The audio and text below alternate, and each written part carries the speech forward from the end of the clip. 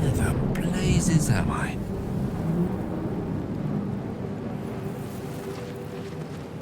This is the pool that thing came from. The parasite now writhing behind your eye. The casing is fragile.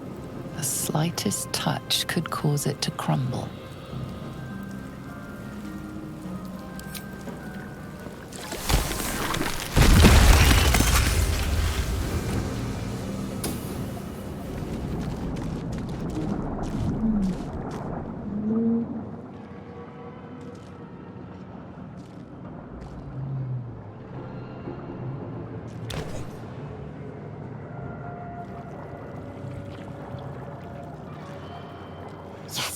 You've come to save us from this place.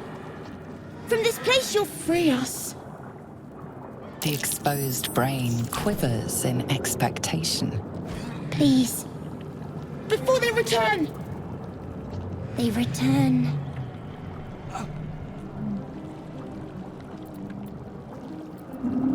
A newborn. Born new from this husk.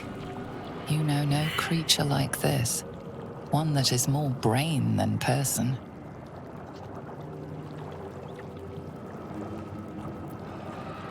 The enemy. So many enemies. Remove us from this body. From this case. Free us. Please.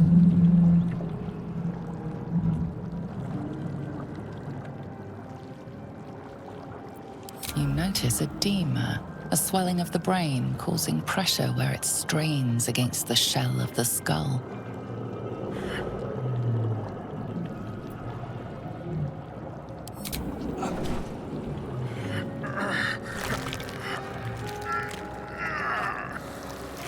The brain lifts from the skull, but you notice an opportunity. You could cripple the strange creature, making it more subservient, should it prove a threat.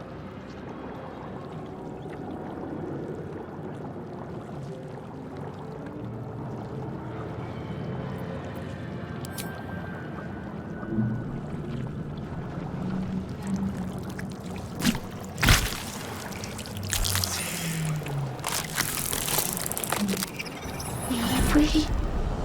Our freedom is ours. Friend.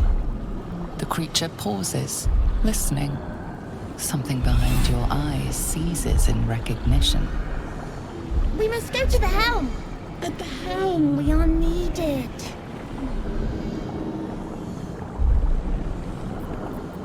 The brain tenses, as though querying an unseen advisor. Do you not hear it?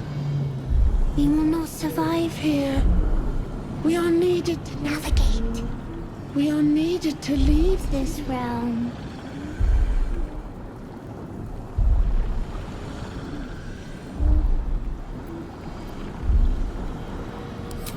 Us.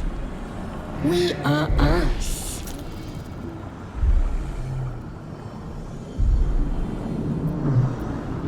To the helm we go. We are going to the helm.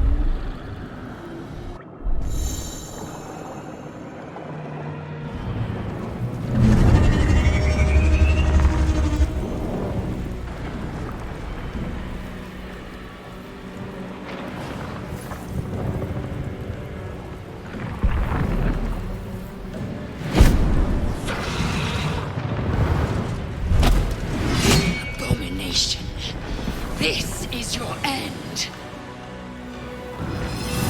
Your head throbs and your skin tingles. Visions rush past. A dragon's wing, a silver sword, and a flash of your face seen through the strange woman's eyes. My head. What is this? Skvar. You are no thrall. Vlaakith blesses me this day. Together, we might survive. Who am I? Your only chance of survival. We carry mind flayer parasites. Unless we escape, unless we are cleansed, our bodies and minds will be tainted and twisted. Within days, we will be Geich, mind flayers.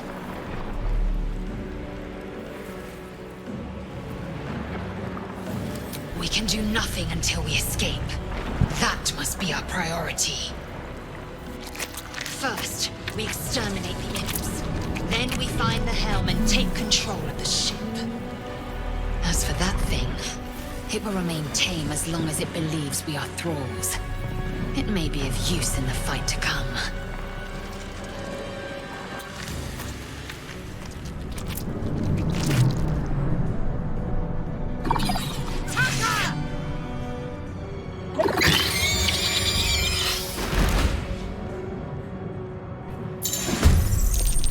Fury, I am death. Taste my fury. You proved surprisingly adequate in battle. Now, to the helm. Could be interesting. Back! Touch nothing without knowing its purpose. Certainly. The man isn't dead, but he's totally unresponsive. Psionic energy radiates from the prisoners, but they do not react. Hell, they've gone crazed. Because of the lever.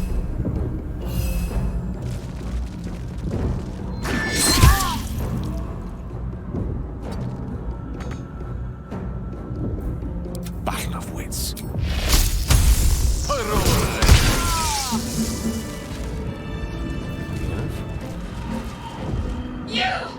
Get me out of this taxi! We have no time for stragglers.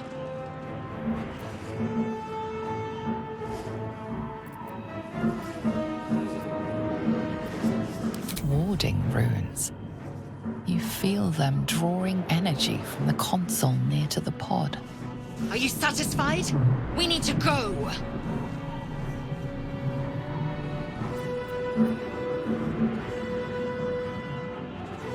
Hurry! Please!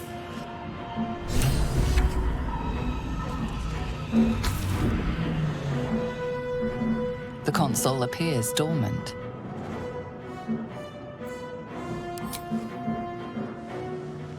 The console hums to life. The pulsing glow and organic lines of the device make it seem more like a beating heart than a machine. Perhaps it will open the nearby pod.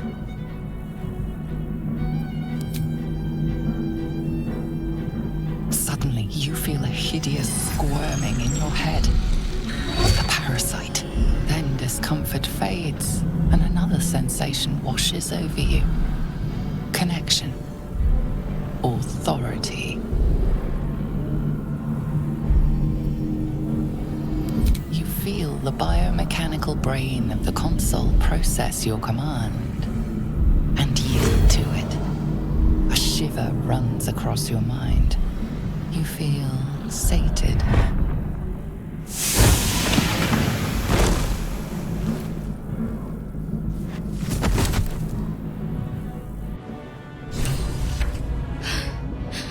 At last. Thought I was done for.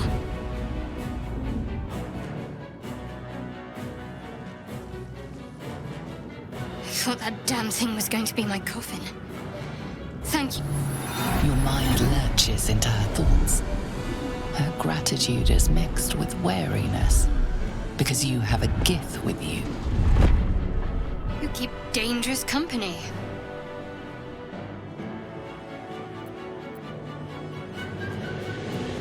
Fair point. Looks like there's plenty of fighting ahead. Let me come with you. We can get off this ship and watch each other's backs along the way.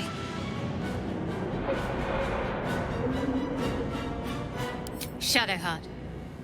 One moment.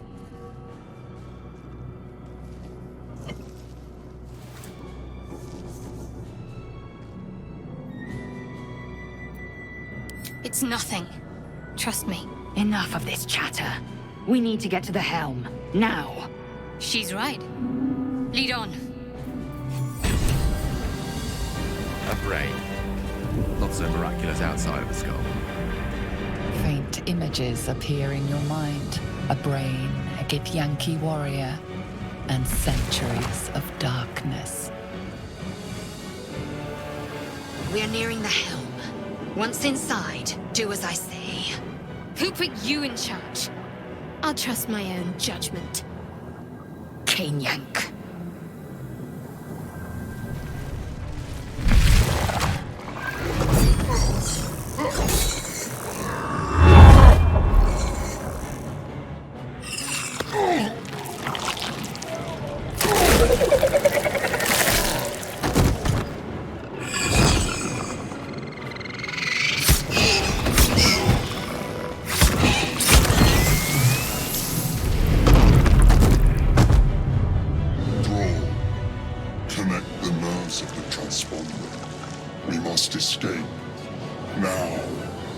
Do it. We will deal with the Geich after we escape. Connect the nerves. Nerves! We will connect them.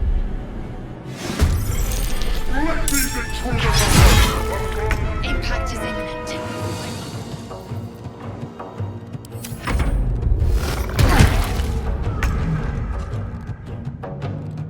Got to move.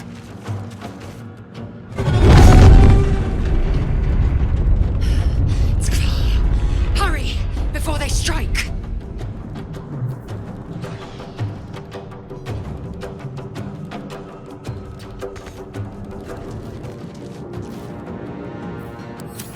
Take this!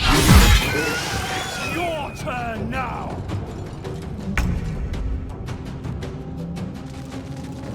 This creature can't activate the transponder.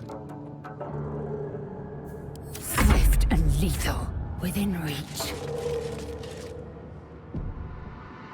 The helm's alien transponder. You've made it in time.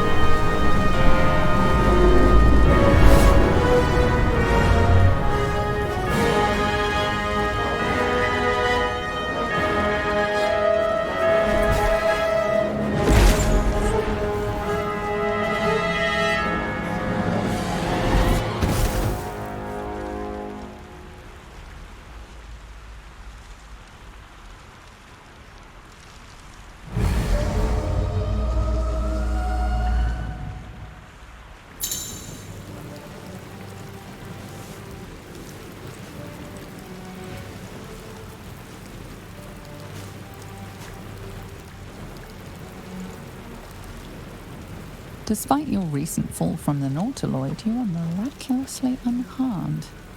Apart from the volatile orb of Netherese magic buried within your chest, of course. It stirs softly. Soon it will hunger, and when that time comes, it must be fed. Starve it, and you risk triggering a cataclysmic explosion of raw, unfettered weave, Such an explosion will be unavoidable if the tadpole in your skull triggers ceremorphosis. An outcome definitely best avoided.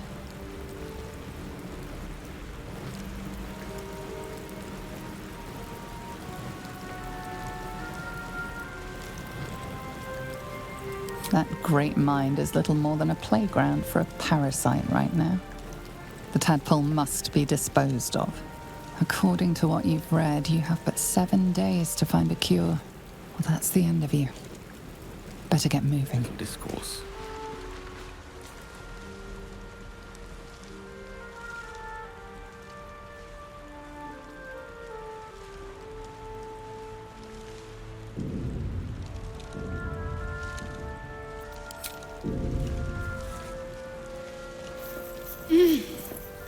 You're alive. I'm alive. How is this possible? True. Seems like we're the lucky ones, judging by all the corpses strewn about. I remember the ship. I remember falling. Then nothing.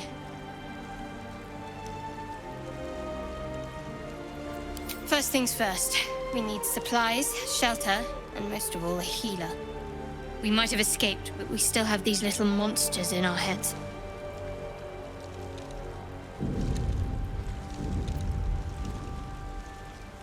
We need each other, and we both know what's at stake. Can't think of better company. One thing, just before we go. I wanted to thank you again for freeing me. It would have been all too easy for you to run right past my pod, but you didn't. I'll remember that. Lead the way.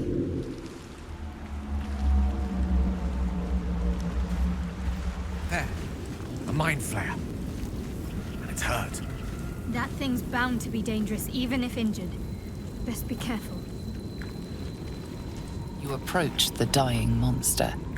This is the thing that abducted you. You could end its life here and now, if only you didn't feel compassion. Compassion. Yes, you feel hate, and you deserve to be punished for it. You should be whipped, made to bow before this creature in shame. It's possessing your mind, forcing you to love it, but then the feeling slips. The creature's mind seems to focus elsewhere. Your minds fuse, lusting for something that is gone. But then its grip claws back with a vengeance, a vice locking your mind into obedience. It needs sustenance to survive, and with your very body, you can provide.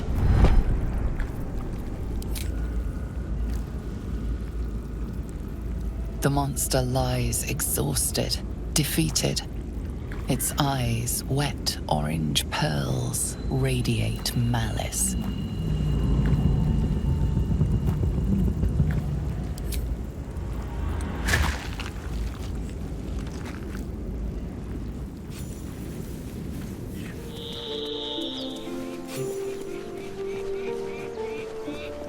You're both twice as tall as me, but have half the bloody backbone! But we don't know what that thing even is. And what about the crypt? I'm telling you, it's a ship. And the crypt can wait. Mari and Barton have been trying to break in for days. Now we... Stop! Got ourselves competition already. That's our ship.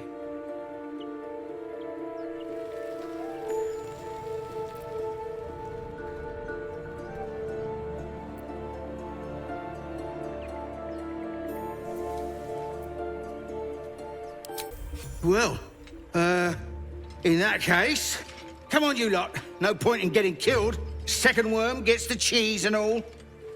Second mouse gets the cheese, no? Nobody's getting any damn cheese! Now move it! You're more cunning than you look. I thought we had a fight on our hands. You think it's dangerous? Zoru was right. Yellow as a toad, twice as ugly. The thing's dangerous. Leave it for the goblins to kill. And if it escapes, how will you... Oh, a guest. Your skull pounds in response to the prisoner's white-hot stare. Her lips don't move, yet you hear her voice. Get rid of them.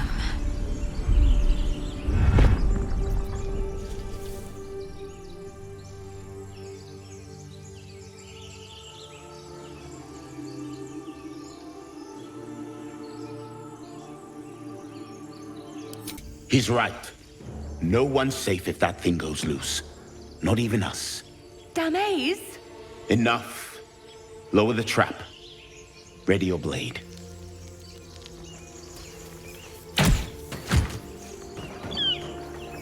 You've but one chance. Join me or die.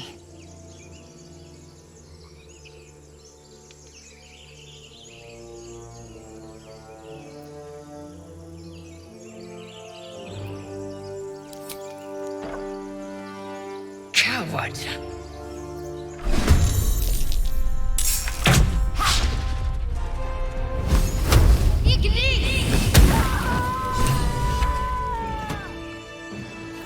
Yeah, it was ripe with magic. Dead. Finally. Nymessa, are you all right? I think so. Hold it together. We've got to finish what we started. Yes, of course. Of course. Breathe, Nymessa. You did great. Now come. We have a blast to investigate.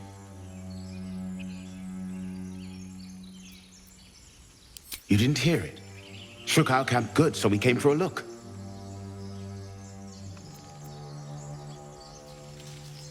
Northwest. Look for Nettie. Whatever your wound, she can mend it. And mind the goblin traps. Unless you relish a spit roasting. Open the bloody gate! Nobody gets in! Zevlor's orders! That pack of goblins will be on us any second! What's going on? Goblins are on our tail! Open the gate, Zevlor, now! You let goblins here? Where is the druid? Please! There's no time!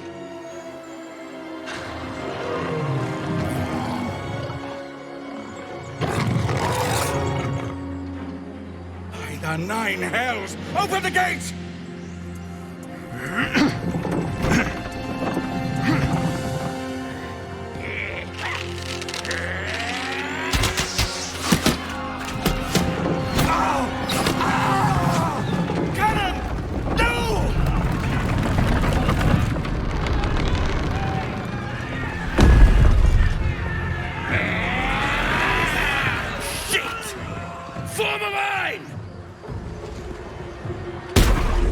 Damnable roach!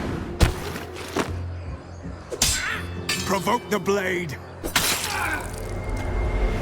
then suffer its sting. I'll bleed every last one of you!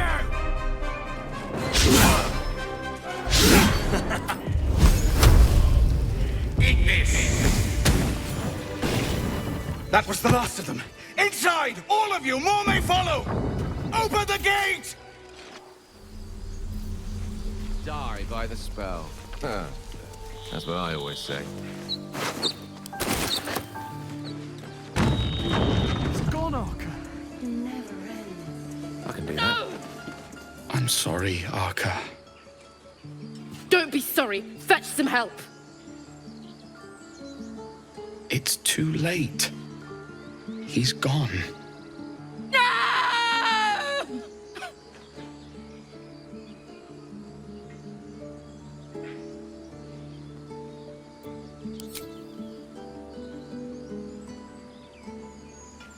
Someone's going to pay for this.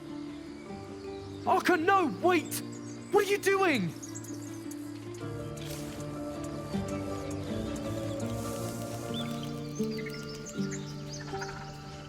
There are children here, you fool!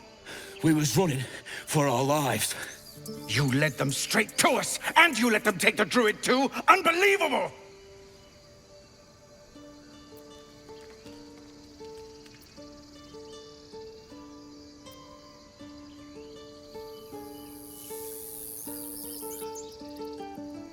We lost him back at the ruins.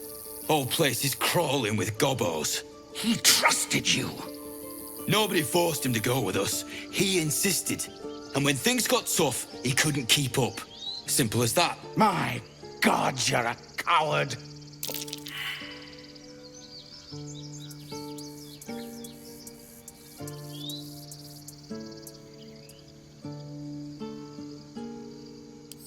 You're right. There's too much at stake. Worried about your precious hides, the both of you. Enough! Squabbling is pointless. The goblins have found us. At least we agree on that. More goblins could be on their way. We'd best deal with them, or their healer will be kept very busy indeed. Forgive that display. Aradin's a blowhard, but that's no cause for me to join him. Thank you for your help out there. I'm Zevlor. Well met. I should warn you, visitors are no longer welcome in this grove. Whatever your business, I'd see to it quickly. The druids are forcing everyone out. This attack will only strengthen their resolve. There have been several attacks by different monsters. The druids blame us outsiders for drawing them here. Nobody's welcome anymore. They've started a ritual to cut the grove off from the world outside. We can't stay, but we'll be slaughtered if we leave. We're no fighters.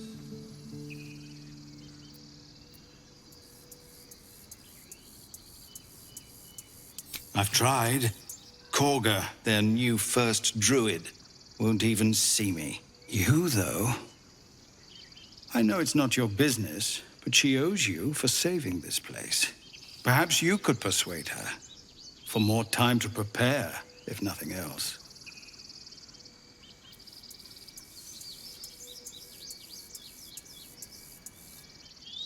Let's not forget why we're here.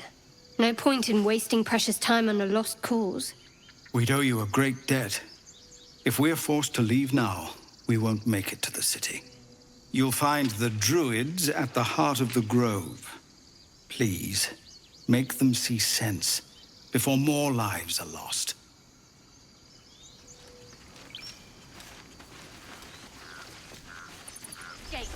I care about our lives, our futures. No, you just care about your stupid apprenticeship. Take that back. Hells, we can't just leave. They're kin. I'll not gamble our lives, our futures, on people who are as good as dead. We must leave for Baldur's Gate at once. Can we all just take a moment, please? What's the point in blades and spells if we don't bloody use them? We should stay. These people aren't fighters. We can help. Or yell louder. That's fine too. Thank you. It's the right thing to do, and you know it. She's right, Roland. We're better than this. Zerg. Fine, I'll stay too. Lest you both end up with your throat slit by goblin blade. Thank you, Roland.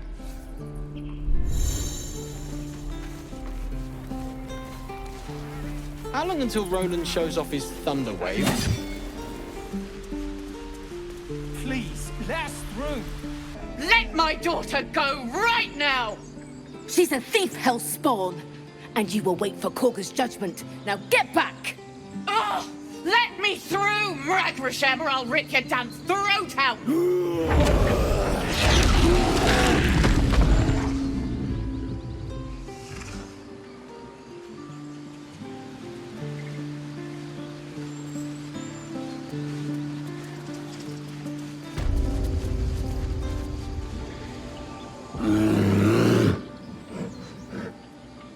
Come, Magrin. Give him a chance. You, get back!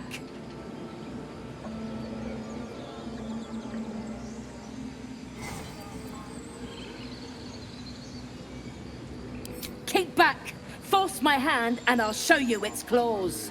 A moment, Giona. What? Oh, I understand. You. Apparently Korga wants to see you. Go ahead. Yes. Yes, I see.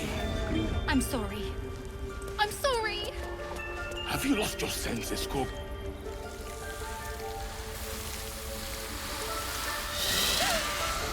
Please. I'm sorry. This is madness, Korga. She's just a... A what, Wrath? A thief? A poison? A threat? I will imprison the devil. And I will cast out every stranger.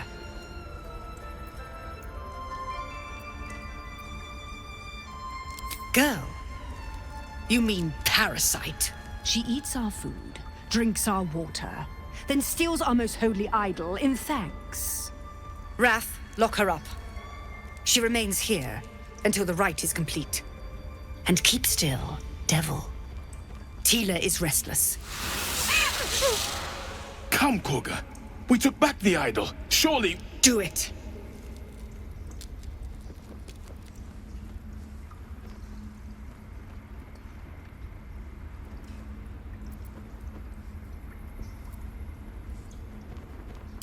Very well.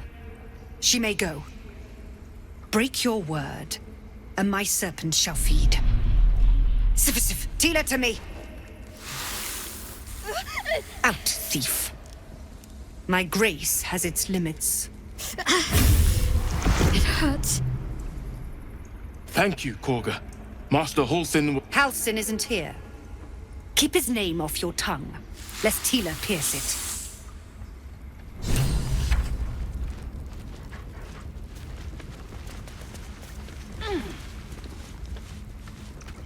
I know that look. You're wondering why I was in pain before. Let's just clear the air about that now. It's just an old wound that hurts me from time to time. Nothing to be concerned about. It's nothing to do with the tadpoles, at least, in case your imagination is in danger of getting away from you. It's just something I have to live with.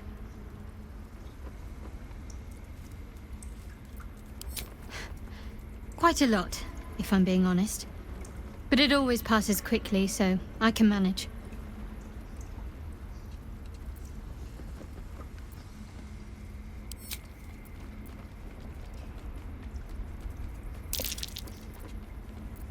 Fine. What's on your mind? I don't think I've ever had a confidant quite like you. And if I have, I can't remember them.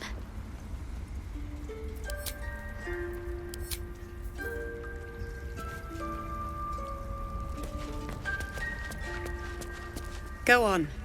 Say it. You think I'm a monster?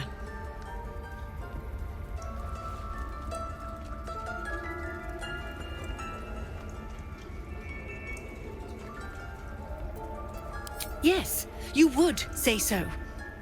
I know your kind. You see only villains and victims.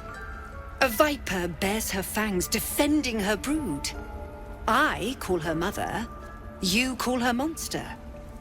No matter. I took back the idol of Sylvanus, and the rite is resumed. We will seal the grove, free from harm, free of intruders.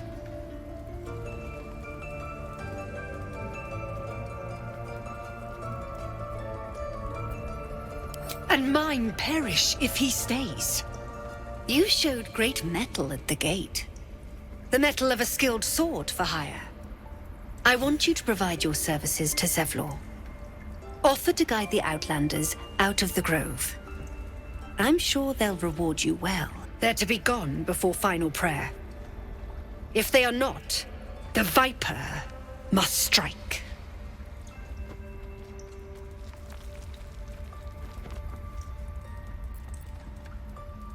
You will do more than speak. This tale ends but one way. With the Outlander rot cleansed, and the grove forever shrouded.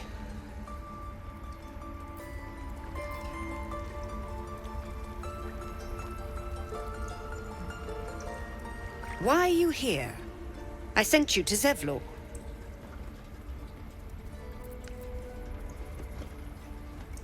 The Right of Thorns. It is the Tree Father's gift that none come to harm.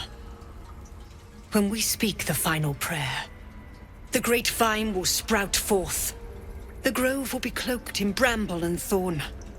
No one enters, no one leaves. Sanctuary. None of this can happen while Outlanders infect us. Sylvanas demands that we choke them out.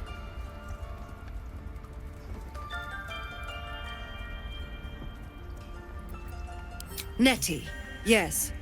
She's bumbling about somewhere.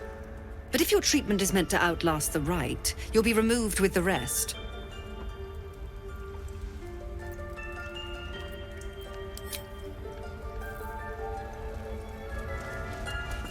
I see you. Just give me a moment.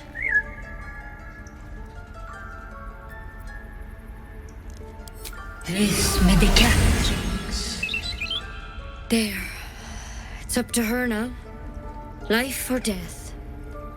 Now, what was it you needed?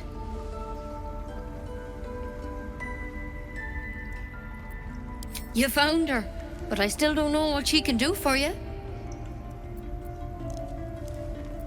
Why are you asking?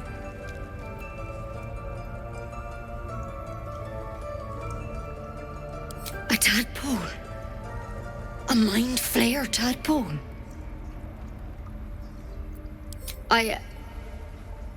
I'll do what I can. Come, follow me. I might be able to help. We need to be quick. This way.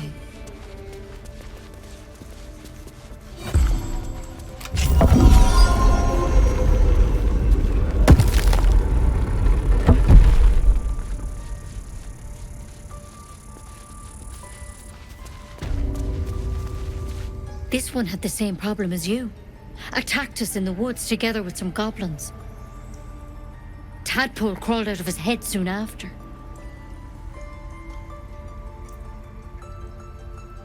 Seems so. Gave Master Halsin a right start.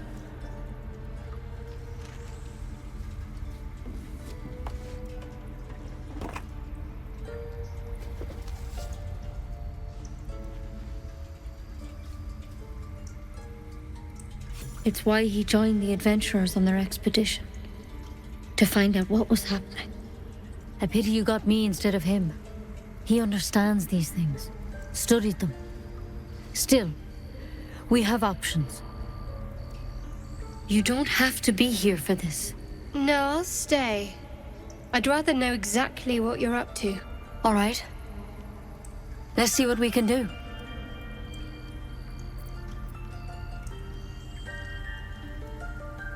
Of course. Now, tell me what's been happening. Any symptoms? Strange events?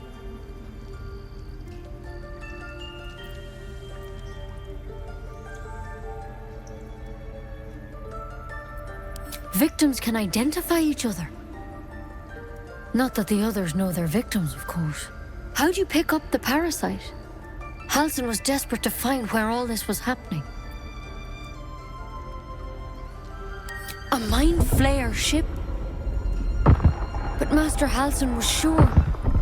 Look, you've been straight with me, so I'll be straight with you. You're dangerous. If you transform here, we're all dead.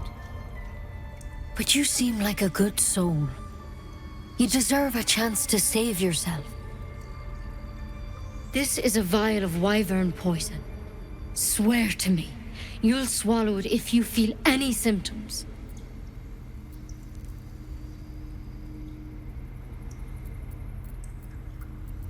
I hope it doesn't come to that, but thank you.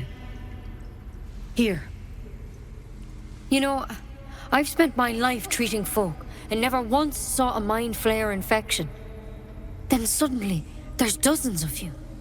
Maybe more. Master Halsin and I were tracking them, studying them, trying to figure out what the hells was going on. Because you should all be changing. there should be a small army of mind flayers out there. But you're not. Weird powers aside, you seem perfectly normal.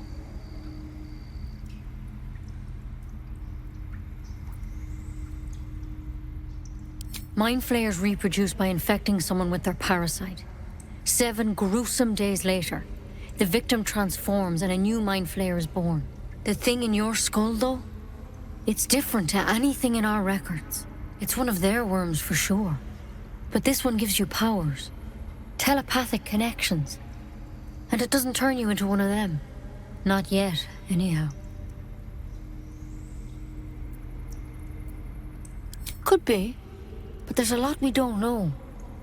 Infected, folks like you, have been converging on an old temple of Selûne. And I've no idea why. When Master Halsin heard the adventurers were heading that way, he saw a chance to get answers. Joined on the spot. Whatever he found there, he didn't make it back. The thing is, I've sent birds to find him. But the place is rotten with goblins. None of us can even get close. You, though, you're one of them. Technically speaking, I mean. They won't kill someone carrying their parasite. If you can find Halsin and get him out of there, we can discover what he learned. And perhaps he can save your life. How's that sound?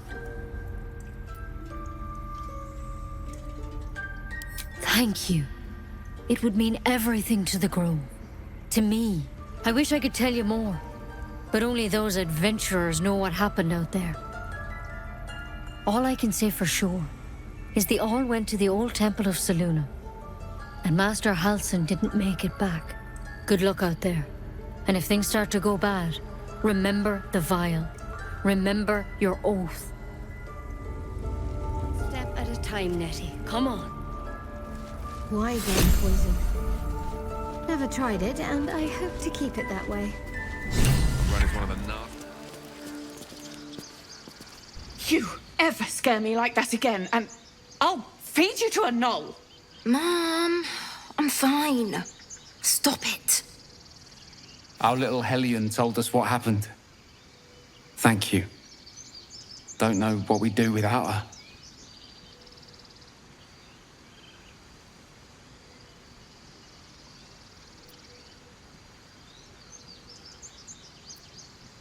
Likewise. Arabella? Thank you for helping me. I heard what happened. Thank you for protecting the child. If the druids are this far gone, then it's not just goblins we have to fear. So we can risk violence here, or face it for certain on the road. Quite the choice, isn't it?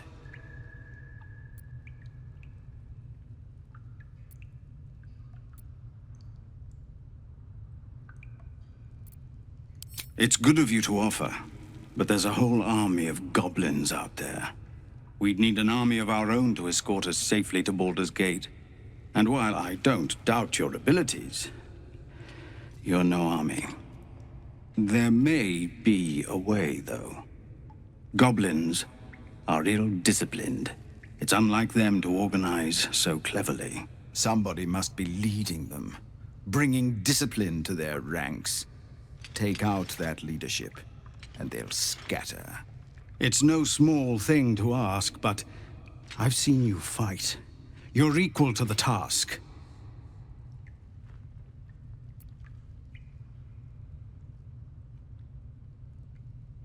Everyone in this camp depends on it.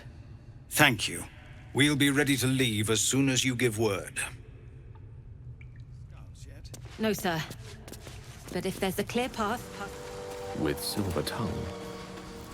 You're a true soul. You can't die. Please, stay with us.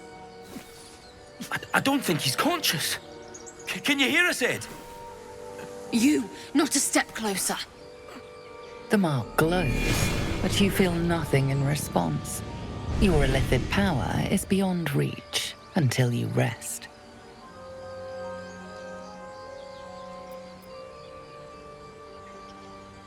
Brother, your sword. Wait.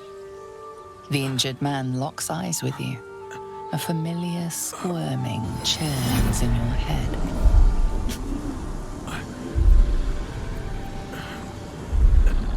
Your minds intertwine. You see his siblings, Andric and Brenna, new recruits, yours to shepherd. Protect them. He is a true soul. Mind him. He will. He.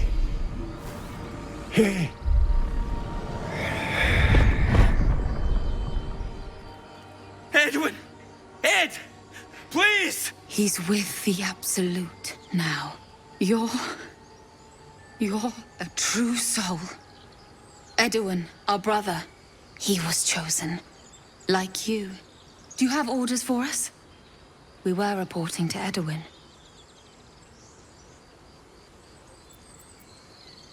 What? Are you testing us? A true soul, like you, has been chosen by the Absolute. You speak with her voice. Your words are her command. She grants you the power to enforce her will. And when the time comes, the true souls, you, will rule.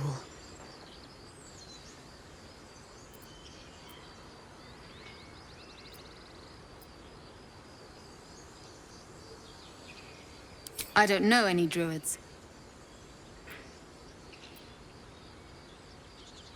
We were looking for fugitives.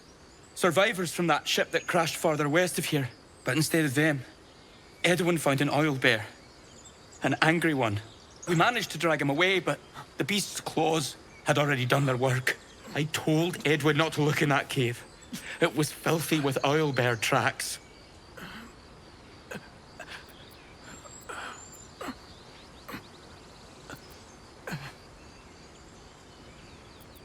We don't know what they look like, but anyone who survived that crash is bound to be injured.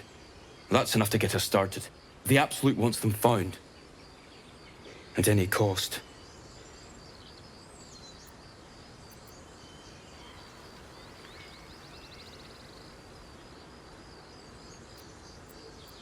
What? And just leave Ed? I suppose he'd want us to go on. Find a way to honor his sacrifice. May the Absolute guide us.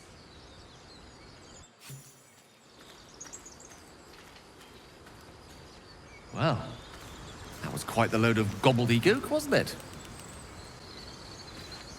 Strange power resonates within the corpse.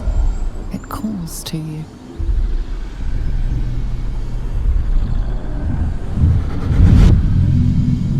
Your limbs move of their own accord. There's something of value, something your mind craves. Why let its host's memories go to waste? The tadpole has absorbed it all. Its experience could nourish you, strengthen you.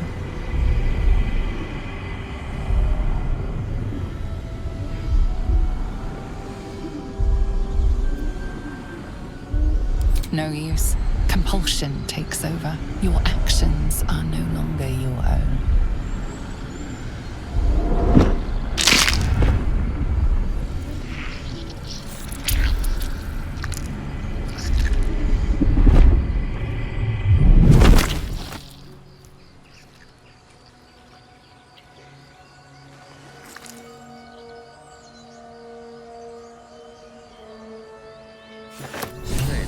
To have a parasite in your head, quite another not to know it's there.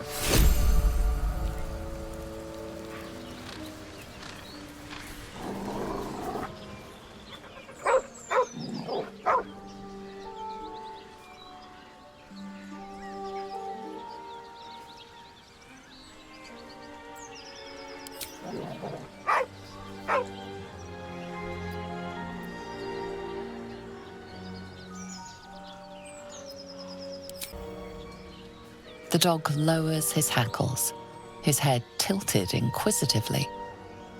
Convinced that you're harmless, he turns his attention back to the corpse.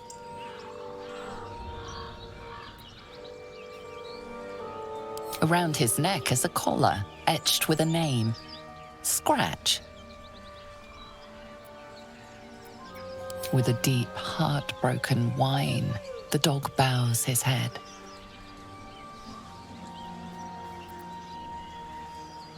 The dog whimpers nervously, as if to urge you on.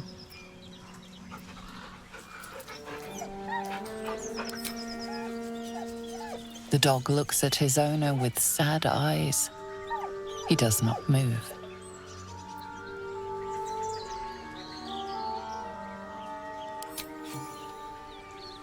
The dog sniffs your hand, his tail swung low in understanding. He knows how to find you.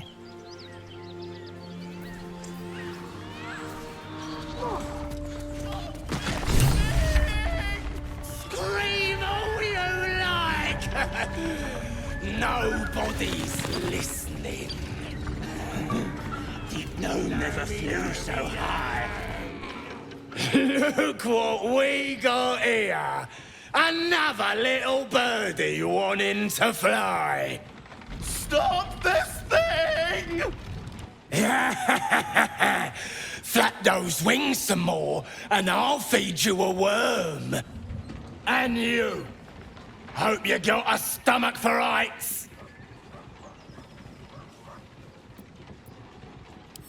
What's it bloody look like? We're teaching this here pipsqueak to fly.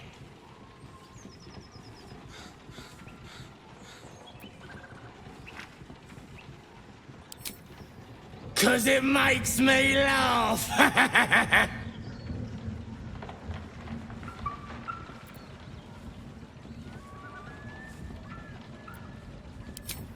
You want this little cave lurking, what's it? Find your own. He's ours! The mark glows, but you feel nothing in response. Your illithid power is beyond reach until you rest.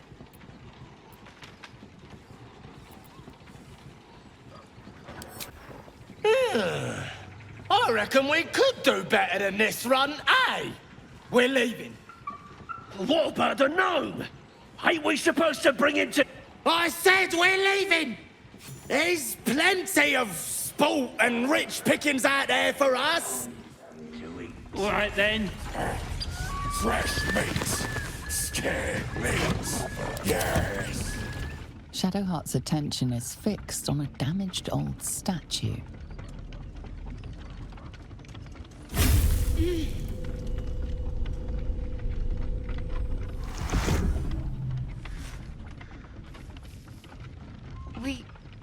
We should keep moving.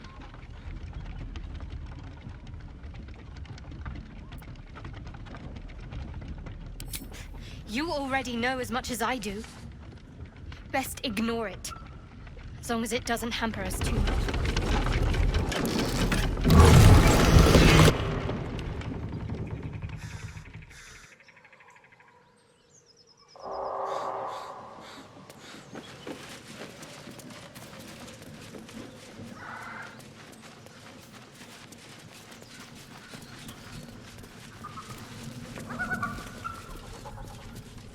Me loose!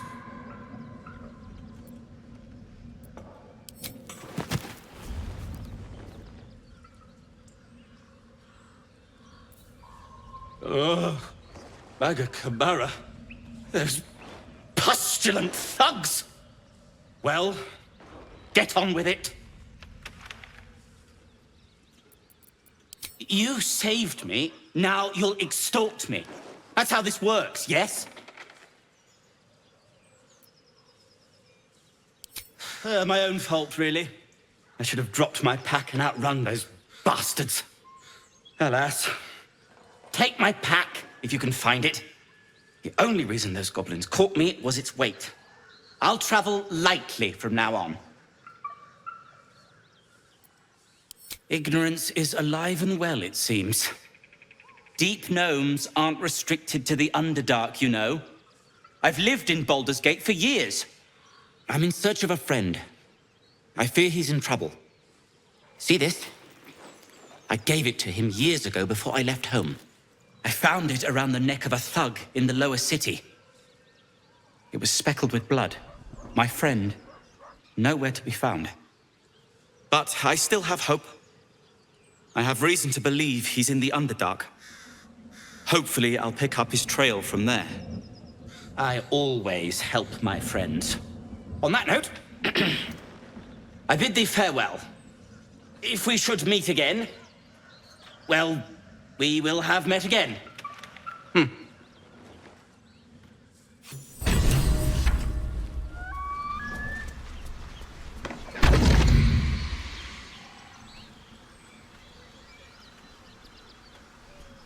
My, what manner of place is this?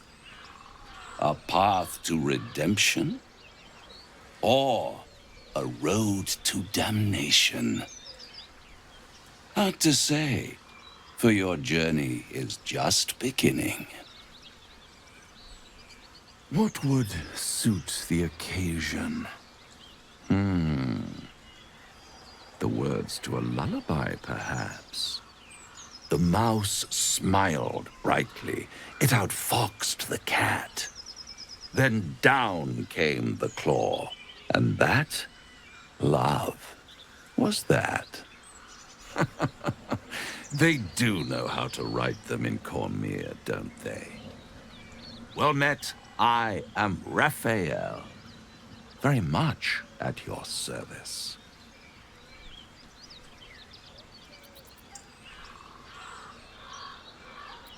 Neither. The fox, rather. Hiding, in a word. A silent observer, about to break the silence. Of course, what I have to say merits some privacy, as well as some more, let's call it, refinement. This quaint little scene is decidedly too middle of nowhere for my tastes. Come.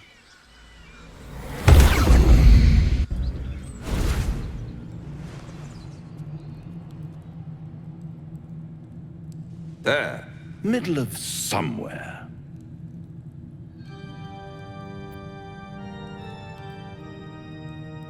The House of Hope, where the tired come to rest and the famished come to feed lavishly. Go on, partake, enjoy your supper. After all, it might just be your last.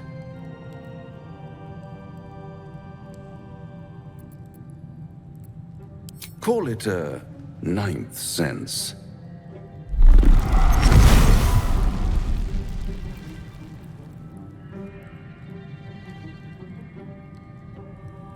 What's better than a devil you don't know?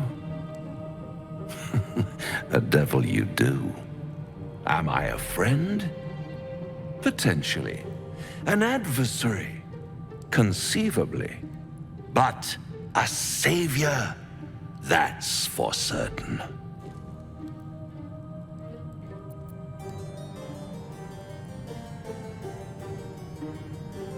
Oh, a mere trifle.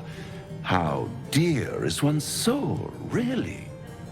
A rhetorical question, of course, but let me venture an answer. It's worth very little with a tadpole in your head. One skull, 2 tenants, and no solution in sight. I could fix it all like that.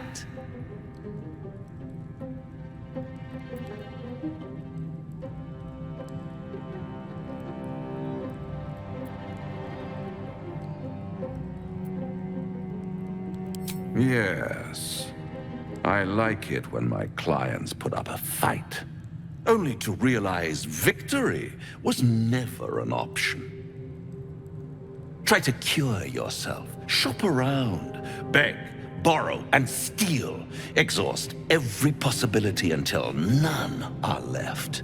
And when hope has been whittled down to the very marrow of despair, that's when you'll come knocking on my door. Hope. Such a tease.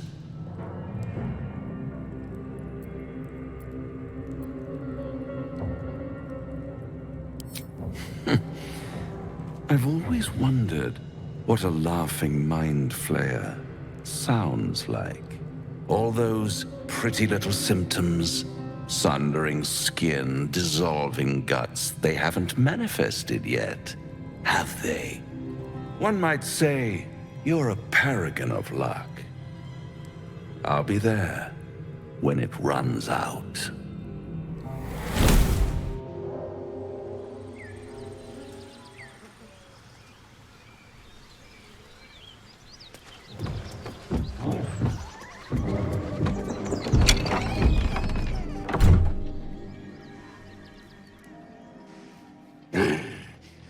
What the hell are you doing?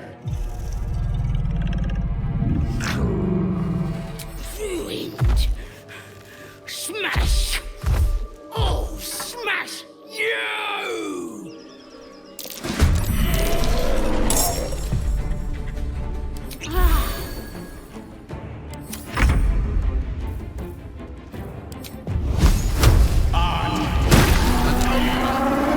And a bugbear. Ah, torrid tryst indeed. Let's just put this behind us. Far behind us. Sleep is a hazy oasis on the far side of a desert of worry. You know exactly what this illithid parasite will do to you. Within 7 days, you'll become a mind flayer. But what about the bomb in your chest? Ceramorphosis is likely to destabilize it. What then?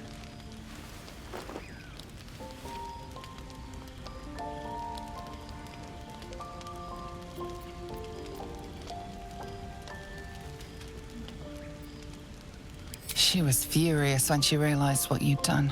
Seeking control, trying to prove yourself her equal. You were in love with her. Now you're a danger to everyone you know. Your mistakes have been huge. The consequences, memorable. But you won't let anyone die. You can't. You'll need to drain magical energy from a powerful artifact soon. As you contemplate your hubris, your eyelids grow heavier and heavier. Excuse me, Mr. Decarios. Mr. Decarios, yoo-hoo!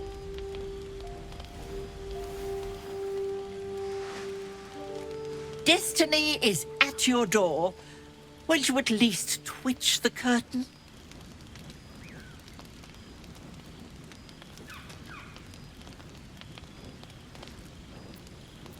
Well, it isn't the mother of all magic, lucky for you. You look terrible. Are you eating?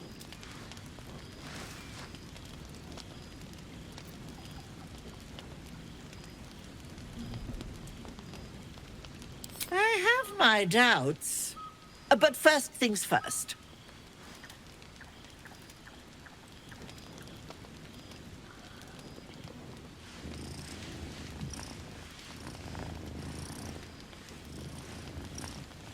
Ah, that's it.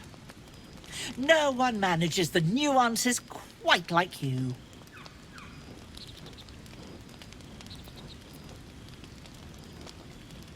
And are you, of course. The tower just isn't the same without you stomping about in the background. So here I am, come to reinsert myself.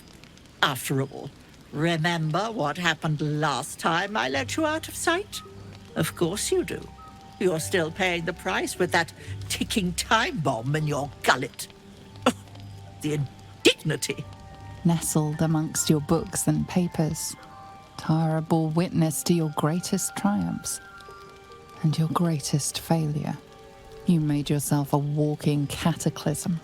The annihilation brewing within you, just about held at bay by your constant consumption of magical objects. Tara saw it all, but never left your side.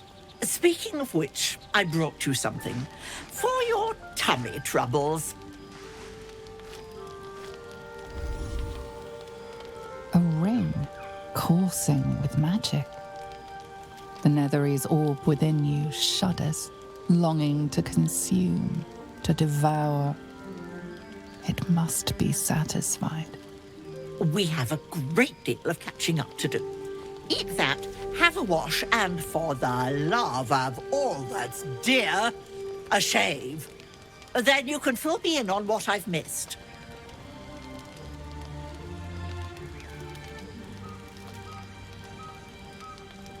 Of course, Mr. Dekarios. What else are friends for? Now eat up. If you explode and kill us all, I'll be furious.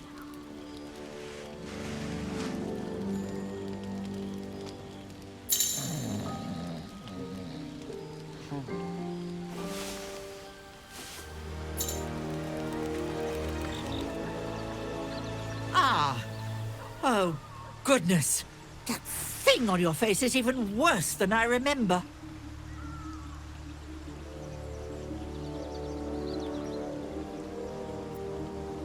Whatever do you mean? Oh, well, that is... How long do you have?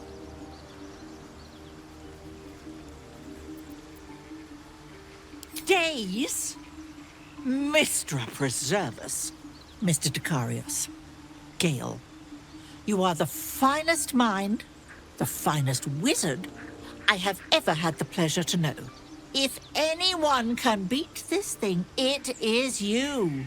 When you tried to control the weave, when it all went, pardon my language, belly up, I was terrified, scared you'd be hurt, scared Mistra would punish you for your transgression. But do you know what never crossed my mind? That you wouldn't figure a way out of it. My clever friend never leaves a knot knotted. This parasite is one more knot, so get to tugging threads. And, Mr. Dekarios, please, the beard. I'd cut it down myself if I could hold a razor.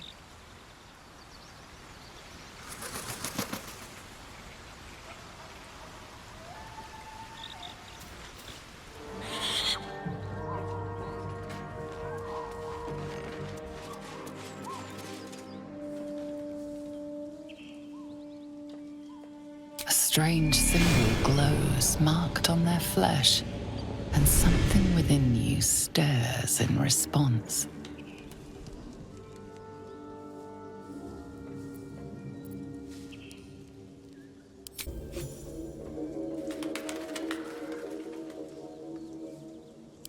Look it, Claw. Sapper's here. Unless you got another reason to be here. Fexite. As the symbol glows, power courses through you. Authority.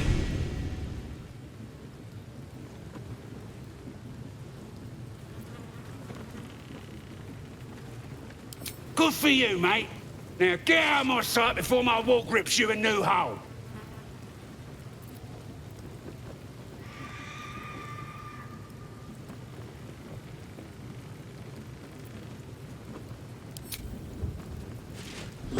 Down, Claw! Bad girl! She's a little overexcited. It's been a busy day. Lads are celebrating. Depends who you are. We're celebrating a raid. No better time in camp than this. Get yourself a bit of fun before it dries up. Rip the guts out of Joaquin's rest, we did. Inns are good for gutting. Lads even captured some Duke. Worth celebrating, that is.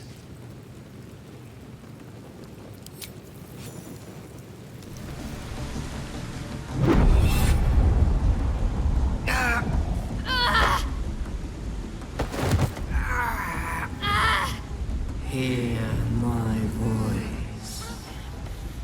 Obey my command. The voice is irresistible.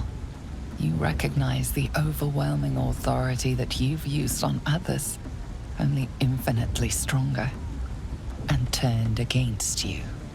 Your vision clouds, leaving you in a dark, featureless shadowscape. Nothingness in every direction. Then there are 3 figures before you. An armored male elf, exuding power and command. A handsome younger man with a quick, easy smile. And a pale young woman with even paler eyes. These are my chosen. They speak for me. Aid their search for the prism, and you will be worthy to stand beside them in my presence.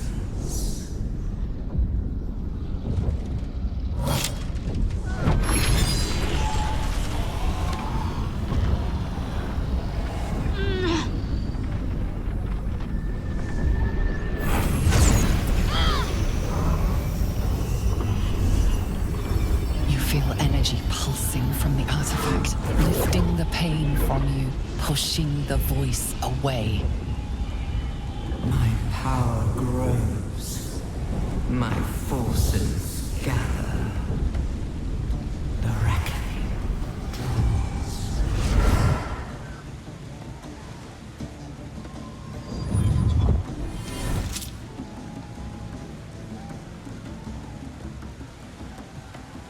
Don't give me that look. I don't know what just happened any more than you do. We should keep going.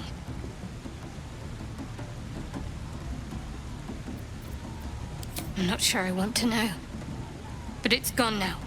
We should keep moving.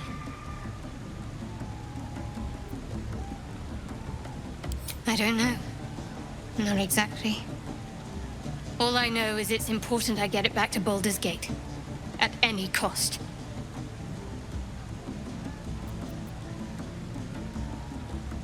I suppose, if we're to continue together, I may as well tell you. I serve Shah. My home is a secret cloister in Baldur's Gate. A group of us was sent to retrieve the artifact. Now I'm the only one left. I can't afford to fail. I can't tell you anymore. This mission required utmost secrecy. We all submitted to having our memories suppressed so that we couldn't betray Shah's confidence. If I reach my contact in the city, I'll have my memories restored. Until then, I have to guard the artifact with my life. There. You have the truth, for all it's worth. Let's continue.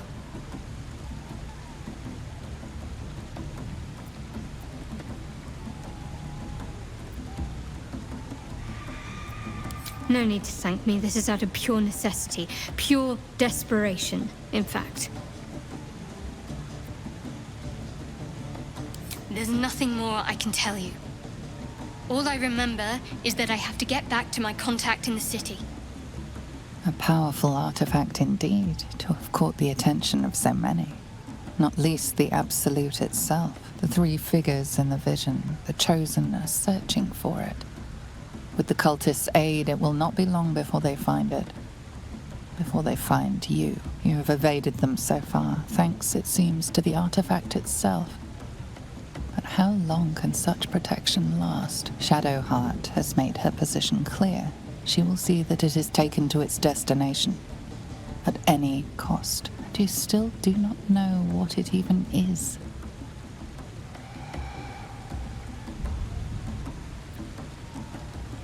Trust me. I'll guard it with my life. Let's keep going.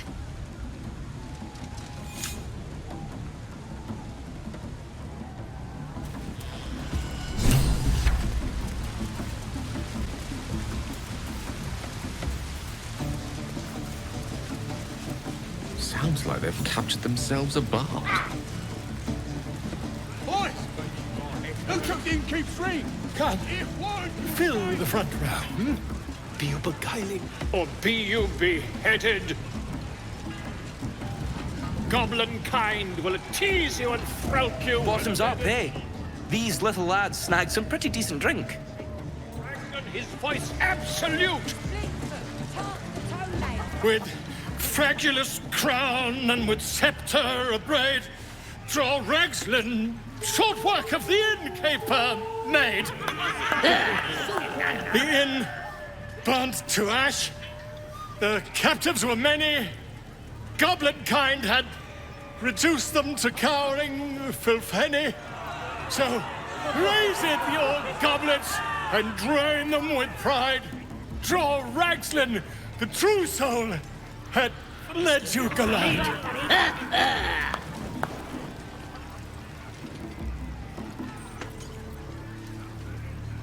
Come on, you turnip!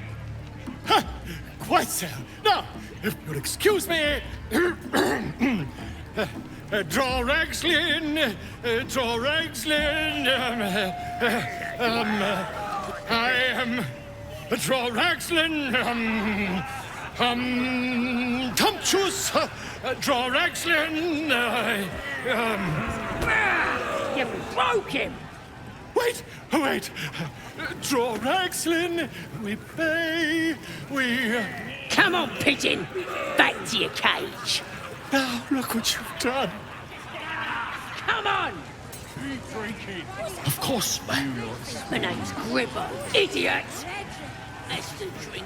Right, yes. Absolutely. Not for me. Worm like you.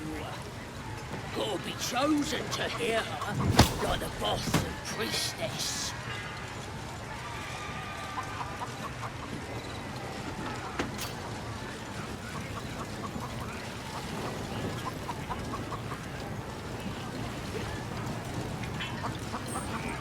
We have to find Halsin before it's too late.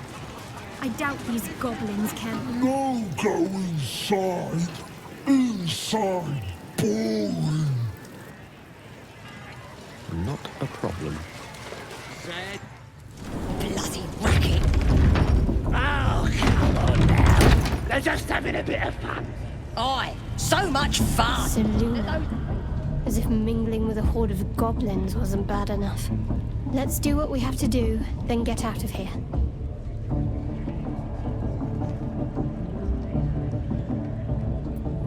Good. I wasn't intending to. Oi! Ain't no party in here! We're doing the Absolute's work! State your business. Now. As the symbol glows, power courses through you. Authority.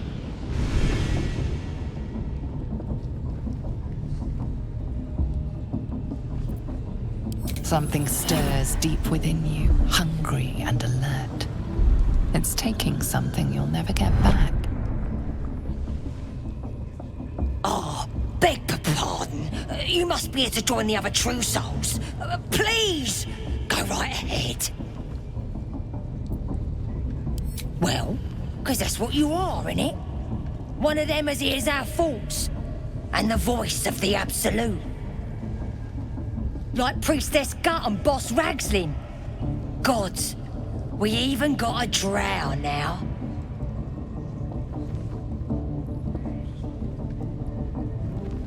The Absolute is gathering us all together.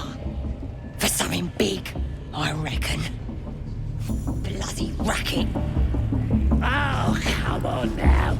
They're just having a bit of fun. Aye. Those... This room is dedicated to hear the Absolute's voice? For once, Do you the goblin feel decorations are an improvement. inside you? Now here's somebody special. The Absolute has touched you, hasn't she? Priestess Gut needs to touch you too. Hold out your arms so I can mark your flesh.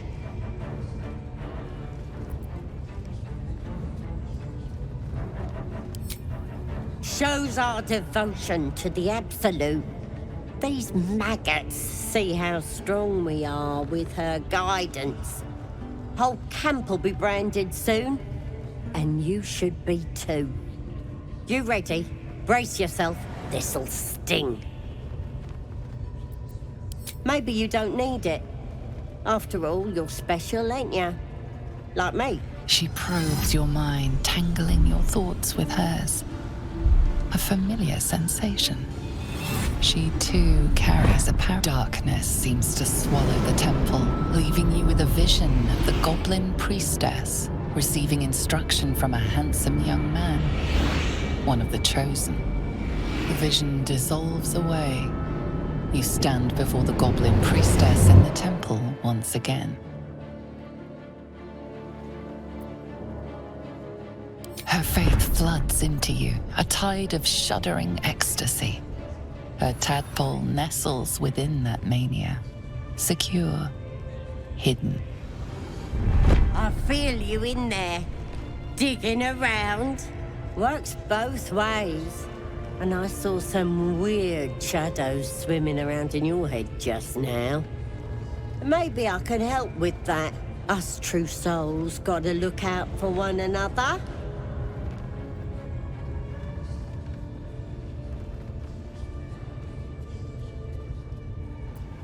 You've come to the right place. With the Absolute's will, I can fix anything. Let's deal with this in my chapel. It's private. Don't want this lot interfering with true soul business. Oi!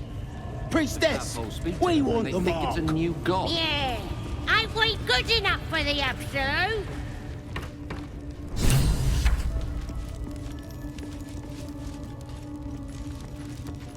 Don't go bothering my pigeon. He's mine.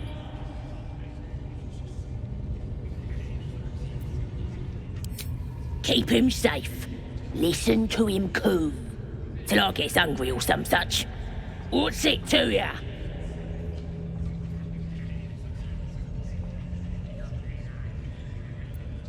Hey, he don't mind. Keeps him safe from me mates. Raids make him rabid. Then catch one on your own. The mark glows, but you feel nothing in response. Your illithid power is beyond reach until you rest.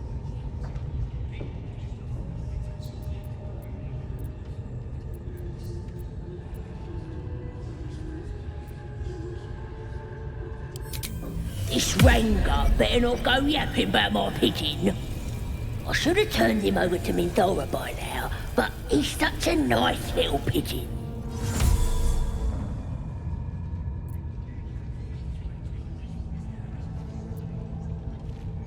What? I ain't. Minthora don't give a cake what you think. Bah, just take him if you care so much. See if he'll sing for the likes of you, though. Bloody think. Here's the key. Pigeon's all yours. Oh, my friend, we can speak freely. I'm in no hurry to take my turn on that spit out front. Perhaps you'd be so kind as to unlock this cage? Curiosity, my friend. It didn't benefit the cat, but it's the foundation of my career. Though I admit I've hit something of an impasse. Please, unlock my cell.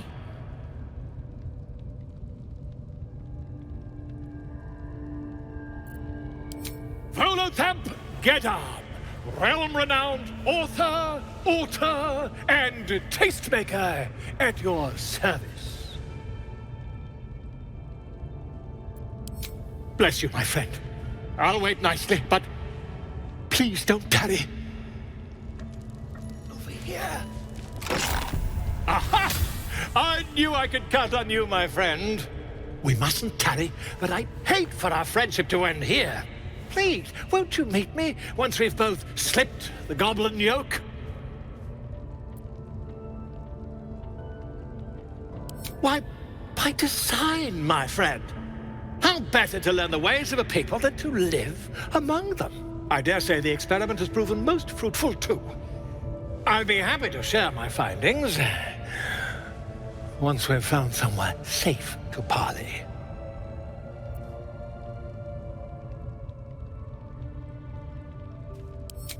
An invisibility potion, my friend. A bit less refined than your mendacious methods, but by God, it'll do the trick. Smashing! Soon, my friend. Soon we can share a flagon of something liquid and a tale of daring do. I'll slip away when the coast is clear. See you soon, my friend. I simply can't wait to pick your brain!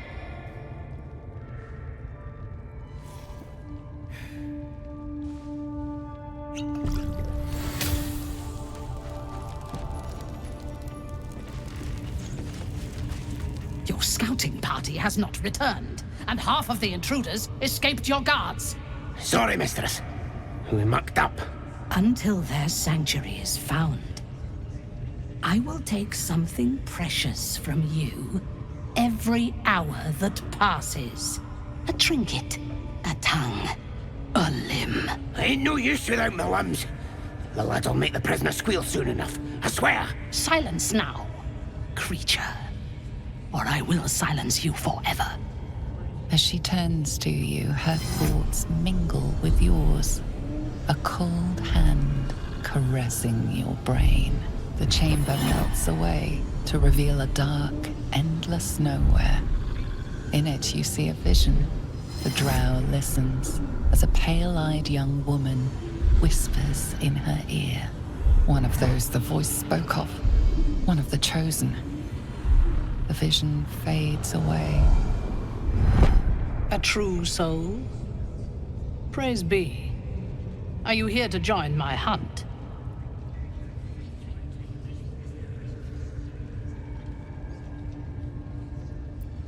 Interesting. What do you know of this druid?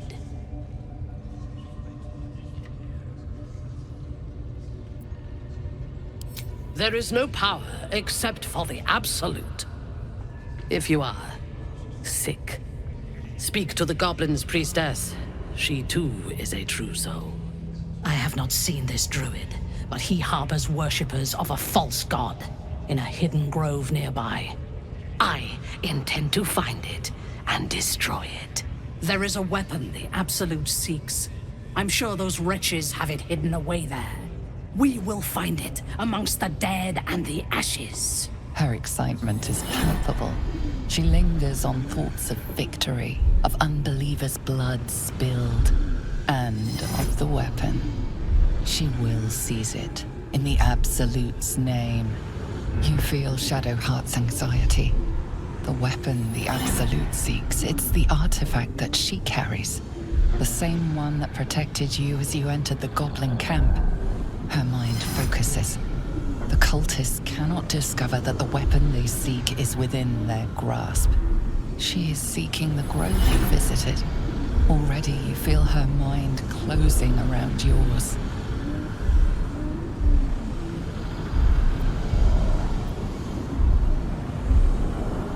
My patience wears thin, true soul. The hunt must begin. Destroying it will demonstrate our power. Soon, all false gods will cower before the Absolute. I would expect nothing less. Together, we shall burn it to the ground. And when we destroy the trappings of this false god, the Absolute will reward us with such power.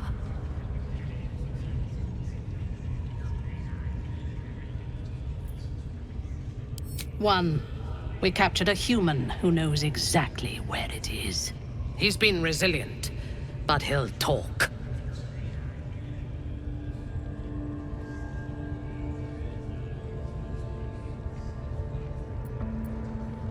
Excellent. Be sure not to kill him before he talks.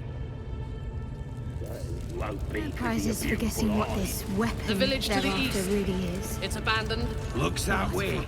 But scouts said they heard something moving around out there.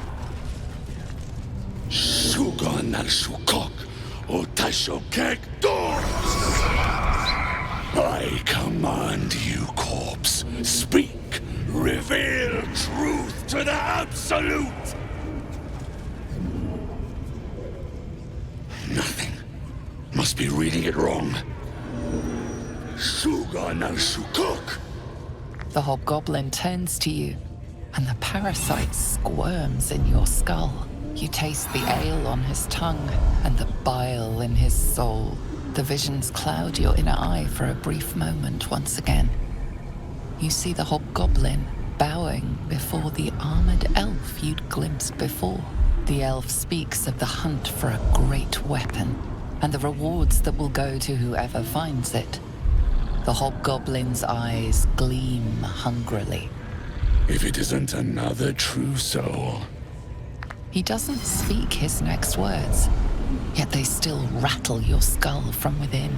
You ever talk to a dead squid? Now's your chance.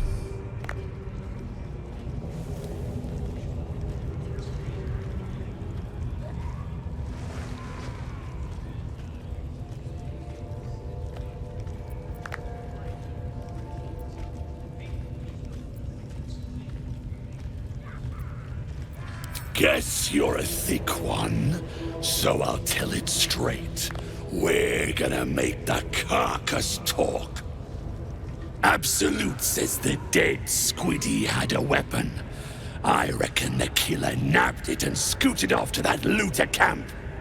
We find who killed it, and we find who took that weapon.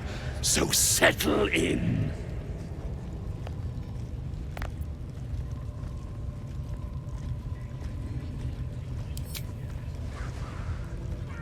This Mind Flayer's build is smaller, its garb plainer. A fearsome creature even in death, but not the one that tormented you. Yet it too roamed the Nautiloid. It would have seen you, known you. You choke on black smoke as the hobgoblin bellows his incantation. I command you, corpse, speak and say sooth. Lucan ok al koldek shulkok hank.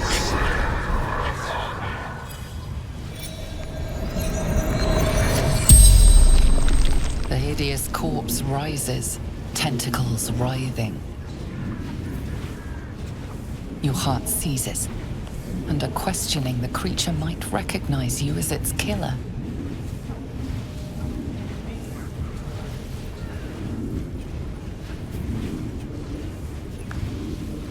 Ragslin's mind resists your penetration. He speaks his first question. Talk to me, freak. Who killed you? The creature responds, not in words, but memories.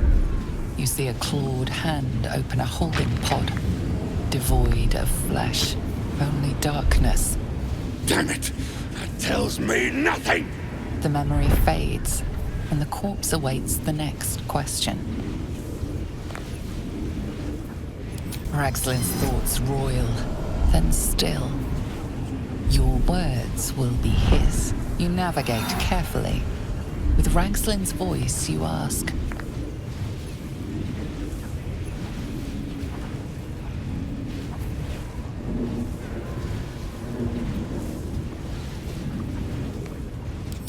Who is the Absolute? Ragslin frowns in confusion at a question he would never have asked. You see an image. Curved drow blades, crude goblin torches, gnoll teeth dripping blood. You see other mind flayers arranged in a serene circle. Absolute unity. Absolute power. You're kidding me. Very helpful, squid. Suspicion floods Ragslin's mind. Your brain howls as you force a final query into his throat.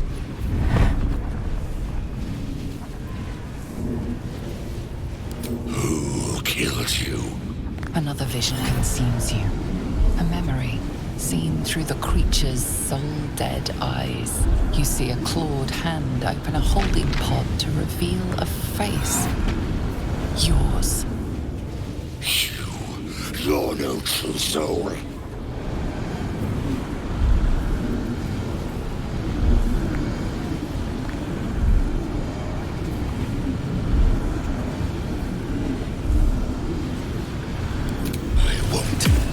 Disrespect lying down. I'm the boss. I'm the absolute right hand.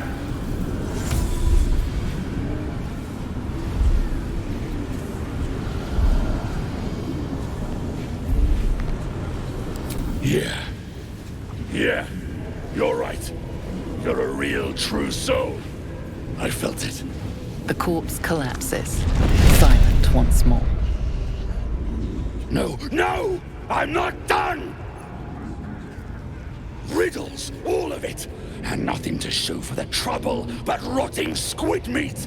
No answers, no killer, and no damned weapon. The damned Drow was right. Can't let her get all the glory. Seems I ain't done with you. Report to the Drow. Minthara's the name. She's mounting an attack on that blasted grove. Tell her you'll join her.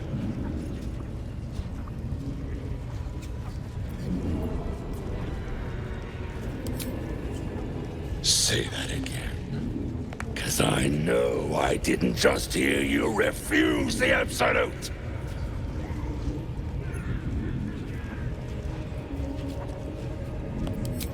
Falling in line. Just what I like to see.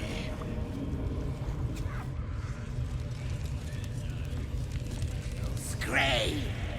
I'll set my rats on you. My cute little girls.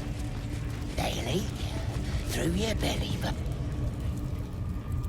Poor lad. I could give you peace, you know. But no. You gotta keep silent, don't you? Where do they flee to, you stubborn rat? Please, stop!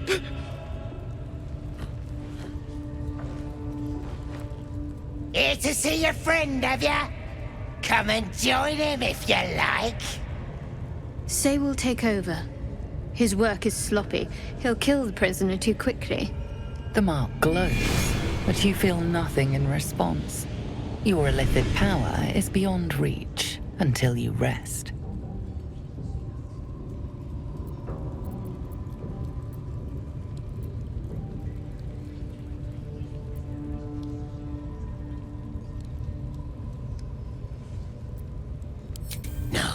No! Why won't he speak? The Drow's gonna kill me if I can't make him talk.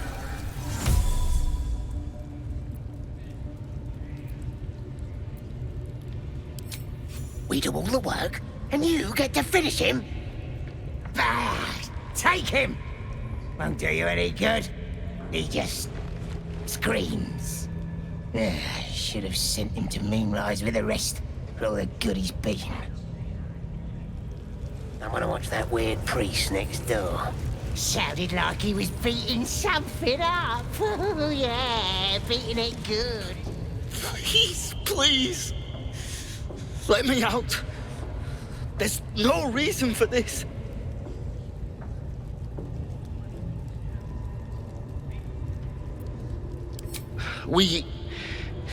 I was with a group of adventurers. We came here for an artifact. It's called the Night Song. We tried to sneak past the goblins, but they ambushed us. I didn't think a pack of goblins could be so efficient.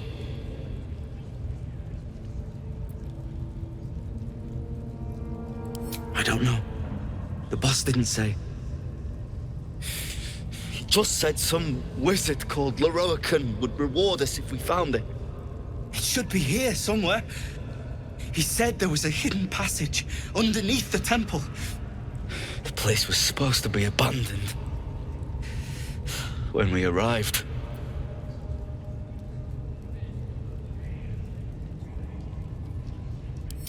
I'm not sure.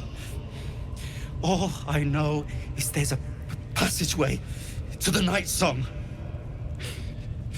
Brian had instructions, but the goblins got him. They said they'd eat him. Please, these shackles. I don't want to die. Halsin, I don't know. He changed into a bear, but I lost sight of him. I don't know if he's still alive.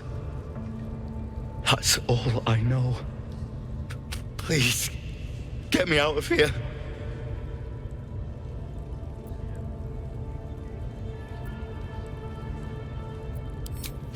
Thank you. Thank you so much.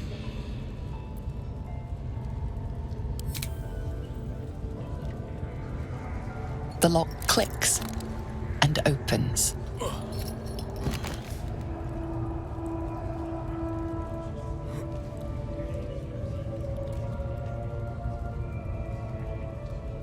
Thank you.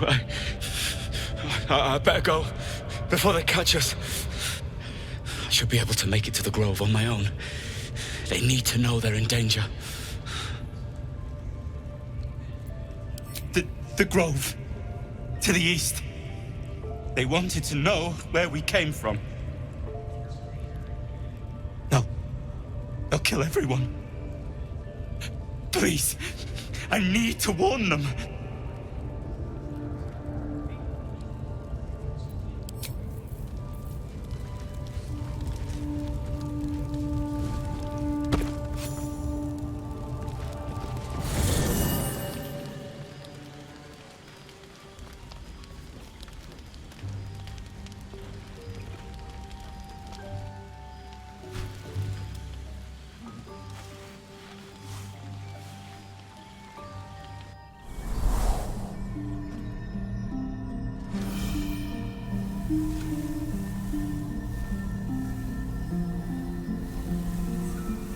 I came just in time.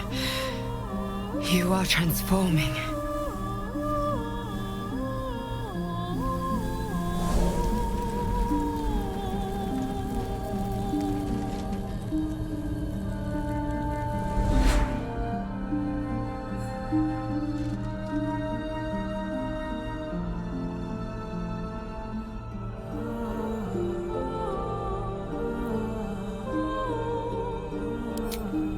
Yes, you have.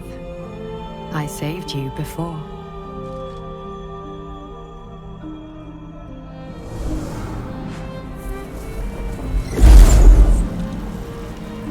And I'm here to save you again. Don't worry. You will not become a mind flayer. Not while I'm around. I'll protect you.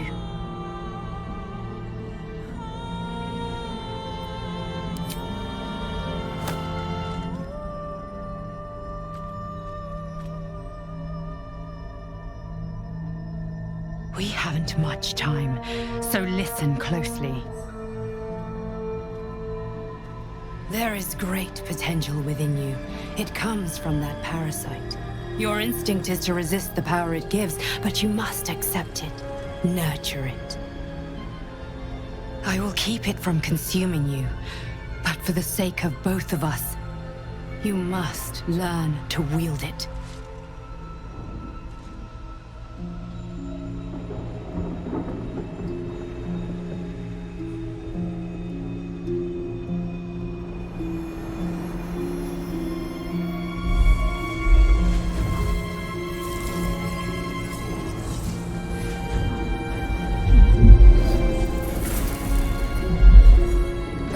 For the fate of Faerun, a fight we are losing. For now. You can change that, but only if you embrace your potential.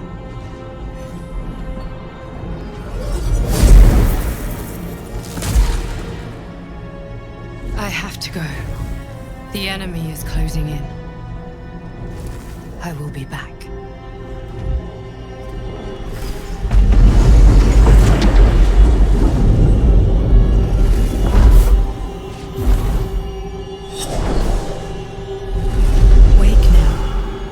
Feel better.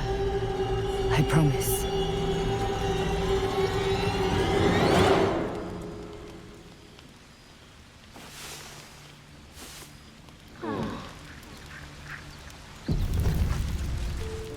Well, if it isn't my favorite fellow himself.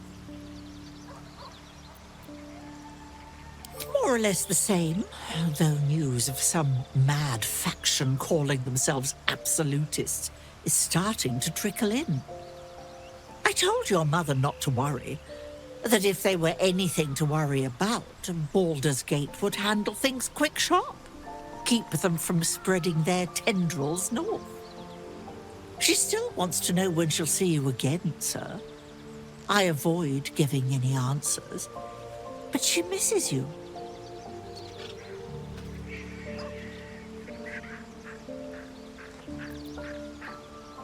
I'll tell her.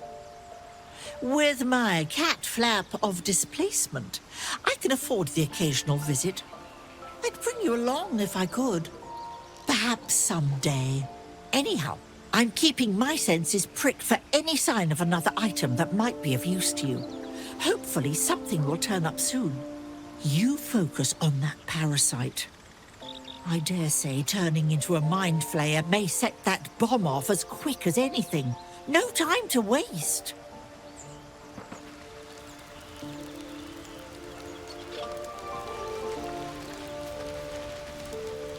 Ah, my good fellow. Quite the cozy setup you have here. I'll just make myself comfortable. Thank you so much.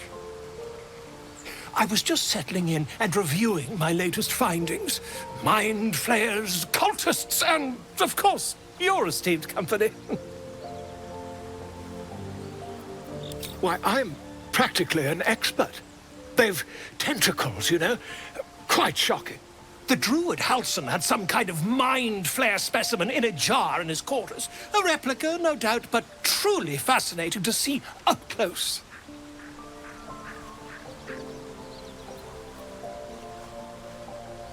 Here, on the Sword Coast. Impossible.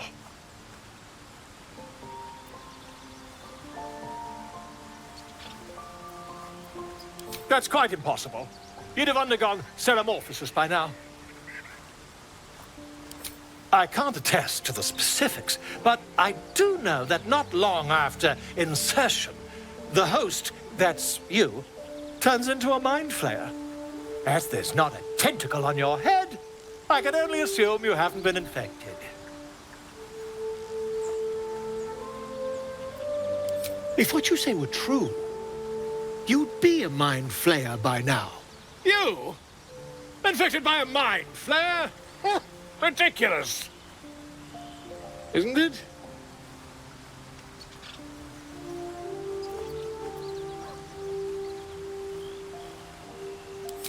Perhaps that's for the best. I'd be irresponsible not to debunk such a strange claim.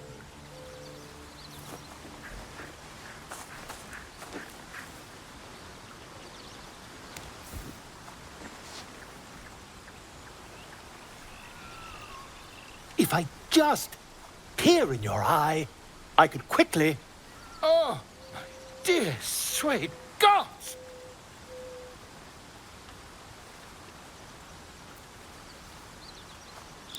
If we managed it, we'd have a specimen of incredible rarity on our hands. I'll need to research the particulars, however. Give me a bit of time, and I'll have this little issue sorted. Ah, my good fellow. Quite the cozy setup you have here. I'll just make myself comfortable. Thank you so much. Not yet, I'm afraid. But my expectations are very, very high.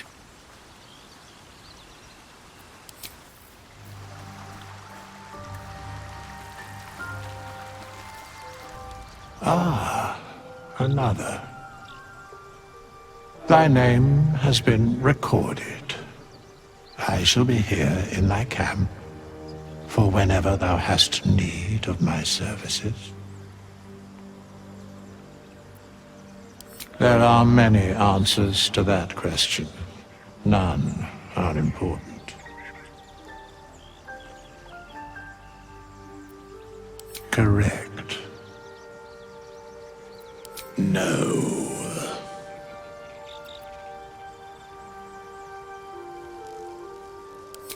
Beyond mortal realms, there doth exist an amalgamation of spirits akin to thine own, ensnared by the treacherous cult of the Absolute, felled in its name.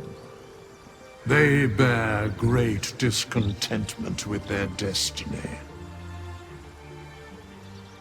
For a mere pittance of coin, I might summon the worthiest among them to lend aid to thy undertaking.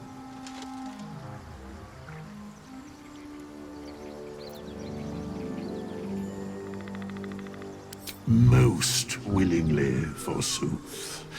Their passions doth run deep for what hath been wrought upon them.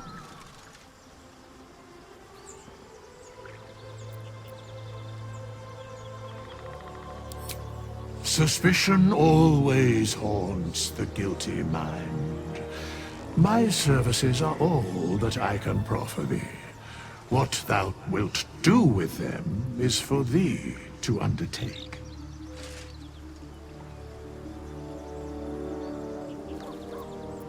Should thou or any of thy compatriots perish, I will cleave soul to body once more. Because it is my calling. There is little else to explain.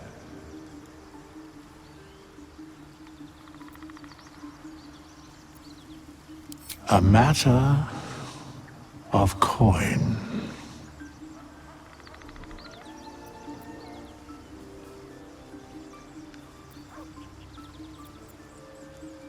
Very well.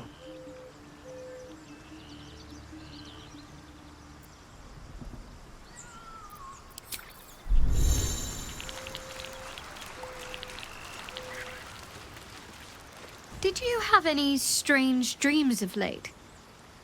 Vivid ones?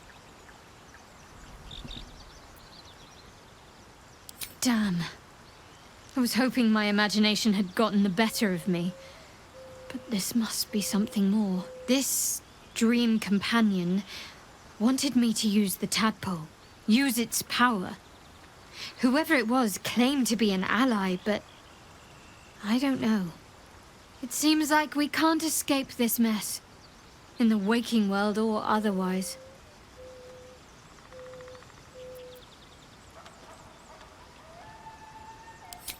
Quite the understatement, but yes, I have it. And I'll guard it with my life.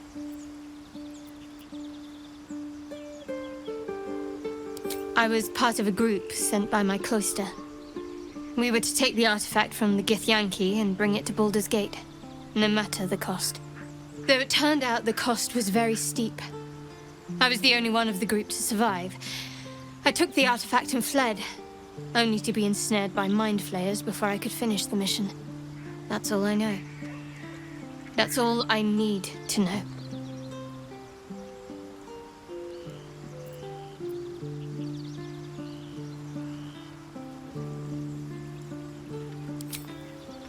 I told you already. I surrendered my memories for the sake of the mission. Shah's secrets must be protected. Duty demands it. Once I fulfill my mission, I can have my memories restored.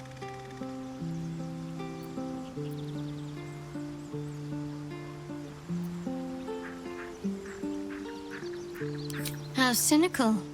I should borrow that line sometime. But if I have to die, so be it. Like I said, faith.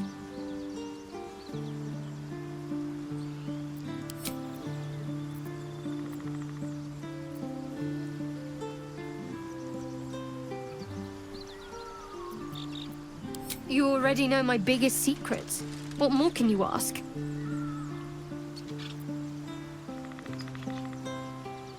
She took me in when no one else would.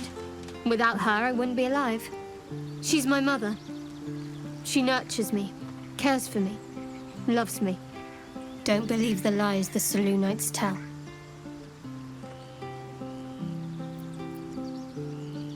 What, besides my life's calling and the greatest problem I've ever faced? Well, I like night orchids and can't swim. Is that the sort of thing you meant?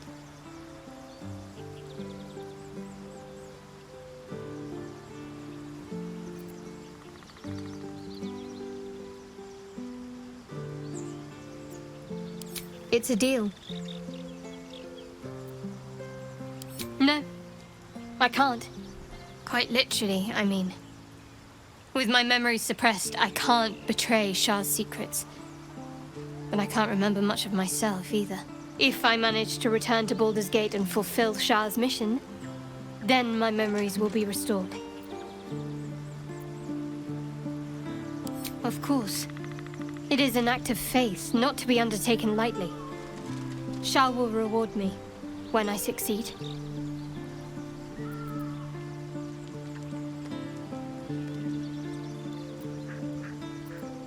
The wound on my hand.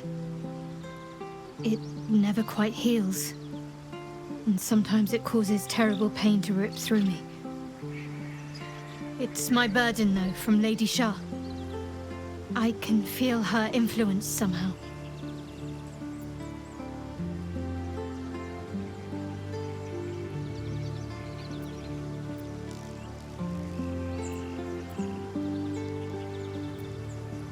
I don't think so, but you're sweet to ask. Maybe just be patient the next time you see me wince or cry out. It'll pass quickly enough. It always does. Pain is sacred to followers of Lady Shah. Pain will give way to loss and then to the peace of her eternal darkness. You can tolerate a great deal of suffering so long as it has meaning.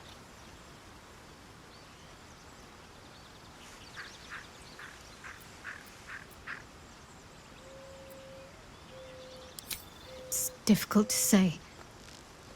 Sometimes I wonder if it's supposed to be guiding me, punishing me, testing me.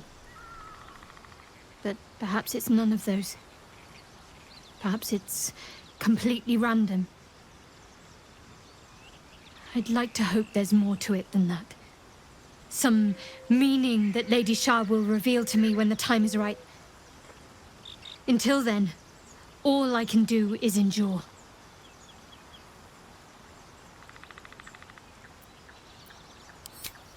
I cannot say. Not with what I can recall.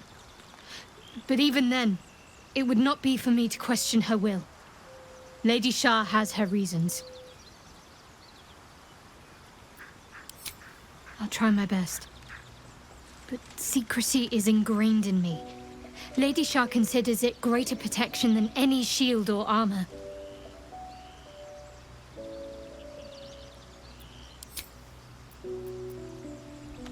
I'm sure you do. But please try to understand that it's not something I can just talk about freely.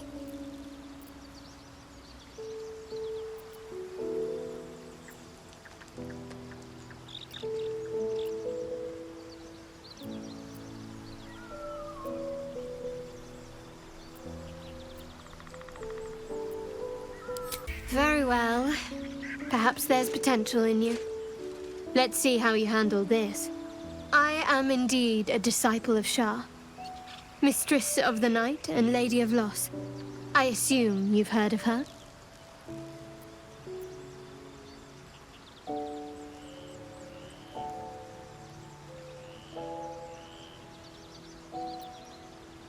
Curious.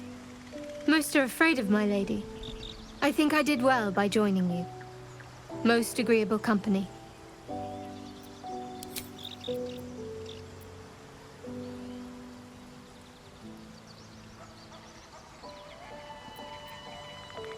Fine.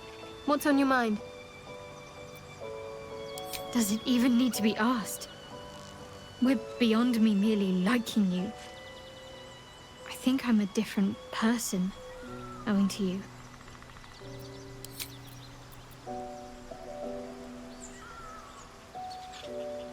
I think I know what you mean. There's an undeniable rapport, and yet we haven't made time for each other. Time alone. Easily remedied, if you like. I know a place. Not just yet. Let's choose our moment. Some quiet night, when the others are asleep and there's no distractions, I'll come for you.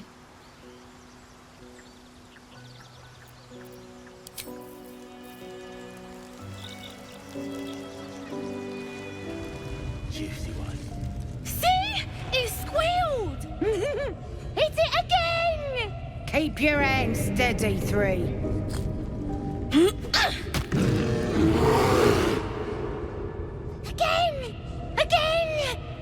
make it squeal again.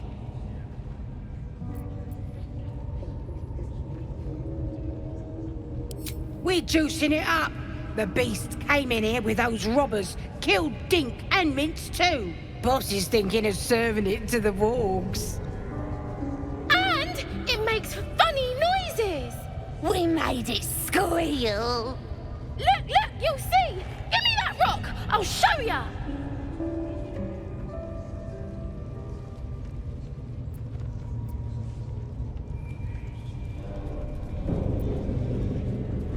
Oh, you're also, yes, of course.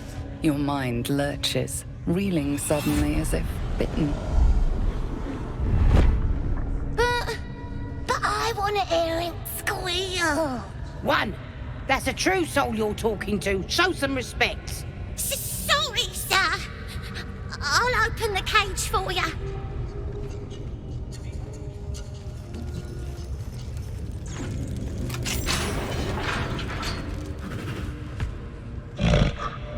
The bear sizes you up, wary but not yet attacking.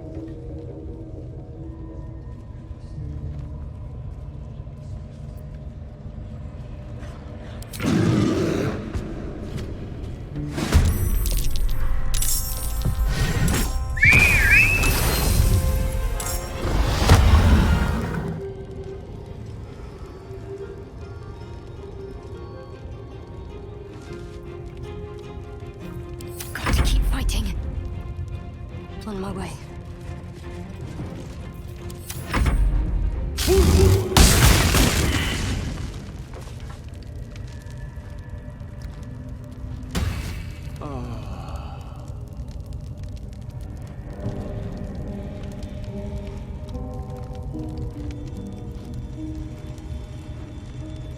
My pleasure.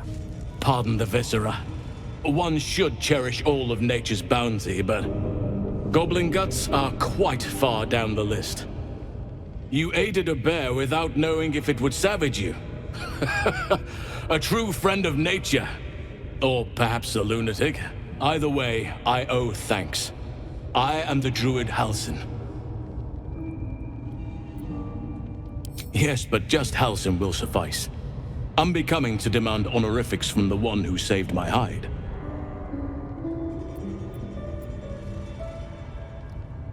Parasites in your head that... You mean you have one of them?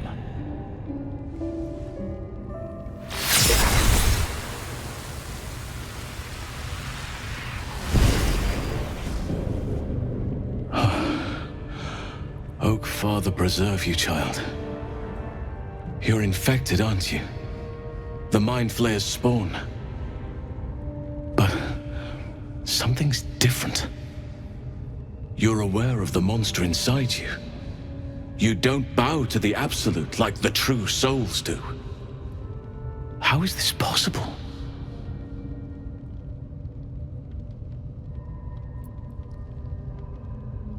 Perhaps. But I wouldn't want to place all my faith in blind luck. You weren't speaking lightly when you said you needed help. Let me tell you what I know. I've been studying these parasites for a while now. Ever since I discovered these so-called true souls are infected with them, someone is using very powerful magic to modify these tadpoles. They're using them to exert control over the infected. I'm sorry to say, I can't undo that magic, which means I can't cure you. But that doesn't mean I can't help. I didn't find what I came here for, a way to remove the tadpoles, but I found the next best thing. I found out where they come from. That must be where these enchantments are placed on them. And it's where you'll find your cure.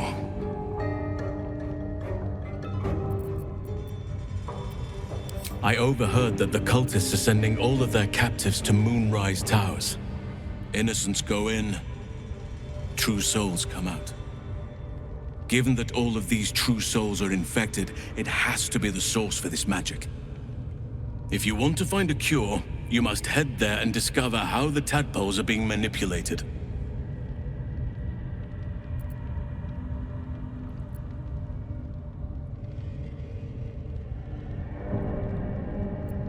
I wish I could, but there's still work I've yet to finish. Blood I've yet to spill. I've no right to ask more of you, but if you could help me, I'd be free to join your journey to Moonrise.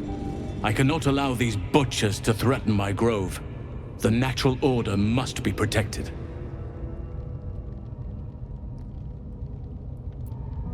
My thanks. If you prevail, I'll owe you the debt of a lifetime. Rare is the beast that survives decapitation. Help me eliminate the Drow Minthara, the Hobgoblin Draw Ragslin, and that perversion of a priestess, Gut. They are the ones holding these parasites together. Remove them, and nature will cure itself.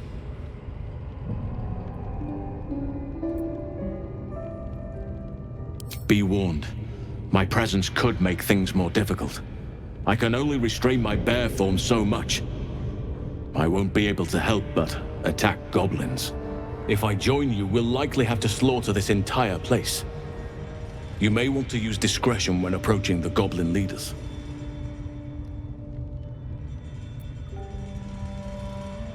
So be it. May Sylvanas lend us nature's fury.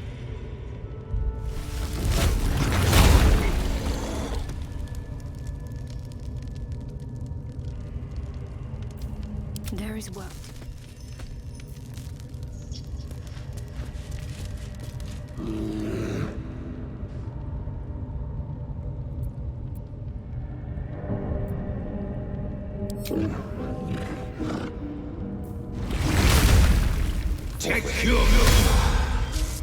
Nature's blessings.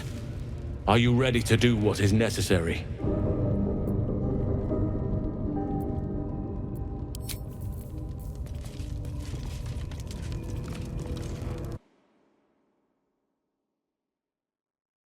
I need help.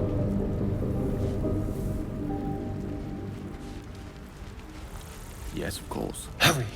I've got one of those brain things cornered. There, in the grass.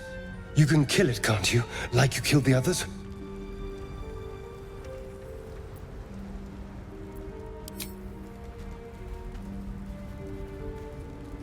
There. Can you see it?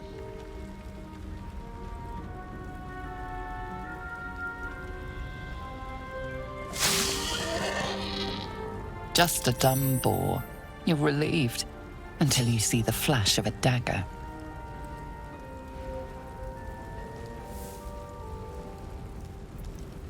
Don't we? I saw you on the ship. Free, scuttling about. You're in league with them, aren't you?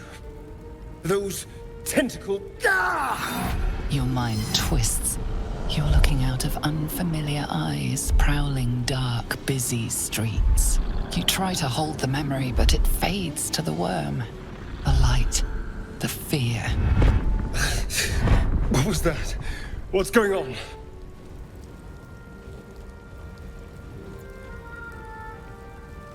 The worm. Of course. That explains things somewhat. And to think, I was ready to decorate the ground with your innards. Apologies.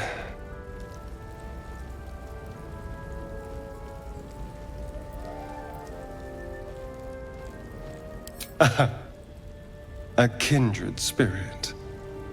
My name's Astarion. I was in Baldur's Gate when those beasts snatched me.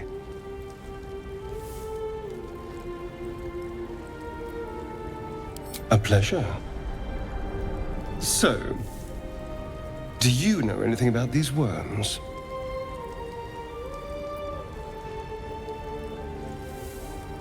Turn us into...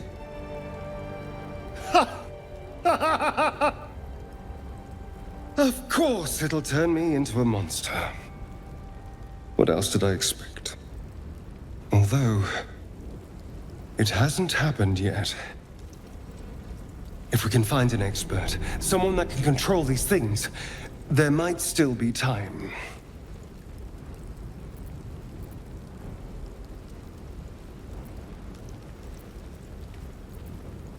Well, yes, of course. But first things first.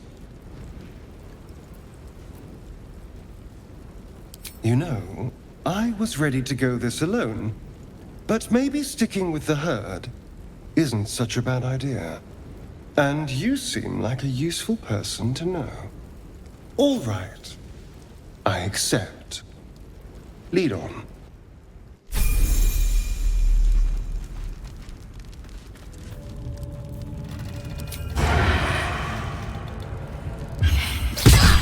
You sought a fight, and now you have one.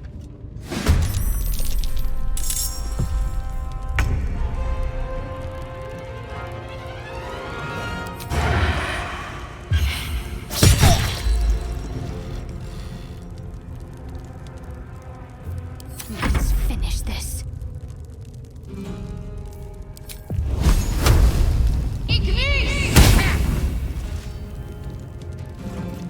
Swords meet sorcery.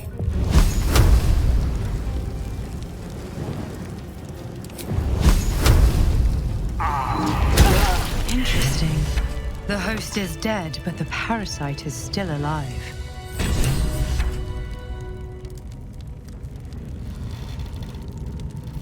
Oh, I have the magic touch.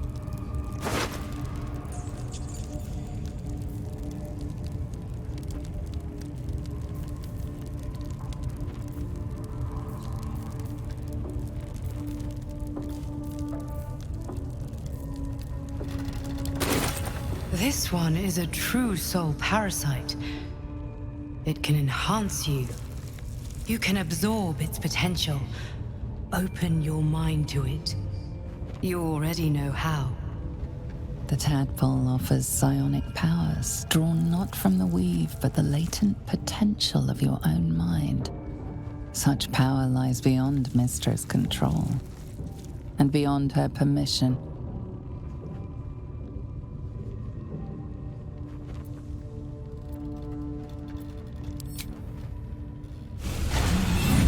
Your mind swells as it subsumes everything the tadpole has to offer.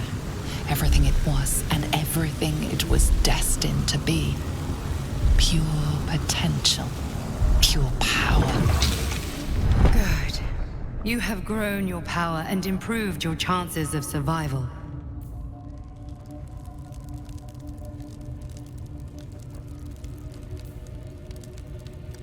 So, you've indulged. Just helped yourself to a little more power, I see.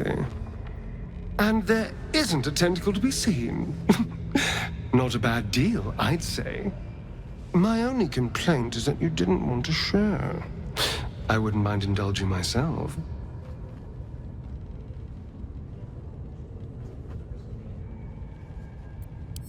I admit I wasn't keen to be the first to try it, just in case there were any, surprise side effects.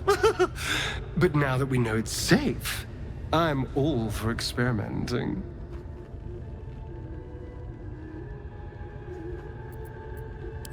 I might just hold you to that.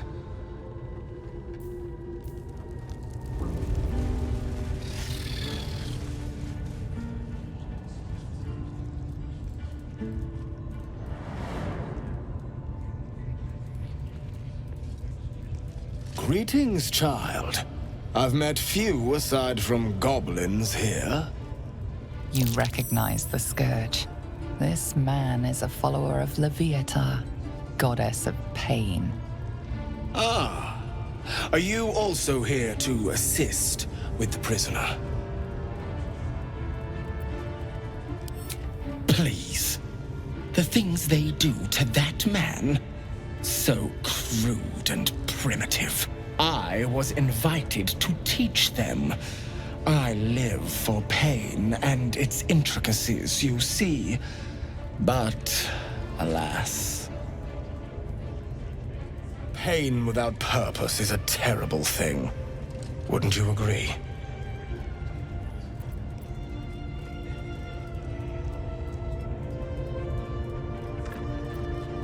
Yes, he's just over there. Between you and I, his claims of mastery over pain are unfounded. Pain should be intimate and loving, not violent and brutish. Alas, he... Forgive me, but that look in your eyes, something terrible has happened to you.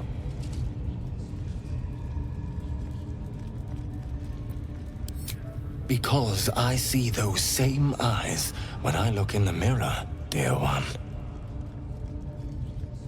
We've all suffered in these dark times. It is little wonder you bear scars of pain and anguish. Please, let me alleviate this pain.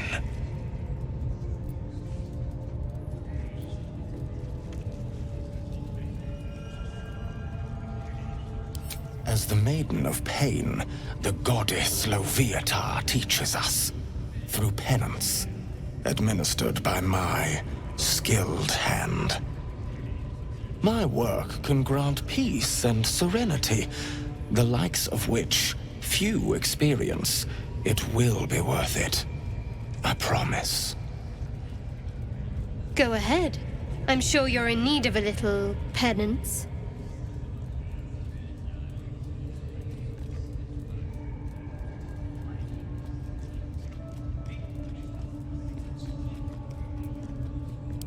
Oh, I have something exquisite in mind. Both Loviatar and I are interested in how you handle pain, dear one. And should you delight her, you will most assuredly receive her most gracious blessing. Trust me. Simply face the wall, and we can begin.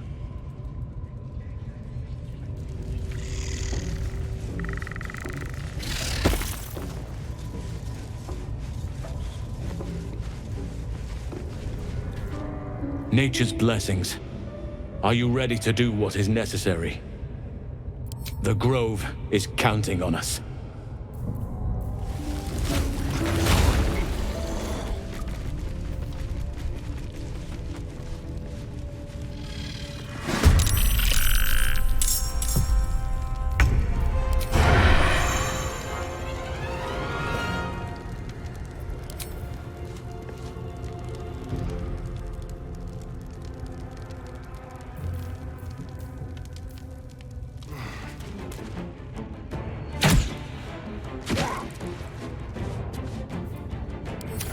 For the ages. My turn. You did it! You actually did it! The leader's dead! Praise Sylvanus. No, that's not right. Praise you, my friend. The Grove owes you a debt beyond measure. Killing's never my first choice, but those three were too dangerous to leave alive. And you'll receive it soon enough. Return to the Grove. I'll make my own way there. I can see to some matters there, and we can discuss what comes next amidst more bucolic surroundings than here. There's an illithid parasite in that corpse. You should take a look. Yes, why not? Ah, my good fellow. Quite the cozy setup you have here. I'll just make myself comfortable. Thank you so much.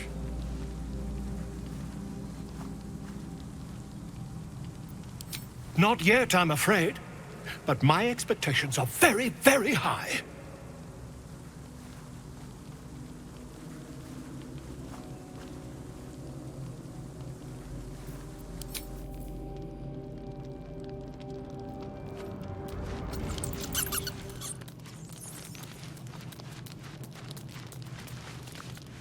It was bad enough having just one of those tadpoles forced upon us. I can scarcely believe you actually inflicted another on yourself.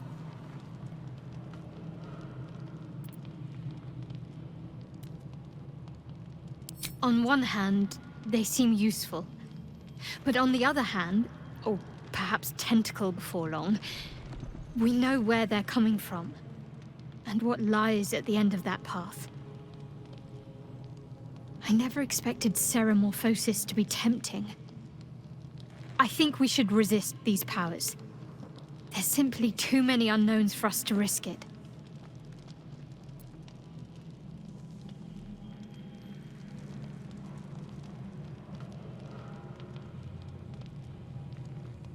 Well, perhaps you have a point. Fine. Let's explore these powers then. I just hope we don't come to regret it. Fine. What's on your mind?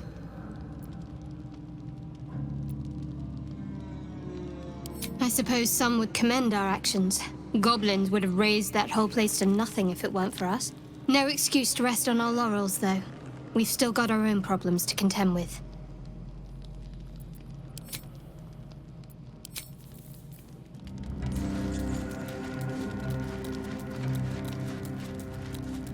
Yes?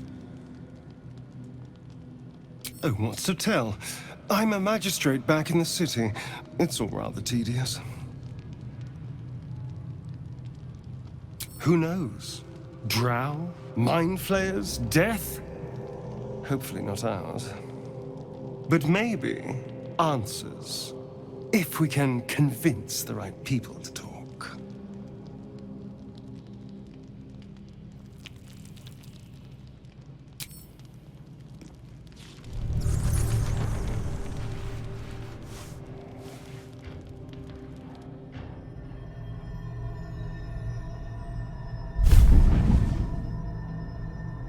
I promised I'd be back. Don't worry. I have things under control. For now. I see you've been using the powers the tadpole gives you. Good. But things haven't gone as you expected. You hoped a druid as powerful as Halsin might be able to remove your tadpole. But he couldn't. You're desperate to be rid of it. Understandable. But you're looking for solutions in the wrong places.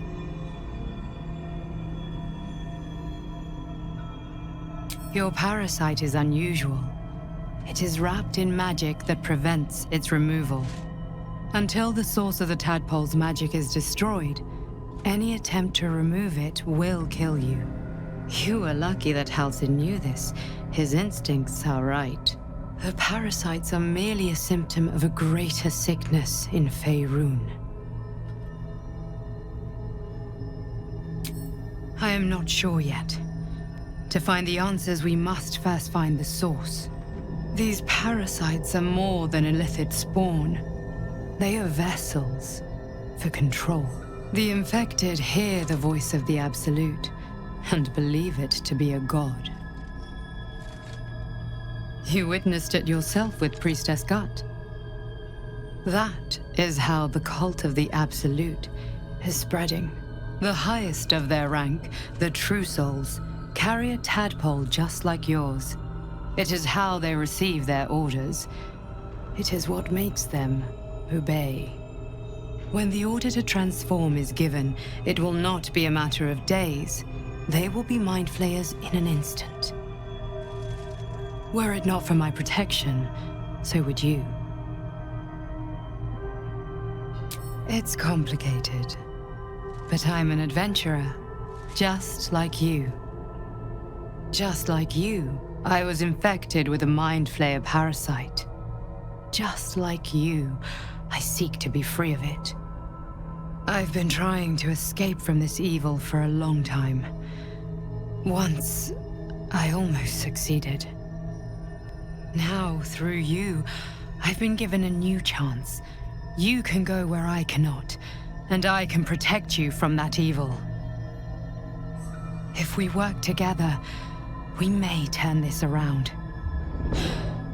Hells, they need me. I have to go. The power I used to protect you, I stole it from someone. They want it back. I will hold them off for as long as I can, but sooner or later I will be worn down. You must discover the source of the magic that controls the parasites before that happens. The cultists are gathering at Moonrise Towers. Use the powers your parasite gives you to convince them you are one of them. And when you find the source of their magic, destroy it. Go. Our freedom depends on it.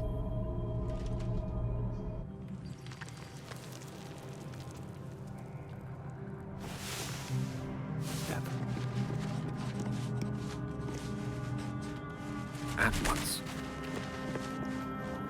Ah, my good fellow. Quite the cozy setup you have here. I'll just make myself comfortable. Thank you so much.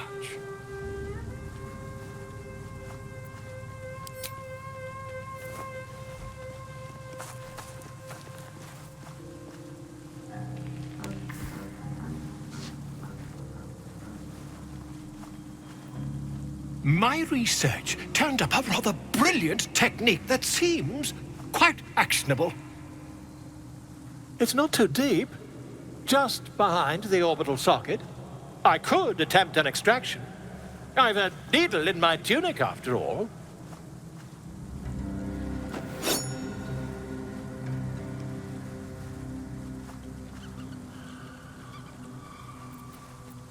I assure you, I've dreamt of it 1,000 times over.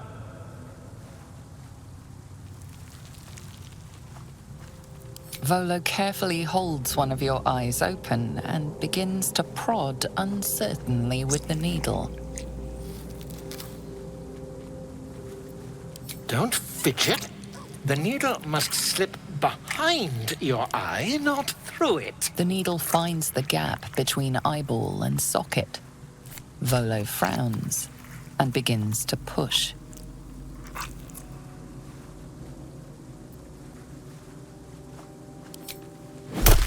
Pain shoots through your body as the needle snags on your optic nerve. I think I have it! The needle seesaws back and forth, plucking the nerve like a harp string. Oh, bother. There's some obstacle in the way.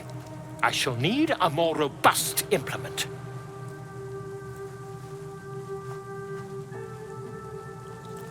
Volo carefully withdraws the needle from your eye. Then, reaching into his bag, he produces an ice pick.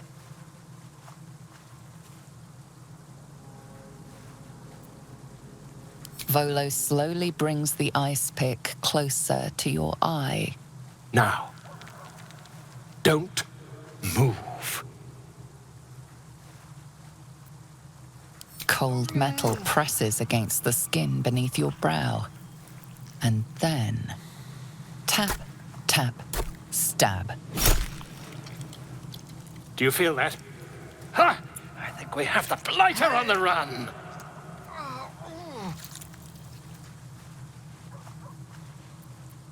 I agree. It's a feisty critter. Just a little further. Volo tears the pick from your brain with a violent jerk. Your eye plops down into the mud. Drat! He pauses, looks down at your eye, and recoils slightly as it sinks into the mud.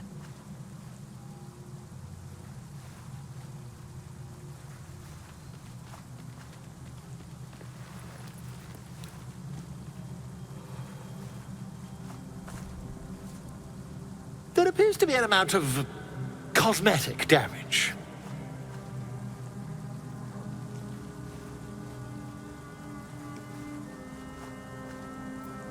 Please, try not to overexert yourself. You're in a rather fragile state at present.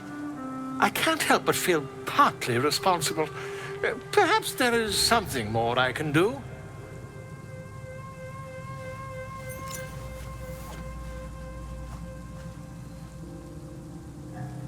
Take this. A far superior relic to that old jelly you were chained to. Try it on for size. And, it was very nice to have met you. I'm sure you'll sort out your little brain problem one way or another. Far away from here, if you've a heart. Terribly sorry, my friend. Ta!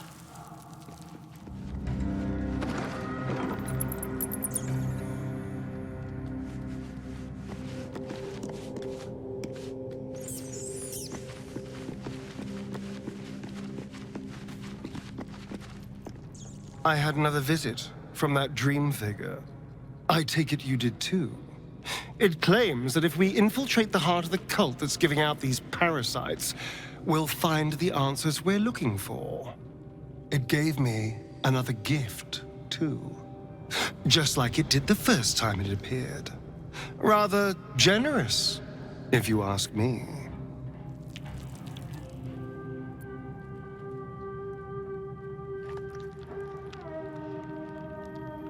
And if that fails, then there's always killing them quietly. Now, was there anything else?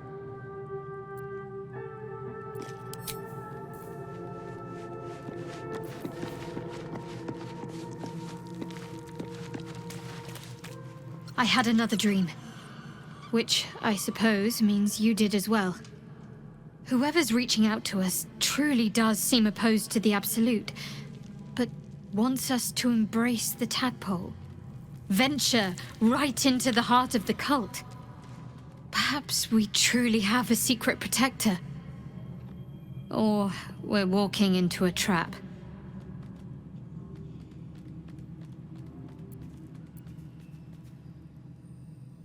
I was.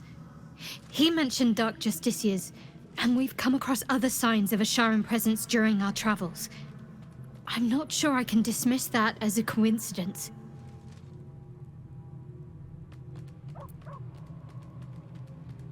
Fine.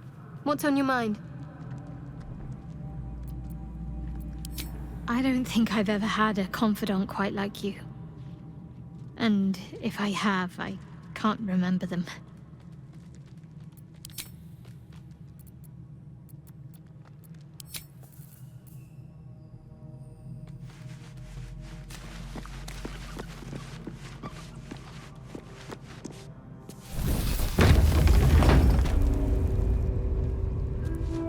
There's something I want to talk to you about.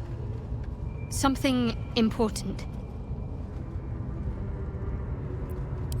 I could have died in that pod, back on the Nautiloid. You could have died, spending precious moments trying to free me, but you did it anyway. I owe you my life. I'm trying to say that you've earned my trust in a way very few ever have. I want that to mean something. I want you to know more about me, at least from what I can remember. As long as I've prayed to Lady Shah, I've wished to serve her as a Dark Justiciar. There is scarcely a greater way to fully dedicate yourself to Lady Shah, save perhaps if you become the head of her church. To become a Dark Justiciar is to become the Night Singer's sword arm, her implement with which she will cast down the unbelievers and win the final battle to restore her perfect, endless darkness. It's all I ever wanted. I prayed it was my calling. But Mother forbid me from seeking to prove myself worthy of the rank. She said I was not ready. Not my mother, I should add. The Mother Superior, head of Lady Shah's enclave in Baldur's Gate. Sometimes I wonder if she would ever deem me ready. I owe her everything, and I only wish to serve, yet she can prove inscrutable.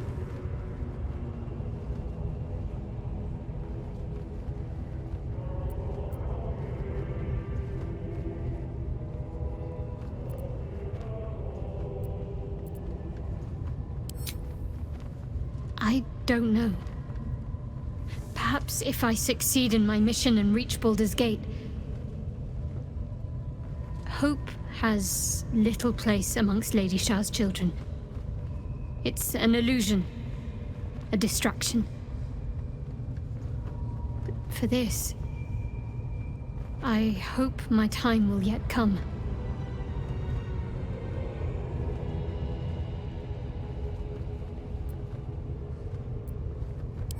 Dark Justiciars are hated by many, judged to be ruthless fanatics. Even the few who would accept a follower of Lady Shah would likely balk at a Justiciar in their midst. But there's a simpler answer to your question. I simply forgot about the desire I had until I saw some things that reminded me.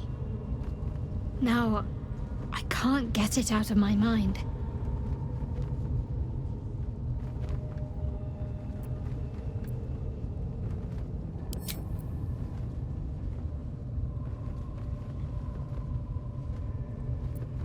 Fine. What's on your mind? Bags, we're moving. A scout just reported. The goblins' leadership has been decimated. We might escape this place yet. And I hear you are the one to thank. I'm grateful. I took a collection from all of us. It isn't much, but you've earned it. It's not enough, but it's all we have. Halsin will likely want to thank you too, mind. He returned just a while ago. I believe he's catching up with Korga. As for us... No armies at our heels. Amazing. We can finally leave. But perhaps we need not speak of farewells.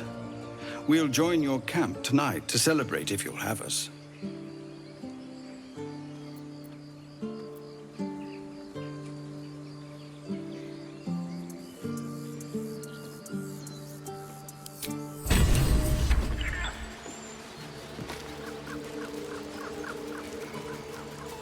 You took it upon yourself to undertake the Rite of Thorns. I ought to exile you from this place. Forever. Instead, I shall listen to the explanation that you owe me. I owe you nothing. Goblins swarmed us like roaches while you stumbled after the past. You chose to abandon us. I chose to protect us. Silence! The rite has been ended. I will allow you to stay. But consider yourself a novice anew. You have forgotten the ways of the Druids, our place in the natural order. You shall learn it all once again, right here. Backslide, and nature's fury will crush you. As you wish, Master Halsin.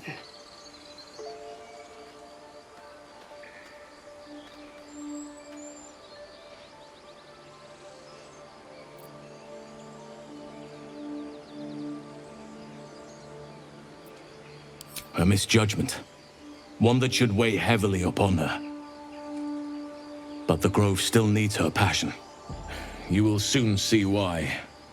But enough of that for now. I owe you my thanks. The Grove stands.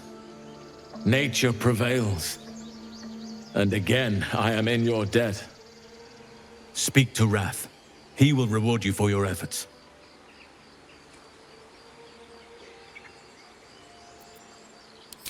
Soon. Remember the dangers I told you about. There'll be plenty of time to face them.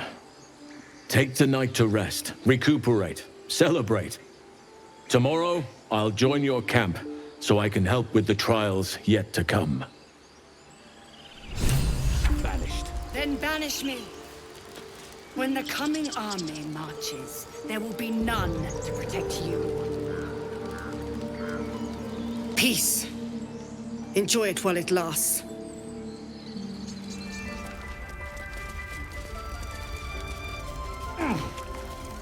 You done it.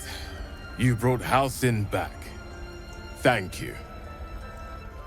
No, thanks is not enough. May Sylvanas bless you for all your days. I cannot imagine taking on a camp full of goblins was a simple task.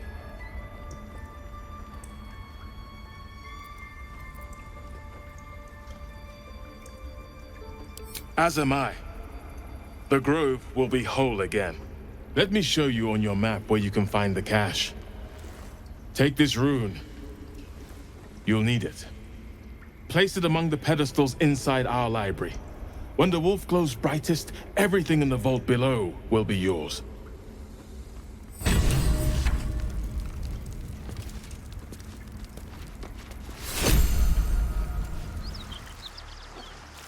think tore right through these people.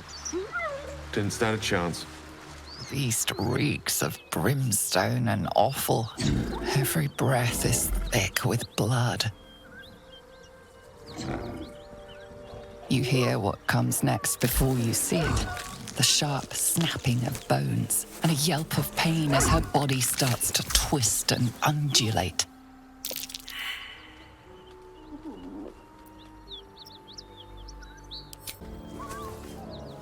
You land a swift strike against her skull.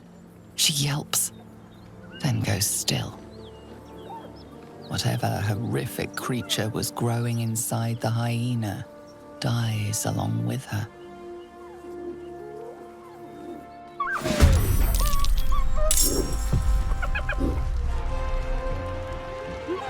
Focused.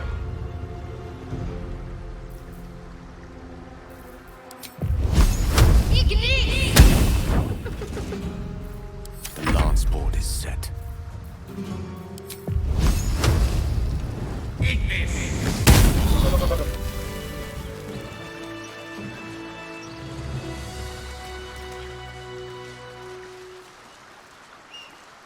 Let's take a gander. Smoke. Something's burning. Great God, He of the unsleeping eyes, grant me the might to carry this burden. Grant me the faith to face darkness without fear. A massacre. Drow and goblins slaughtered the lot. Please, just leave me be.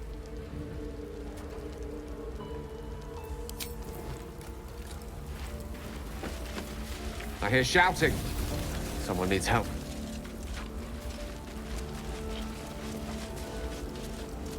We'll never put this fire out.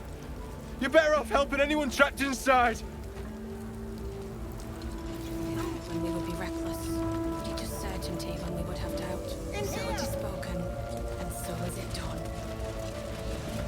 Grand Duke Ravengard could be inside. Don't just stand there. Push!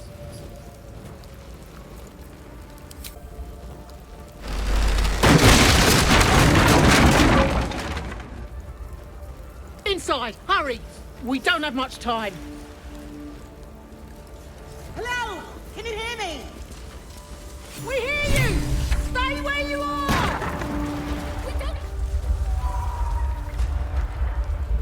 I can't move!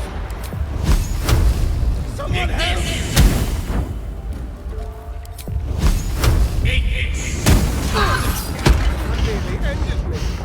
Death can't have me. Not yet.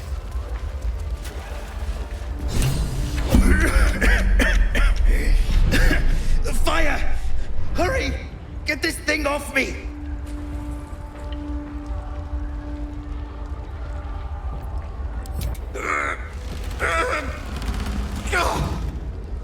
Dumb! Just go.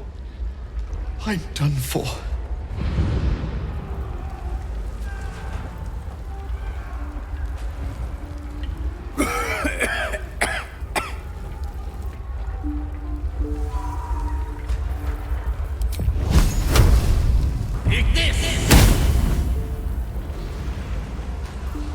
I'm ready.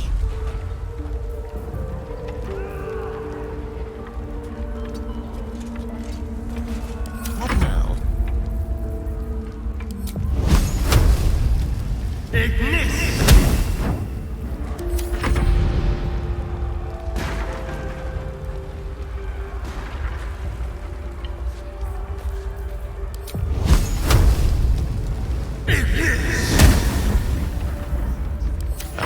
Excellent choice.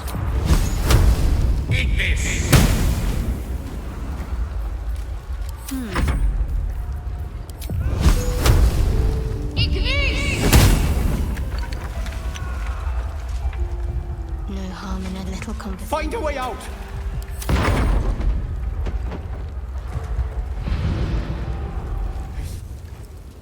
Oh, Miri. No. Miri. No. God, no, no, no. You should have stayed. You should have been with me. I was in our room. We had a fight. If I just kept my mouth shut about that bloody dowry, she'd still be here.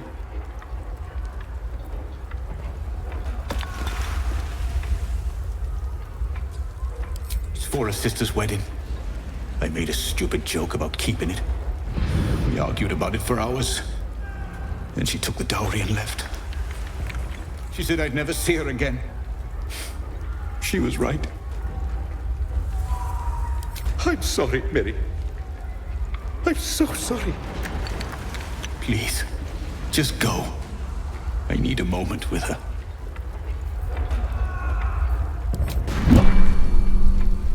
All right. Allow us peace in this plane and beyond. Teach us care when we would be reckless. Teach us sin. Stop wasting time. Not now! Eat this! Come! I'm afraid proper thanks must wait.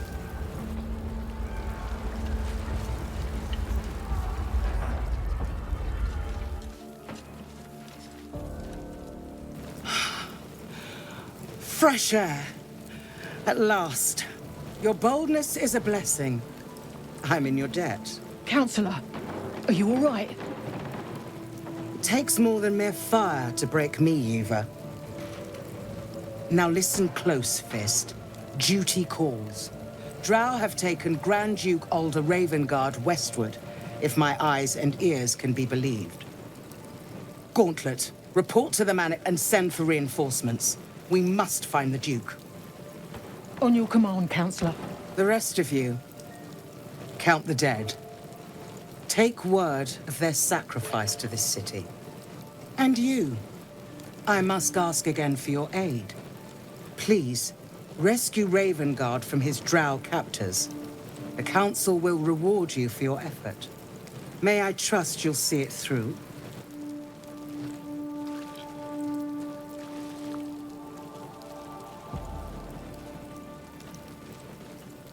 By the time aid arrives, it might be too late. You've the heart of a dragon and the will of a hero. Tell me I can count on you.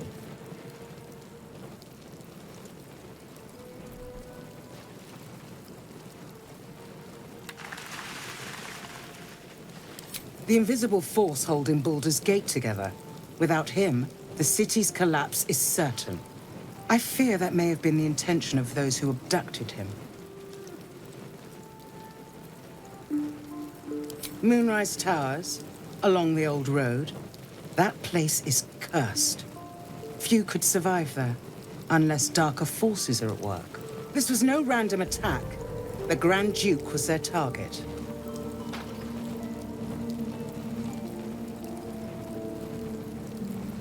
Thank you. And should your courage falter, remember the Duke's generosity. Approach the towers with care. The land itself has been swallowed in shadow. I will seek reinforcements and join you when I can. Fist, to work. Have a drink. I'm fine. Loosen up, Icaron. No, an Albert.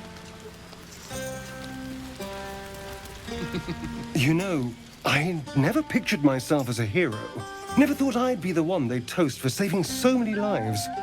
And now that I'm here...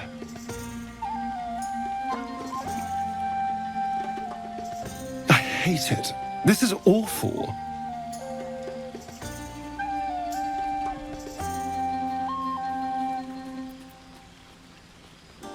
True.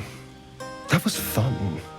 Still, I would have liked more for my trouble than a pat on the head and vinegar for wine.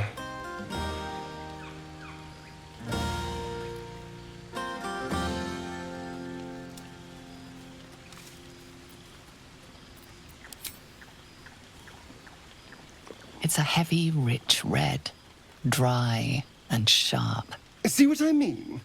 awful. All I want is a little fun. Is that so much to ask?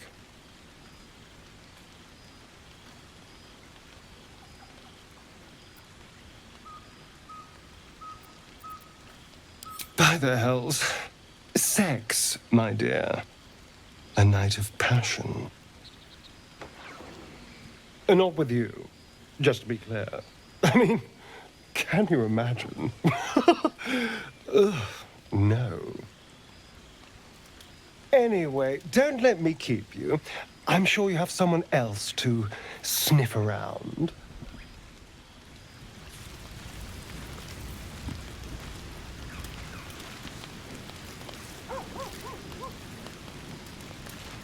Hope you're enjoying the night, hero. I certainly am. Cheers to many more like this.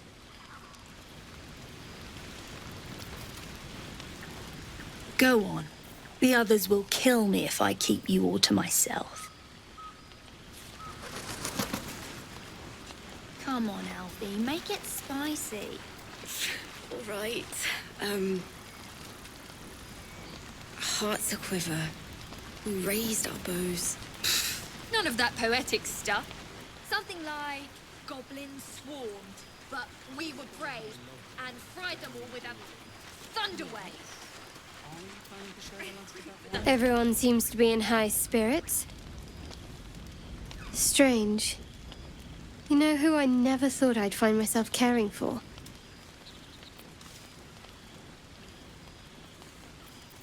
Your words, not mine. But not what I mean. I mean, desperate people. Like those refugees. Never gave them much thought. Certainly not that bunch in the grove. Yet we came through for them. We saved their lives. Odd.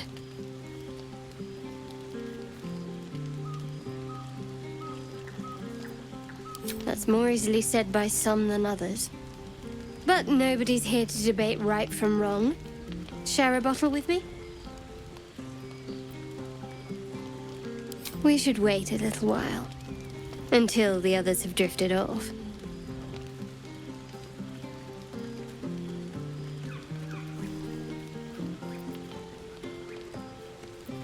Best not keep me waiting.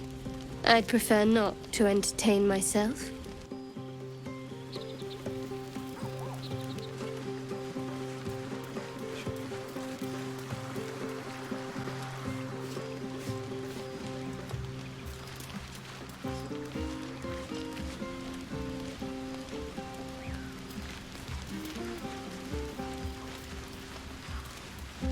Go on now, don't waste a night like this talking to me.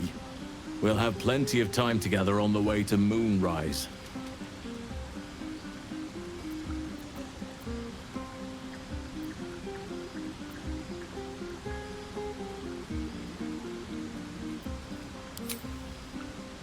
We'll have time to spare for that, I sense. I'm surprised you haven't had your fill of me already.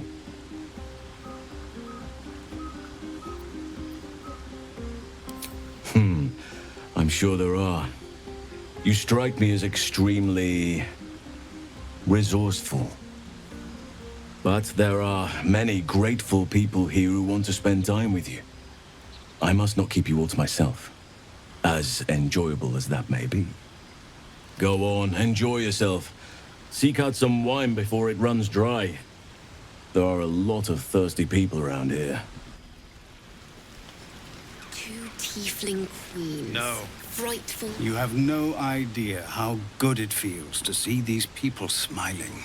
The singing we could probably do without, but even so, thank you.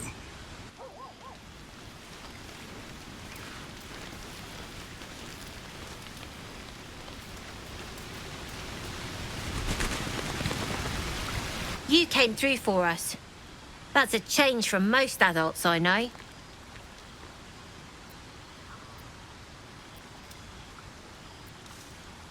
Watching a bunch of old folks get dumber by the dramful. And when they run dry, I've got a few bottles tucked away to keep things flowing. For a price, of course.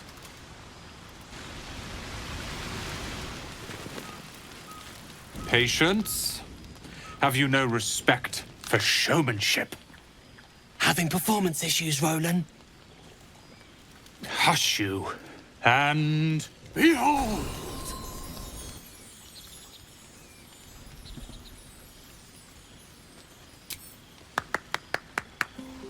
Adoring applause? You're too kind. Remember when he could barely cast that? They grow up so fast. Never have I met such troglodytes. Now, pass the wine. You? I've always wanted to sing at the elf tavern. Try not to get too close, Cal. Yeah. I need to dance! No, I need to lie down.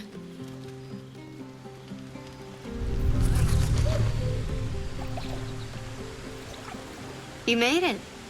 Come here. Sit with me.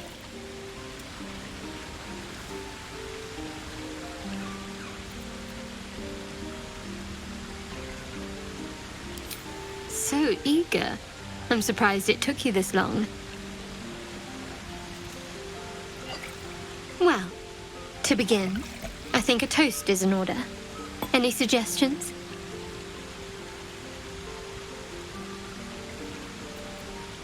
Bold. What does us entail? I suppose I'll find out. To us. Now tell me something about yourself. And no tadpoles, dragons, marauding goblins, or anything like that. Something about you.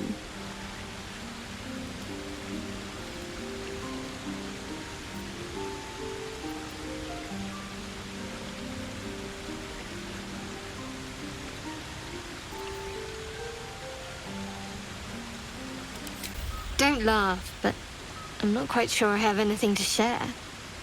When you worship Shard, secrecy is everything. We'll sacrifice our own memories when ordered to. A lot of the little things, they're lost to me right now.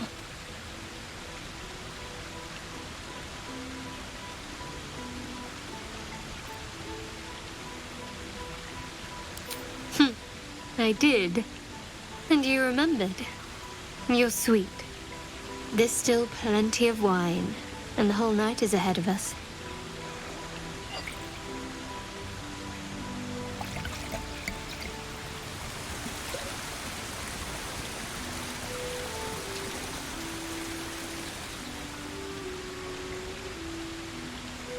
Nearly light. The others will be awake soon.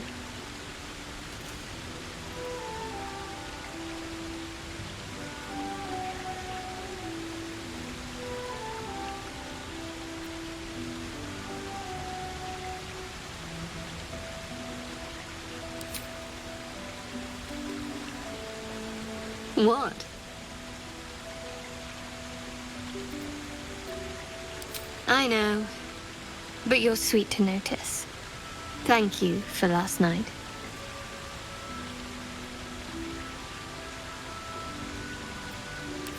Me too. She trails off.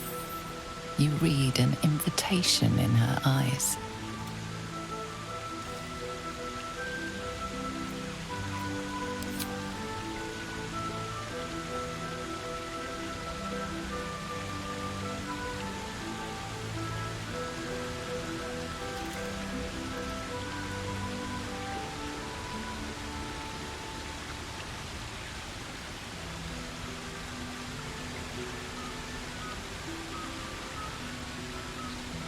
That didn't hurt, did it?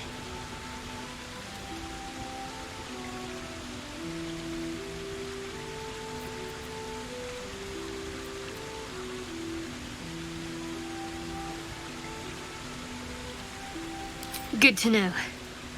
For the future. Let's head back, if we must.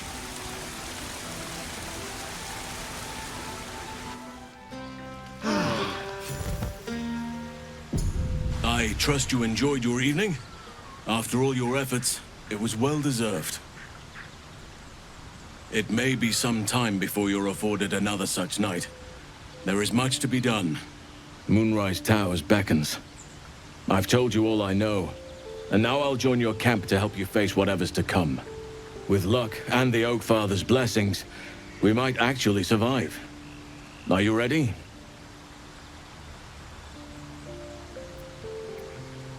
Onward then. We'll speak soon, I'm sure.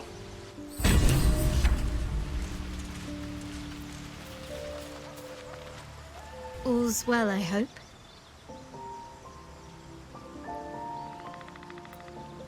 No.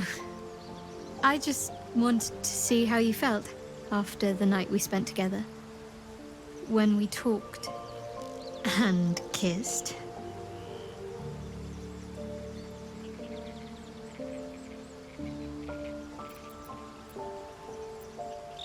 I hope so too. Though I'm not sure what kind of courtship will be afforded, given all that we're facing. But if you want to see where this goes, I do as well.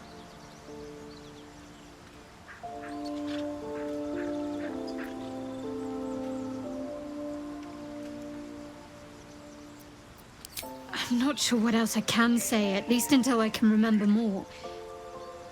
She taught me, trained me, punished me. Often, I think I feel her influence when the wound pains me. Not even memories, just glimpses, impressions. Perhaps the wound is her doing, something Lady Shah bid her to do. I don't know.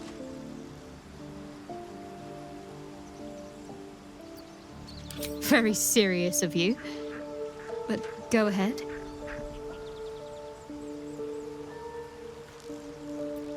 It's strange. I've been dwelling on what I told you before about wanting to become a Dark Justiciar. But perhaps I should be content with my lot. I'm already blessed to have you at my side, after all.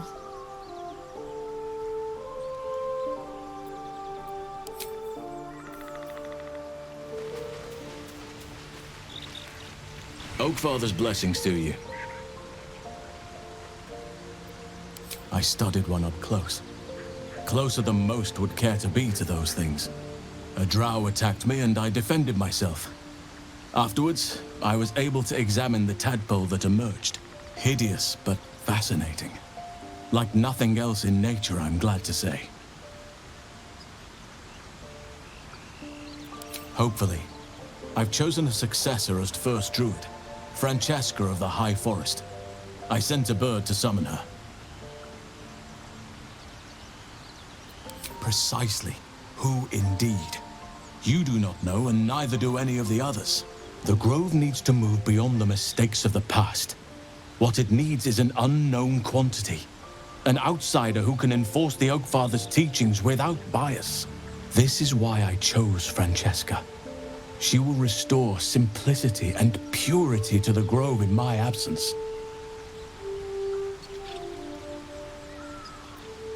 Contrary to how some think of us, we druids can play politics when necessary.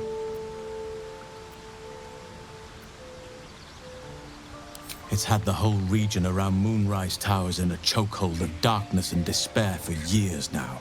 Those who remained are shadow-cursed. If you don't die at their hands, then you become one of them. We have to get to Moonrise, but the less time we spend in its blighted surrounds, the better. Precious little, but I'm quite certain it can still be found. Aradin was convinced there was a hidden entrance in the Temple of Selûne. I'd start there. Those illithid creatures threaten the natural order. It's my duty to do what I can to stop them. There's also the Shadow Curse. It's an affront and must be cleansed. I helped overthrow Ketheric Thorm and his Dark Justiciars years ago, but I failed to prevent him from unleashing darkness across the region before he was defeated. If I can join you and get close to Moonrise, perhaps I can lift this curse, just as you find a cure for your infection.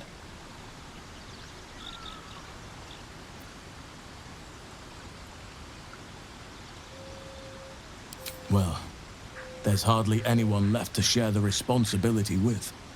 Few who witnessed the fall of Moonrise still draw breath. What Ketheric Thorm unleashed is not something that nature can undo by itself. I must do what I can. I studied the Shadow Curse for years, but to truly understand it and stop it, I must reach its source. Perhaps. But we'll need to get closer before I can put my theory into practice. Put it from your mind for now. Once we near the curse, then there will be more to be said. Precisely. Then perhaps I could have done something about both the Shadow Curse and Ceremorphosis aberrations. But in my eagerness, I put far too much faith in the abilities of Aradin and his band. We didn't even get close.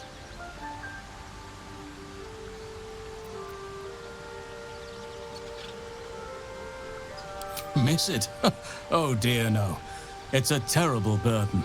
Takes you away from nature and forces you to deal with others' problems and personalities. Be wary of anyone who actually wants such a role, I say. Likely they don't understand it, or they have ill intent. I'm just glad to be out here amidst the Oak Father's creations.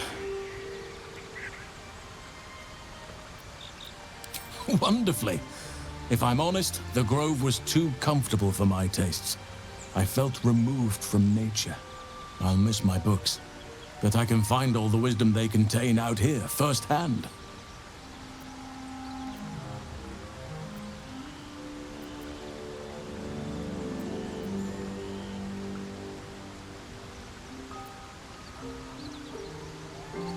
Is that so?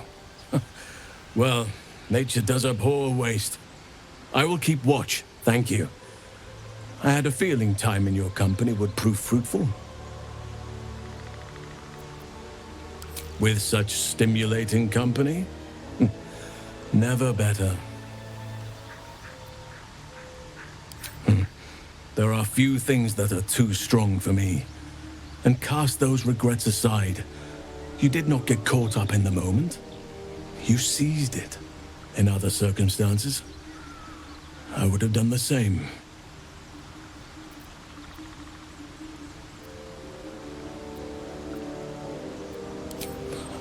A bad impression.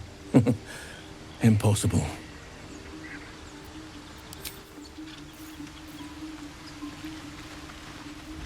Great Godhelm, allow us peace in this plane and beyond. There's something I've been wanting to share with you. If now's a good time?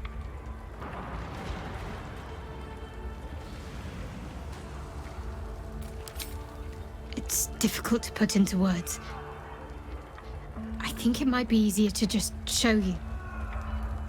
Use the tadpole. The connection.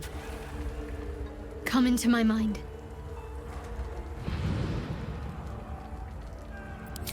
I'm sure. I trust you.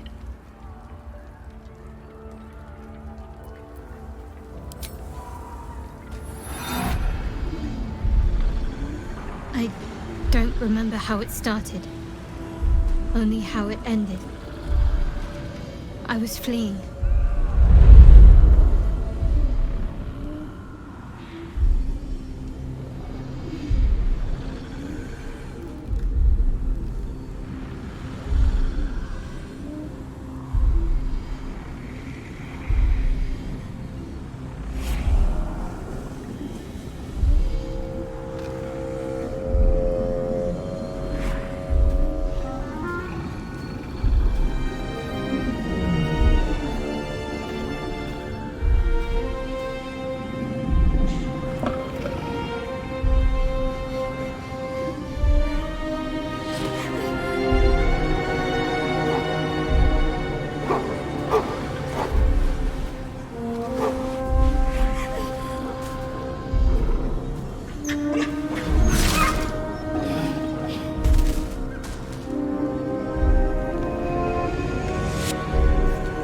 She asked my name.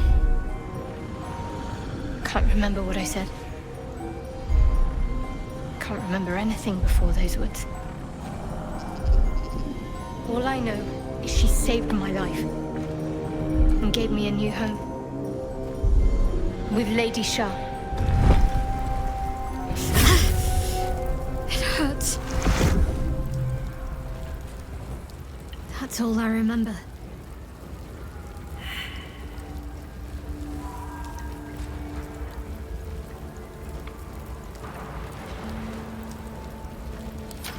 Lady Shah. But yes, her and those who saved me and taught me her ways. The Mother Superior. She made me who I am. At least as best as I can remember. She taught me, trained me, punished me when I failed her, which was often.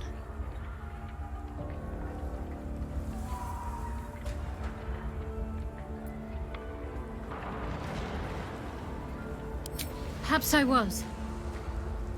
She sent me on this mission after all.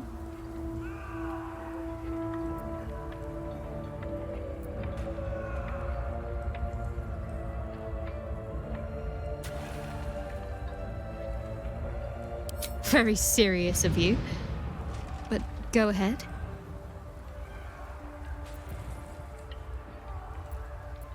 It's strange. I've been dwelling on what I told you before about wanting to become a Dark Justiciar, but perhaps I should be content with my lot. I'm already blessed to have you at my side after all. I won't stop pestering you. What are you doing? Hold up before they see you, Gresham. What? Apart from the dragon? Look. That lot are swarming all over the bridge. I don't know what they want, but it can't be good. I'm going to find another way around. You ought to do the same. I doubt a fight against them would go your way. Nobody. Just another harassing fool trying to stay alive. There's plenty of us around. What? Just follow you around? I go my own way. Alone. Rag. That's it. I'm getting out of here.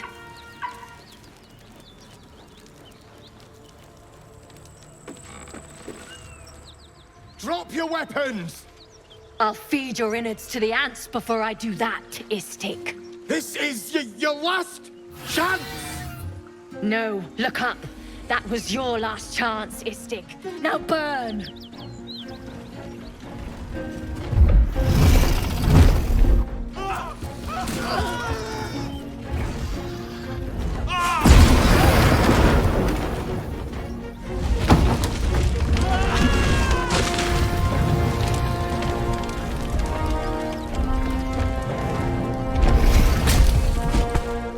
Stop wasting time, Beretta.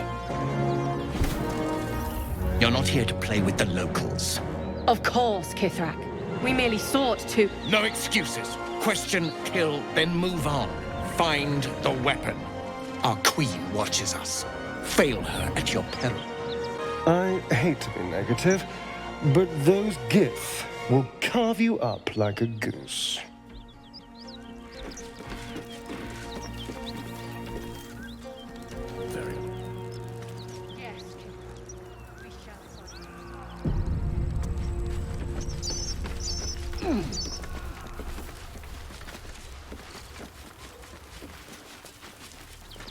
What easy prey you make, walking right within my blade's embrace. These creatures are so simple to ensnare, Beretta. You mule too much about your task. Forgiveness, Kithrak. And as for you, tell me, why shouldn't I run you through this instant?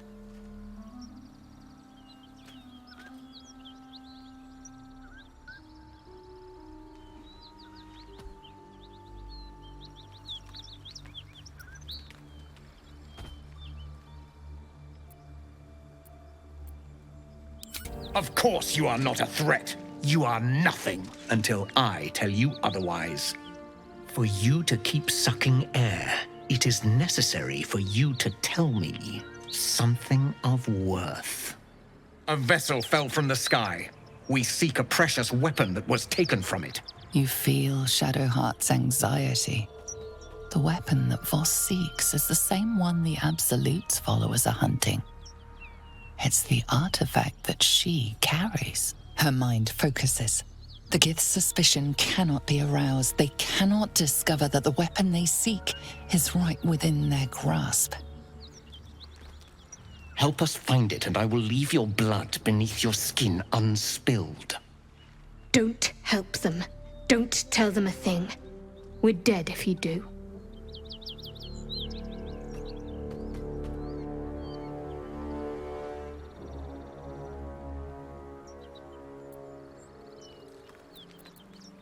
Do not speak. Your bleating offends my ears. Just stand still. He begins to move his hand in a quick flurry of gestures.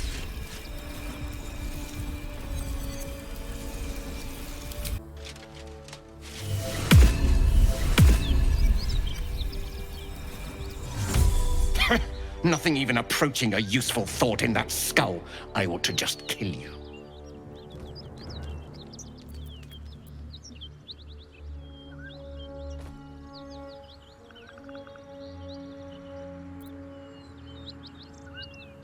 My blade is my right. If I can take your life, it is mine.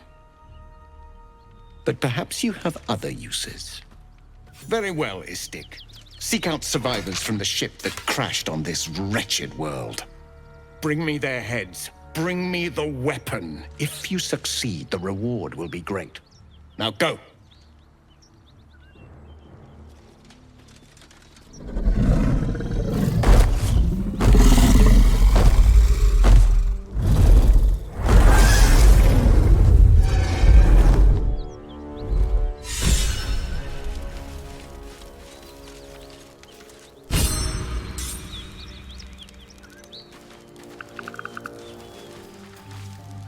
Seems the Githyanki are keen to reclaim the artifact I carry.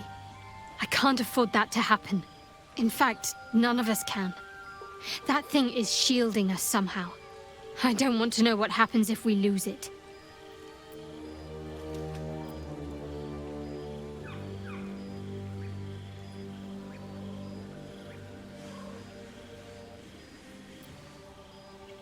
Agreed. There's not much we can do but press forward.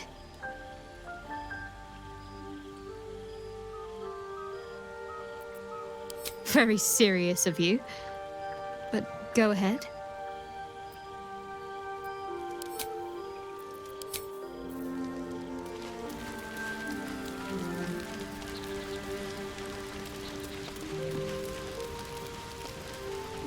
If the Gith are looking for that artifact, then we may have something valuable on our hands.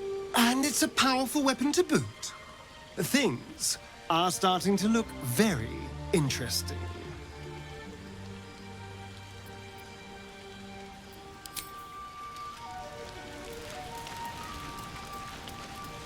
You wish to speak?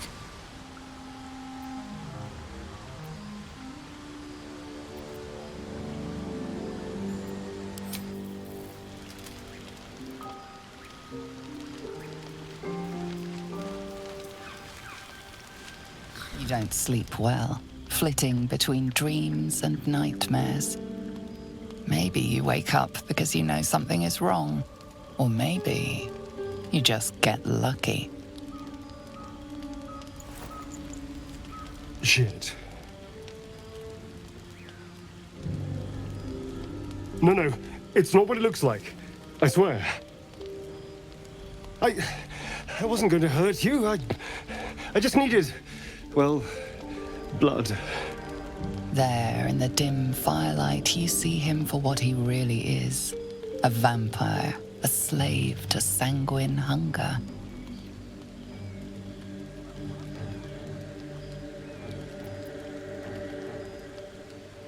I've never killed anyone. Well, not for food.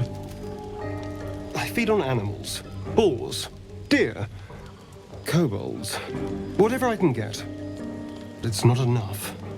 Not if I have to fight. I feel so weak. If I just had a little blood, I could think clearer, fight better. Please. A strange sensation courses through you, and your companion's mind unfolds, secrets half revealed.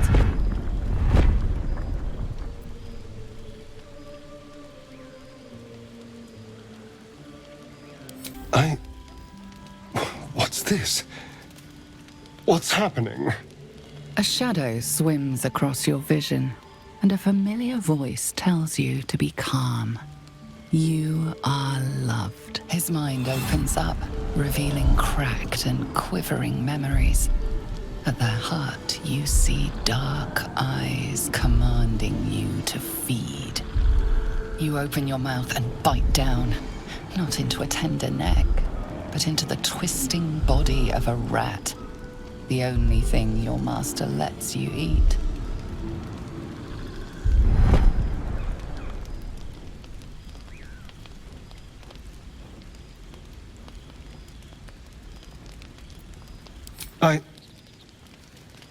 Yes. Yes, I ate whatever disgusting vermin my master picked, so you can see why I'm slow to trust you. But I do trust you. And you can trust me.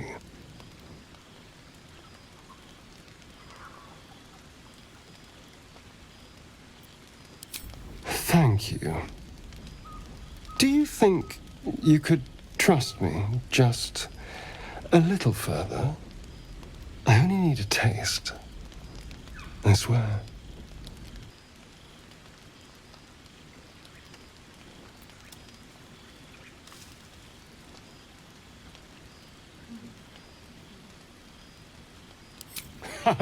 Really? Well, let's see, shall we? He moves in quickly, eagerly, and his bite is like a shard of ice through your neck. But something inside you stirs, and the cold fades. You taste like bile. What the hell's is wrong with you?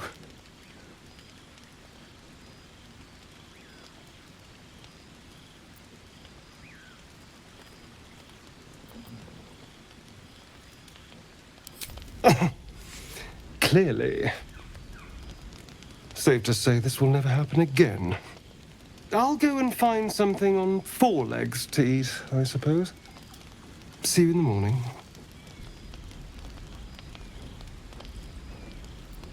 You watch him stalk away, slumped, sulking, and ready to kill.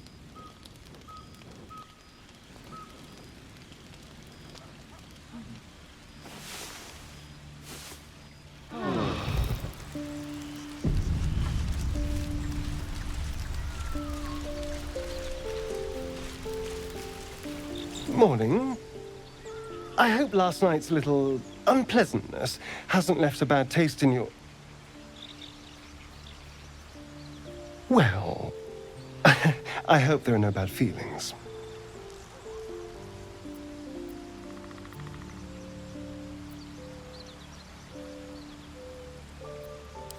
Indeed it could.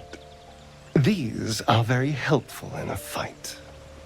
Of course, I can't summon wolves or turn to mist like a true vampire. Being a spawn has its drawbacks.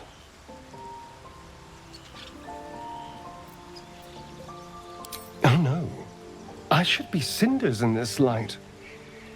I hadn't seen the sun for 200 years before we crashed here. Someone, or something, wants me alive. They've changed the rules. Standing in the sun, wading through a river, wandering into homes without an invitation. They're all perfectly mundane activities now. As for my other quirks, well, we can figure those out in time.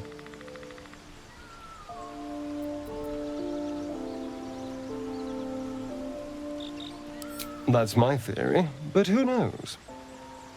I'm just glad you're being sensible about these revelations. I was worried people might turn up with torches and pitchforks. Although there's still time. A vampire? Well, that explains the pallor. Given our group's nature, I don't see much harm. We're each monsters in the making, after all.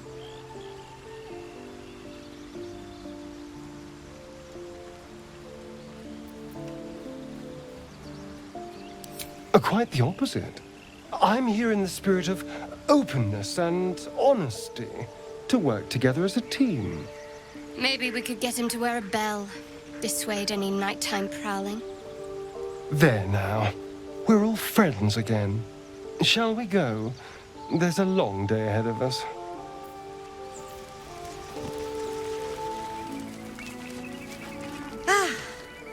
A friendly face. Oh, you are a sweet, sweet blessing, my dear. You know, I've had nothing but trouble all day. I've been accosted, chased, insulted. Look over there. Do you see that wretched little hive?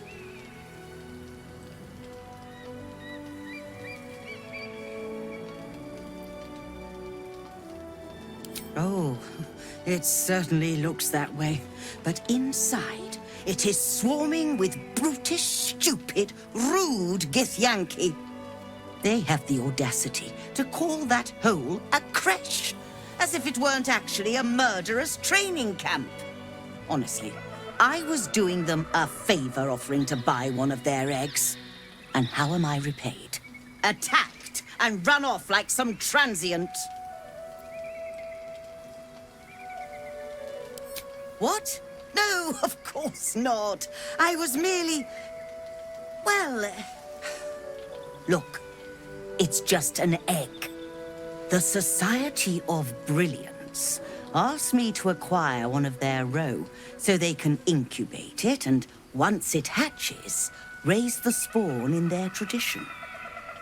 The Society believes a Githyanki raised in a peaceful, nurturing environment can overcome its violent nature. Hogwash, of course. A Githyanki can no more rise above its nature than gnomes can fly.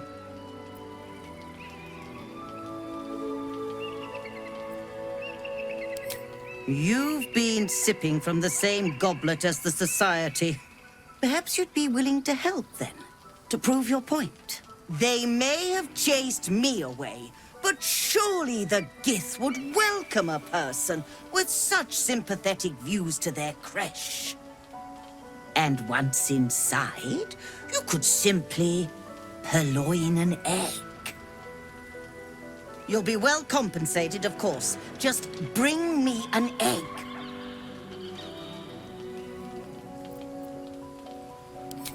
I suppose there is a reason I'm asking you to do it. Very well. Here's the money. Now, I expect a speedy delivery. Who there, wanderer? Stay thy course a moment to indulge an old man. The very same, Gale. And a fair bit miffed he is, too, finding himself forced to expose his best pair of boots to so many miles of country road on your behalf. I was bid to spare neither time nor my own self to find you. She sent me, Gale. You know of whom I speak. Mestra, aye, my boy. But what she wants is a matter better discussed in more comfortable environs. Knowing you, I'll wager your camp is a veritable home away from home. Lead the way, and I can rest these bones of mine for a spell, and you can learn all that I have to share. Marvelous. Onward, then. Yes, this shall suffice. Gale, my boy, I've come to address a most pressing matter. I'll speak as plainly as I can, forswearing the accustomed frills that decorate my speech. Mistra, the message and the charge I bring you are hers. You know where you went wrong, Gale. No, we needn't dwell on that here and now. But even so, you're to be given a chance of redemption.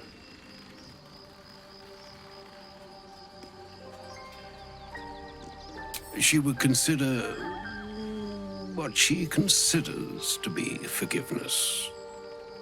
Mistra is aware of the misadventures that have befallen you both. She knows of your strife with the Absolute, that most insidious of evils. You must know that the Absolute is more dangerous than you can possibly conceive. It threatens all who live, even those who are undying. It threatens the gods, the weave, the very fabric of the universe itself. That is why I have come here to charge you, Gale, with its destruction. It is Mystra's belief that only you can.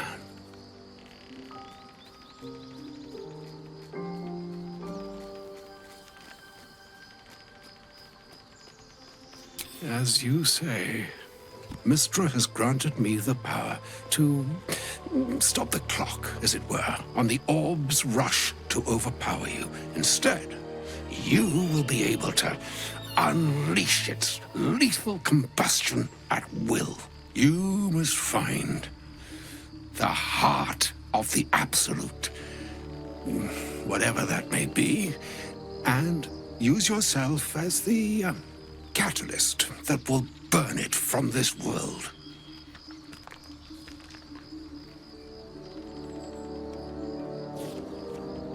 Remember who she is, Gale. Mortal death is but a passing chapter to a goddess, and to those who win her favor. Whatever she can grant unto you is infinitely better than whatever you cling to now. With that, I've said my sorry piece, and need only bestow unto thee the charm I was bid. My Nahastra, Mystra Riel, Italian, Thras Anastra.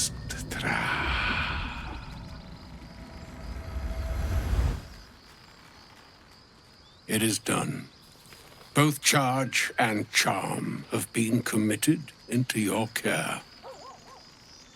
Like moons make swell and wane the nescient seas, so too the sky-strewn gods ordain the tidal fates of mortal days. And yet, an ocean born in lonely hours, come ebb, come flow, come all that is beyond the breadth of our dominion.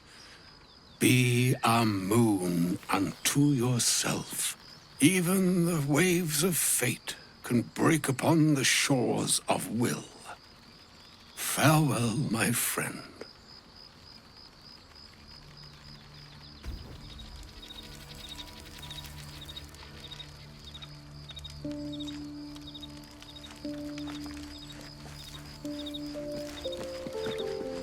Let's chat.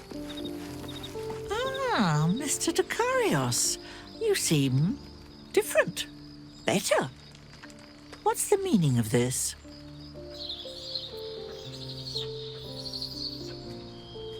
About time that old Bookerbone showed his face. I've been looking for him for precisely the reason you outline. No more pricey artifacts for you, then, is that it? Excellent. You were quickly becoming the most expensive pet in the realms.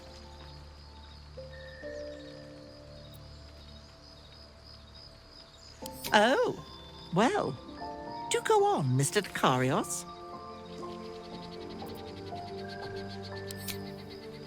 My God, she didn't. She wouldn't. Mystra is a god.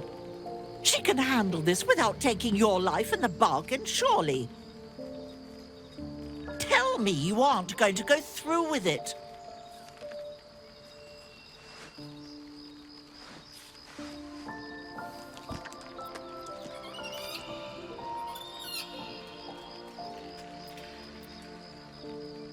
Consider this, Gale Dekarios. I forbid you to undertake this fool's errand. It isn't your job to do the gods' dirty work for them. If Mystra wants to intervene, let her do so at her own peril. Gods! At this rate, I'll have to give up the weave and take up a crossbow. Get the gods out of our business entirely. Promise me, Gale.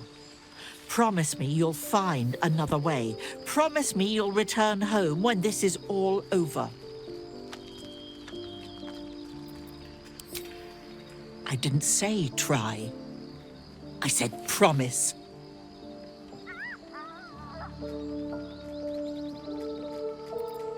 Ghastly boy. But fine.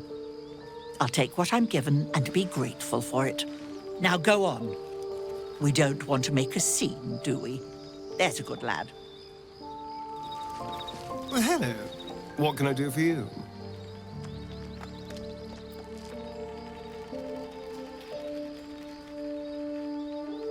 Why do you insist on exhuming the past? I was a slave. A vampire spawn. Kept by the Tsar family. Perhaps I still am. I was never able to resist their commands. But now, I've been conveniently lost. They won't ever control me again. It's simple. Just find a vampire that will drink your blood and turn you into a vampire spawn. Their obedient puppet. In theory, the next step is to drink their blood. Once you've done that, you're free and a true vampire. People think the biggest threat to a vampire is a cleric with a stake. It's not. The biggest threat to a vampire is another vampire. They're scheming, paranoid, power-hungry beasts. So why would any vampire give up control over a spawn to create a competitor? Trust me, it doesn't happen.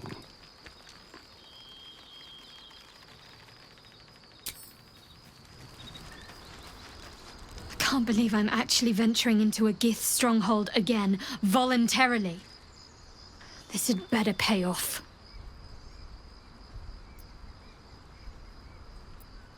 I've seen them at work before. I wasn't alone in my mission. All those who were sent with me were slain by Githyanki blades. They must want that artifact back badly if they're dispatching red dragons in pursuit of it. But we cannot afford to lose it. I wish I'd never been sent on this mission.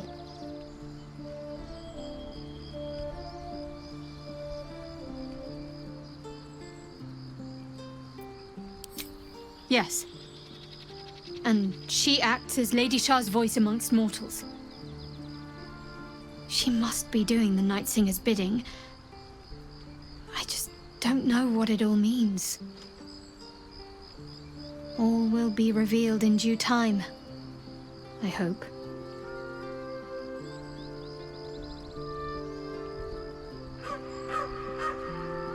Very serious of you, but go ahead.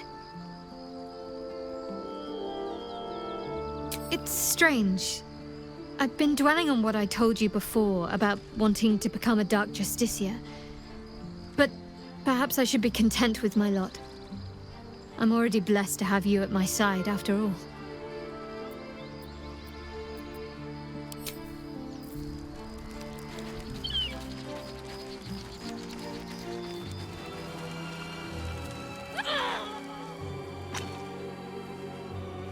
That's enough! On your feet. Where are you taking us? If this is about that weapon your friend was talking about, we don't have it and we don't know shit about it. Silence! Move! No. No, I'm not going in there. I won't.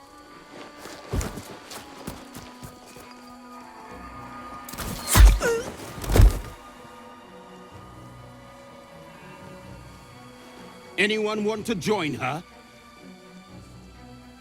As I thought. Through the doors. Now! The captain is expecting you.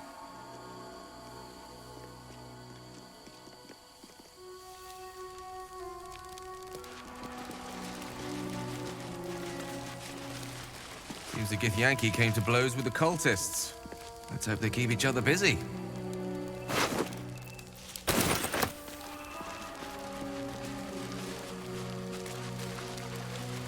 Within the artifact, a feeling stirs.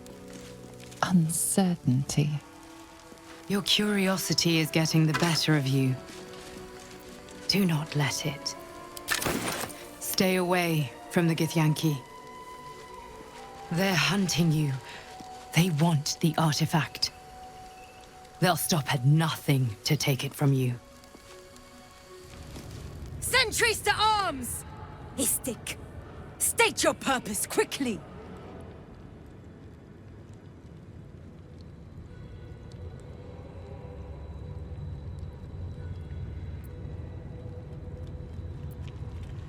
We are aware, and it is dire. But of late, we've been distracted. Perhaps the news you bring will change Inquisitor Wawargaz's mind.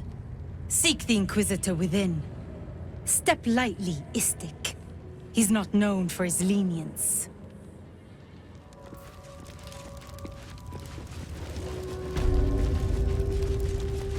A little discourse. Kachoki! We are training to fight Gake. You think they will hesitate? They won't need to if we keep killing each other for them. It's stupid. Silence! It seems your childish prattling is attracting an audience. You fight again. This time, daggers only. And to the death, as instructed. Who wants to challenge this sniveling Istark?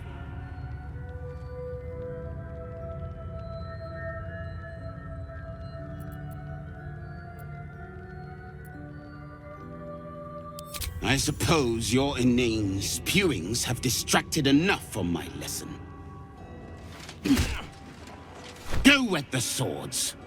I want them sharp enough to peel a Gake's eyeball just by looking at them. I hope you prove as weak as this should we meet on the battlefield, Istik. You are well on your way to being Gake food. Do better! Svashkath won't let us do anything fun till we pass this test. I just want to learn how to crush someone's brain with my mind. Splat!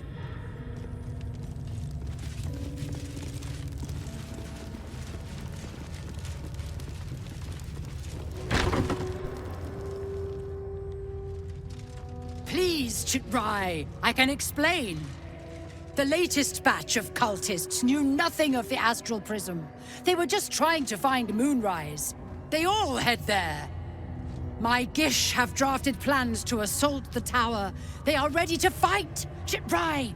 We could sift the missing artifact from the tower's ashes if you would give us... Quiet. Find the Astral Prism, Therazin. My patience falters. Yes, Chitrai. You heard him! Go! Do as she says. She remains your Kithrak. For now.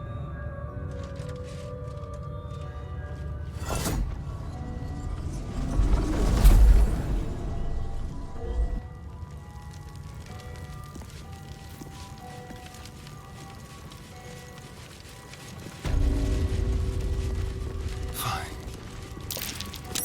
An Istik in my creche. You are one of the mercenaries sent to bring the weapon. Don't tell her anything.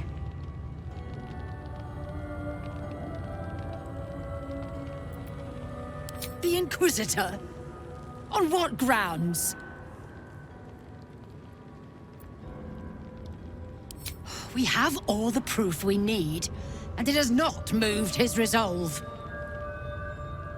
We know infected flock to Moonrise Towers. I reported the gathering masses back to Tunarath. In response, they sent an Inquisitor. Instead of ordering an assault, we were told to join in this mad hunt for an ancient relic. Meanwhile, illithid sickness spreads right in front of us. I do not know. This hunt is the Inquisitor's folly, not mine. It is small, angular, metal, adorned with Tirsu script, stolen by true soul heretics. You sense Shadowheart's worry. This weapon sounds like the artifact you carry. What was that look? You know something. Do you have it? Then stop wasting my time, Istik! You are one of the mercenaries we engaged, are you not?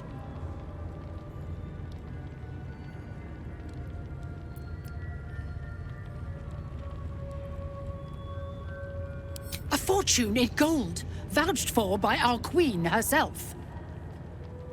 I have business to attend to. Return with the weapon, or do not return at all.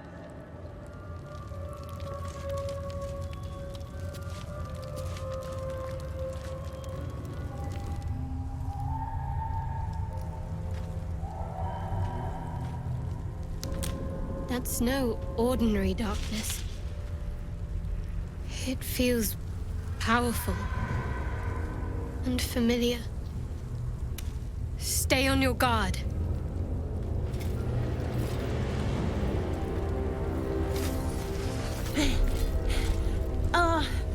Are you the true soul? I'll take that as a yes. Listen up. Grab a torch, stay out of the dark, and move fast. The shadows have eyes. Go on! Hugs and kisses when we get back. Hey, boy. You want the bone? Fetch!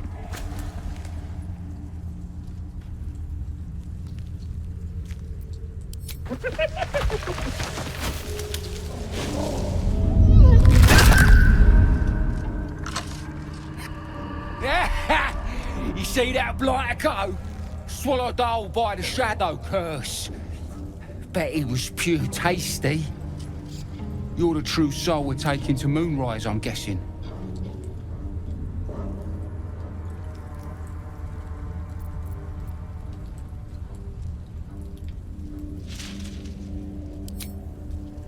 Aye, in the shallows. But the curse don't care about some itty-bitty light once you get deeper. But don't worry, boss. We've got a guide. Talk to Kansif inside. He'll run through it.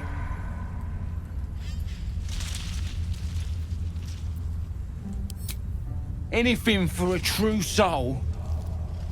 Put in a good word for me at Moonrise, eh?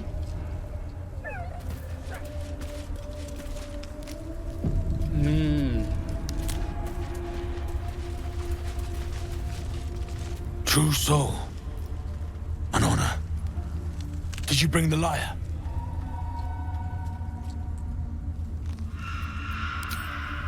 Forgive me, true soul. We are simply eager to reach Moonrise as soon as we can. We were told to expect a true soul. That Night Warden Minthara would send someone with her lyre to summon a guide through the darkness. If the Night Warden did not send you, who did? What are you doing here?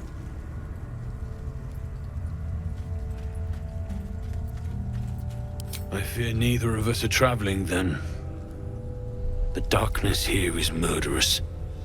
The only safe way through is with a guide. Of course, you are free to take your chances if you wish.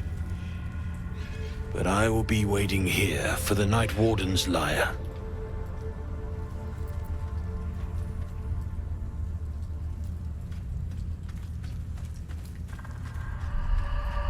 Minthara always carried it on her person. I assume she still does. Unless someone swiped it. What? Planning to sing instead?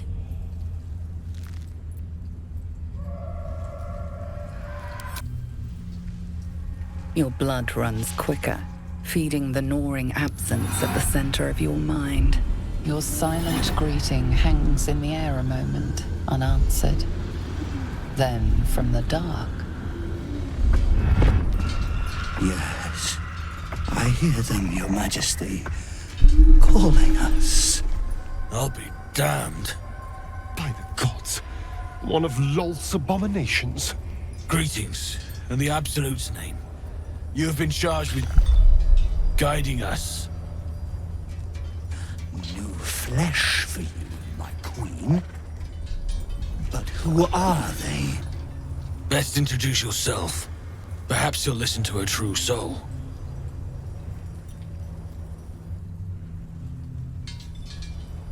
And you? What are you? More faithful of the Absolute. They need a guide to the tower, same as us. Your minds connect, and you hear a whispered voice. The Absolute. Or just the echoes of his fractured mind reverberating in the dark.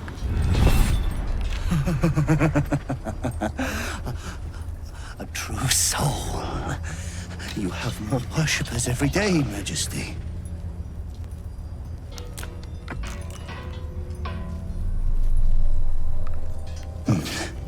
Yes. Yes. They'll do nicely.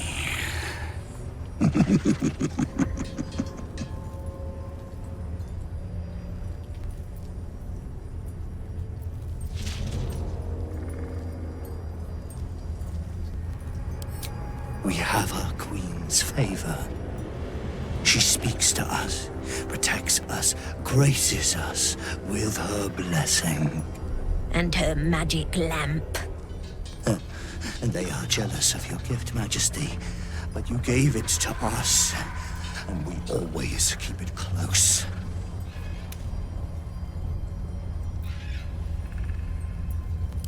No! Our queen gave it to us. If they wish to walk through the darkness alone, they are welcome to.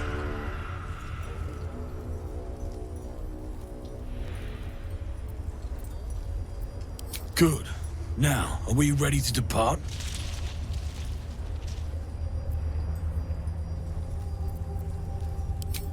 Bless us again, Majesty. Shine your light. Protect us. Come, follow, and stay close. Do not leave the light. Do not feed the shadows. You heard him. Move out!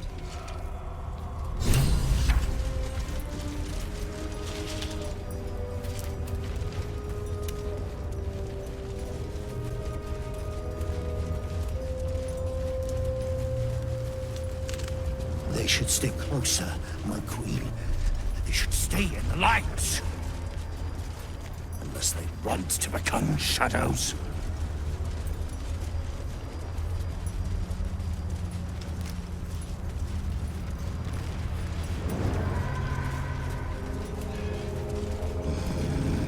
They must keep up. The shadows are hungry. Ain't all got 10 legs.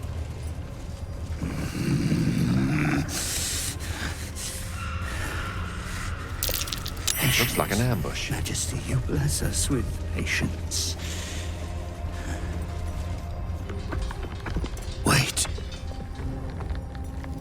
Something's wrong, Majesty. Who's there? Show yourself! Harpers, attack! Kill the cultists and get that lantern! Heretics! Villains in the dark! These Harpers are clearly enemies of the Absolute. They could be worthwhile allies. But defend the guide and you may preserve your cover as a true soul.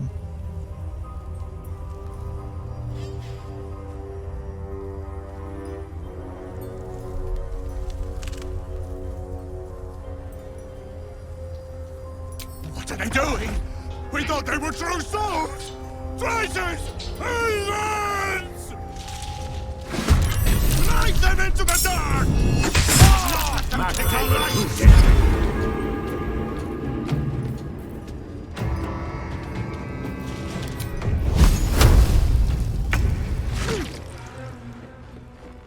can't take much more!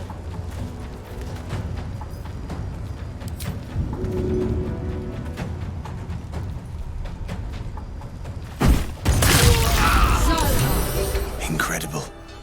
A light so radiant not even the curse can dim it. The lantern flickers ever so briefly, and you hear a slight twitter. Or perhaps it's simply your imagination. You. Don't move a goddamn muscle. Talk. Why in the hells would a cultist turn on her kind? The pin the man wears is familiar to you. He belongs to the Harpers, a covert organization dedicated to freedom and balance.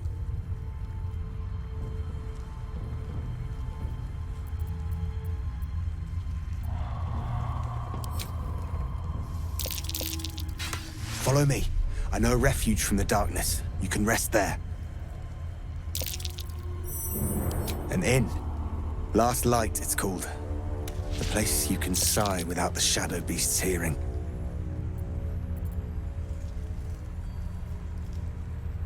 Let the lantern's light be your guide. I'll mark your map, should you lose the way.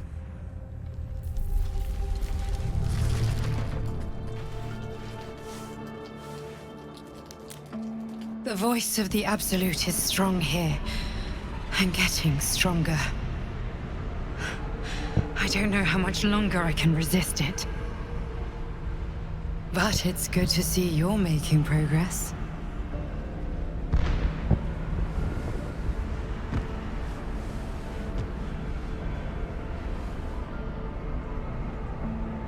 You took an unexpected route here. You did a brave thing, saving those people in the grove.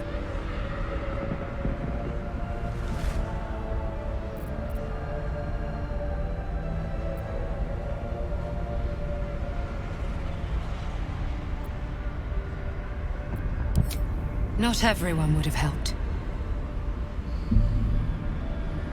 The hurt runs deeper than she's willing to show you.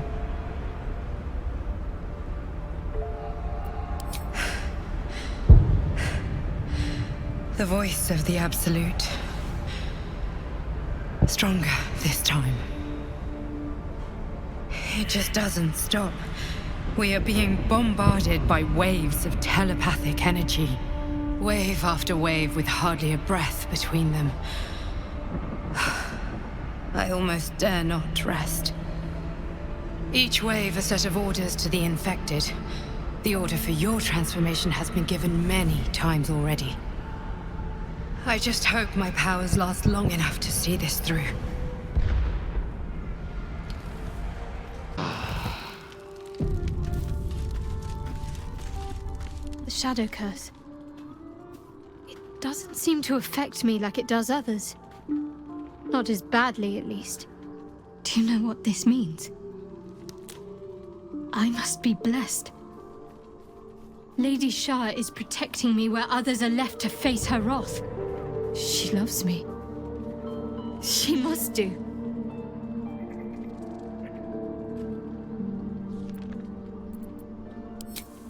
Lady Shah wouldn't bless me like this for no reason. There must be something she wants of me. This isn't the first sign we've come across of a Sharan presence. I'm not sure I can keep ignoring them. Have you ever heard of the Dark Justiciars? They were Lady Shah's most elite warriors.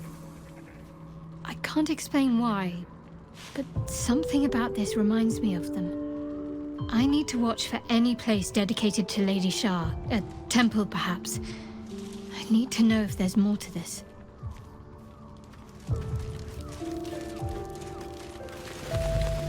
This place is protected. You might find allies here, or at least supplies. Some sort of barrier. The shadows can't penetrate it. You there! Step forward and keep your hands off your weapons. Easy. She helped us out in the shadows. Come. Jahira!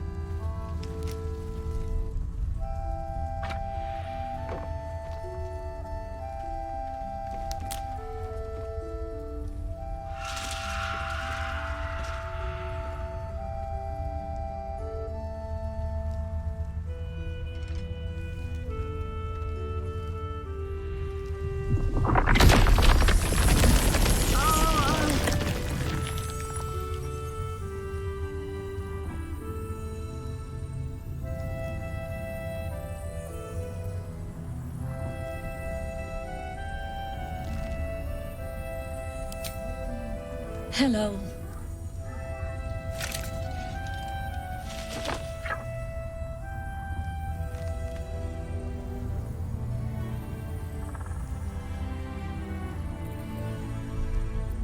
Kindness is too often a decoy. This is why we're here, you see. It is a curious creature that hides all manner of secrets. But if there's one thing that we know,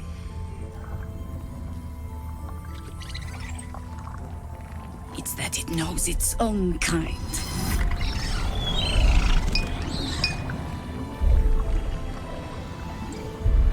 You should never have come here, true soul.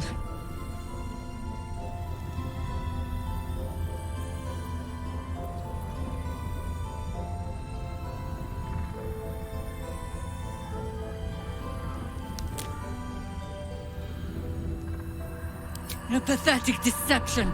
I know who you really worship, true soul. Stop! What's you doing? She's the one who saved us! She's the one who protected the Emerald Grove. Yup. Didn't leave a goblin standing. Not so bad to hang around with either. Saved one of my friends from a druid with a snake. Knows when to be discreet too. I'd pretty much trust her with my life. A true soul with a mind of her own? How is that possible?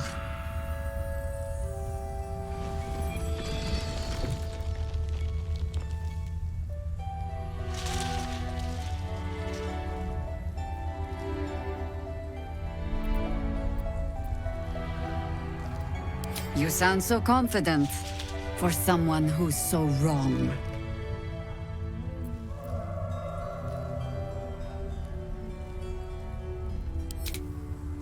Not good enough.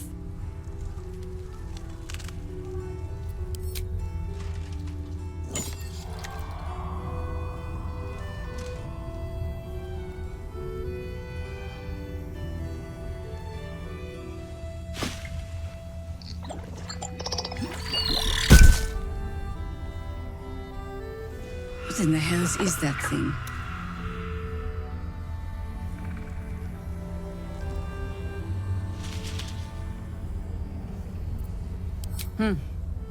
More or less.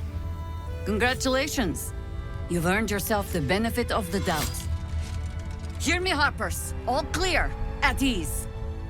I'll not pretend to understand what that artifact is.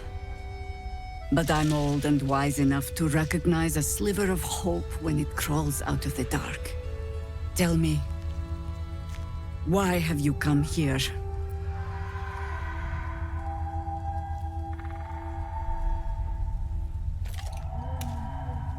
Then our interests align. We must all cure ourselves of the entire cult of the Absolute. There's food in the inn over there. Beds too if you require rest. Aloe oil in the cupboard in case the vines gave you a rash. Settle in. Then come join me for a drink. You may just be the godsend we've been praying for. Blood, this is heavy. Wander far. Please. Be welcome. Have a drink. To your very good health.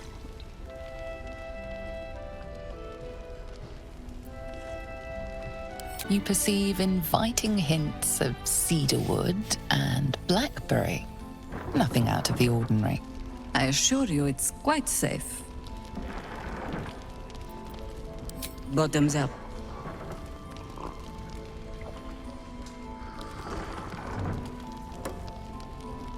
Well over a century old, and yet it hasn't lost a hint of flavor. Still not quite so sure about you, though.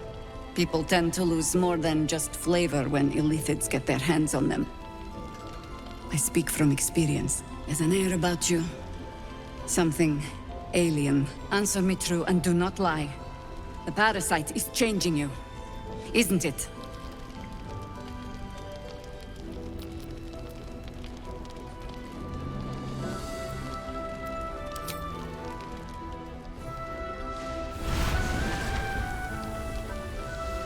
Look around you. Good men, good women. Stranded here, 2 feet in the grave. If we're to survive, I have no choice but to trust you. Can I?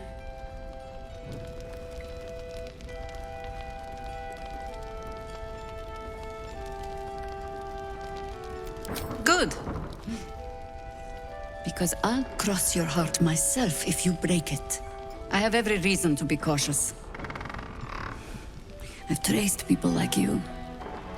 People with parasites in their brains. All the way here from Baldur's Gate. The cult of the Absolute is spreading through the city. Quietly, quickly, and with unsettling deliberation.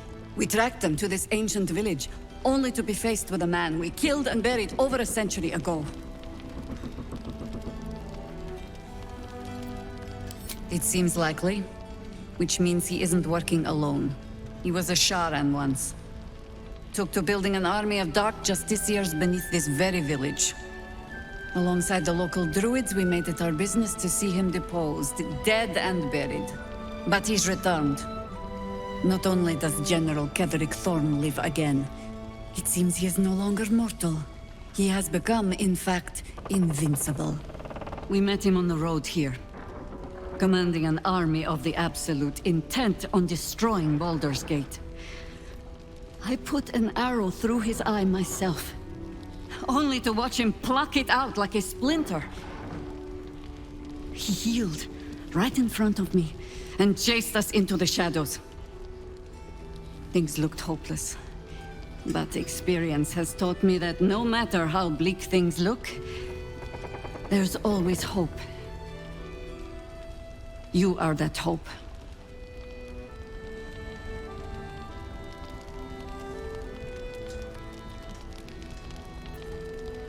There is only one outcome that interests me. Killing Ketheric Thorn and ensuring that it sticks this time. Protected by your artifact, you can infiltrate his forces at Moonrise Towers, posing as a true soul. Find out what it is that makes him invincible, so we can strip him of his advantage. Once Ketheric is without his shield, the sword, together we assault his tower and put a final end to this blight.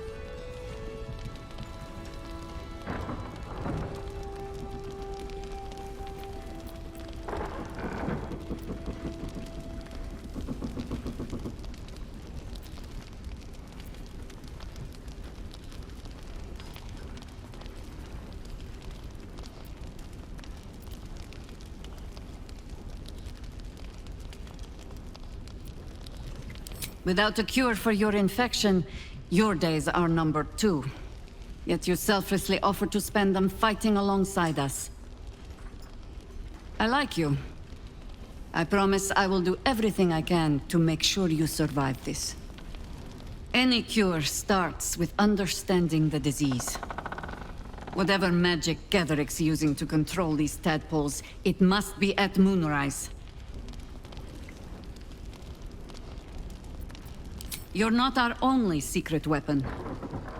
Isobel, a faithful cleric of Selûne, and a light in the darkness.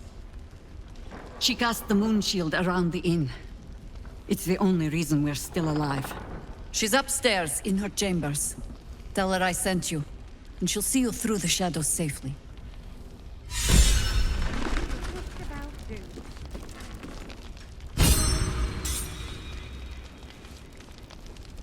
If you have an alternative in mind, please do propose it. Through our oil, but... Premium trinkets and doodahs! Check it out! We've gone legitimate, and Mole put me in charge. What do you need?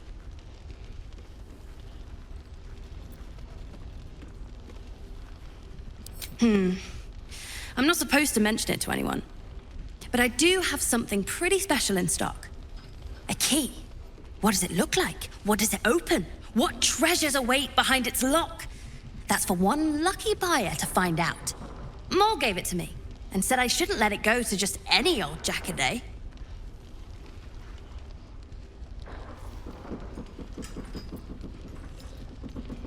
I mean, maybe.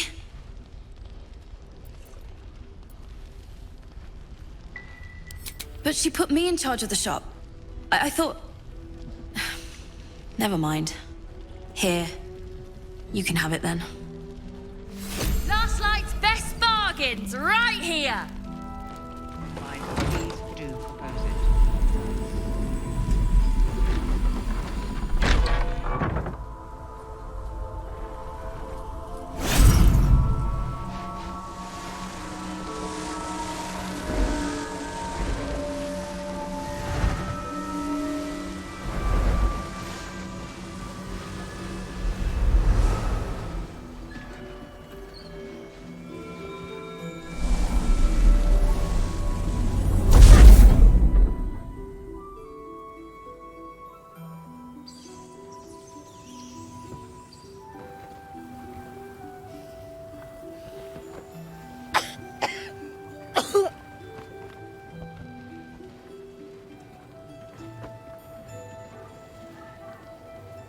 I didn't realize I had an audience.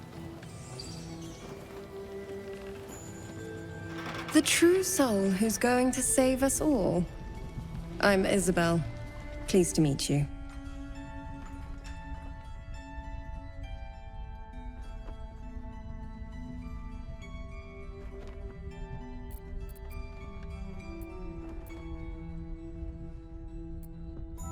Myself and Our Lady are doing what we can to hold the line. I hear you and your tadpole will be our offense.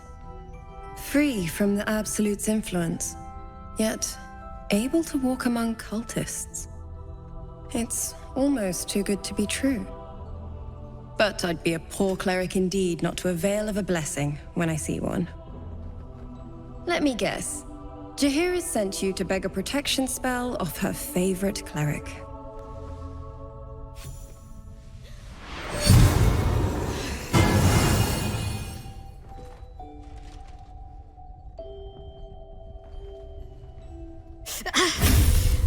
It hurts. Perfect. It'll make you immune to the lesser effects of the Shadow Curse, which will get you closer to the towers. It won't be enough to protect you against the areas of utter darkness, though, where the curse is strongest.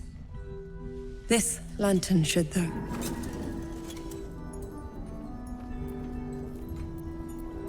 Ketheric is a frightening man, but you have something he doesn't. Allies worth having. While you're busy in the towers, I'll be sure to... Wait. Do you hear that? Something's wrong.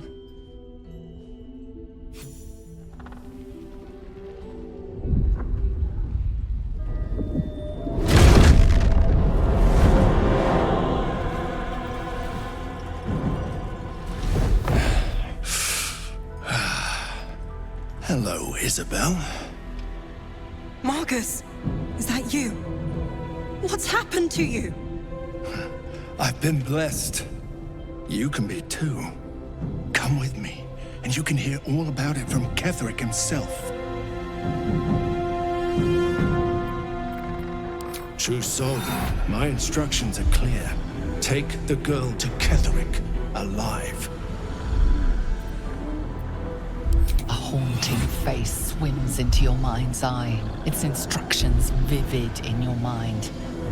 Nothing is more important than bringing the girl alive. What's going on? If you have something to say, say it.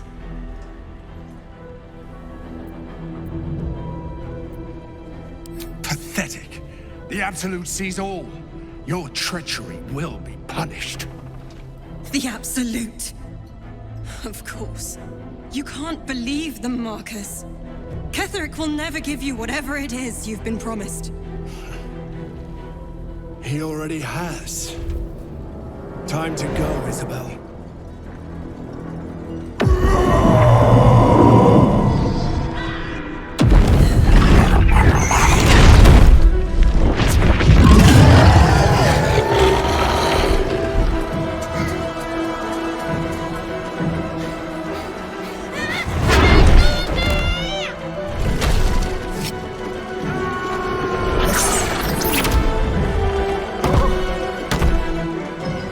Moon Maiden, guide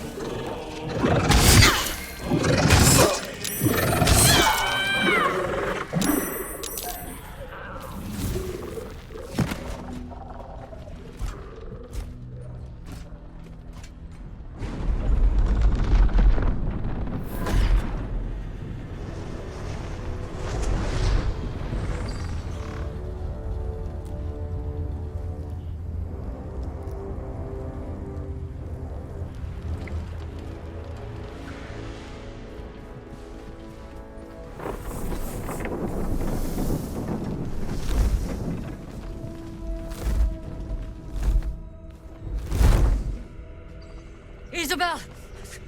No! What in the nine hells happened?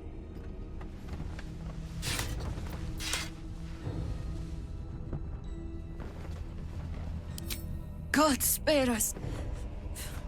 Ketheric was planning our demise all along.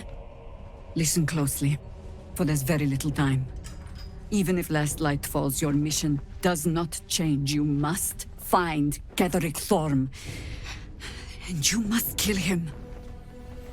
As impossible as that task sounds, there must be a way to break the spell that makes him invincible. There are secrets in this ancient waste hidden from... But hark. Something stirs.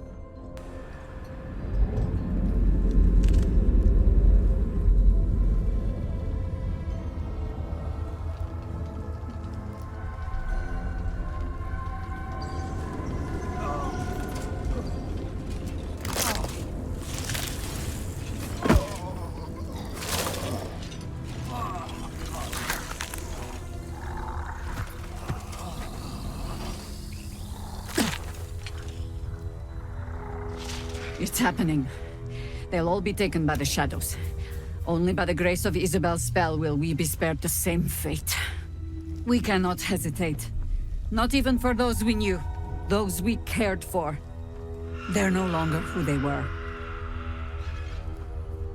Still your hearts, and steady your hands. To battle!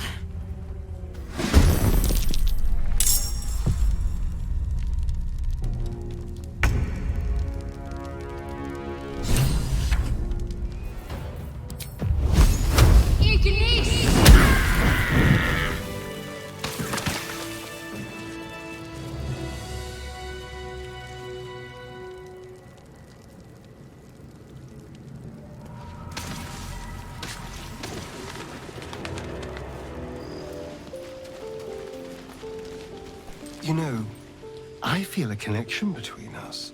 Like we're two souls walking the same path.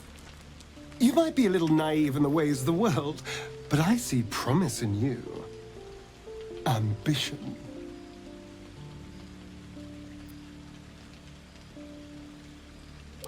Just that you have a big heart.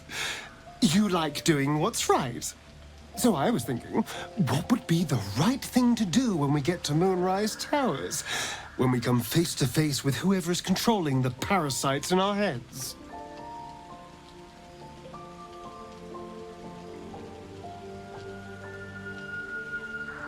Gods! Now try to think outside the box just a little. Consider the parasites in our skulls, and think how many others have the mind flayers infected. Hundreds. Thousands. And they're not just goblin trash. There are powerful people in the worm's thrall. Whoever's waiting for us at Moonrise Towers controls it all. But if we can take that control from them, imagine the power we'd wield.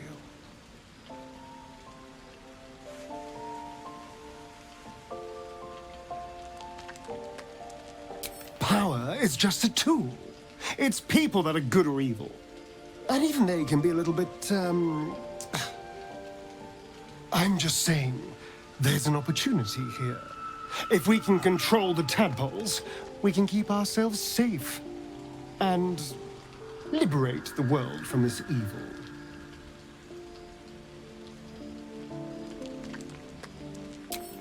So much for thinking you had ambition. Still, we're not there yet. Maybe you'll see the light. Yet.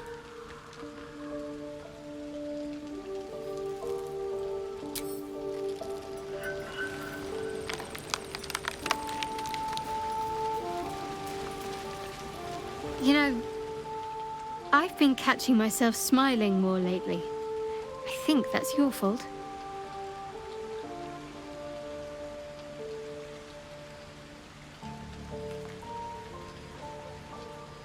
Difficult to say. fellow servant of the Night Singer would surely be an ally to me under most circumstances. But something doesn't add up. I'll need to see where his allegiances truly lie. Pain is the gauntlet that all who love Lady Shah must endure. Only her embrace can truly heal me. To try and salve myself would do nothing but shame me in the Night Singer's eyes.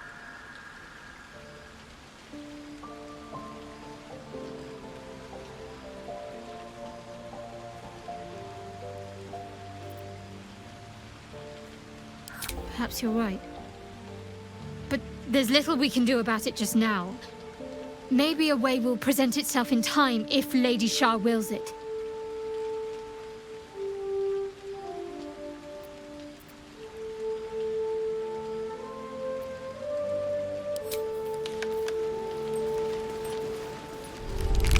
Elminster's visit weighs heavy on your mind. His is a face you did not expect to see again. When you last saw him, you were in your prime.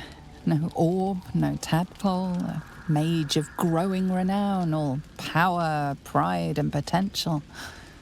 Beloved by the goddess of magic herself. It's one thing to have fallen from such heights, but to have Elminster himself now witness your humiliation is almost unbearable.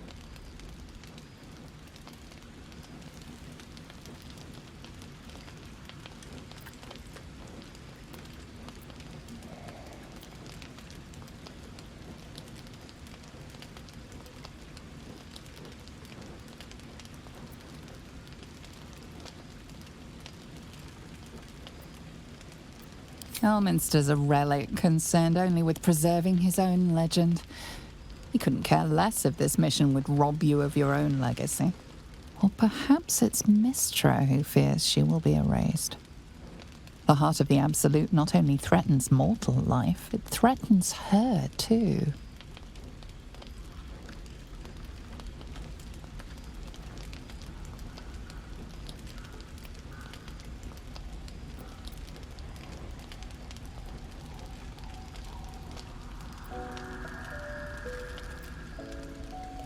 Somewhere in these shadow-cursed lands lies a power great enough that Mystra dare not speak its true name. The heart of the Absolute. You will find it where it beats, and learn exactly what she is afraid of.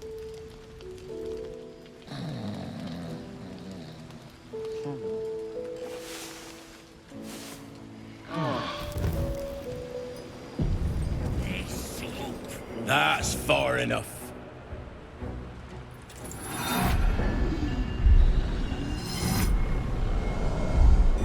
His thoughts invade your own, probing for purchase. Your parasite purrs in recognition. Ah, one blessed like myself. What news, true soul?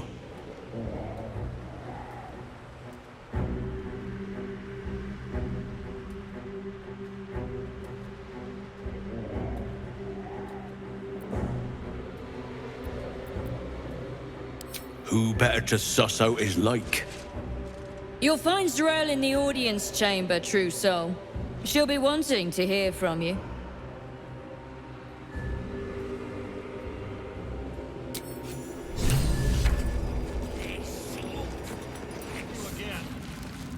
What? We did as we was told, General. Followed every order. The facts suggest otherwise. You were ordered to retrieve the artifact. You failed to do so. Us? No, it was Minthara. She got the orders. She... Enough! A blast of mental energy washes over you, filling the room. Your tadpole squirms, urging you to obey. You failed to retrieve the artifact. You failed to protect your true soul. You do not deserve to live.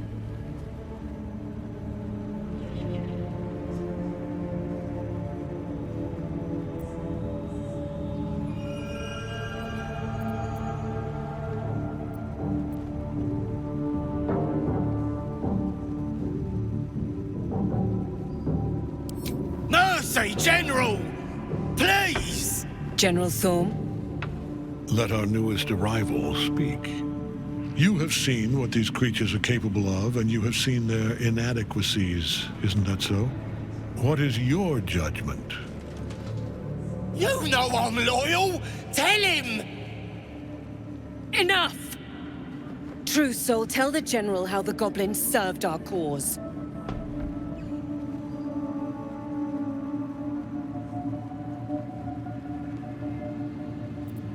Lies! I served the Absolute! I did everything I was told! And there you have it. We are too close to the ending, and the new beginning. I can coddle failure no longer. Kill them, quickly. What? No! You creaking old bag of shit!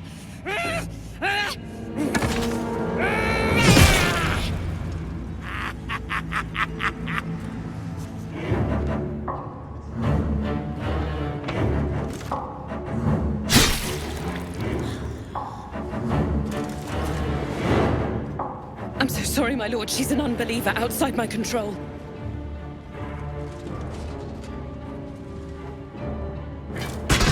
Try again.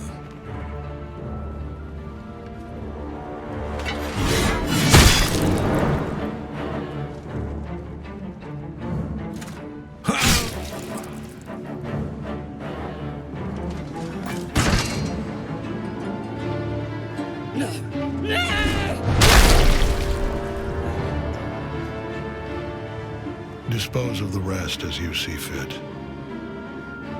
Or better yet, put that true soul to use. They've proven themselves reliable. Of course, my lord. Thank you.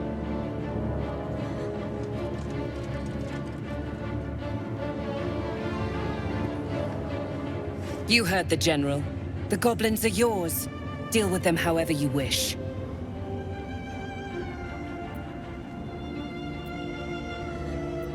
Here in the seat of the Absolute's power, your authority over them is complete. They will obey any command. Report to me upstairs when you're done. Please! You gotta help me! For old time's sake!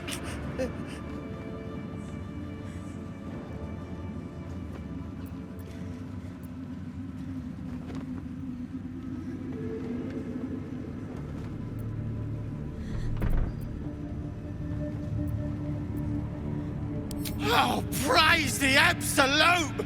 And praise her true soul! Mercy? You showed the goblins mercy? Ugh. The half-orc won't like this. The seat of the Absolute's power, occupied by a general that cannot be killed. But his followers are flesh and blood. We must learn what fuels his power.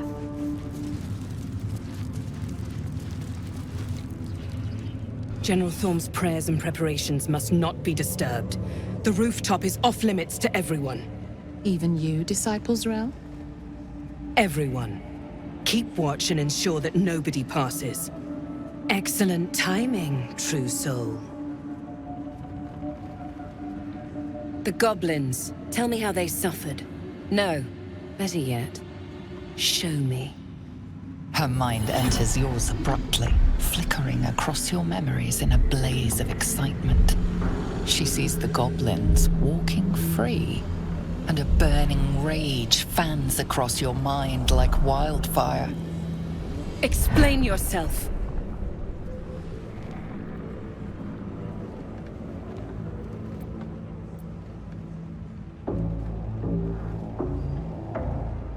Very pragmatic, but very boring. Let's see if there's anything interesting in this brain of yours. She parts the folds of your mind again, touching your wants and hopes, tasting them. Every emotion soaks into her mind's palette. But there is purpose to her exploration. She is searching for proof of your faith.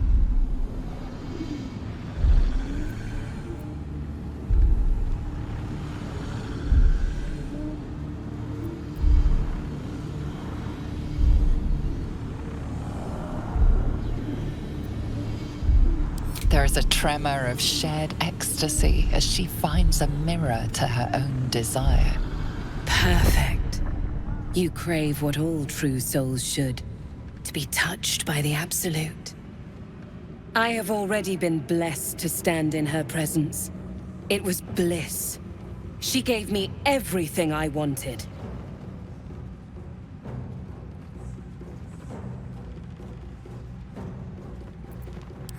Why not? What's the point in power if you don't get to have a little fun every now and again? Her presence fills your mind, caressing, stroking, kissing, then clawing, biting, cutting. Your pulse races, your heart strains. Then, as suddenly as it began, the pain becomes overwhelming pleasure.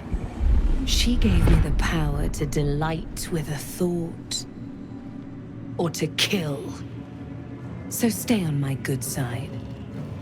And the best way to do that is to serve General Thorm. I have a mission for you. That's it. Play along. The closer you can get to the General, the closer you'll be to the answers you seek.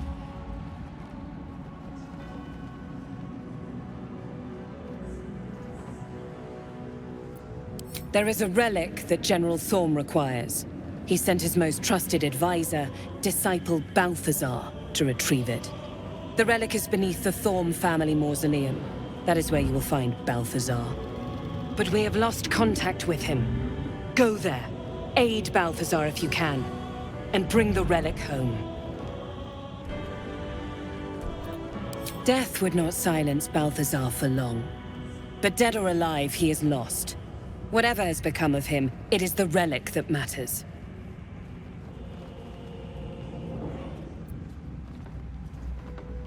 It is something that General Thorm desires, and that he has ordered us to retrieve. That is all you need to know.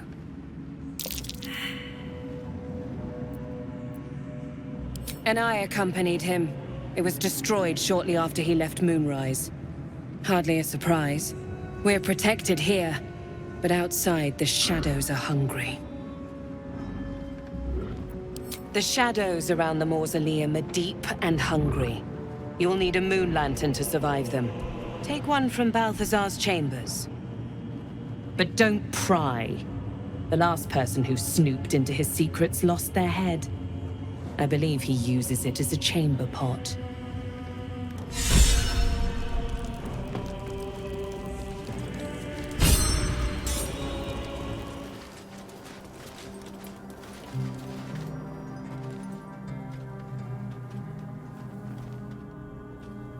Our hero thought but of treasure ahead, did not consider the peace of the dead. Through the dark he went creeping, and awoke what was sleeping. A new grave they dug, which he himself fed.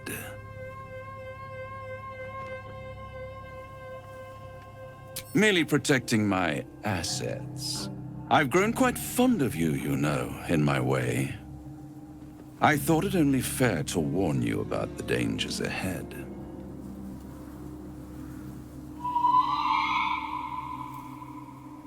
Oh, we both know they are soon to be revealed.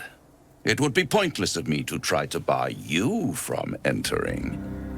But I can set the scene, as it were. Prepare you for your role.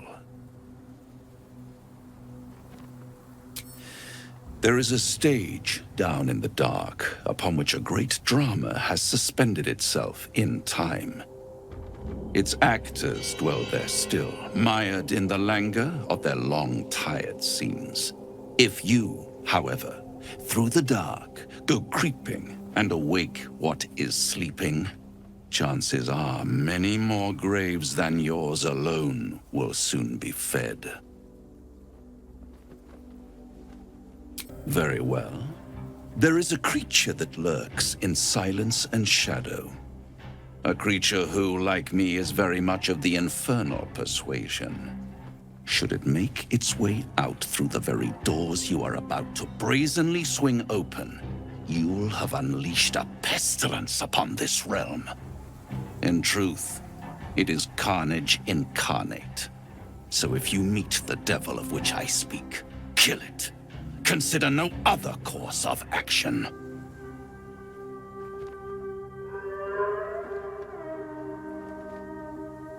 This creature and I go back a long way. I admit it would be in my best interest as well should it remain trapped in the dark. Or misplace its head, perhaps? I should not relish its reacquaintance.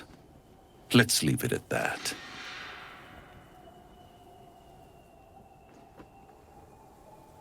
You have it in you to author a thrilling finale if you heed this warning.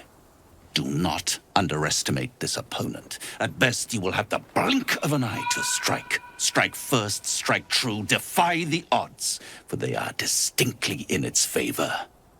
That much I owe the bastard to concede. Wait. Before you go, I have a proposal of my own. A proposal?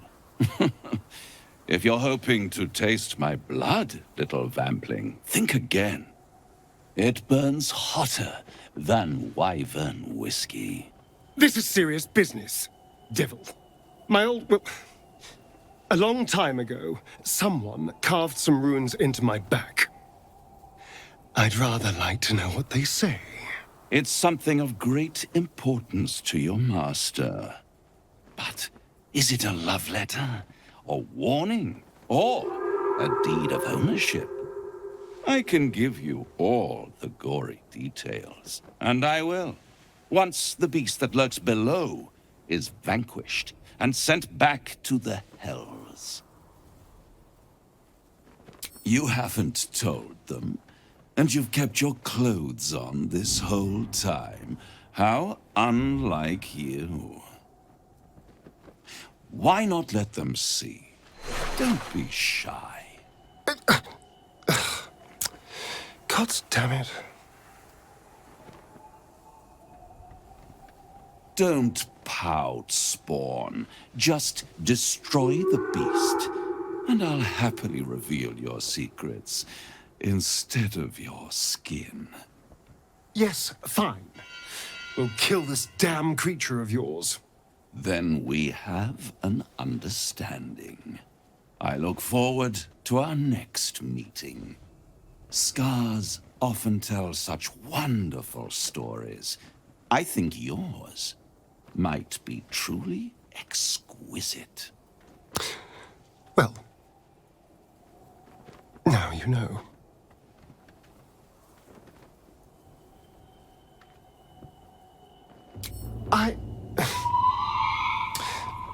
Perhaps I should have.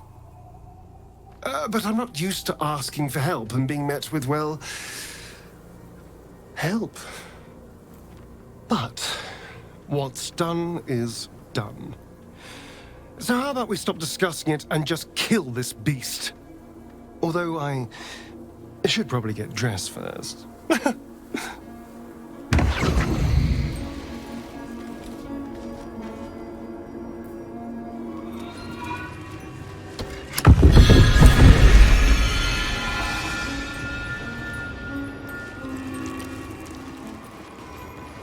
Disc must be the way forward. Where exactly?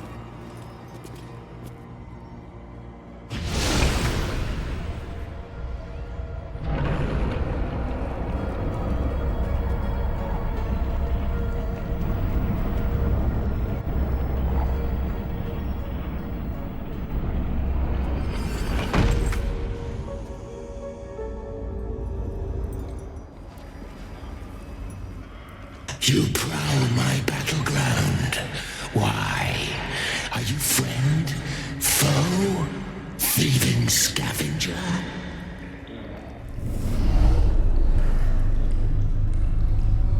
You find yourself in a dead, putrid skull, somehow hosting a tadpole amongst a squirm of maggots.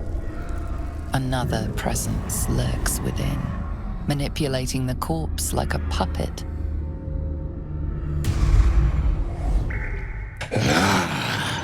A friend. an uninvited friend. I did not request help.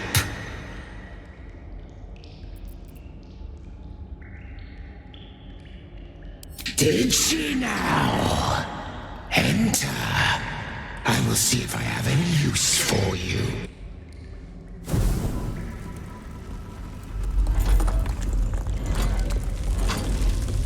Stinking pile of ogre aftermath! The quakes herald the shadows. They found me.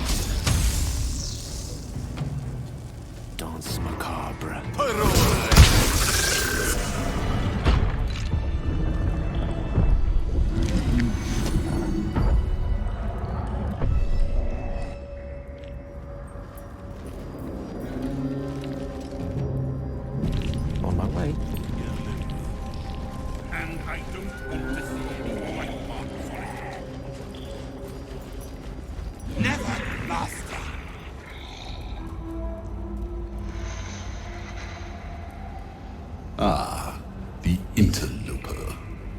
And in one piece as well. Not just any true soul would have succeeded in following my path through this place. You should be pleased.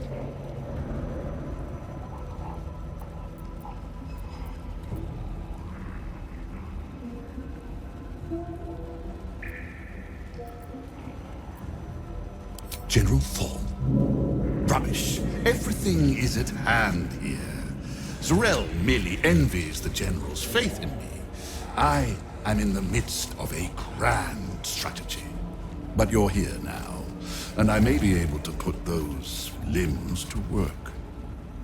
You know what's at stake here, I take it.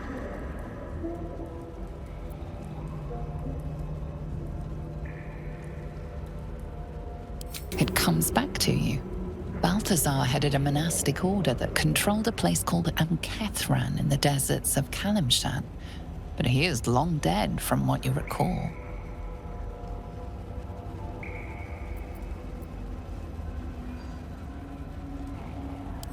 Oh, him. Yes, I decided to take his name for myself. After taking his rib bones. Suits me better, I think. But enough idle chatter. Keep to the matter at hand. You do know what's at stake here, yes?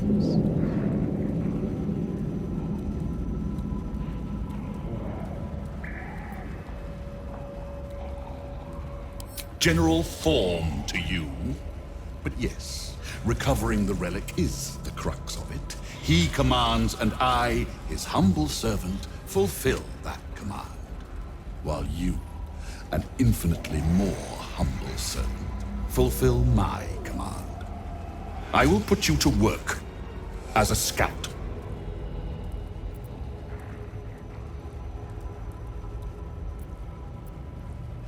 Fine, if it'll spare me your bleating. The relic lends the General his strength, his invulnerability. It must be recovered before his enemies attempt to exploit it.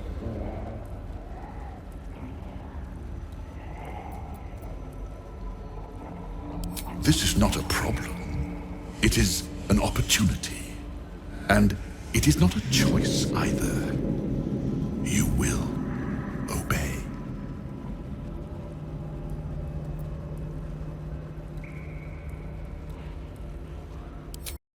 Go then.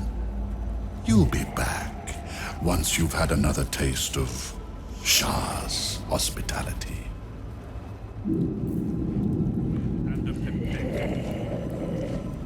Now? At once. The gauntlet of Shah. I can't believe it. I can't believe we found the Dark Lady's sacred crucible.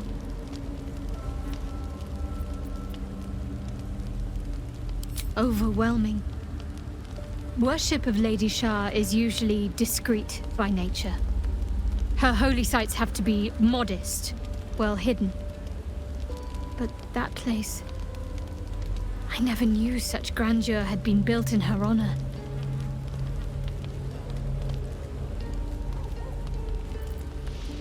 I know. I can scarcely believe it's real. But I saw it with my own eyes. Felt the polished stone walls raised in Lady Shah's honor. Normally, it would not be for me to pursue becoming a Dark Justiciar without a superior's command. But this is different. My lady wanted me to find this place.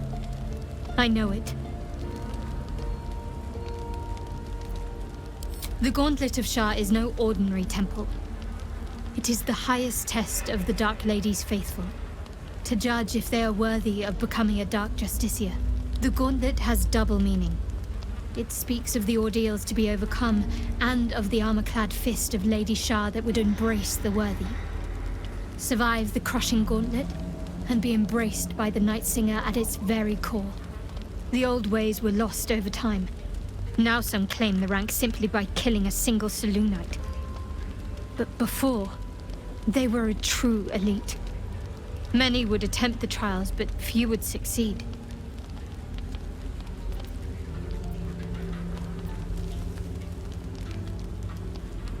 He's trouble. Worse, he's a traitor. Whatever loyalty he had towards Lady Shah is long gone. It would please her greatly to see him meet his long overdue end, I'll wager.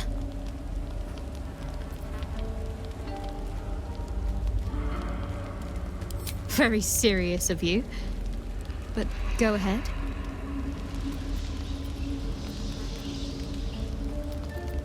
Well, I'd be lying if I said I hadn't been dwelling on becoming a Dark Justiciar. Perhaps seeing the power of Shah unleashed on that land is keeping the thought in my mind. But don't worry. I still have plenty of room for you in both mind and heart.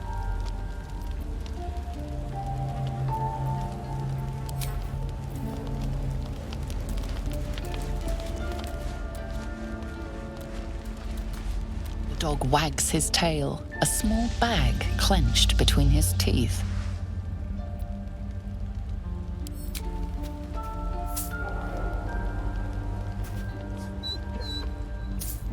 He gives in and surrenders his find to you.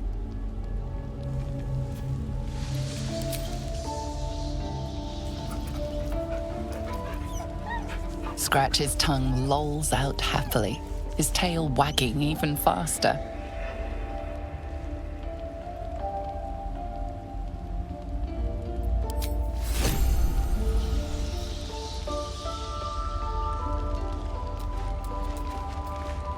Thou hast now a bosom companion.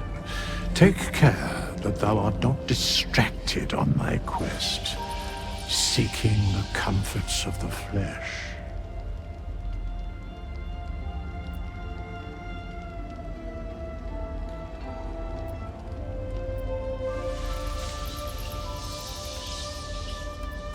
Recall that in time, all becomes dust and bone. As you wish. Try to rest, but the tadpole within you has other plans. It writhes and stretches, comfortable within your skull. As comfortable as you've become wielding it. Even at the height of your powers, you'd never have dreamed of commanding such a creature, or using its will to amplify your own. It's exhilarating. And in Mystra's eyes, dangerous.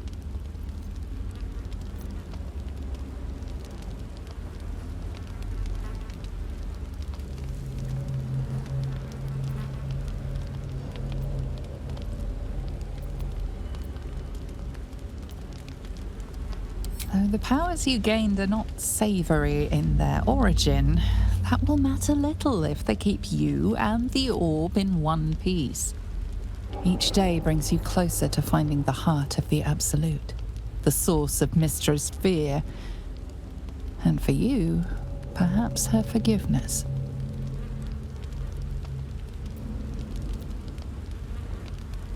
You would not simply destroy something so valuable. To do so would be foolish, irresponsible even. You must learn more about the heart of the Absolute. After all, such power could come in useful in the right hands. Your own, for example.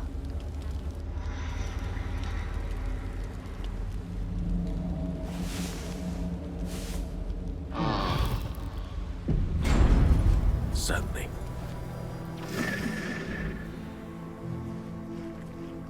Hey! I know you! You're...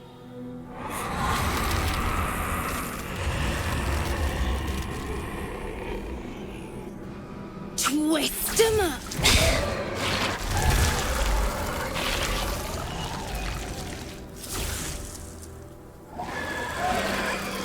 It's you! Our little idle thief from the Druid's Grove. Sorry. It knocks the wind right out of me. I don't think so. I'm good. Well, kinda good. That druid idol I took? It changed me. I can do all sorts of stuff now, not just the vines. I think real hard and say some loud words and then it happens. Mostly.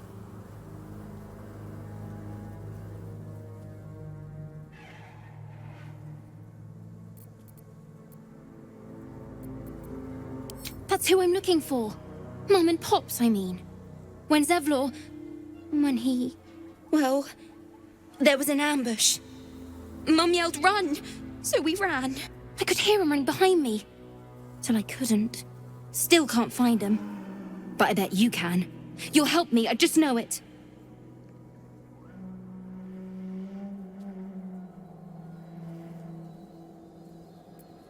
Thanks, mister. I knew you'd help me again. The vines won't last forever. I don't suppose I can stay with you. Just till you find Mum and Pops. I won't be any trouble, I swear it.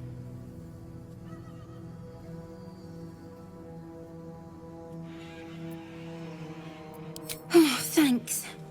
You're the best. So you send Mum and Pops there. I'll be waiting, hero man.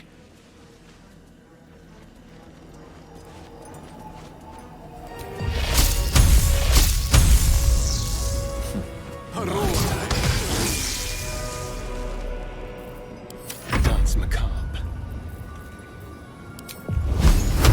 Ignis! Can't afford to let up.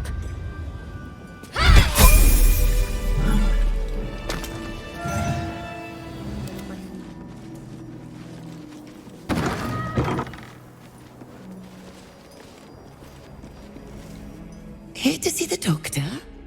Are we poorly? Are we desperately poorly? Oh, not so well. But well enough to wait. Join the line, and you will be seen.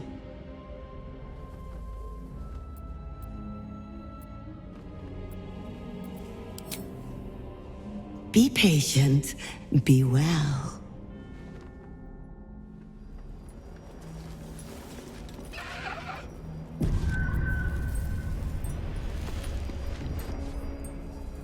You're not sick. Not sick at all. Wait in line. Oh, not so well. But well enough to wait. Join the line, and you will be seen.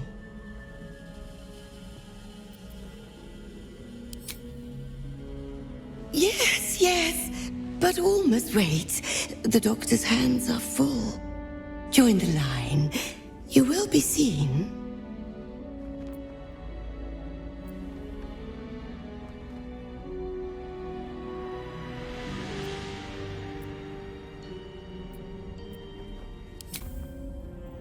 Oh, an answer to our prayers. Down to the theater. Be swift, be saved.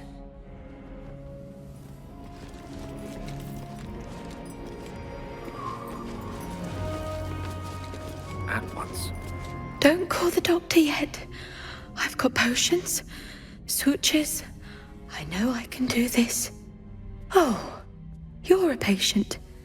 This is the children's ward. Triage is back that way. Is that Arabella's father she's tending? Our little idol thief has some terrible luck.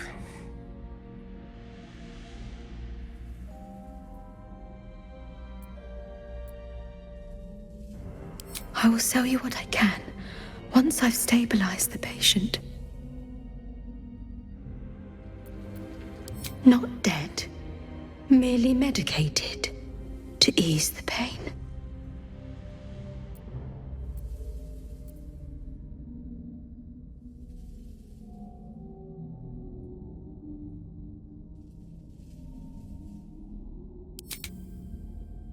I see movement.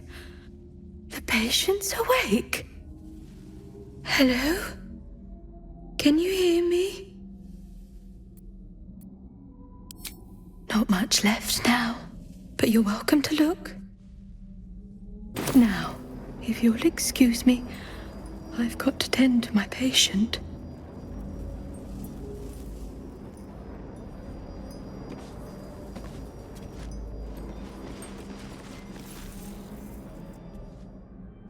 The objective of the Scalpel Sisters is to soothe. For the scalpel indeed is an extension of Shah. See how the patient reacts when I but stroke the right nerve. Hear its comfort, hear the very melody of mercy. Pray, sister, show us the extent of your beneficence.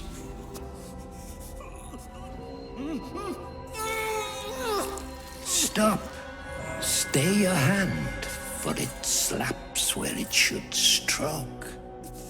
We can hardly hear the patient's sighs of solace. Perhaps it is our unexpected audience that makes you quiver. Come, step forward. You are no sister, but that matters none. Every student is welcome.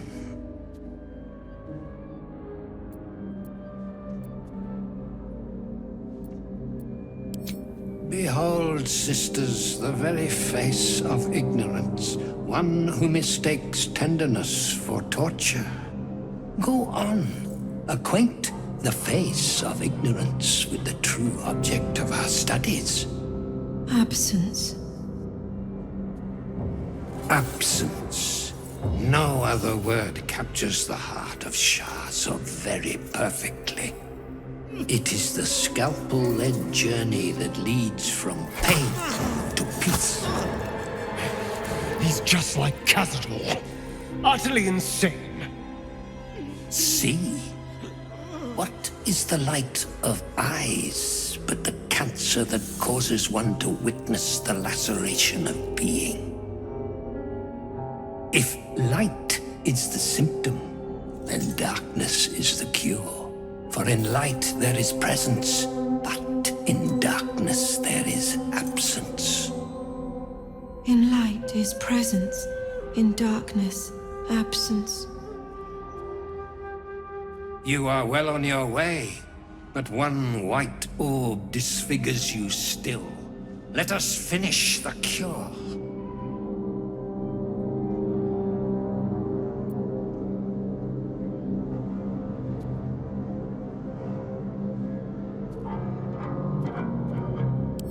Their incisions are, as yet, still streaked with imprecision. That much I must concede. How to steady their hands, I wonder.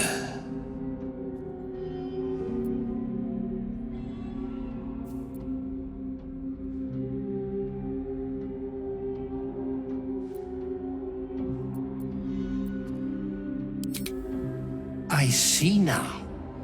By example, I must edify and quell the light that blinds us.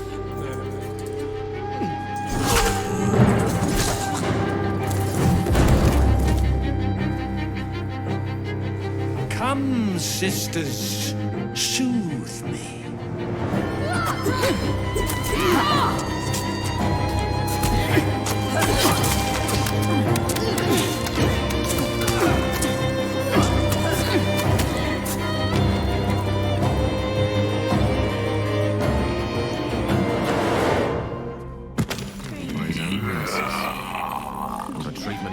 to sign up for? The corpse is saturated with darkness, flesh and bone corrupted by a dense concentration of shadow weave. Sharan magic, summoned from beyond the weave's boundaries, beyond Mystra's control.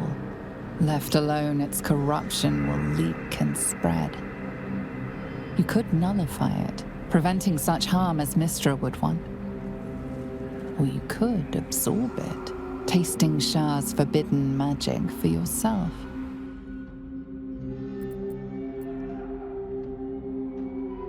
A blast of purest weave is enough to banish the shadow magic trapped beneath the corpse's skin. As its blight fades, you feel a lightness rush in to take its place. Mystra, a taste of what you lost, and of what awaits you for fulfilling her purpose.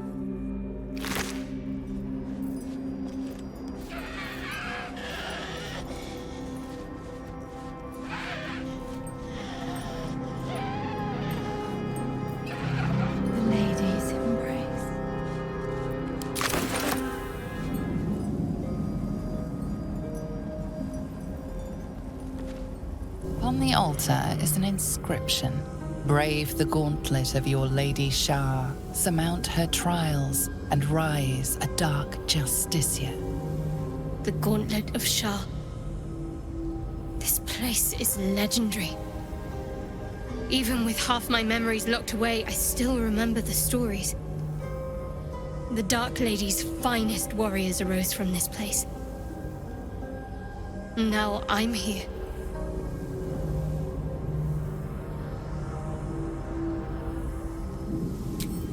In order to join Lady Shah's elite, you had to pass her trials, then make a sacrifice in her innermost sanctum.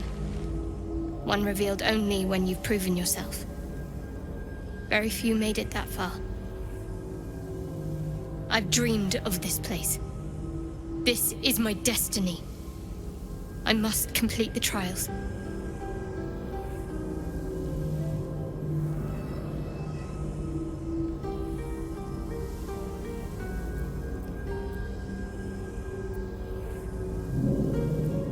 What does it mean? It means we'll have power. Power we can use to take on the Absolute and rid ourselves of these parasites, once and for all. If I become a Dark Justiciar, I'll have Lady Shah's highest blessing, and her arsenal at my disposal. This will be good for all of us. Let's explore. The inscription's challenge remains the same. There's nothing more for us to do here. Not until we complete Lady Shah's trials. There are recesses on the altar that look intended to house something. Another such receptacle already contains a gemstone.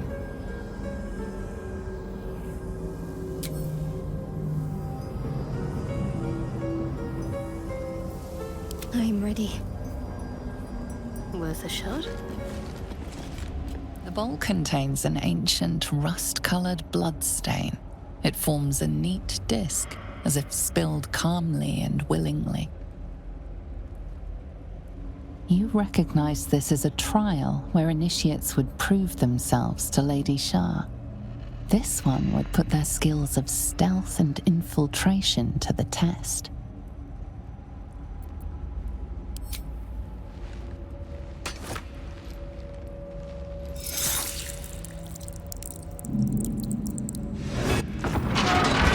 Those that can remain unseen and can still obtain what they want. Stealth is a virtue derived from her very essence. Let's get this locked in. What do we have here?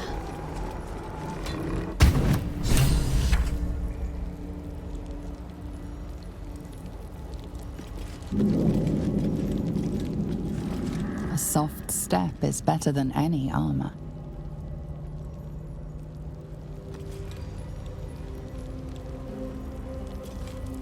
Worth a shot?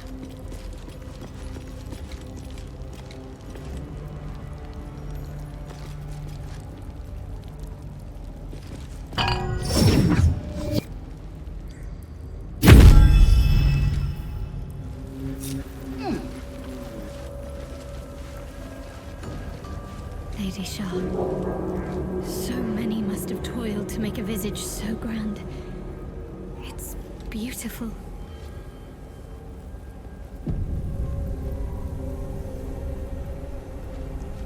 On the altar is an inscription.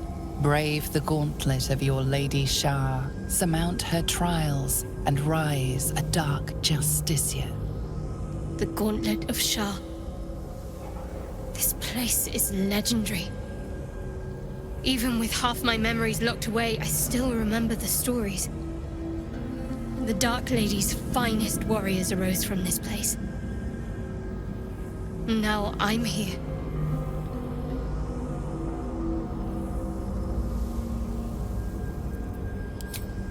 In order to join Lady Shah's elite, you had to pass her trials, then make a sacrifice in her innermost sanctum. One revealed only when you've proven yourself. Very few made it that far. I've dreamed of this place. This is my destiny. I must complete the trials.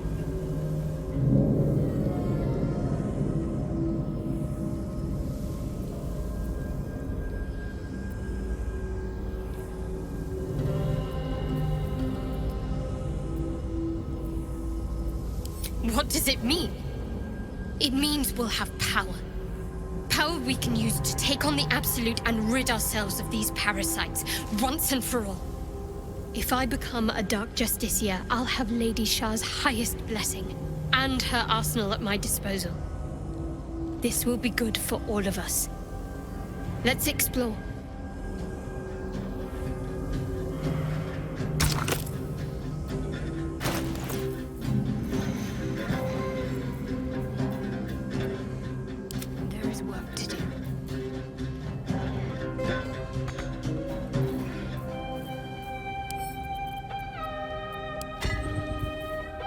Salutations.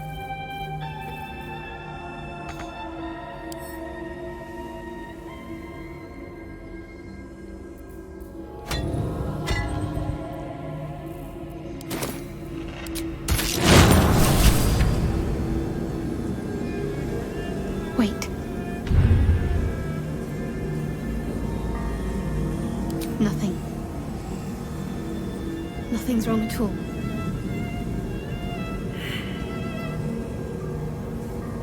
Something more I need to do, or the trials will have been in vain. There is a holy weapon hidden away, the Spear of Night. I have to claim it, then use it to make a sacrifice in Lady Shah's inner sanctum. If I succeed, I'll become a Dark Justiciar.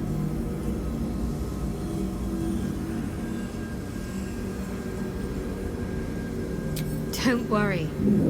This place has been empty for years. The sacrifice can't be a simple mortal. More likely it's a monster. And we're well versed in dealing with those, aren't we? We need to get that spear. There's a library in this place somewhere. That's where I need to look.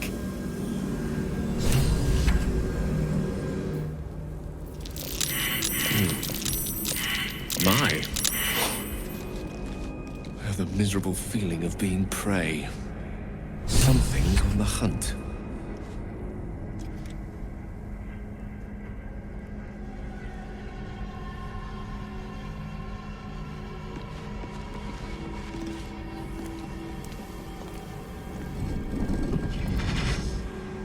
What's this? Fresh entertainment? But you're too fresh for this place, aren't you? There's a whiff of the surface to you. A new arrival, then. You burrow too deep, little rabbit. I don't talk to prey. There's something else, almost hidden by your fear stink. Cherries. Musk. And sulfur. Raphael! I can smell him all over you! Where is he?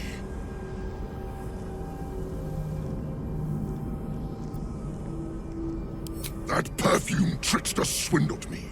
trapped me!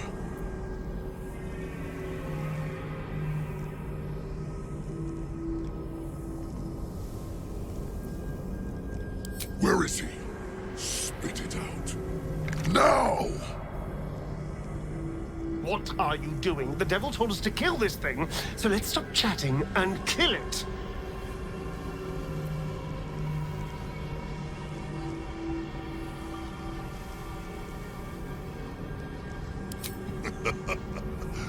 Bargaining, are you? A Karator warlord once tried the same. I made him watch as I ate his concubines in young, then fashioned a codpiece from his skull. You can't help. It's not just walls that keep me here. Not the traps, the dark, or the creatures it hides. Something stronger holds me. A contract. Either I fulfill the contract, die trying, or forfeit my freedom. If I leave this place now, I'll become Raphael's slave.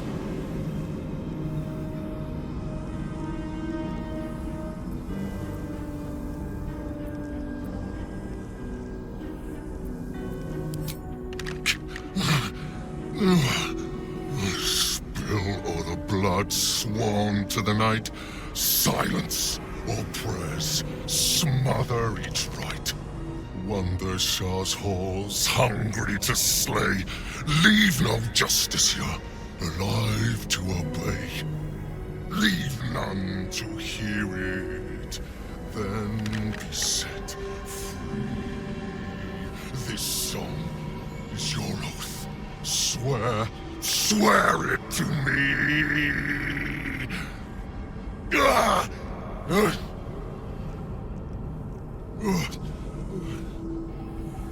Well, that explains where all the Dark Justiciars went. The final lyrics linger in your mind. There is a trick buried within them, a clause that cannot easily be fulfilled. That's it. So he's the one who slaughtered the Justiciars. Can we kill him now? Because if he doesn't die, then Raphael won't tell me a damn thing about my scars.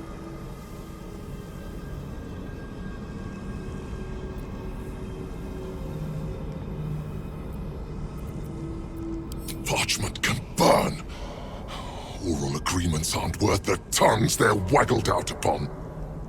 A song lingers. Raphael made double sure of that. I can't forget the damn thing so long as my word's not finished.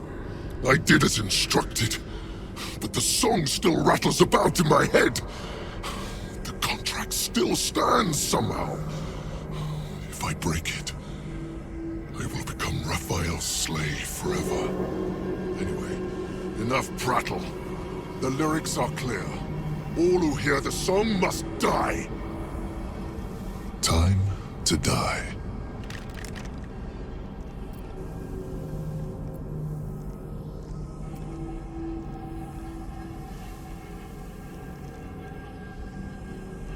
The Americans? They barely have a thought to share among themselves. But they do have ears. Kill yourselves.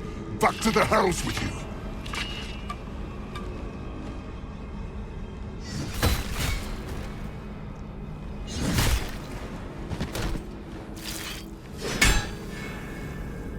I still hear it.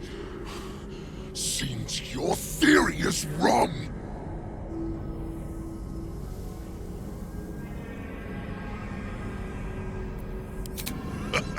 Pathetic! A dusk hag once claimed she dreamt of a future where I spared her.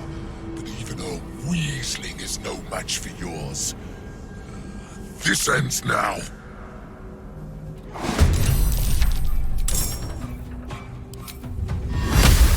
He's on me! Like we tied up a loose end for Raphael. Not sure if he'll be grateful, though.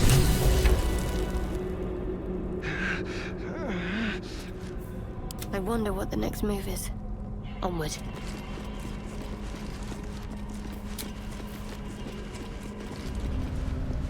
Another bowl. bearing the stains of an ancient blood offering.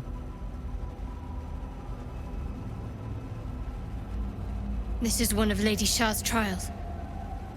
Allow me, please.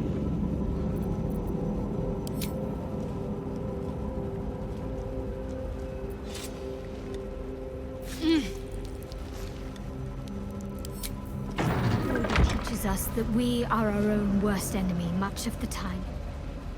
Her embrace will elude us until we shed that which holds us back.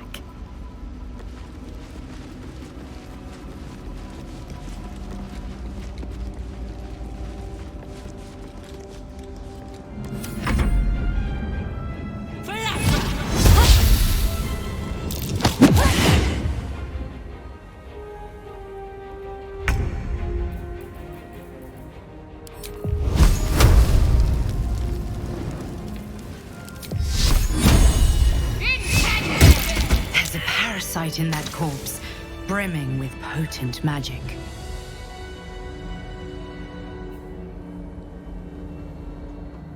What have we here?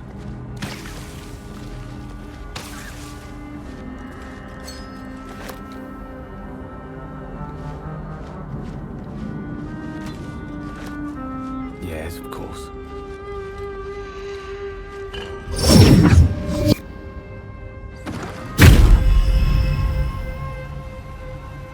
Let's explore.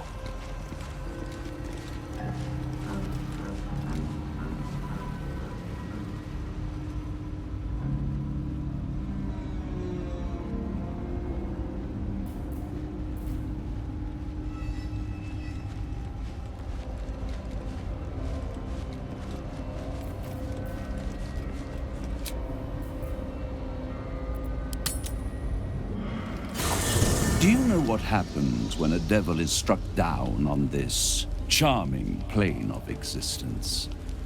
It returns to the hells, to the very point where it last stood before venturing to whichever devil-forsaken plane it died on. In the case of our friend Yrgir, the Orthon you so handily dispatched in the Temple of Shah, he manifested in my House of Hope. He returned to me chastened but intact. His wounds healed, his body restored. He thought I would dismember him. But he has his uses, so instead, I am re-educating him. We delivered the devil. Now I want what I'm owed. We had a deal. Indeed, we did. I discovered all there is to know about those scars of yours. It's a rather grim tale. Even for my tastes.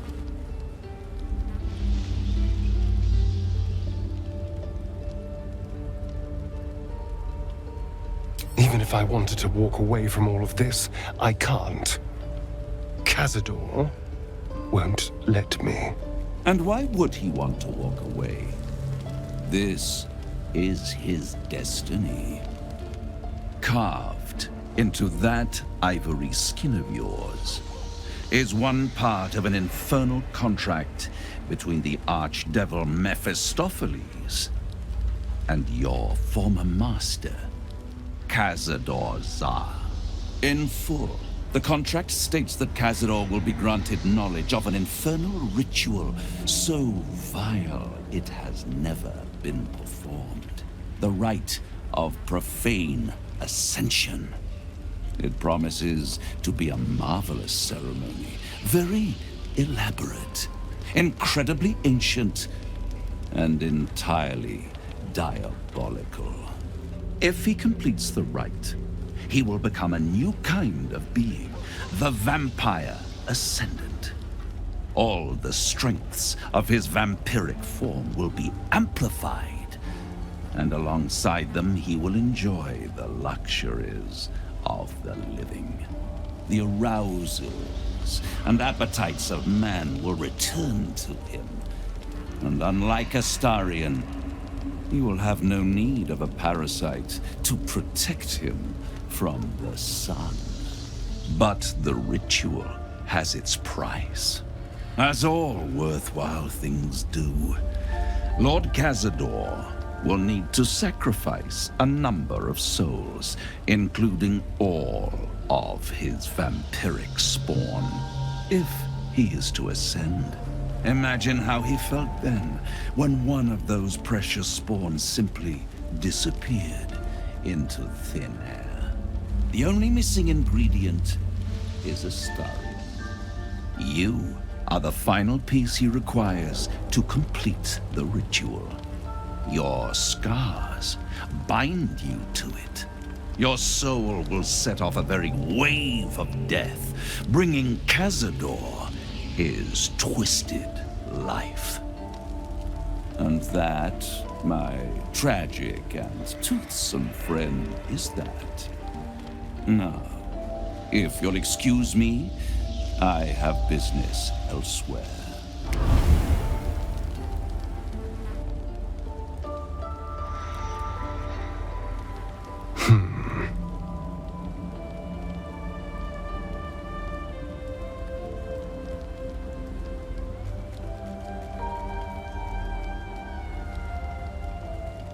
Do you think it's so simple?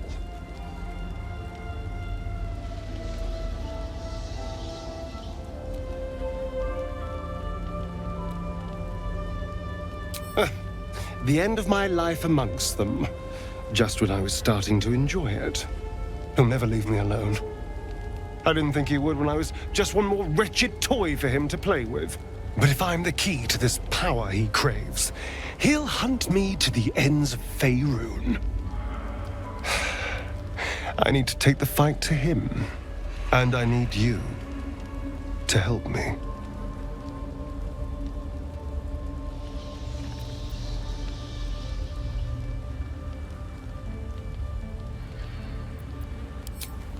Thank you.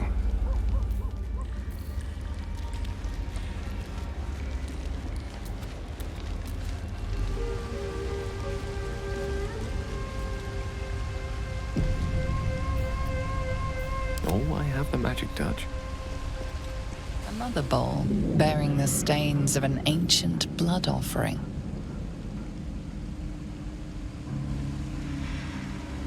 Another trial. Allow me, please.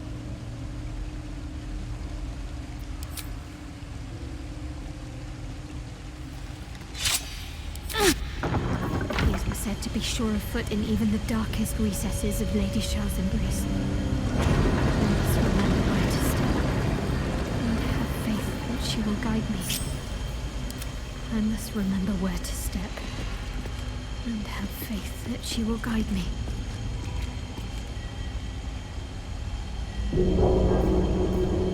Calm and quiet, that's the way.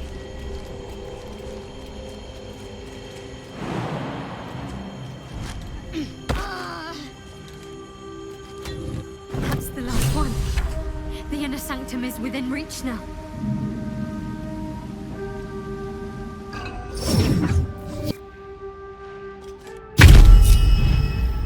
Which way to the nearest library?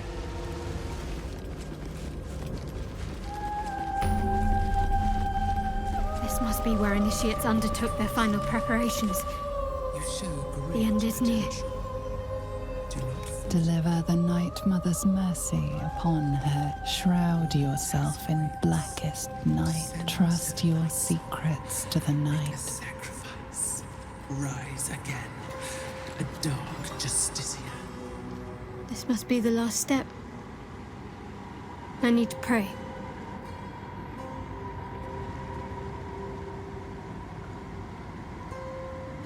Only by Lady Shah's grace did we even make it this far.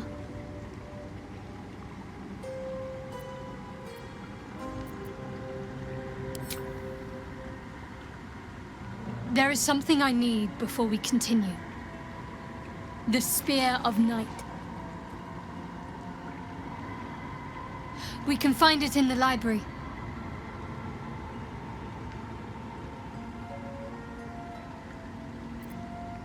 Good. Somewhere in the library there should be an image of my lady that we can shroud in darkness. The spear should reveal itself. I'm glad you changed your mind. Otherwise, that would have been the end for us. I don't want it to be the end.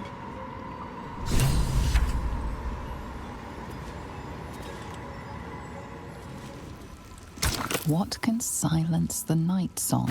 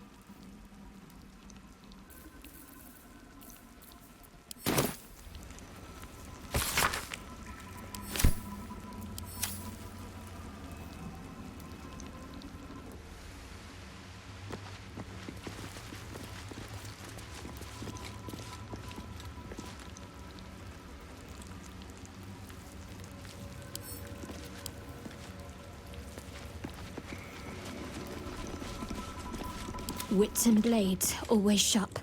I should take that. This has to be it. This has to be the Spear of Night. The weapon Lady Shah bid me to wield.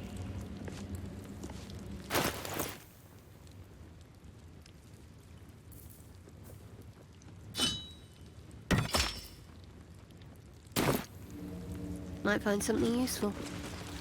At the ready.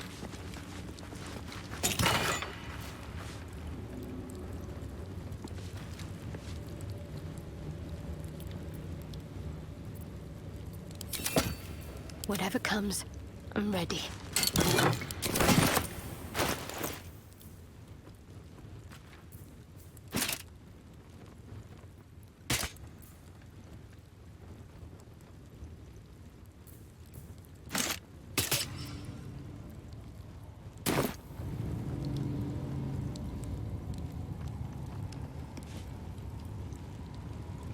Worth a try.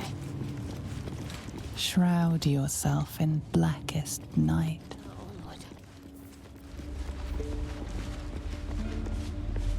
No. Hey, you.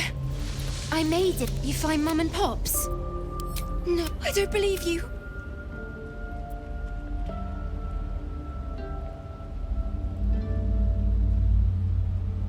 It isn't true. Get away from... Leave.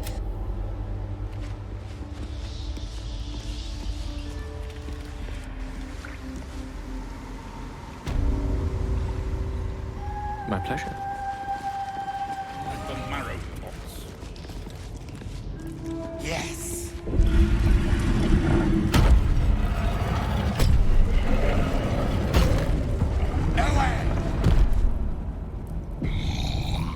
Embalming fluid and a pipette. Now...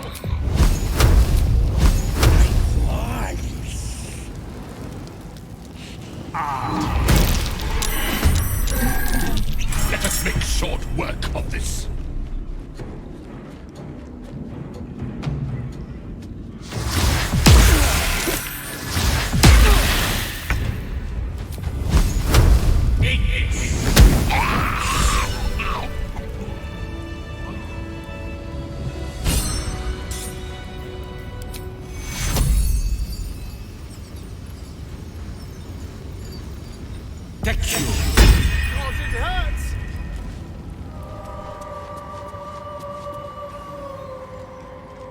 This must be the last step.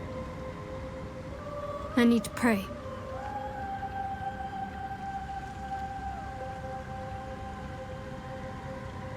Only by Lady Shah's grace did we even make it this far. All right. No need to dash in ahead of me. I'm ready.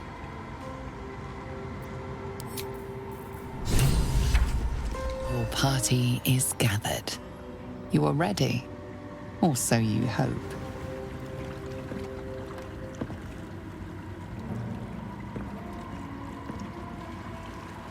As you step into the silent water, a foreign dread travels through you. It curls its way up your leg, squeezing tight.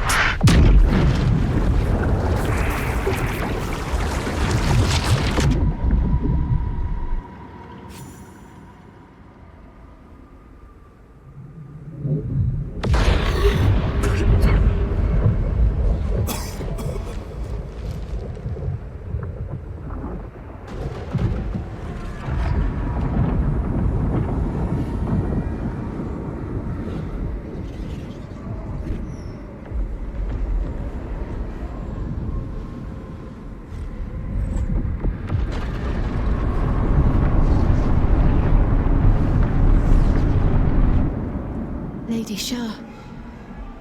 I can feel her all around. This is her domain. This is the Shadowfell.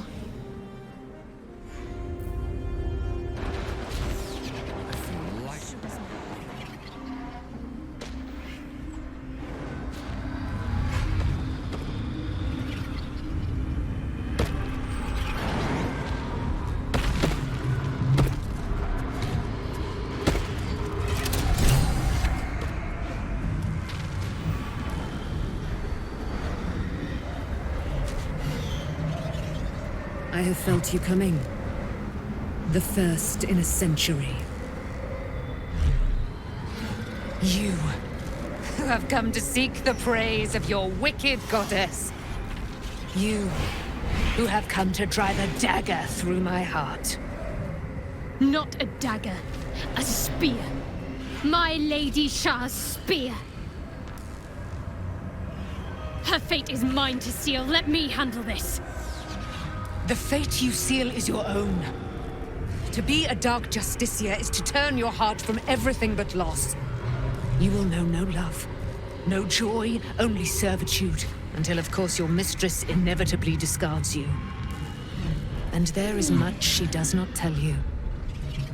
A terrible blood price that may extend beyond my own death. You feel Shadowheart bristling. This is important to her.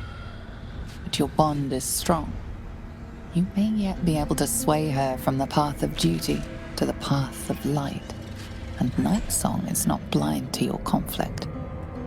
Behind that raging heart is the restless beat of one who knows too well that her fate hangs in the balance.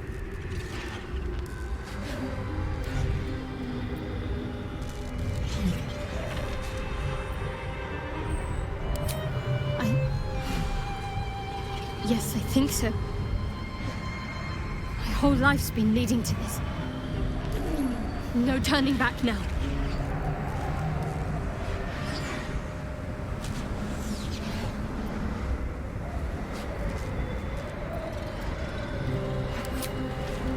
Cannot allow! This is my mistress's will, my life's purpose!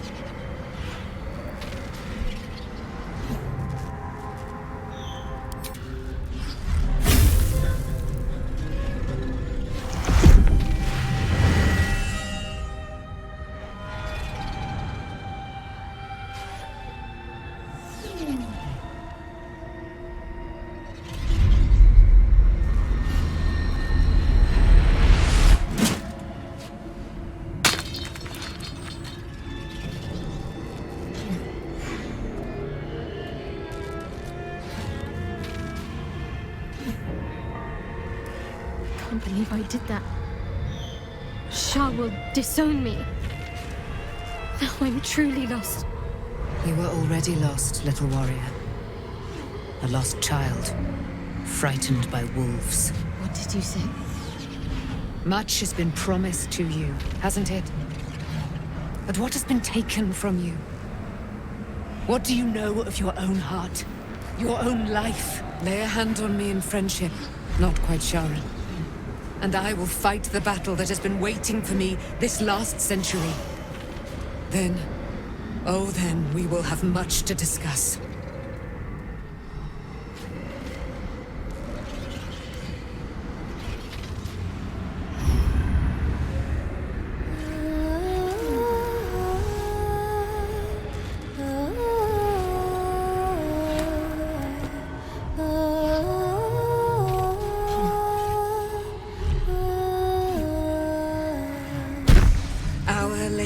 silver. Hear me. She who guides the Moon Maiden Selûne, mother of the so-called Night Song. The Night Song is no more!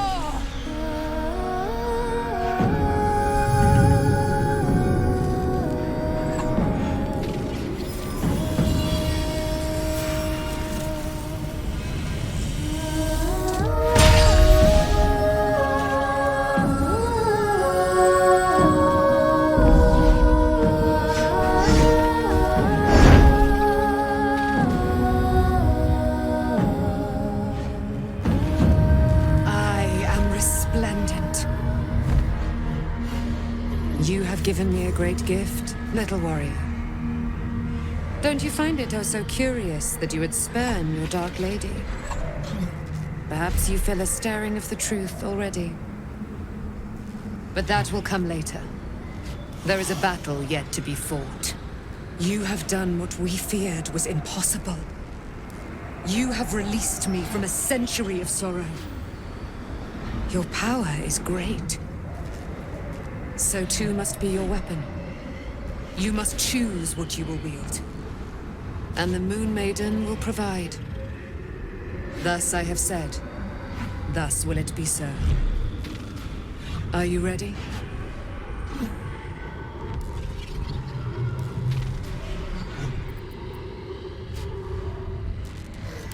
Oh, and it shall be yours. And then we're going to kill Ketheric Thorm.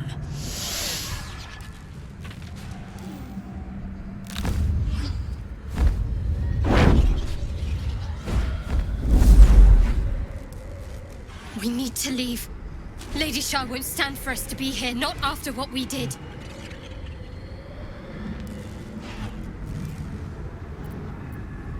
I'm not sure there's a place that's far enough away for me to go. Lady Shah must be angry. But there's only silence. Let's get out of here, please.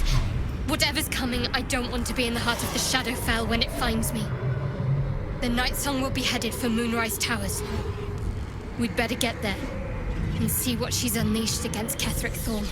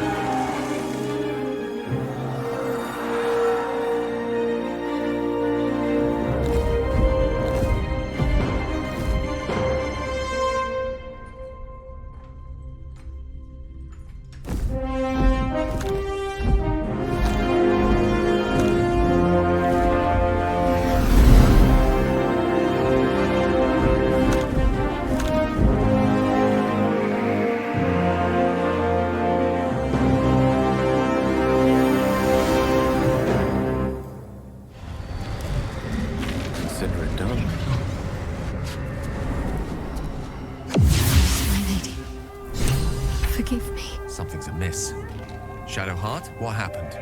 Why did you vanish like that? I thought I was done for. I thought perhaps I might have been dead. This is all like some sort of terrible dream. But it's real, isn't it? I stood before the Night Song. I heard Lady Shah's words. And I failed her. Worse than failed her, I defied her.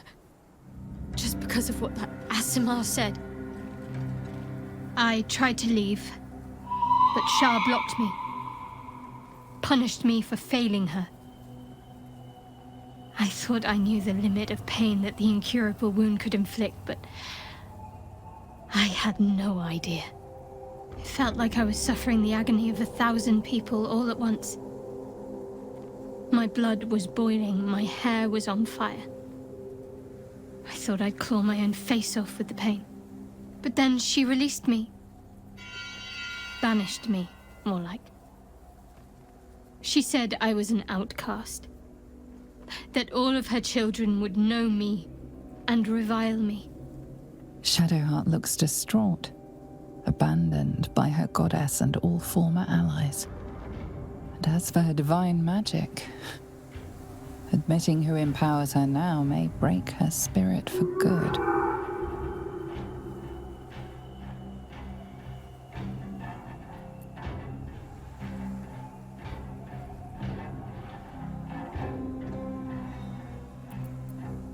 I suppose I do, don't I?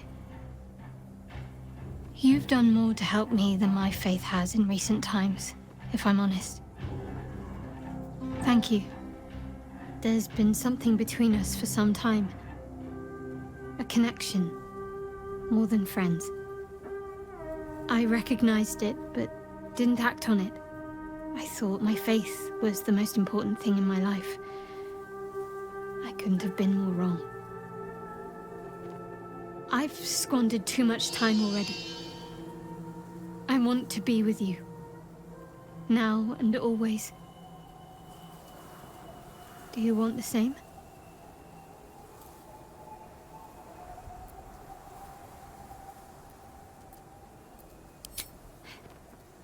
It wasn't too long ago that I could never imagine smiling again. Shows what I know. Nightsong promised she'd tell me something about myself. I need to speak with her as soon as I can. What she said to me back in the Shadowfell about the wolves, that's no coincidence. She took flight to hunt down Ketheric Thorm. All I can do is help hasten his demise, and hope that answers soon follow.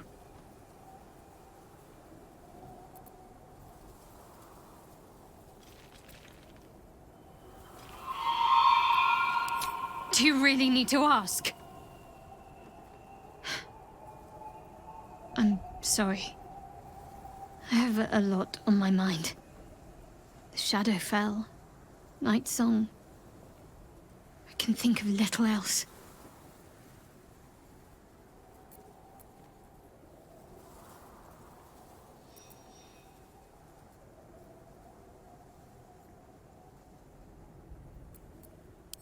That's more true than you may have intended. I'm not sure I'm the same person I was before. The Shadowheart I thought I was would never even dreamed of defying the Lady Shah. I'm a stranger to myself. The sooner I speak to Nightsong, the sooner I'll know what the future holds for me. Assuming I have a future at all.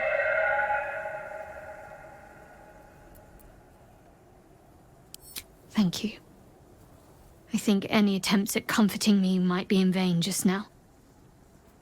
But you're sweet to keep me in your thoughts.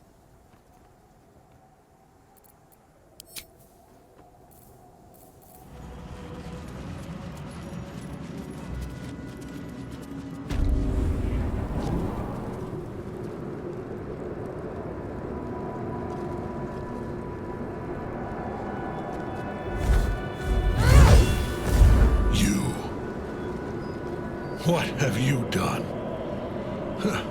What have you done to me?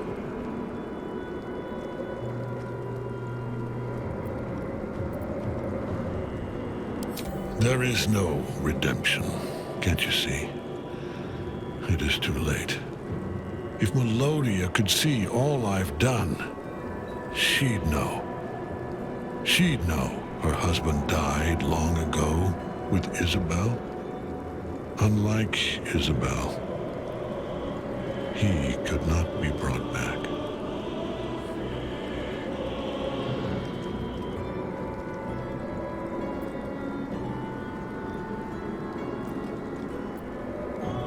I wish it could be so.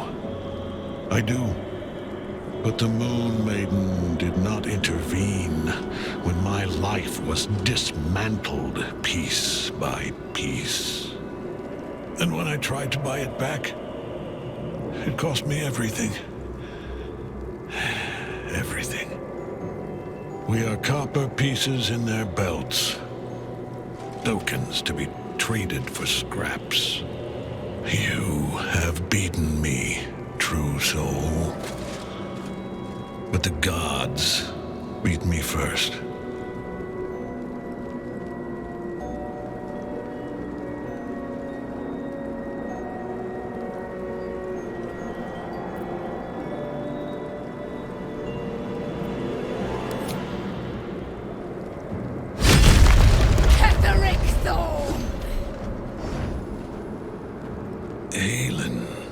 Rise, you dog!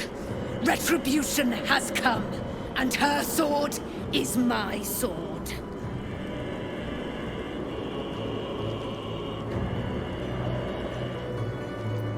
Ha! Ketheric Thorn would sooner die than lay down his rank cause. Isn't that right, General? I was a fool to hesitate. Power like mine cannot be hidden, cannot be cowed. But power like mine has a price. A price I am destined to pay. You have one last chance to bow. Once it's gone, I'll have no choice but to destroy you both. Do you hear? Bow!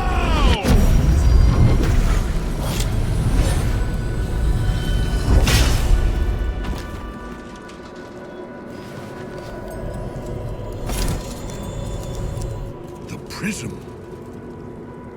You've had it all this time, you worm. You will bow before me. And if you will not bow, you will break. He will crumble at the power of your touch. Give him all you have. The gods fight at our side!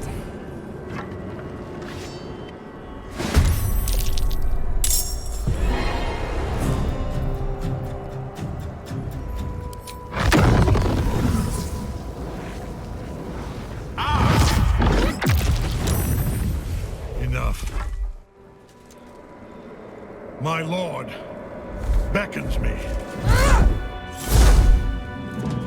You must return to your prison, and I must return to my daughter. Your daughter? Isabel.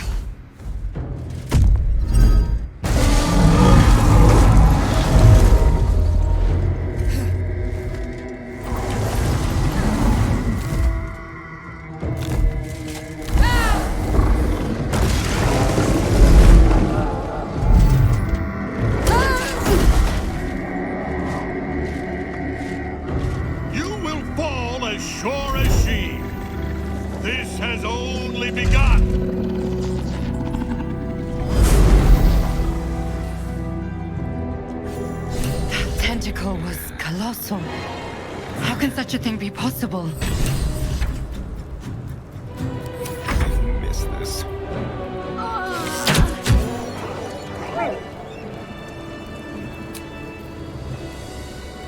Where Ketheric leads, we've no choice but to follow.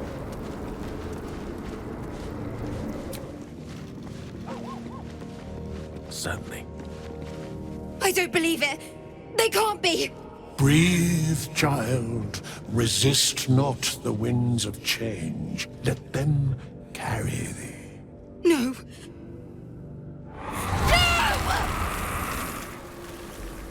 Listen. Dost thou not hear it? Where creation meets ruin, where morning meets midnight, the root of all being. Balance. They're dead. I can't. Balance. Your very soul is tangled in shadow. Arabella's magic, wild as cursed briar. Her talent is now yours too. The girl must learn the ways of the arcane, but she shan't remain here.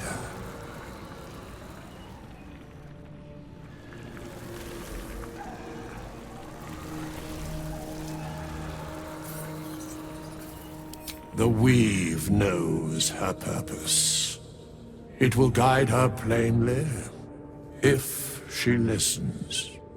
Arabella holds a power beyond reckoning.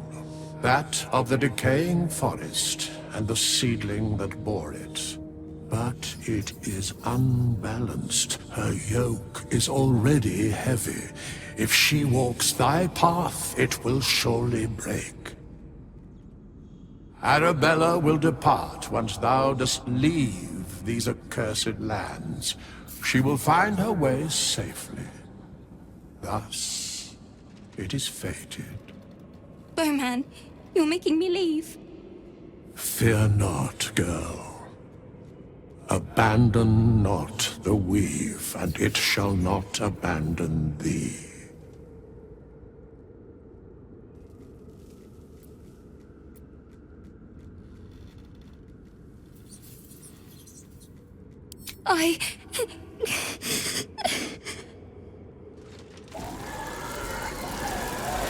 You feel the grief fade as if it were your own. There is a lightness in her now, veiling the power within, soothing it. Is that my future? Is that why they died? It is.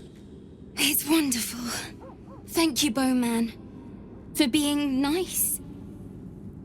If there are people like you around, perhaps everything will be all right. On it.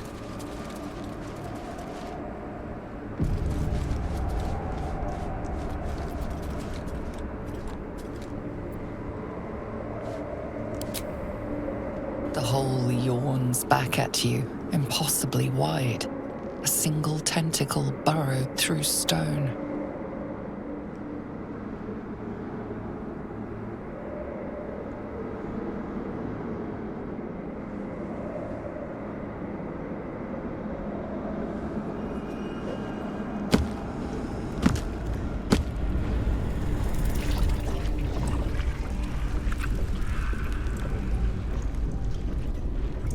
This is an Elithid colony.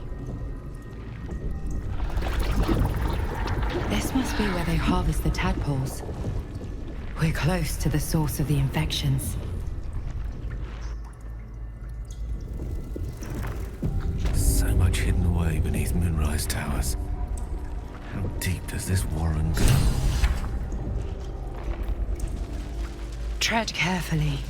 We are very close to the source of the Absolute now. That telepathic storm has become a tempest.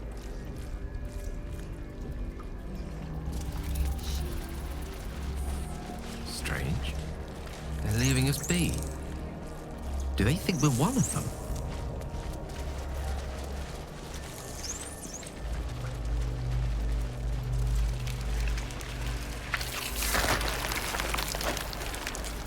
God, that smell! Abattoir crossed with privy.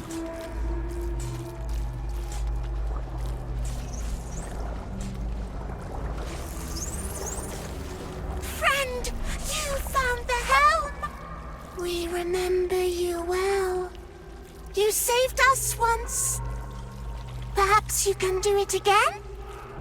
They are not kind to us here. We are different, they say, aberrant. They wish to repurpose us, destroy what they cannot fix. Please, help us escape harm.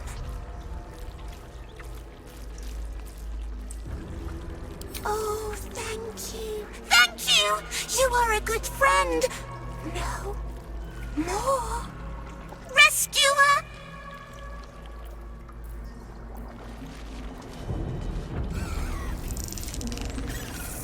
Still loves meat. It's sin. No will sparks behind his eyes. His mind has been hollowed out to better echo the commands of the collective. You could kill it, end its miserable life of enslavement. Surely that would be the humane thing to do. You could take advantage of its vulnerability and plunder what's left of its hollow mind for anything that could serve you.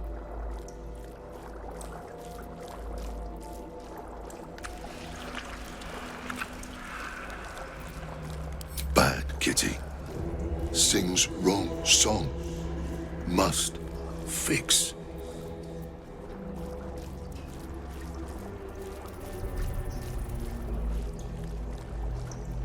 Yes. Yes. Take. Only one song remains. Careful petting. Sticky.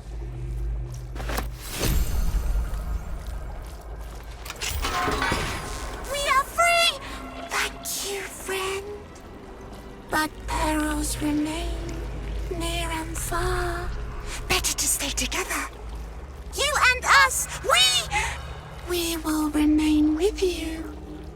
Call us, and we will be at your side.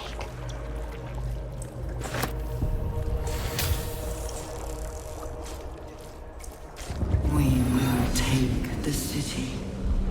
Every soul made true. I'm rather alarmed to say I suddenly feel inexplicably jubilant. How ominously delightful.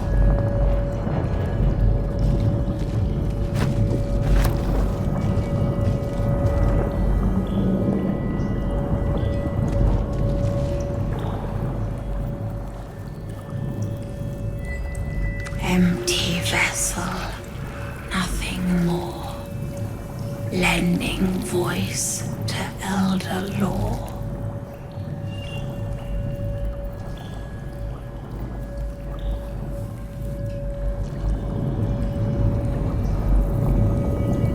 My faith protects me.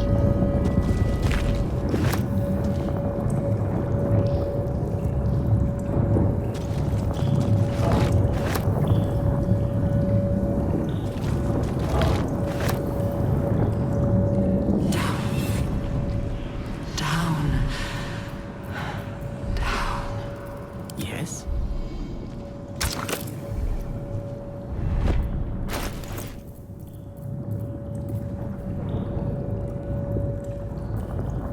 A long way to go still.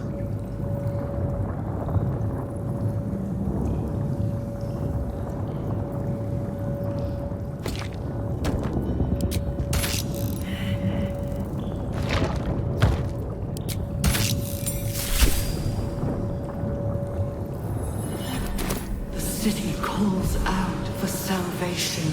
The chosen are my heart. Lovely day, And this. you, my many No. hands. Pardon? Wouldn't do to phlegm all over Lord Gortash during my first performance, would it?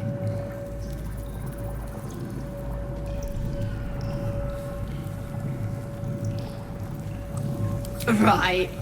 A jester, are you? Ah, you must be vying for the Lord's patronage too. He heard me singing in Beggar's Rest. Said he needed someone to give voice to lost knowledge. A little over my head, being honest, but the Lord has gold. I trust he knows his business. Now, I'd best warm up.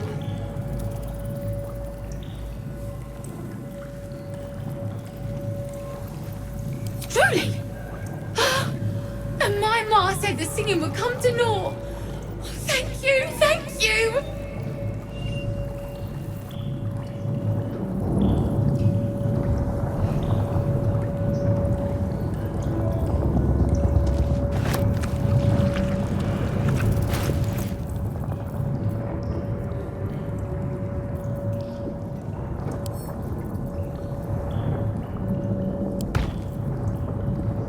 What's next? Let's get on with it.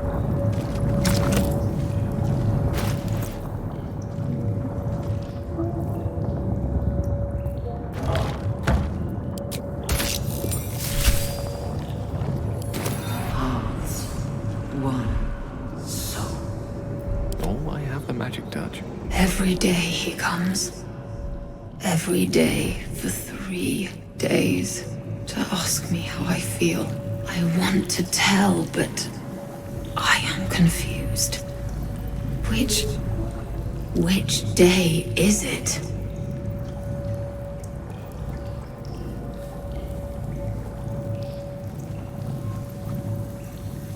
We are his pets.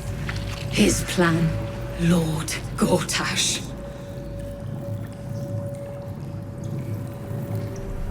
The first, yes.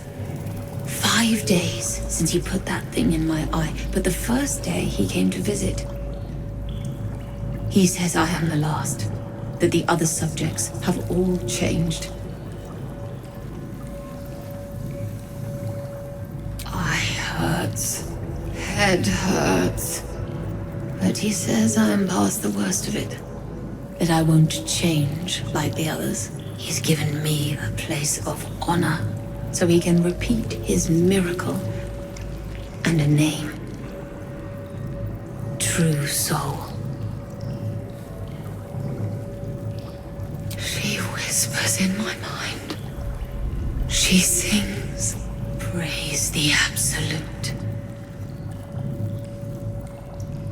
Separate cells.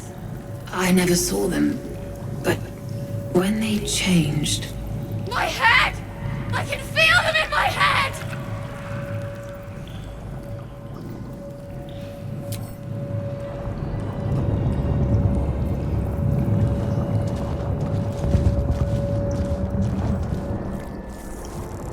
The device does not react to your presence.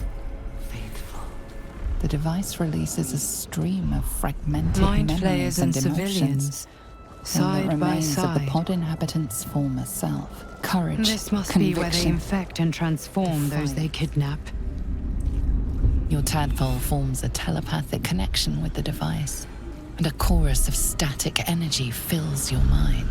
Every mind flayer in the room calls out hungrily from its pod, seeking release and sustenance. But there are others in the pods, those not yet infected, not yet elithid, terrified, desperate to escape.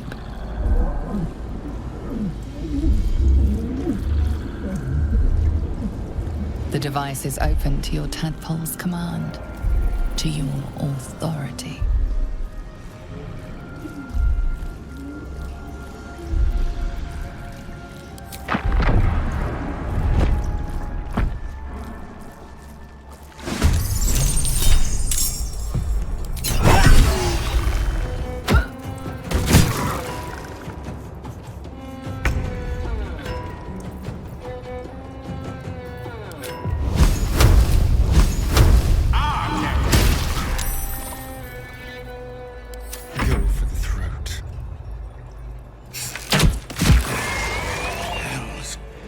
I didn't think I was going to make it. Thank you. I owe you an explanation. Much more than that. But first, please, the others, the ambush. Tell me they survived.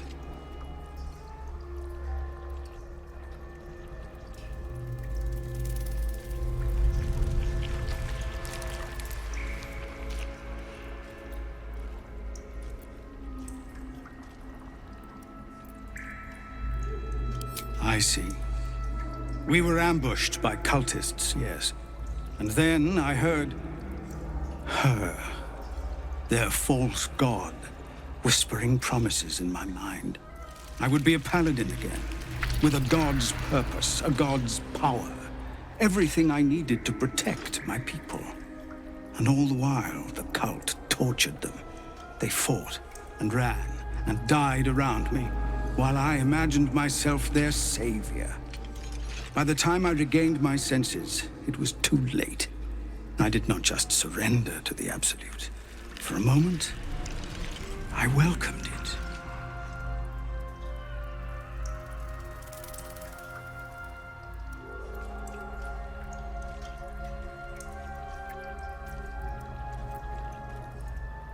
I fell short of that mark in Avernus. And even so, it was not so bad as this. I won't make excuses. I can't make amends. But I know something of what you came to do. I want to help, if you'll let me. Ketherick is below. He thinks you're no longer a menace. Descend and show him how wrong he is. If there are any more survivors to be found, I'll find them and lead them out of this place.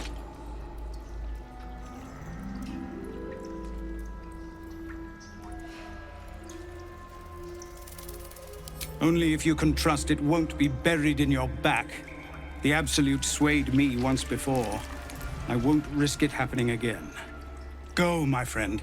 Please, let me do this much.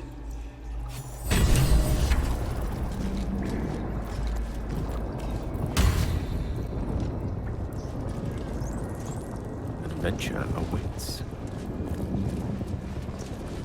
Up for debate? Oh, stench. I'm beginning to think I should have stayed in that pod. In there it only smelled like me. Is there any news about Duke Ravengard? Did he get out alive? No. Tell by your expression. Gonna have to fall on my sword, aren't I?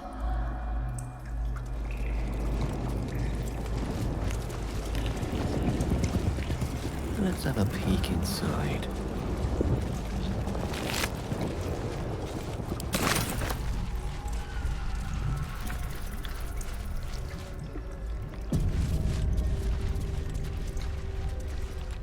No longer a background murmur. The presence in your mind builds to a roar. We've found it.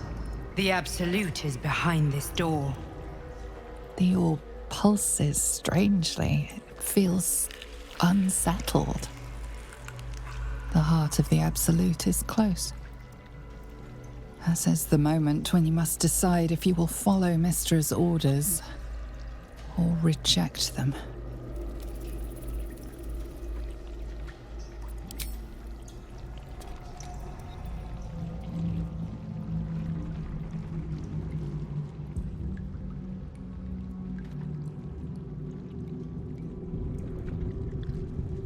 You said it was under control. It isn't you I answer to, Gortash. Oh, the general voice. Is this where we salute? Salute, yes, with cleavers through his blood-starved flesh. How it crawls with failure, like flies on lick-wet carrion. You forget yourself, Orin. I have played my part. You've built an army for our masters, true enough, but what of the astral prison? A rogue true soul flaunting it under your nose all this time, and you ran from him. Sure that they would follow and deliver it into my hands here. If you would cease these distractions. The distractions have been yours, Ketherick. Perhaps we never should have dug your daughter up. So you haven't lost your edge, but you're still not as sharp as Orin, I wager. The Slayer against the Undying One. That'd be fun to see. His crypt breath sings to my sinews again, again. But he must lead the murder march to Baldur's grave. If the weapon is truly in your grasp, Ketherick, might I suggest closing your fist? Orin and I can wait for you no longer. The plan proceeds. We're going to the city, and we expect you to follow. Army and the weapon in tow. The Edict of Bane! The Lash of Thor!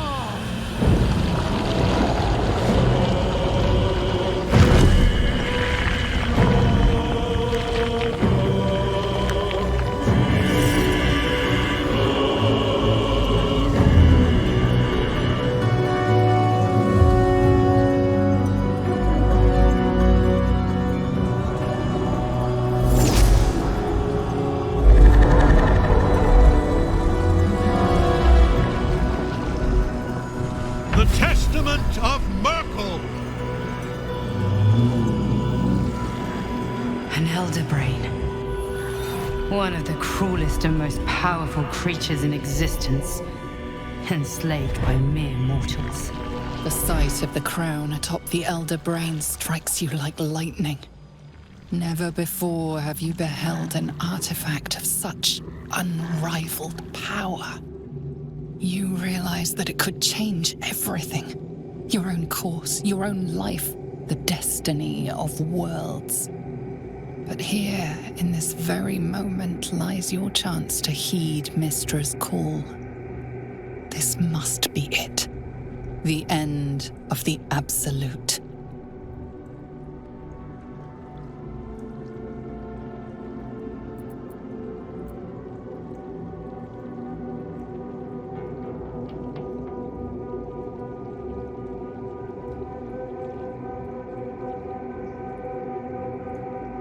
The orb senses your hesitation.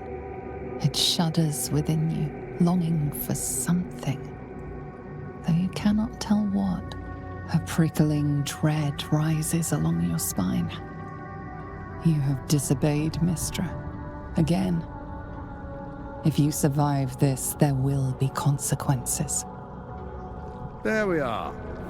It wouldn't do to fight in front of our guests. Behold, Duke Ravengard, the Absolute. Helm preserve us. You wag your word flap in vain, Alderling. Once the worm holds the whip, your shredded flesh will serve us.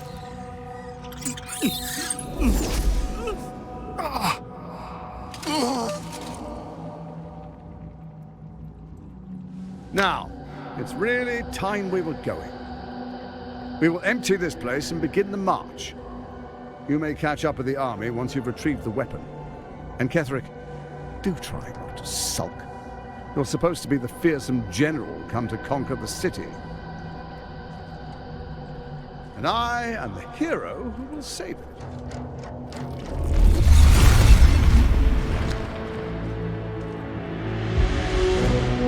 It is time, faithful ones.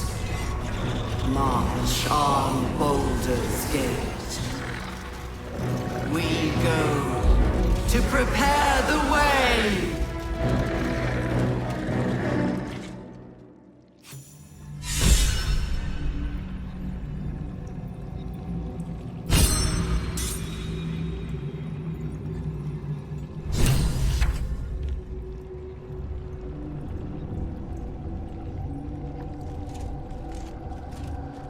Yes, of course.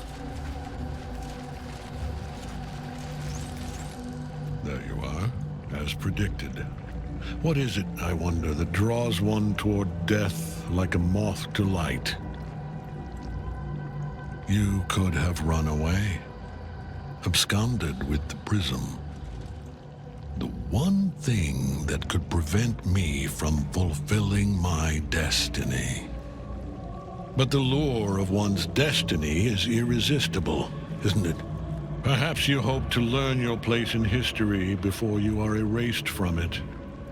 A bright flash of clarity before the snuffing out.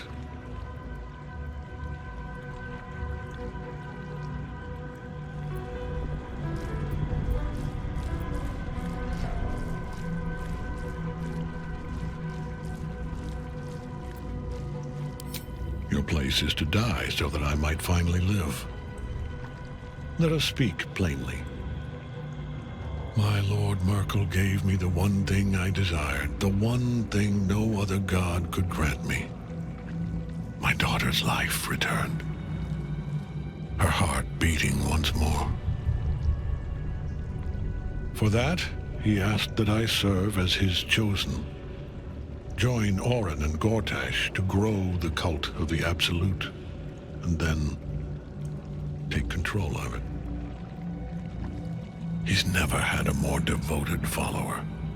I have fought great wars before, in the service of other gods and other powers, but for Merkel I would condemn all of Faerun to death. You are all that stands between me and my destiny. And you have brought the prism here. I will kill you now. And then I will raise you as my servant.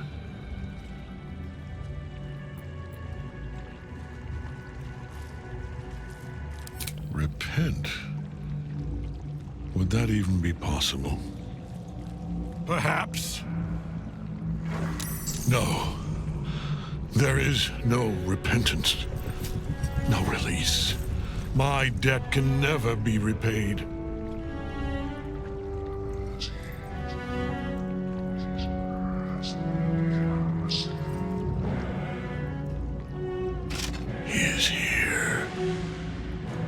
watching. He is listening. He is.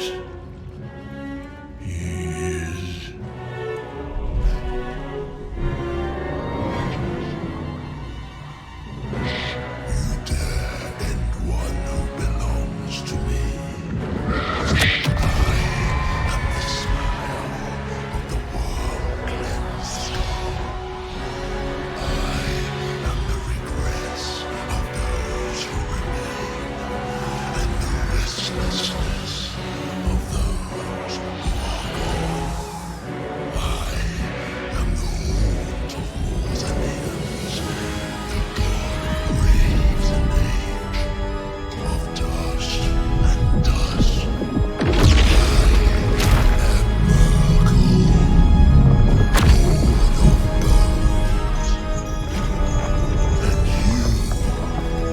Have slain my chosen, but it is no matter, for I am dead, and I am not the end. I am the beginning.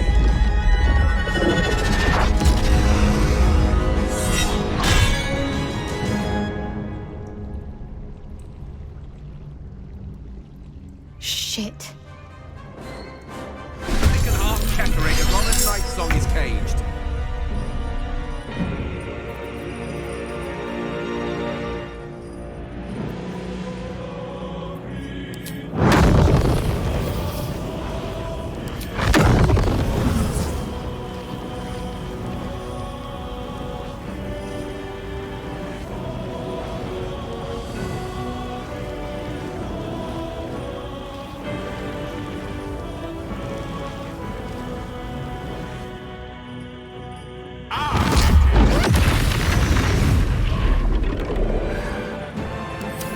One life to my life.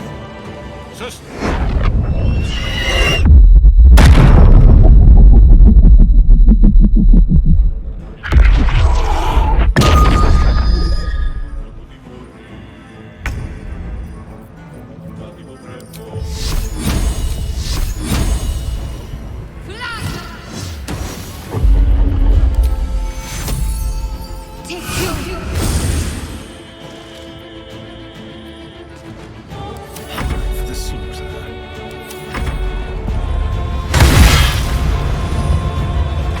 There's an illithid parasite in that corpse. You should take a look.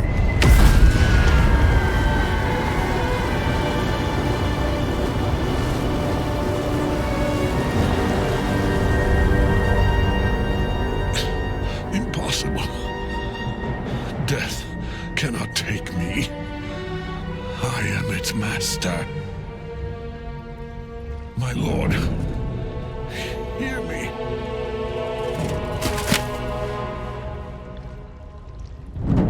Nothing. I am forsaken. You have no idea what you've done. Isabel.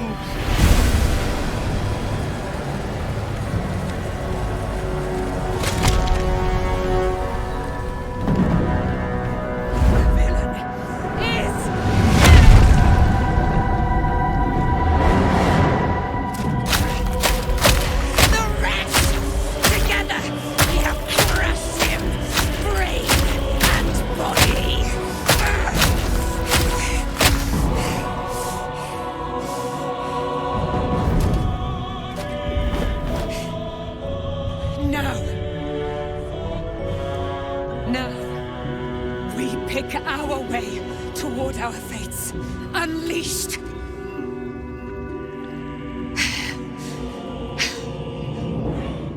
A pity I cannot say the same for Isabel. She may have been Ketheric's daughter, but she was my world entire. Do what you must. Then we fly this foul place.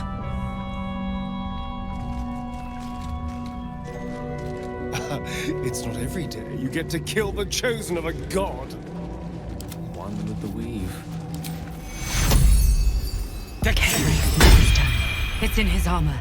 Take it. My faith will guide me.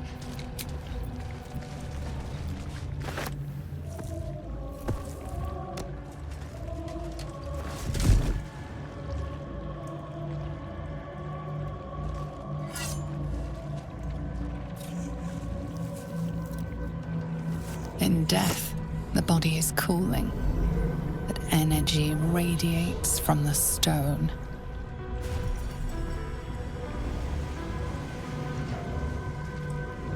Remarkable. Truly. And now the picture comes together. The Absolute is neither God nor man. It is the Elder Brain you saw, held here by those three against its will. The crown it wears controls it, and these stones control the crown. It has been dominated. To master an Elder Brain, to subdue it. Our enemies are formidable.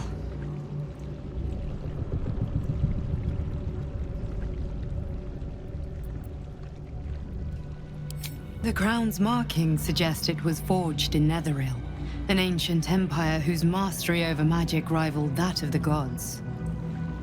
It is a crown of domination. The stones were taken from its crest. They are nether stones, imbued with the ability to control the wearer of the crown. The crown's Netherese magic must be the true source of the parasite's abilities. This must be what elevates their potential. And it must be the reason nobody could heal you. If the crown can do this to the parasite, I dare not imagine what it is doing to the brain.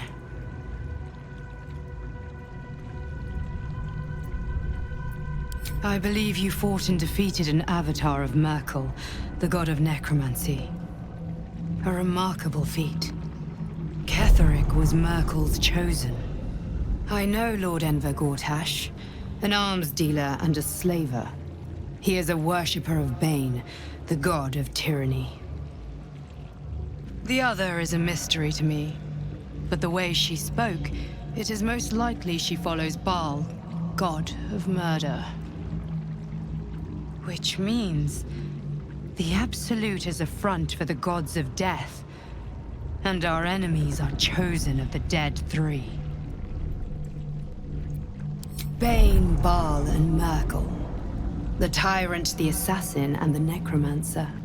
They are known to pick from their most devout followers a chosen, granting them incredible powers.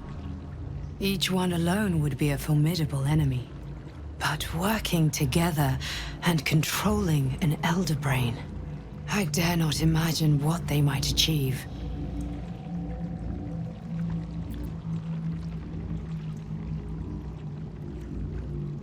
We prepare for the fight of our lives, and the lives of everyone in Faerun. The army of the Absolute is marching on Baldur's Gate. Within the city, an Elder Brain, brimming with power, ready to turn everyone within its reach into mind flayers. All it needs is an order the Death God's chosen are on the cusp of giving. We must wrest control of the brain from the chosen before that happens. We must take their stones. Our chances of success are slim, but we must not fail. If we fail, everything ends. I will be your shield, but you must be the sword. And when the chance comes to strike, you must take it, for there may only be one chance.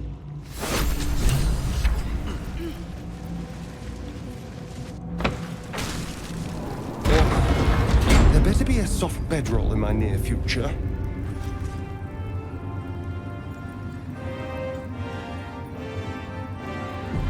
Come, there are important matters to discuss. Up for debate? The shadows yet fester. The dead three united under cover of darkness. The balance shifts. There are depths to this alliance yet unplumbed. Consider, mortal. Do illithids possess souls?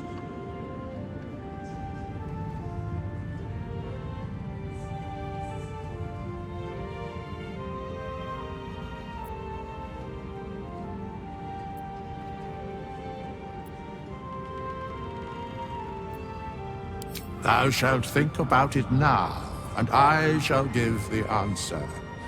Mind flayers are soulless.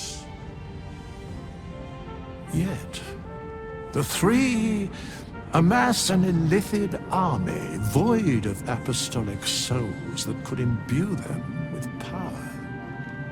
A flock without souls, yet to what end, mortal? This is the question thou must come to answer. Until such time, be availed of my services.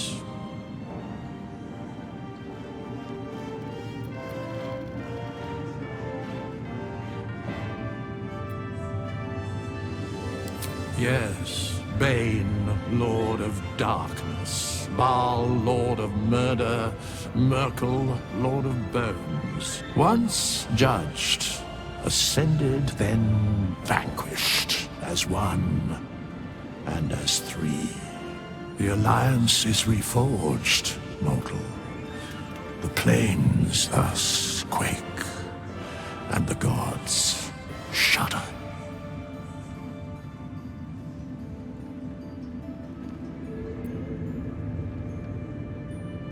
Where matters of balance are concerned, I am eternally cold. No.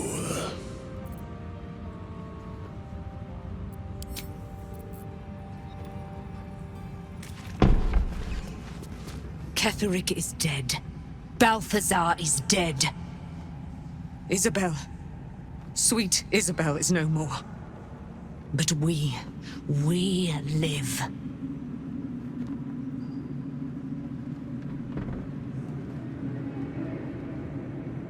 We live at the mercy of the gods. Even I, immortal, have no guarantee of days to come. We must remain vigilant and grateful. I will join your camp tonight. There we will discuss the spirals of time, past and future, and we will make merry in the present, wherein we reside.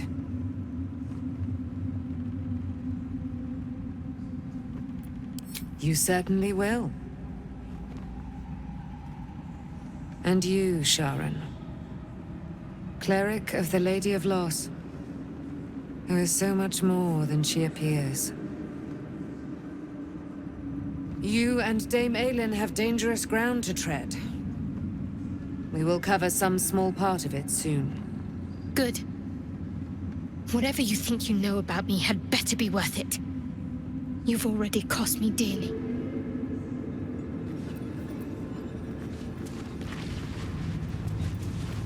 You prevailed, my friend. Now your path takes you to Baldur's Gate. But I cannot join you. Out there, the curse still thrives. I failed this place. Now I must remain behind and stand watch over it.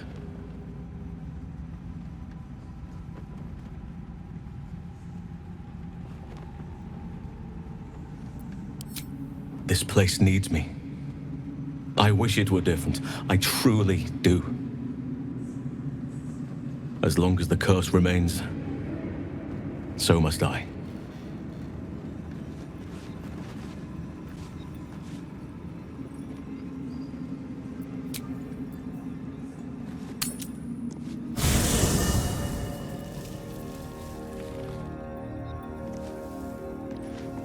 Mr. Decario, sir. Why, you're back. I was quite terrified you wouldn't return. What happened in there?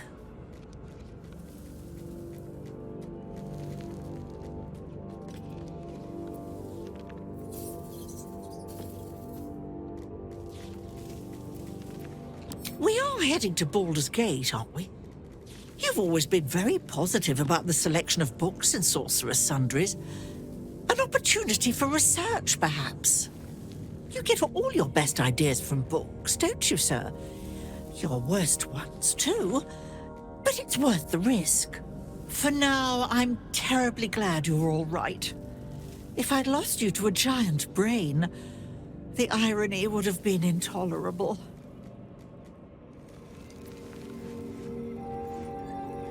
This land remains cloaked by Lady Shah's power. Good. A shame it cost us Halsin as a traveling companion, though. He may have been misguided, but I liked looking at him.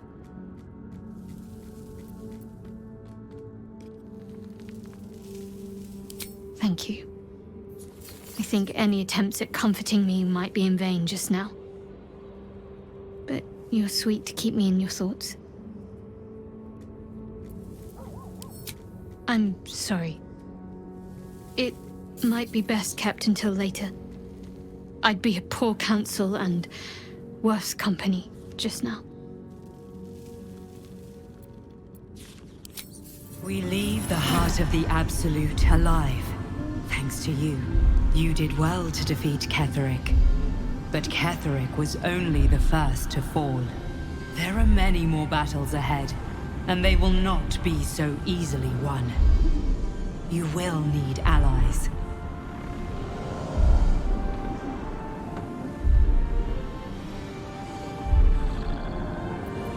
You have the makings of a leader. Your actions have already inspired those around you. But if we are to succeed, we will need others.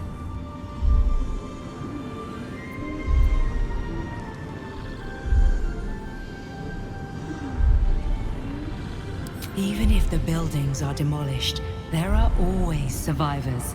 There are always those who will fight.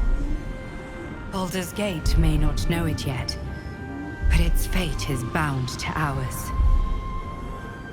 Seek on its streets those whose purpose aligns with our own, and invite them to our cause. Together, we will put an end to the Absolute, the Chosen, all.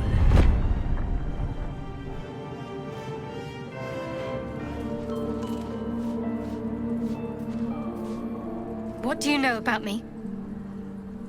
You spoke of my past, being chased by wolves. I told no one about that. Almost no one. But I certainly didn't share that with you. There is nothing I can tell you that you do not already know yourself. They trained you well, trained you hard. Chiseled away any part of you that did not fit their plan. They made you forget. I chose to do that. For the mission to protect Shah's... Secrets.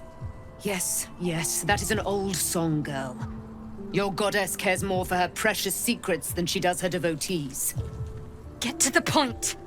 When you freed me, you severed a bond between me and that dog, Thorm. A bond of pain.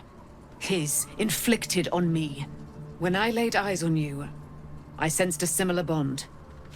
You, tethered to two others. Someplace distant. Let me help you remember. You feel Shadowheart's mind tug at the edges of your own. You know this sensation. She wants you to see whatever is about to be revealed.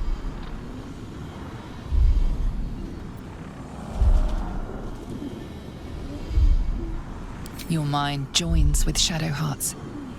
Something pulls at you both, bringing you elsewhere.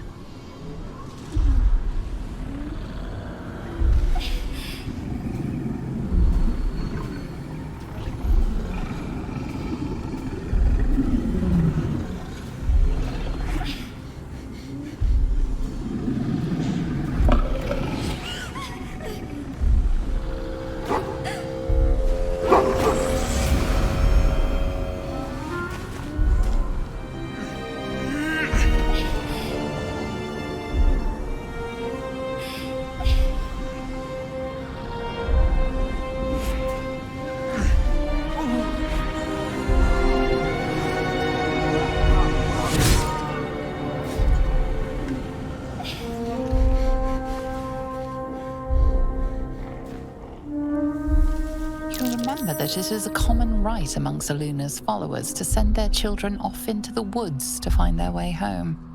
Perhaps this time it had gone awry. It seems that one child never came back. She was taken. What? Who was that man? You already know. Did you not see yourself in him? Do you not recognize your own blood? My father. That was him. That is him. He lives still. And your mother, too. No. It can't be. I'm an orphan. And who told you that? Your adoptive family? You are not to blame. You were young, impressionable. They took you because they wanted to break and remake you. But you are a child no longer. You are a woman. One who knows what must be done. My parents. I need to save them.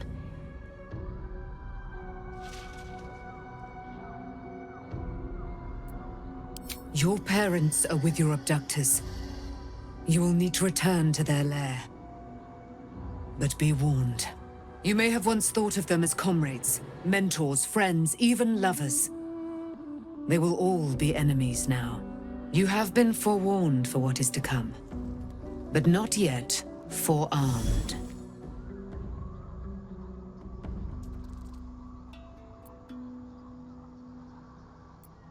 I was able to retrieve it before it sank too far into Shah's umbral domain. Shah is quick to discard whatever she has no use for. I think you know that well enough, but I felt it call to me as I took flight. Whatever Shah calls her own, Selûne has equal claim to. They are one and the same. Their power is matched and mirrored. Take it. You will find it useful.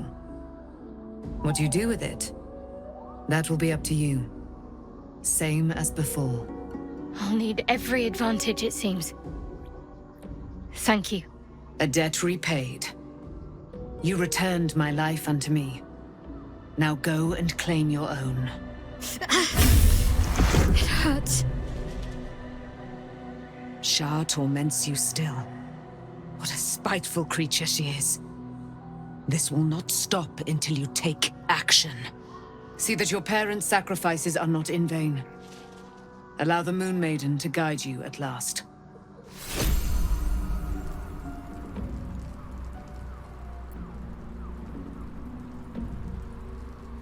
There you are. I have awaited your arrival with great anticipation. Come closer. Feel my voice rattle your bones as I proclaim our victory. Moon Maiden Selûne, hear me. Ketheric Thorm, traitor, apostle of Merkel, is dead at last. Blessings upon the slayer of the Wicked One.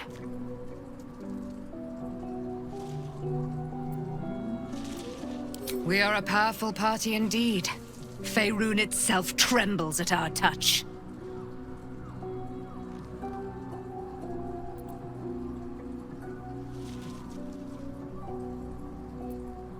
In due time, Mother Selûne will tell me when the time is right. Painful truths should be handled with some decorum. My resplendence honors yours. Our thoughts are as one, my friend. You must face the Chosen of Bane and Baal. I will do my part to see them laid low. I am free from my bonds, but not my duty. The dead 3 are risen. The dead 2 remain. You must face them. I will help. Pray, ask, and I will tell. Do I not radiate with my mother's brightness, her glory? There can be no doubt. I am of her silvered flesh, her celestial womb.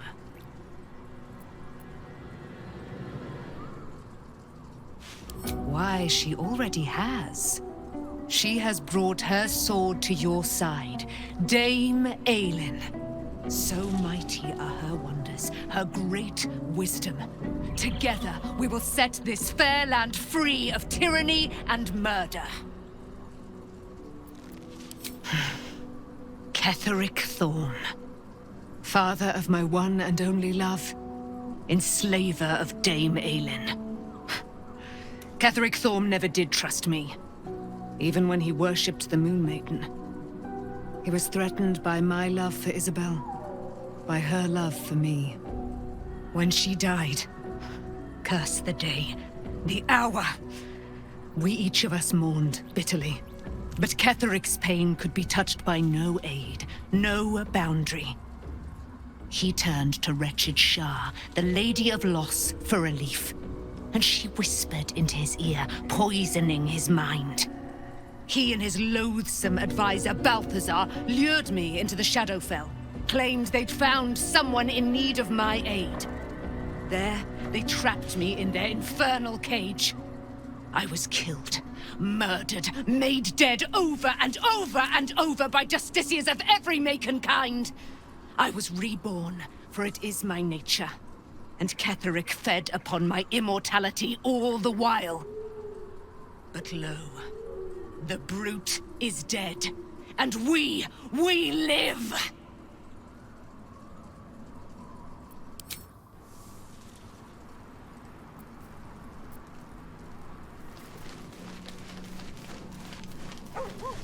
Why, hello, lover.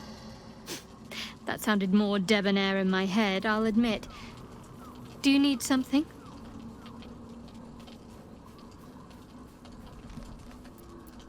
Of course.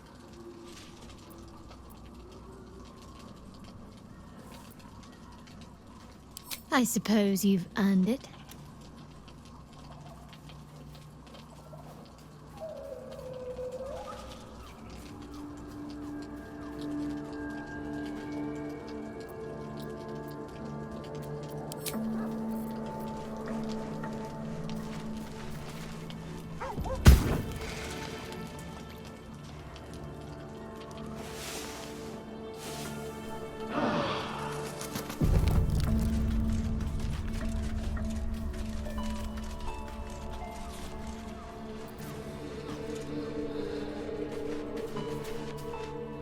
I've been lied to. My whole life. And I was gullible enough to just believe it. My parents are alive, and I have to save them. I think a part of me always knew that. A part that Shah denied to me.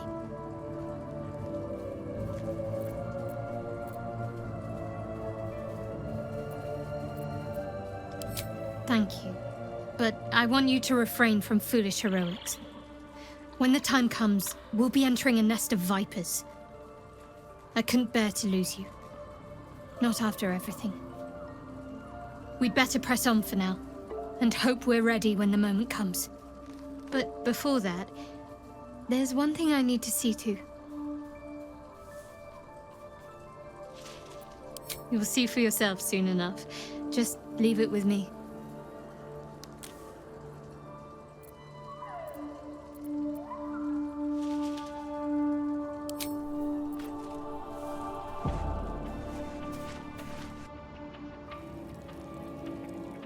Ketheric is defeated, the path ahead clear. You should be elated. But the sight of the land you leave behind does nothing to alleviate your sorrow. Though however deep your pain, it cannot compare to Halsin's.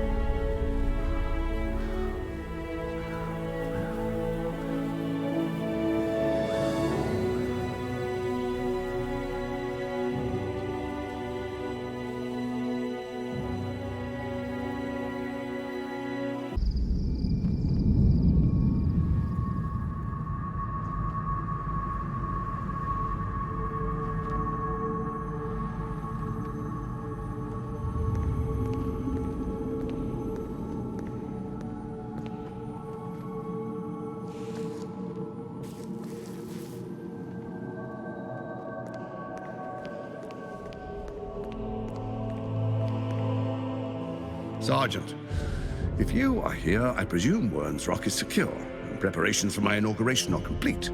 No, Lord Gortash. We were interrupted. Another quake in the lower city. More severe this time. So you came cowering to my chambers? I'm flattered, Sergeant.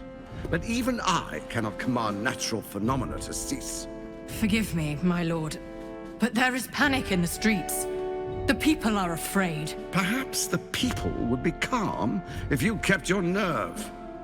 I expect better from the Flaming Fist than to run scared from a slight tremor in the earth. Get back to your duties. Duties, duties, duties.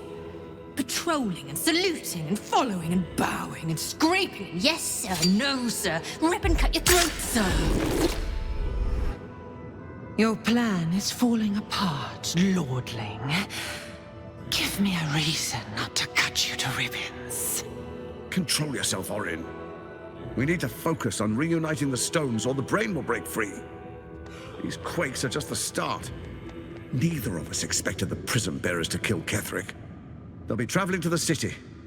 Let's make sure we give them a Baldurian welcome. I itch to peel you, to split your skin, to see your skull shine in the light. Little tyrant. Lucky for you, I harvested a whole family of living flesh in Rivington at high sun. They will sate my blade thirst tonight. Oh, but tomorrow, and tomorrow, and tomorrow, and tomorrow, my blades will thirst again.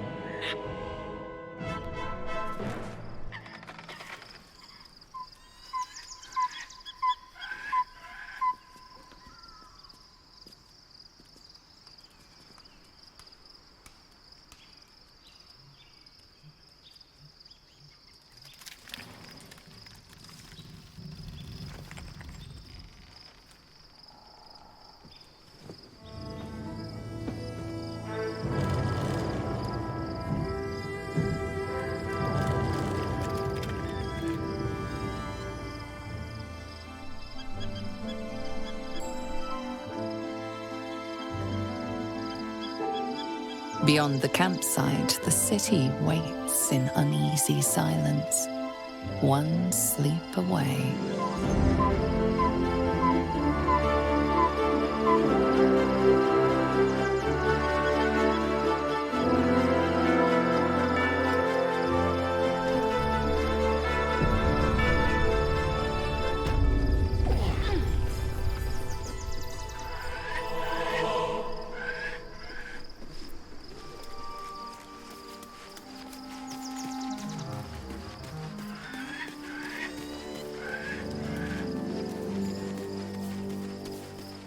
The gate is closed, as is Cazador. Cazador and his rite of profane ascension. An imperial soiree, attended by devils and spawn alike. A grand ceremony to honor one exalted vampiric master. And elevate him to an unfathomable station. To place him in a position of such esteem. The world will yearn to kneel and offer their necks.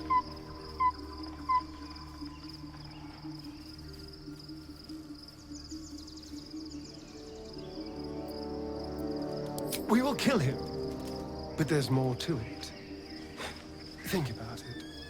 It sounds like Cazador, for all his evils, has gotten further than any of my kind ever have. He's on the verge of a miracle. If the time comes and I can stay one move ahead of him, I'll take his place before his blood can hit the floor.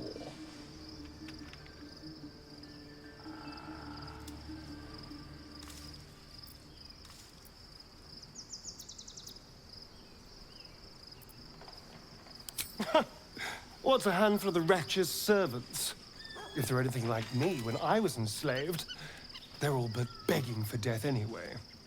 After 200 years of shit, pure shit,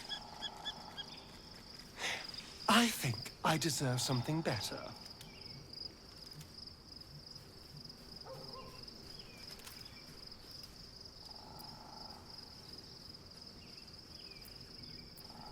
Look, I appreciate that. I'm very grateful, of course. All I'm saying is, let's be clever about it. If an opportunity arises for me to become a more magnificent bastard than I already am, why turn it down? Let's find out more about the ritual before we waltz into Cazador's front door. If we track down my old comrades, the other spawn, we may discover more and be finely positioned for yours truly to ascend.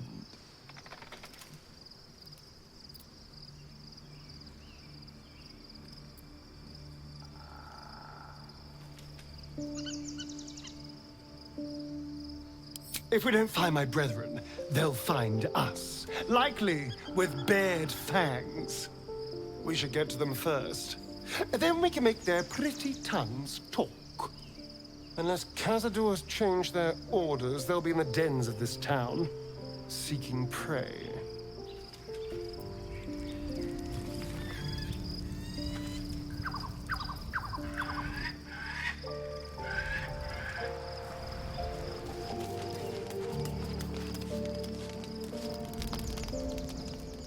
The events of the last days weigh heavily upon you. Sleep's rest is slow to come to one whose mind is so full. The Absolute is not a god, but an elder brain controlled by the chosen of the Dead Three. They mean to use it to take control of the Sword Coast. All who carry the tadpole are governed by the brain, and by extension the chosen. It will take but one order to transform them into an army of mind flayers. This would have been your fate too, were it not for the Dream Visitor's protection. With her help, you have uncovered the cult for what it really is. A plan of conquest orchestrated by the gods of death themselves. Together, you have the power to thwart the Dead Three. If you follow this path to its end, the Elder Brain will not answer to the Chosen. It will answer to you. That you remain alive is a failure to Mystra. But if you were to lay hands on that crown, might she have reason to forgive you then? Would you even need her forgiveness? And what of the true souls? Will you liberate them from their parasites and religious delusions? Or will you use the power for your own gain?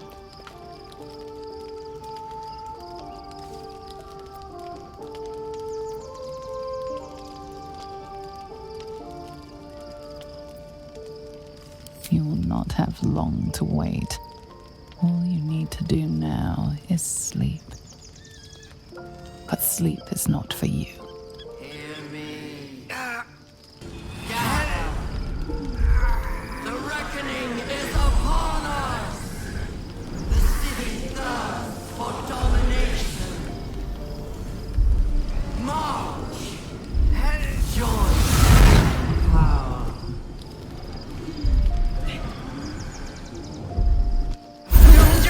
Fight your way to the portal. I need your help.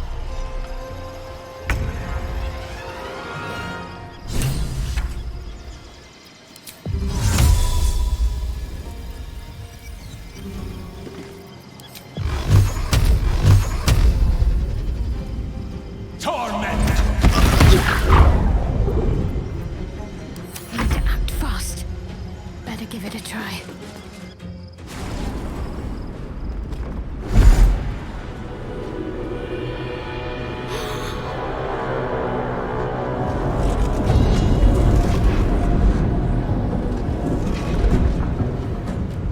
That orb's going to blow, and soon.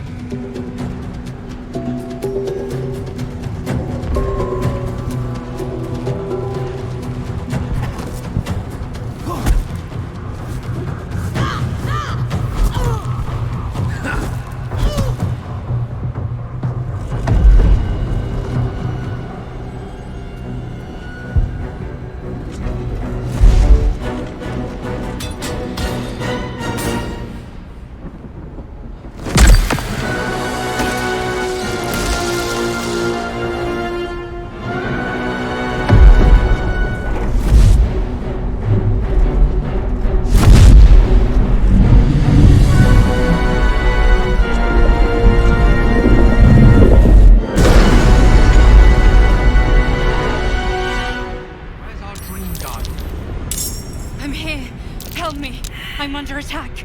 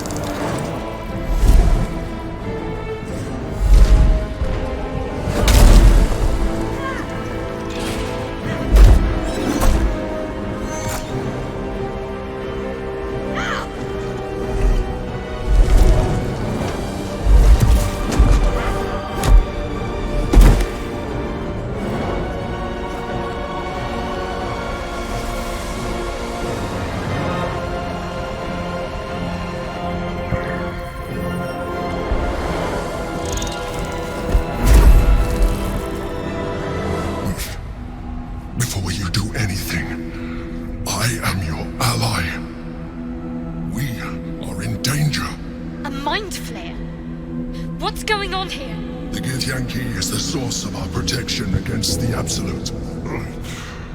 I must subdue him, or everything we've worked towards is lost. Don't let my form deceive you.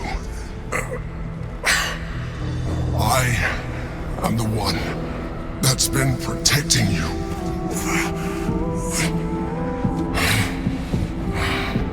I am the one that came to you in your dreams. Help me.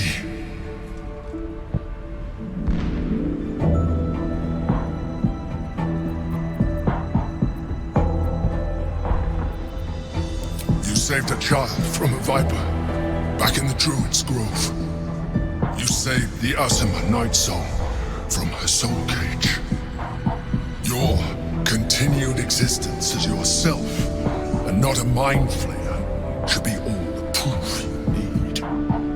Now, help me. Despite your best attempts to be subtle, the Mind Flayer's awareness is everywhere. You blunder in its presence like a warg pup learning to walk. You must be joking. I am telling you my thoughts directly into your head. But if you insist on taking a look for yourself, be my guest. Nothing in your colourful existence to date could have prepared you for this.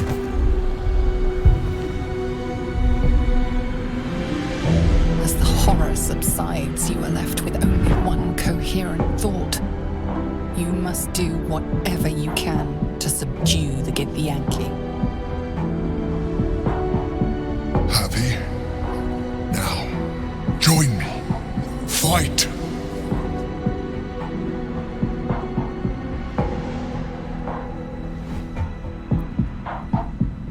Together, we can turn the tide.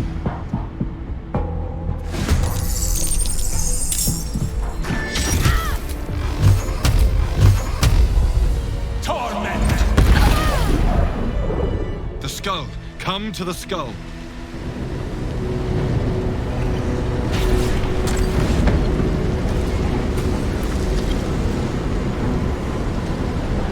Thank you. That was too close. But you are not the one I wish to speak with. Bring me your leader. My pleasure. Don't look at me like that. I am a mind flayer. Yes. Without me, you would be a slave to the Absolute. Of all the things to be indebted to, a bloody mind flayer. You may call me the Emperor. An adventurer. I came from Baldur's Gate, though I was never one to be constrained by circumstance. I longed for more. That longing brought me to Moonrise Towers on a search for treasure. To a colony of mind flayers who caught me, changed me into what I am now.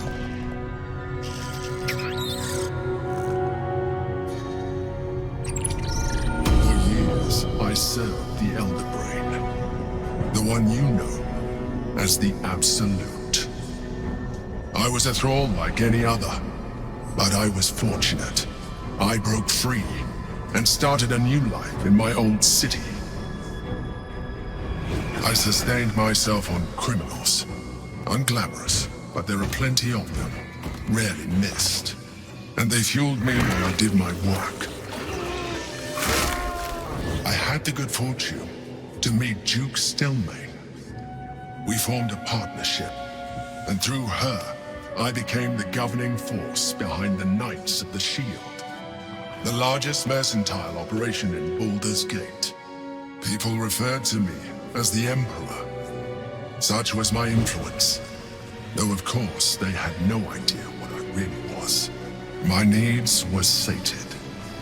I was happy for a while, until my true nature was discovered by the tyrant himself, Lord Gortash. He tore me from my home and brought me back to the brain, where I became a slave once again. A slave he continued to call me Emperor. The name was intended as a slight, to remind me of the heights from which I fell. But I have grown fond of it.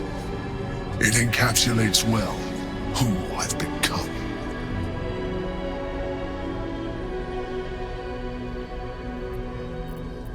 Indeed, his hubris knows no bounds. To enslave me, that was his nature. But to enslave an Elder Brain, a questionable decision.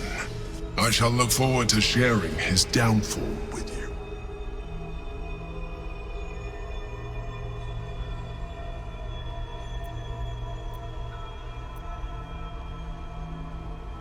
Rather them than potential future allies, like you.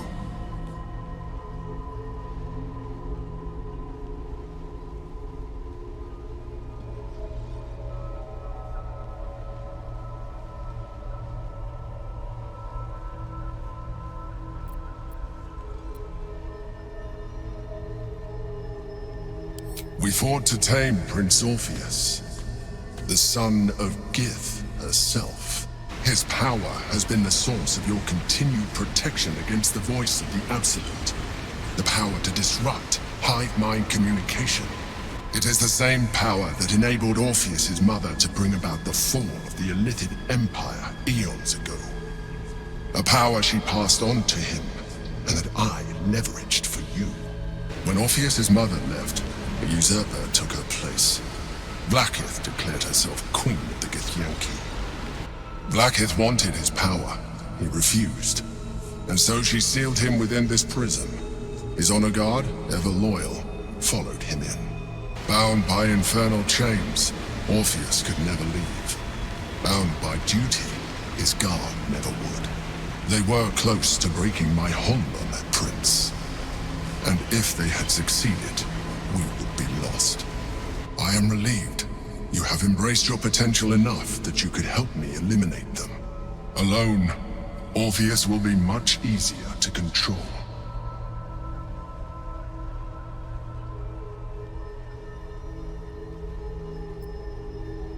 No. Gortash sent me on a mission to retrieve the Astral Prism. I was one of many, but the first to find it. How Gortash or the other Chosen learned of its existence, I do not know. The moment I found it, I felt a change. My free will returning. I followed the feeling inside, and found Orpheus. I realized what the prism was for. Containment. While my body was within the prism's bounds, my mind was free. I could resist the Elder Brain, the Chosen. Better yet, I could plan to overthrow them. All I needed to do was subdue Orpheus and find allies in the outer world. You.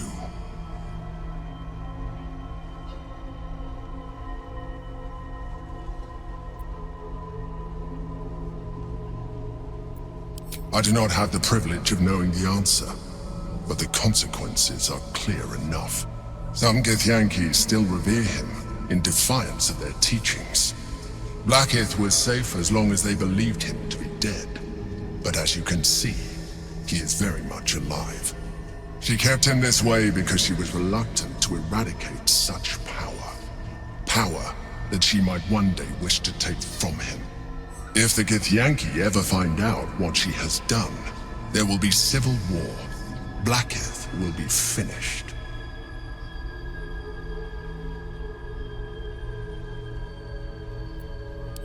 That would be a terrible idea. The moment he is free, he will attack you.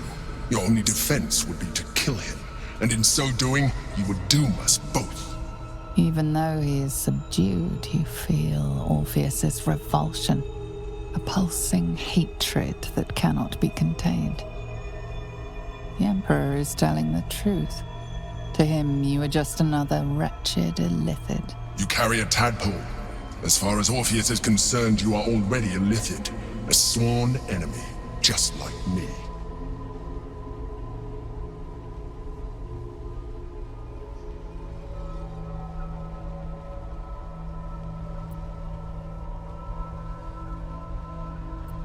I appreciate that, but this is what I am. My original body was destroyed when I transformed. When I first escaped the Elder Brain, I searched for a new vessel, but the longer I inhabited this one, the more it grew on me. I realized that returning to my former self would only impose limitations. Any advantage I could gain by restoring my original appearance, I already had to hand in the form of magic, and that humanoid shape you've come to know. As an illithid, I have far surpassed who I ever was before. You, too, should embrace this change.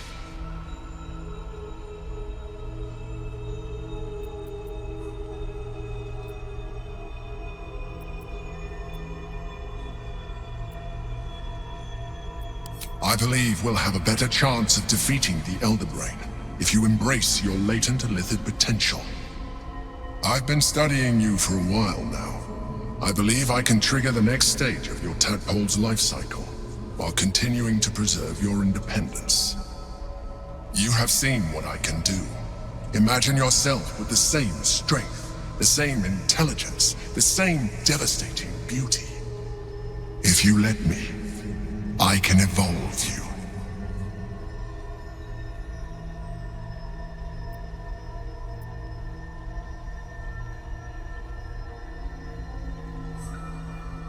You will be able to do things you never thought were possible. There will be physical alterations, of course, but only partial. You will retain most of your current form, and you will soon see that the benefits outweigh any perceived loss.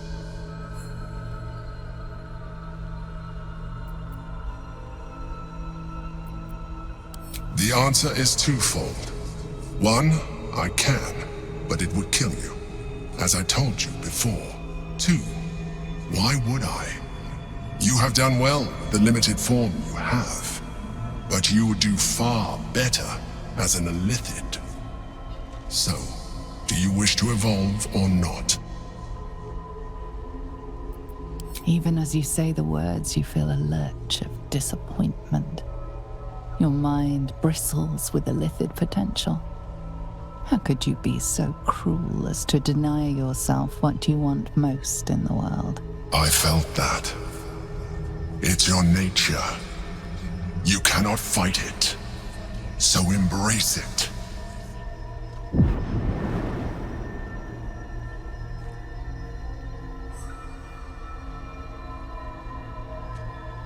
It wants to evolve, but it cannot do so alone. It must commune with another.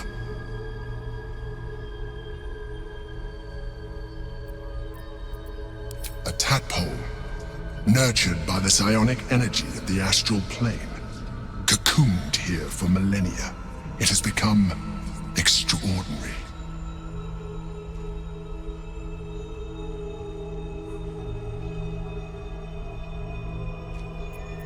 A raging pain tears through your head as thoughts and instincts do battle within it. Then, silence. Your mind mind opens, and all resistance evaporates.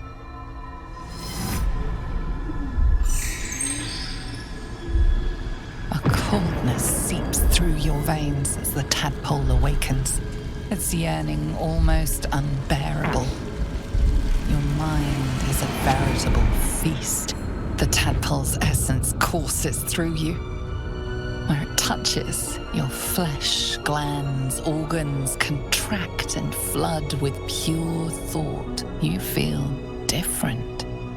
Your body has never felt more connected. Your mind present in every flex of a joint or muscle. You are exquisite. When your allies see what you can do, I hope you encourage them to try it for themselves. But we mustn't lose focus. We need to resume our journey. You heard the Chosen. The brain has gone to the city, and the army marches to follow. We must not let them reach it. We must find the brain, and bring it under our control. So, there's been a mind flayer inside the artifact, or astral prism, the whole time we've had it. Sounds like utter madness, even though I've seen it with my own eyes. The more I learn, the less I understand just why I was sent to retrieve that thing. But it matters little now. I do not serve Shah anymore, nor the Mother Superior. The prism is no longer my mission. Saving my parents is. But I digress. Did you want something?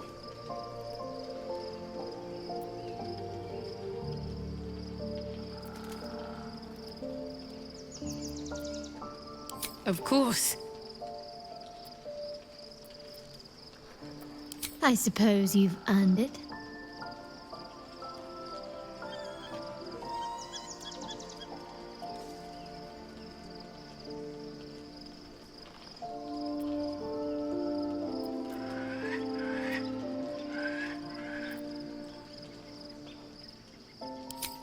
I haven't even dared to use the more benign forms of illithid powers.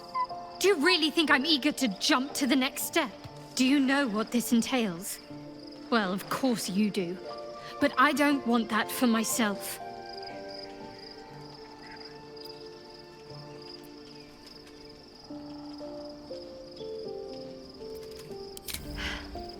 Fine.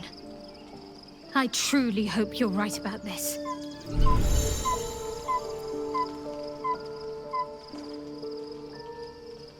Life pulses from within. The parasite's thoughts whisper at the edge of your mind. It wants to share itself with you. It wants to be let in. Go on. Don't be afraid. It only wants to help you evolve.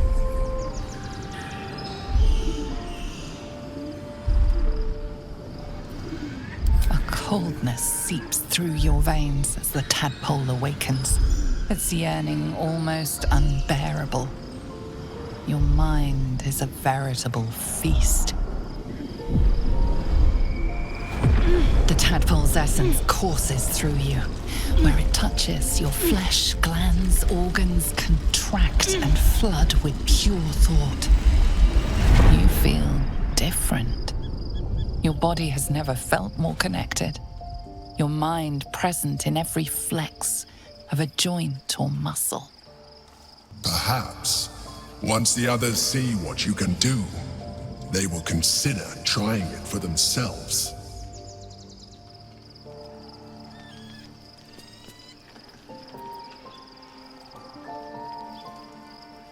We've had a mind flayer whispering to us in our dreams all this time.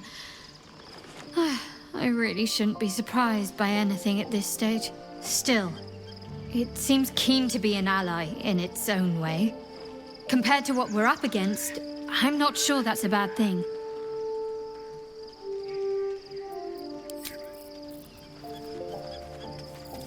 So, we owe our lack of tentacles to one of the very creatures that kidnapped us. At least my lack of tentacles. I'm not sure what's next for you.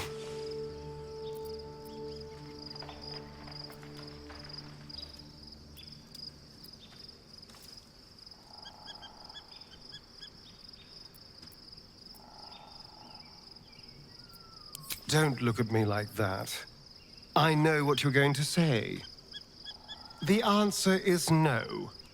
No.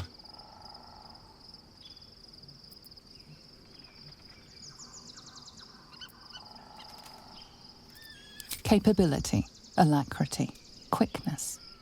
The feeling the world was made for you. Such is the potential of the illithid kind. He sees it, yet he fears it still.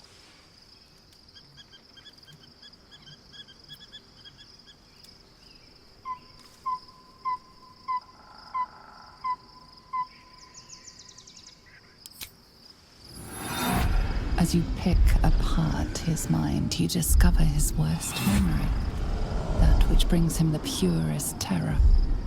Complete solitude after being disobedient, sealed, buried alive, voiceless. Will this be forever?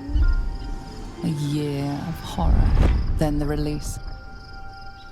He will never disobey again.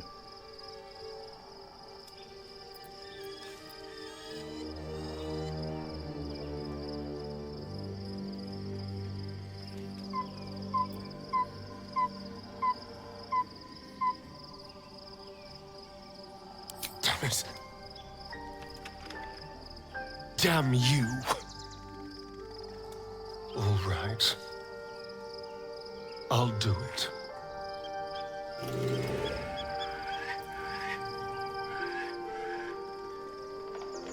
Life pulses from within.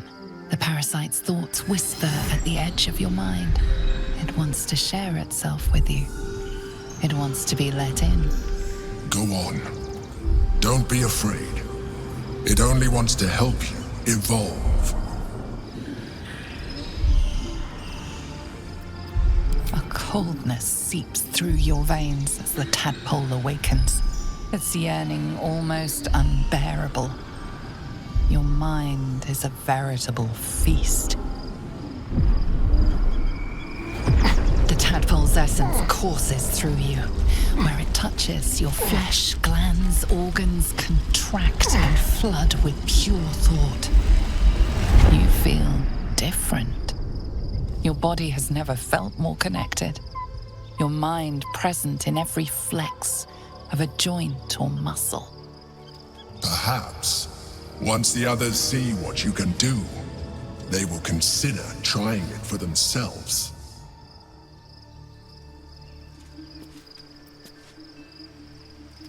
Be honest.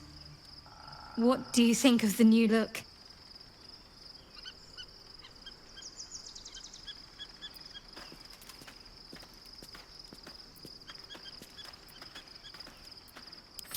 Well, I'm glad someone does. Perhaps I'll get used to it. I have a lot to get used to right now.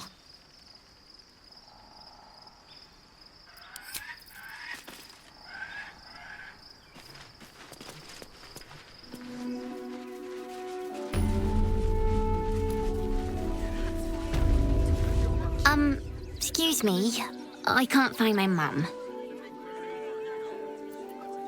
She was sick.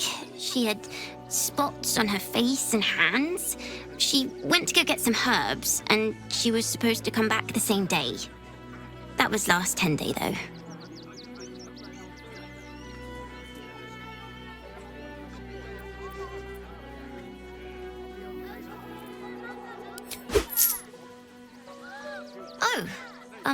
Thank you so much. I don't have anything, and you can't do anything without any coin. I'll pay you back when I find my mum.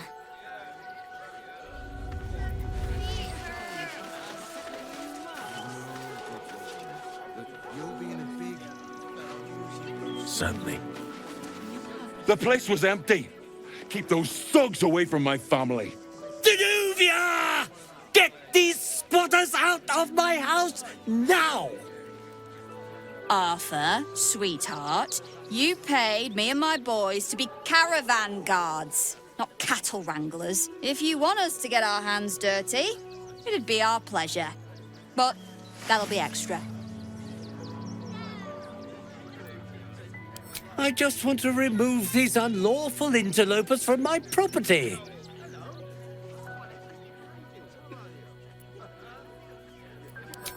My point exactly. They're like kobolds. You let one in and soon the place will be crawling with them. This man's indignant demeanour barely masks a seething anxiety. There's more to this situation than he's letting on. I'm a very magnanimous individual, but this is my home! Either they leave, or I'll make them.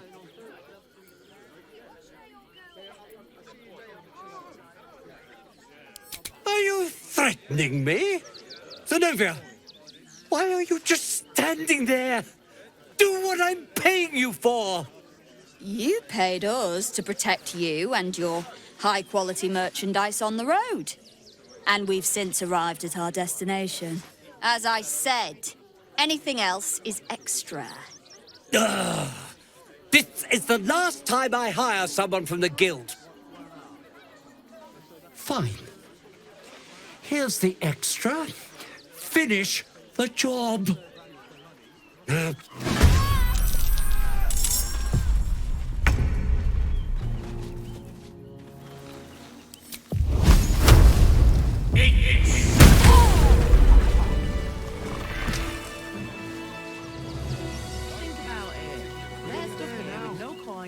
All right.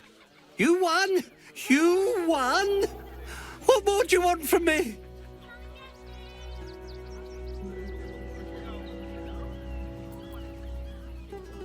Well, with Zenobia and the others gone, I don't suppose you'll take no for an answer.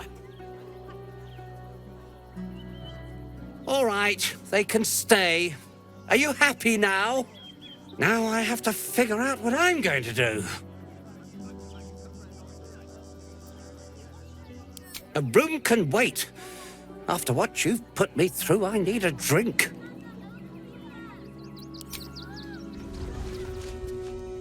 I can do that. Not quite sure why you stood up for us like that, but I won't say I'm not grateful. Thanks. And may Torm keep you.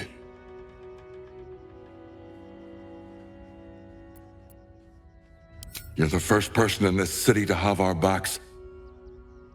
Thank you. Really.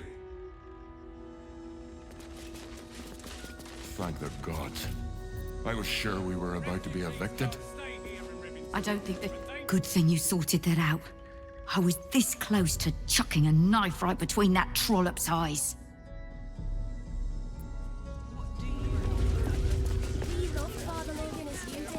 The crying one weeps today. Our father Lorgan is dead. Murdered.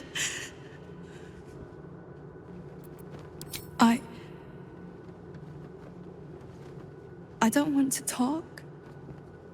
My heart is in mourning. Still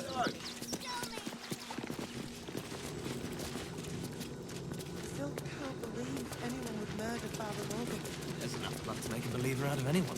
By your nature's grace, must you be so insensitive? Look, investigator. Brilgor might have been a criminal, but he was no murderer. You're missing something. You have to be. Enough, Yanis. Listen to yourself. You are defending a man who ritually slaughtered your high priest. The evidence speaks for itself.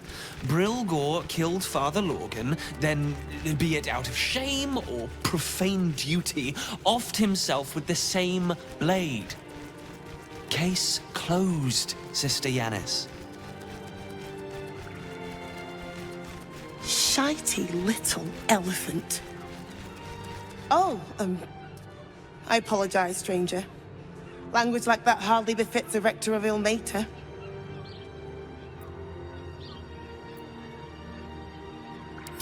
You could certainly say that. 2 people just died on temple grounds.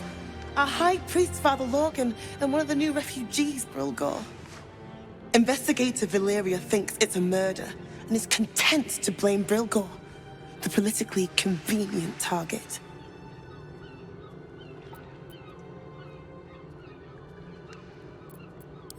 Brilgor was a refugee.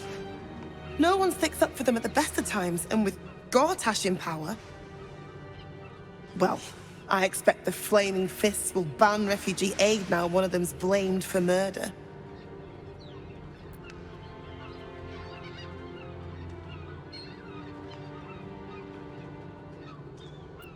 Feel free to look around the temple, but fair warning, the investigator won't change her mind without significant new evidence. Charetta's caress would be my best bet. That's her usual haunt after closing a case. Valeria never found the murder weapon, so that could be a start. Anything disproving the refugee murder-suicide angle, really. I really hope you find something. For all our sakes.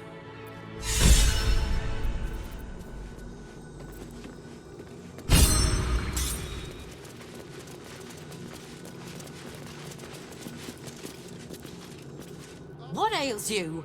Marsh fever? Feather lung? Be quick, I've not got all day.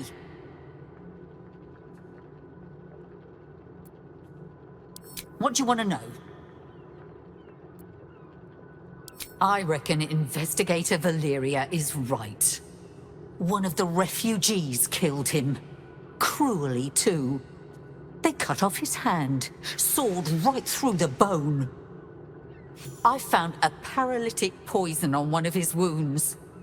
Logan was alive while they took the hand. He just couldn't scream. It's sick. We give them everything, and all we get is nothing but a good man to bury. Please, leave me be. I've got an awful lot to get done.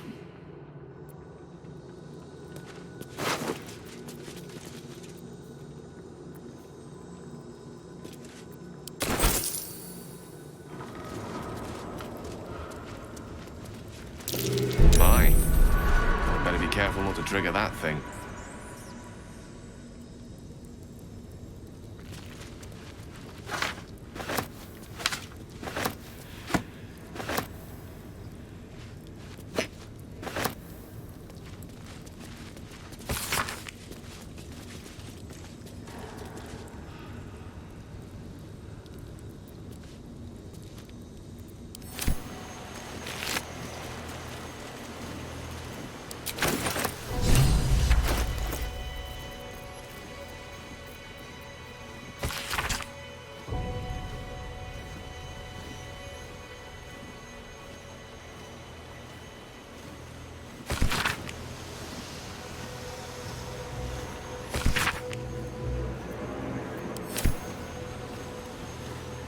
With haste.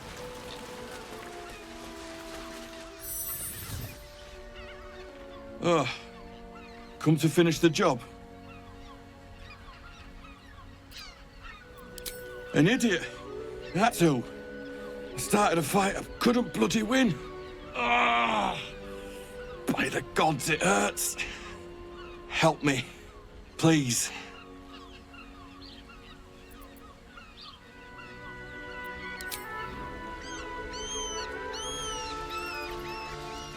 No. It's too late for that. No potion or spell can fix this. Get this blade out of me. Use it. Kill me. Kill me now.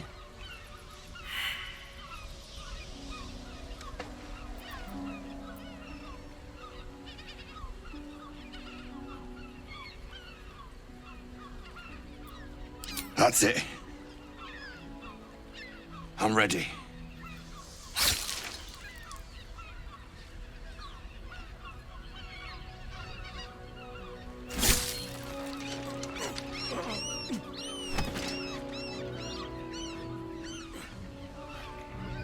That's the best you can do. So weak.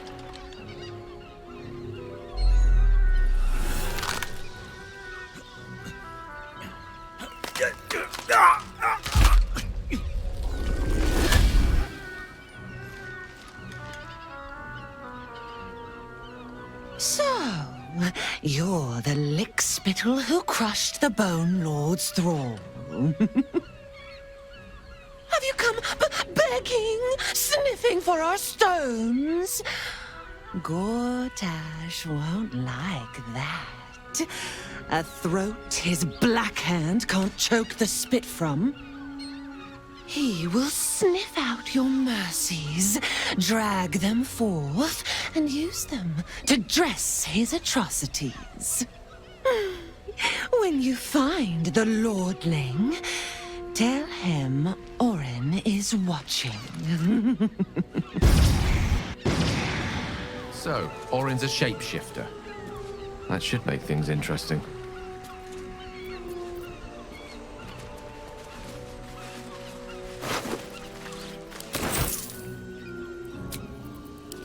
Enough sitting around. Let's go hurt someone. Not for me to interfere in someone else's quarrel. Nobody messes with the Stone Lord, Ratling. Nine Fingers sends her love, arsehole. Your Stone Lord's a dead man walking. You, help me kill these asses. The girls will sprinkle you with gold.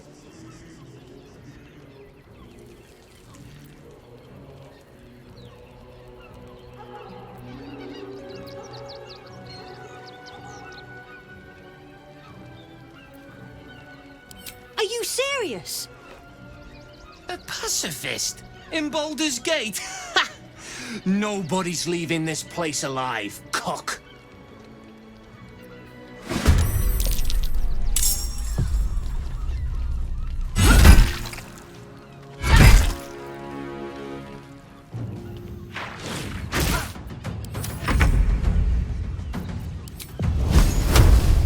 Eat this!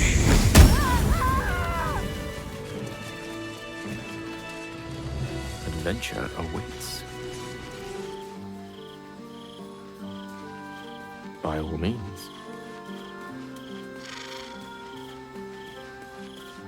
I can still feel the Shadowfell all over me. Still hear her words in my ear. I feel unclean.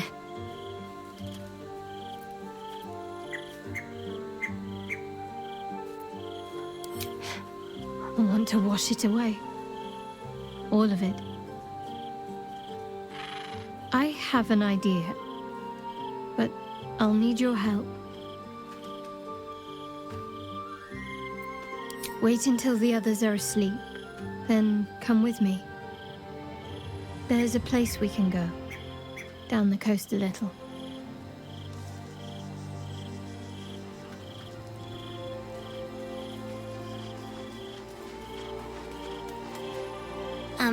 Hi. It's me, Yenna. You remember me, right? You were really nice to me before, and, my mum hasn't come back yet. She might come later. I don't think she's coming. Could we maybe stay here? Absolutely not. We've hit our quota for mangy strays.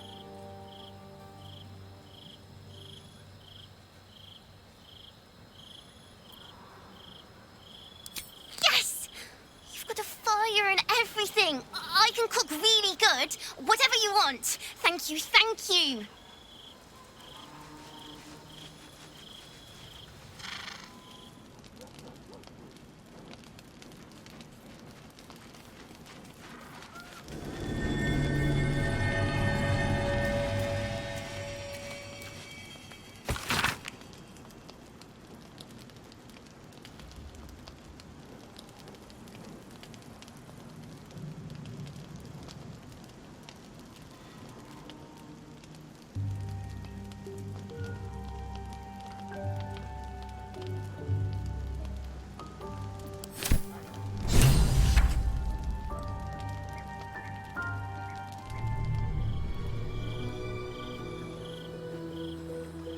This will do. Get in the water.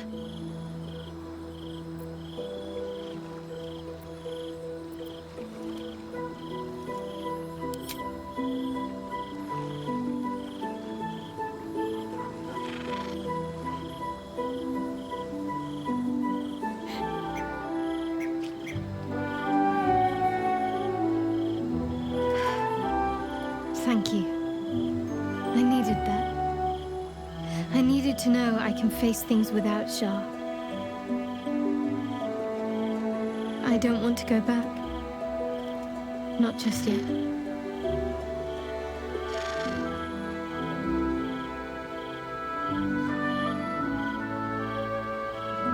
Now don't you dare stop.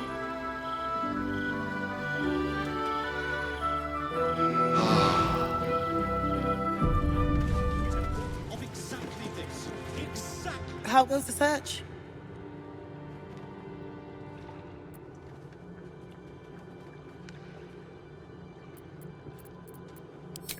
Assassins under this temple is certainly unnerving news. Thank you for taking care of them. You're on the right track. Please, keep looking.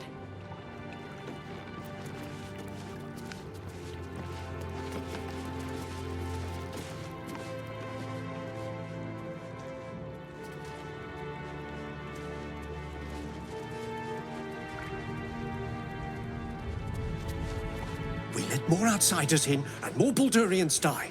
Duke Stelmane, Father Lorcan, it's no coincidence. We have faith here, Bill. Faith in people, no matter where they're from. Who had more faith than Father Lorcan? How did that work out?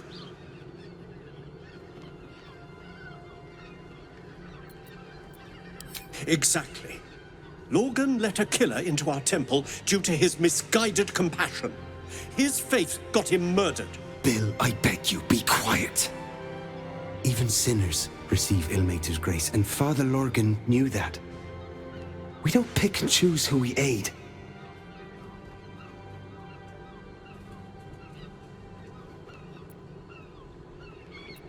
Father Lorcan instructed us to welcome everyone. That was his edict. That is Ilmater's edict. All I'm saying is we'd be a lot better off without murderous refugees roaming the... Enough, Bill. I'm sorry you had to witness our squabbling. Our temple is open to you. Walk well. Father Lorcan. I've nothing against Father Lorcan. Ilmater rest his soul.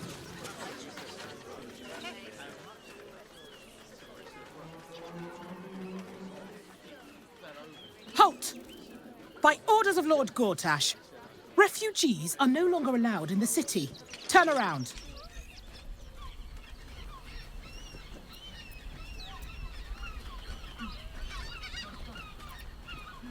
Well, do you have the means to support yourself?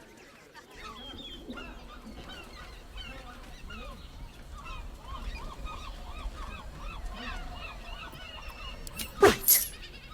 Article 30.1.5 of the Council's Decree on Extraordinary Wartime Measures. I am confiscating that. The city thanks you for your contribution. Your name?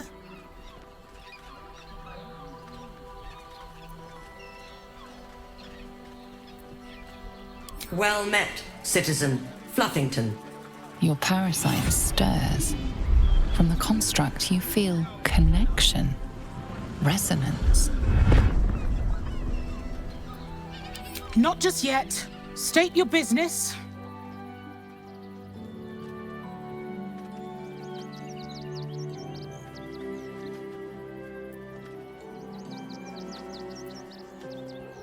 Uh-huh.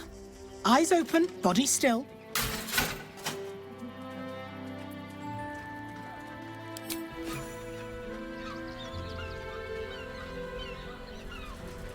Behind the Watcher's gaze, a presence awakens. You are seen. You are known. Your party's prior transgressions are reflected in its stare, as witnessed by the cult's ever-alert, scrying eyes. It has heard the howls of slaughtered goblins. The Watcher speaks directly into your mind with a voice like poisoned honey. You are marked for special treatment. Not simply an enemy of the people, but an enemy of the Absolute. Come quietly, or die.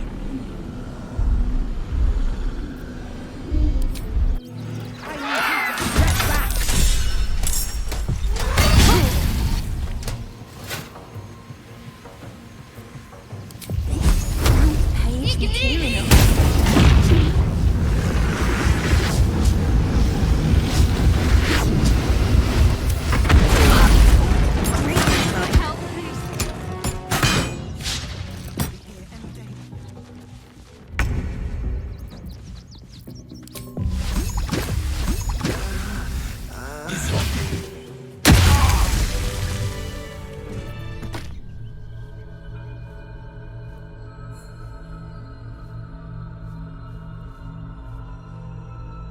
How did you? Oh, it's you. I must have let my mind wander. Enough for you to wander in. Forgive me. I am drained. Ever since you killed Ketheric and took his netherstone, the Chosen's control of the brain has been brittle. It's rebelling against Orin and Gortash, fiercely. I suspected that when we took Ketheric's stone, the brain would begin to break free. Those brain quakes confirm that my suspicion was correct.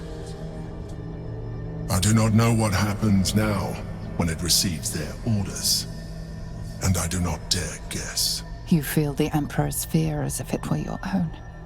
An elder brain enslaved is one thing. An elder brain unleashed will be the end of everything. Beautiful, isn't it? The mighty Prince Orpheus, contained in submissive slumber. Come. You may as well sit a while, now that you are here. Your company isn't unwelcome.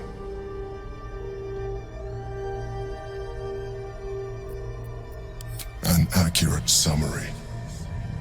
I have found myself distracted of late. I'm haunted by memories. They are relentless. I can think of nothing. No one else.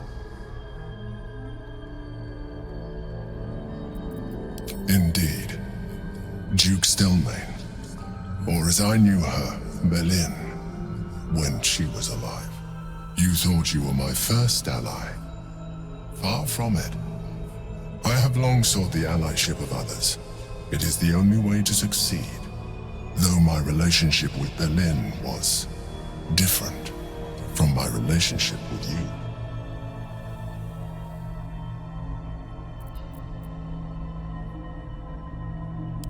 I see that you are unable to let that go. But do not forget that I trusted you with my life, as you trusted me with yours. Manipulation or not, we need each other. My relationship with Berlin was similar in this regard, though less dramatic. In life, she was my business partner, back when we ran the Knights of the Shield. A difficult task for a mind flayer. Duke Stelmane trusted me, and the city trusted her. I concede the plot, but Berlin took center stage. It was she who met with the merchants, politicians, and patriarchs. It was she who negotiated deals and signed off on agreements. Her rooms played host to the most important conversations in the city. Together, we brought order to chaos. At its height, everything that happened in that city went through the shield. Through us. I could not have done any of it without her. Just as I cannot do any of this without you. But now, she is gone.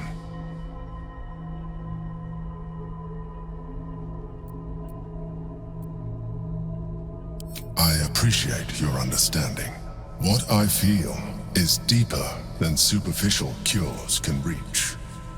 And not entirely unwelcome. Most people think that mind flayers are soulless husks who feel nothing. I am glad you are not most people.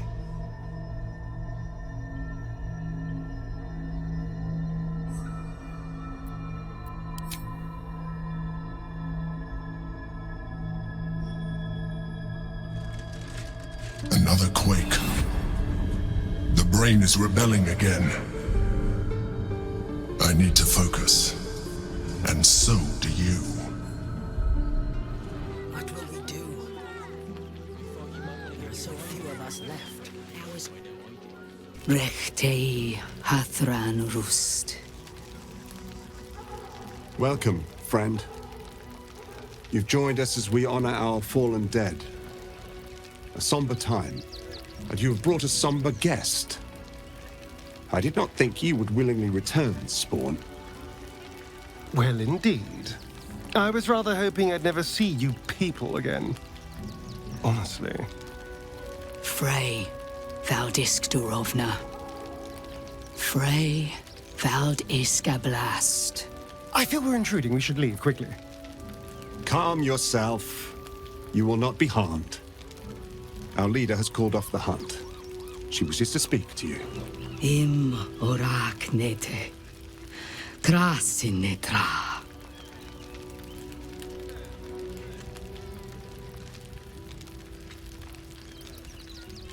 So, the impossible spawn walks among us in the blazing sun. We have been looking for you. The last time your friend came to our camp, he stole our children, our future. When I was hunting you, I was to bring you back here, interrogate you, discover how to save our children, and then destroy you. But things have changed. You have changed. Is it true you left your master? That you broke the spell that binds you to him? Well, I mean, kind of. It's a long story, honestly.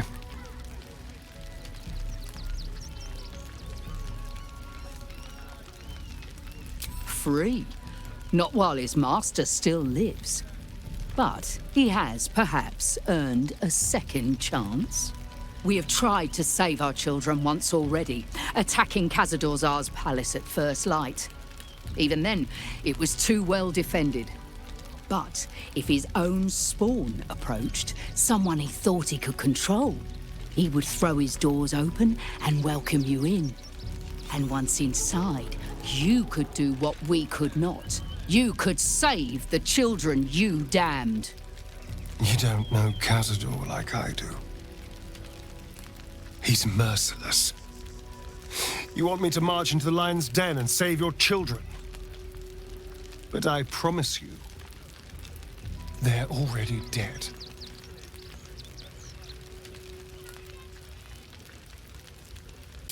I spent 200 years bringing him victims. Each and every one was whisked away to be fed on that night. But you never saw him feed yourself. He could keep prisoners for days before killing them. I know our plight is grim, but if there is even a chance to save them, we must take it. If our children are truly gone, then we ask for blood. I know you can understand that, Spawn.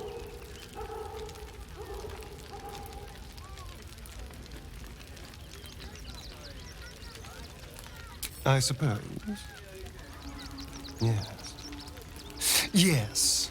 Revenge, I can do. Thank you. From me and all my people. If you can do this, we will be in your debt. You have lived a life of violence and sin. You have stolen lives, broken families, and caused immeasurable grief. Doing this will not right those wrongs. If you're trying to encourage me, you're failing abysmally. But it will be a start. You may still be redeemed. Please go. Time is short, but we will see you again when it is done. Our judgment, and it almost doomed us. Hail, friend. Fine day, isn't it? Forgive me, you're in no mood to talk about the weather. Your journey here was a hard one, no doubt. Is this your first time in Baldur's Gate?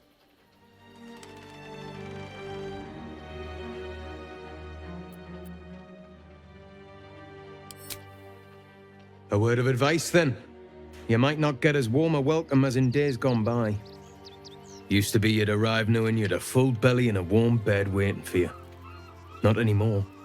These days, there's barely enough to go around. Add the refugees on top and, well, folk aren't feeling too generous.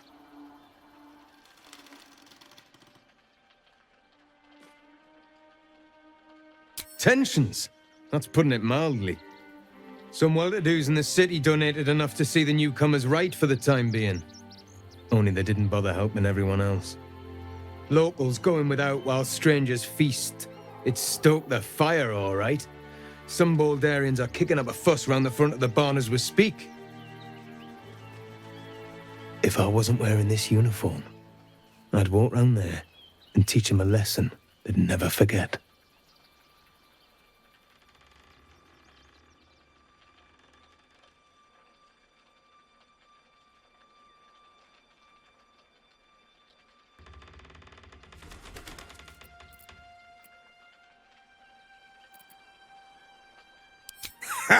What peace. If no one steps in, there'll be bodies piled high in the streets before long.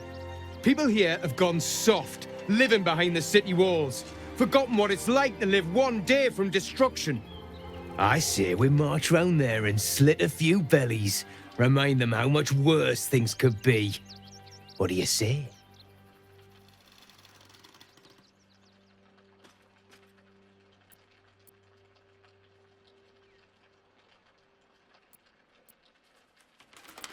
Why does it matter? Innocence makes the blood run clearer.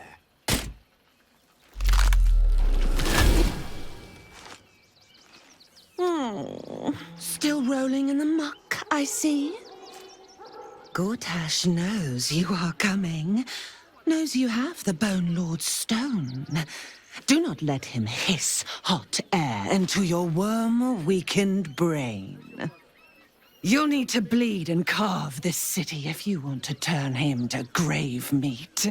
He shivers at the thought.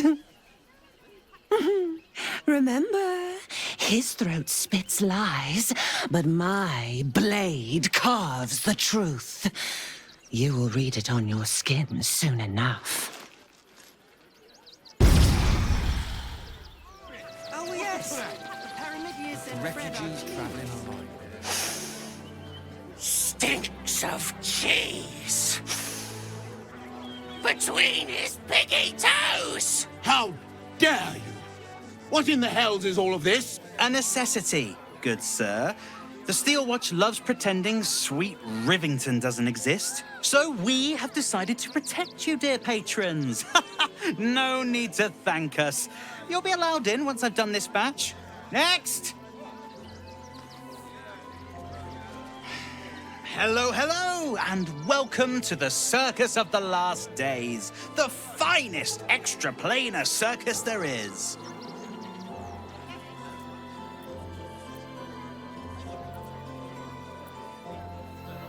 Oh, this is Benjamin. Say hi, Benji.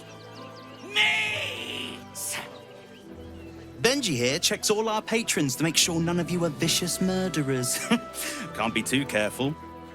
But enough of this. The circus is a place of joy and distraction, so come inside and forget your worries. Not a problem, dear patron. Benji just has to check if you're a vicious murderer. Benji?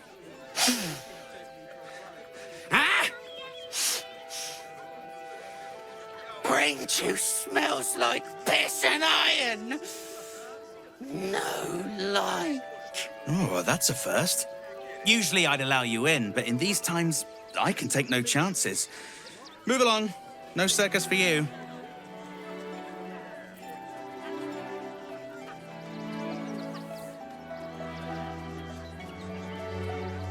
Oh, damned if I'm not a sucker for big eyes and a heartfelt plea. Very well. Welcome to the Circus of the Last Days. Have fun and be sure to catch the star of our show, Tribbles the Clown.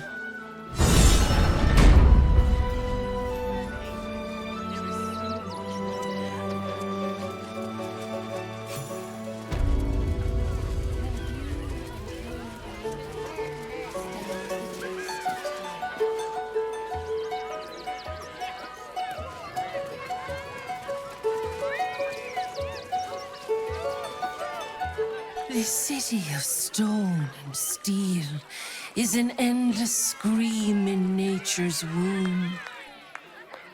I have felt no peace here. Your eyes stare at. There is pain, endless and deep, but also devotion, blazing like the sun. You're in love, are you not?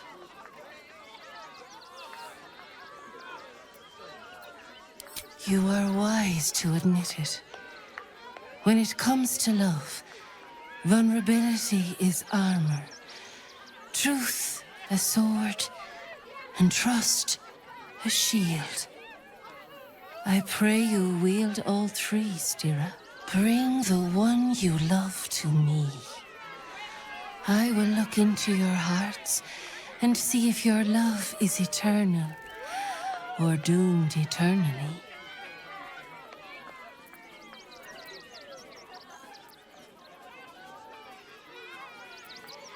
It can't hurt, I suppose. Unless you embarrass me. Then you might find yourself hurting in a whole manner of ways. Close your eyes, little ones. Be still as stone to earth. And remember to breathe.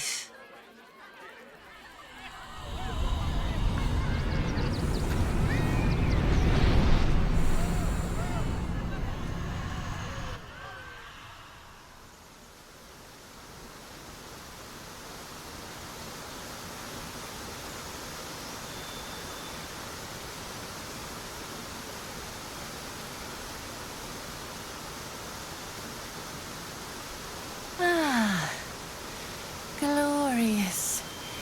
Your bond is sweeter than nature's dew. I see you, know you, but do you know one another? Shadowheart, an endless storm surges behind sharp eyes. Listen, think. From where does Shadowheart draw comfort on a cold, dark night?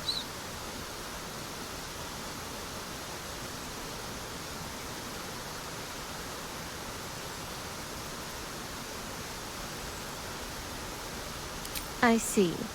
Are you sure you don't want to quit while you're behind?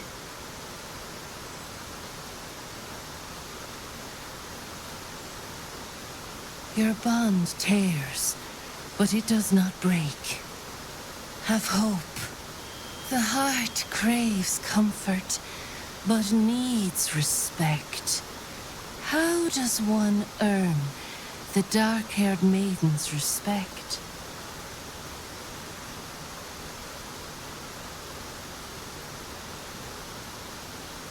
Very good. Just don't say it so loud.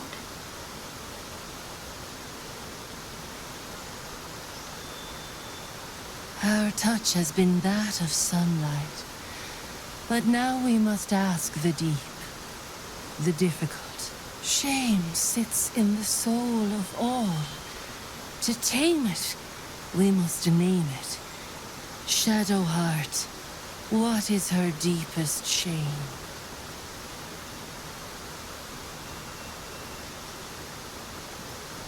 I didn't think a little game would sting so much when I agreed to this. But you're right.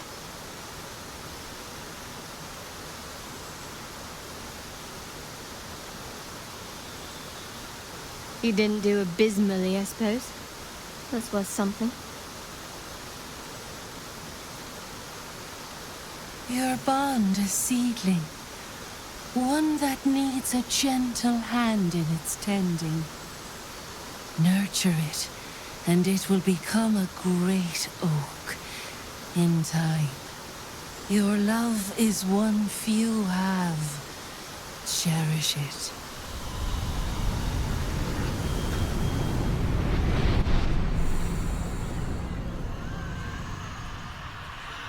Go in peace, seedlings, and know that you made one whose heart was long quiet beat with love anew. Save yourself from heartbreak. There's the theme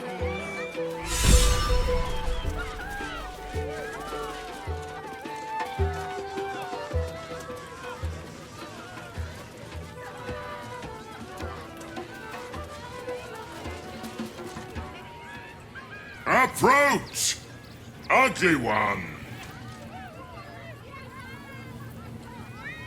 Yes, behold, Akabi's Wheel of Wonders. Spin!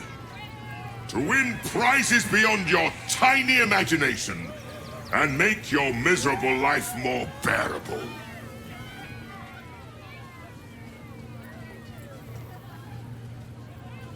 Then Akabi pities you. Begone, miserable one.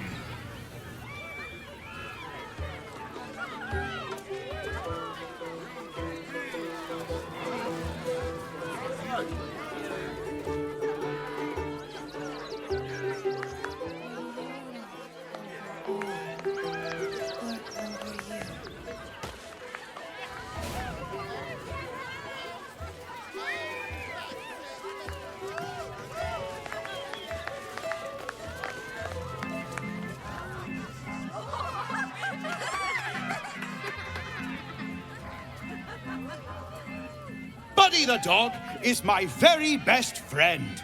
Do you know why? Why? Because with him, anything is possible. Way!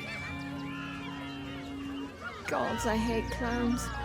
I'm not even sure clowns like clowns. Did you hear about the scarecrow who lost a fight?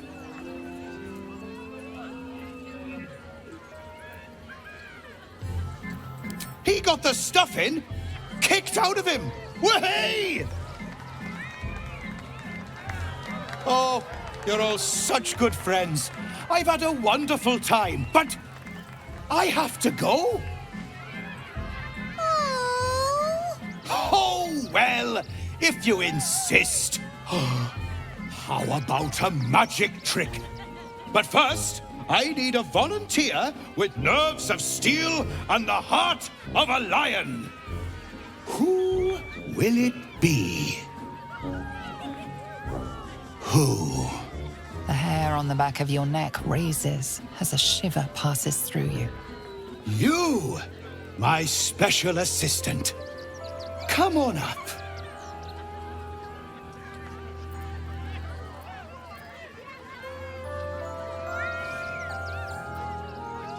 What? No, don't you dare. This isn't funny. Oh, my heart! The enthusiasm is too much! Now, up, double sharp, or poor Buddy will think you don't like him. Right there! Oh, perfect!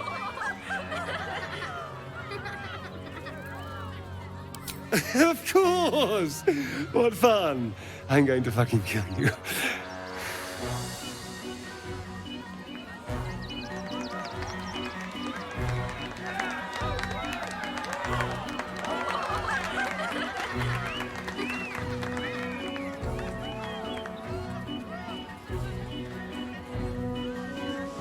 Now, you're very special.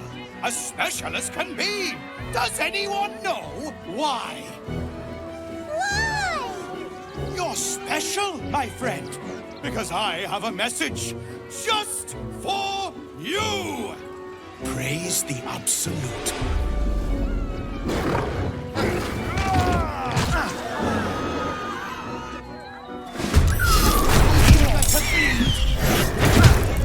Praise the Absolute. Is this part of the show?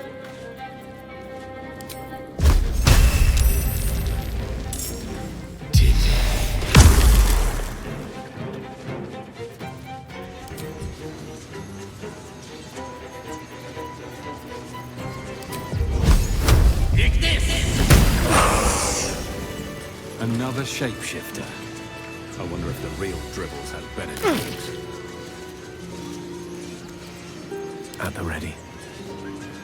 Oh, I need healing! Now!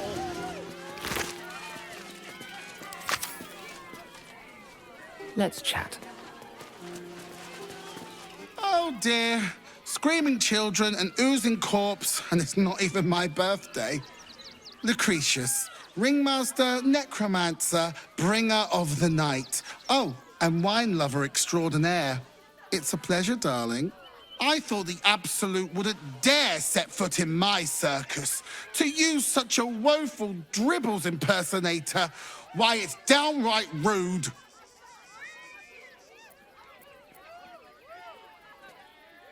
As much as I love a good murder, my customers don't. The real Dribbles charms animals and makes puns. Awful puns. Not this. Alas, I cannot afford to lose any more staff. Funerals are so very expensive. I need to move the circus. But I cannot leave just yet. Not without Dribbles. He was a star. Customers of every colour and creed simply adored him. I need him back, and I'll shower the person who finds him in love, adoration, and adequate compensation. What do you say?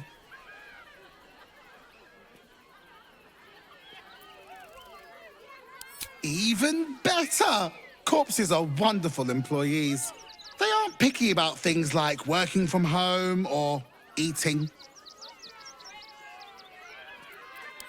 Huh. I can respect that. And you're in luck, because I am old, darling. Ancient. I have seen stars explode and civilizations fall.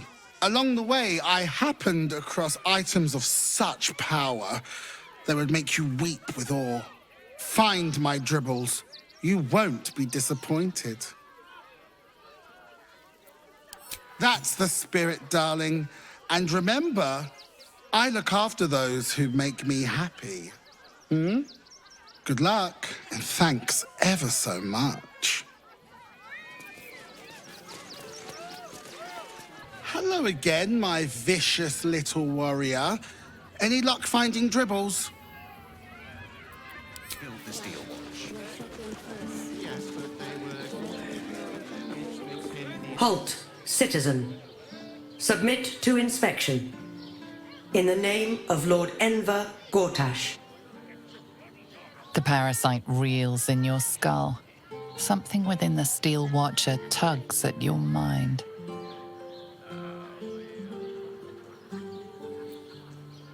Presence deep in your mind is awake, unblinking. This is it.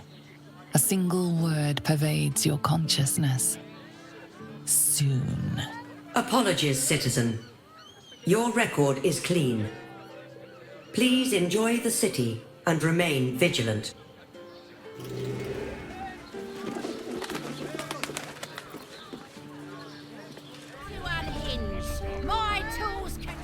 Sorry, chum, can't let you through.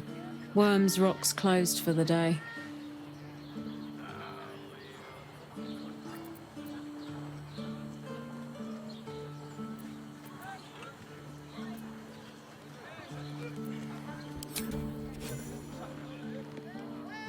How many bodyguards does a man need? Get on then. Last door on the right. Lower the gates! Special permission!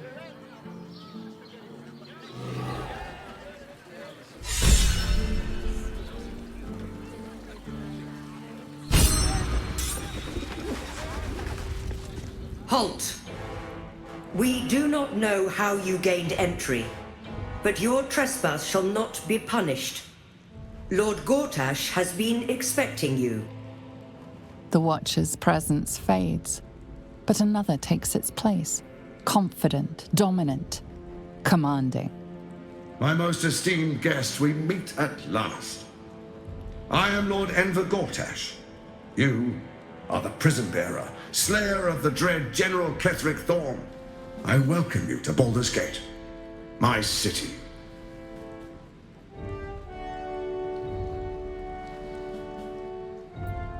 Of course. My Steel Watchers are rather adept at keeping the peace, but not entirely suitable for polite conversation. Allow me to formally invite you to my inauguration. Make your way to the ceremonial hall. Gortash himself. Looks like finding him won't be so difficult after all. Audience chamber. Hells. More tremors. The brain is resisting its orders. Without all three stones to control it, it will soon start acting on its own will.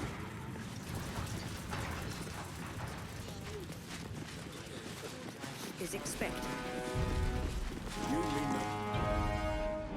Stand down, villain. In the name of the Steel Watch, aggressive action will not be tolerated in the presence of the patriarchs of this proud city.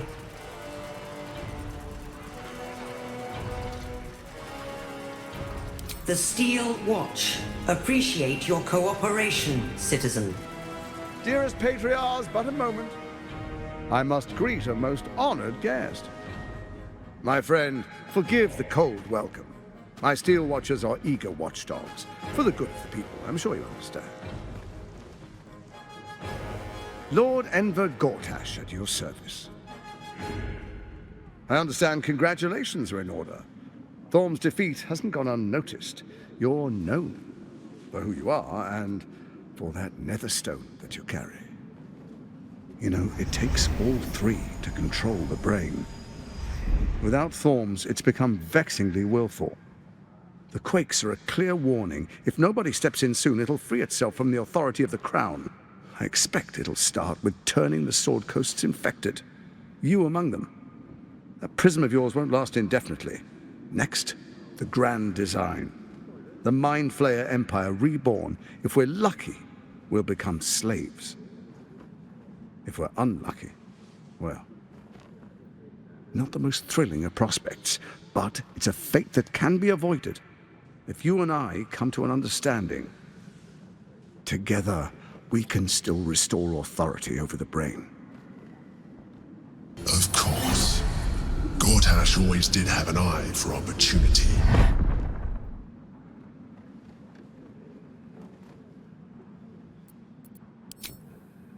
There's an old wisdom. A brittle alliance can never be mended. It can only break. With Ketheric gone, Orin proved treacherous. Baal's chosen wants the Netherstones for herself. She only cares for blood. And your blood and mine are of particular interest to her.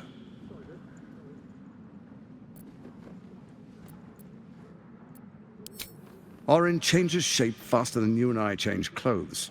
You know, she's tricked you before. She's targeted me as well. I'm well protected, but she's extremely good at what she does. If Orin obtains all three Netherstones, she'll plunge the coast into chaos and paint the city in blood. I can't let that happen. I want to lead this city to glory, not scorch its earth.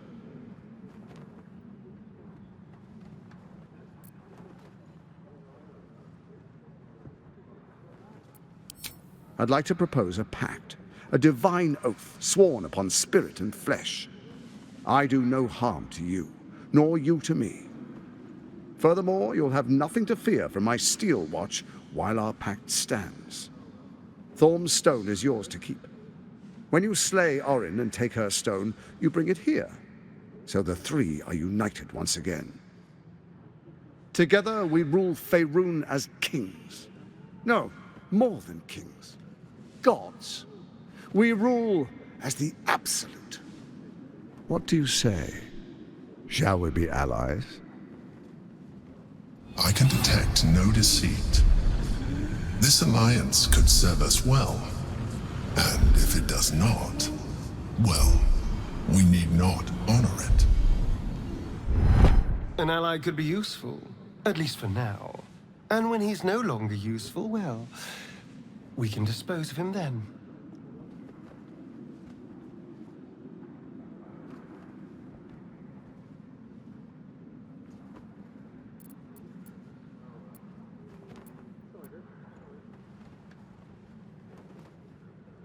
Gortash's eyes blink in a consistent rhythm. He stands calmly, confidently. He fully intends to share his kingdom with you.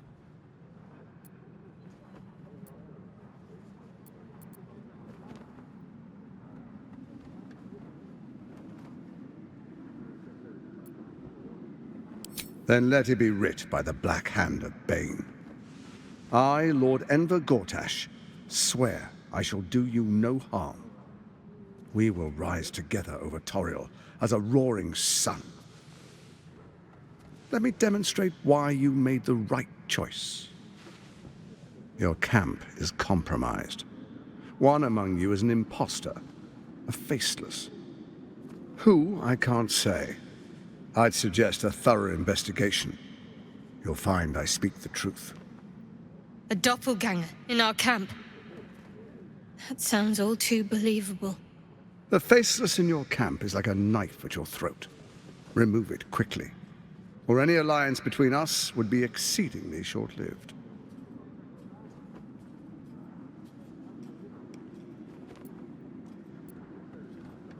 First, Orin the Red, bloody dagger of Baal, causes panic in the streets through killings in the Absolute's name. Next, the threat of the Absolute's monstrous armies formed by Merkel's general, Ketheric Thorm. In such circumstances, people crave strong leaders. Leaders that bring law, order, and protection.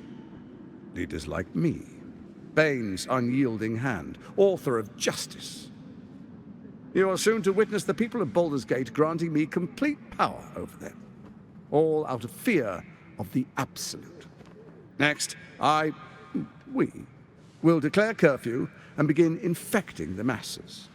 Our subjects will hear the voice of their absolute God. The faithful will do anything in the name of their God.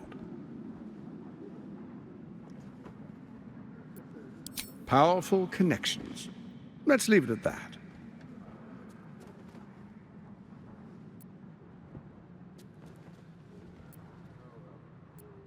Soon. First, come and be witness as I make history. The first Archduke of Baldur's Gate.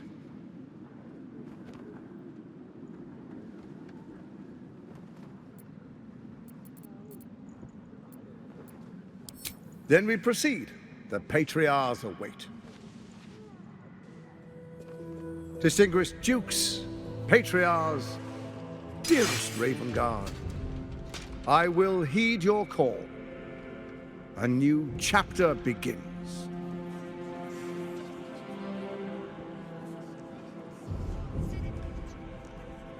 Enver Gortash, swearest thou by Balduran's blade to defend the citizens of Baldur's Gate from enemies within and without?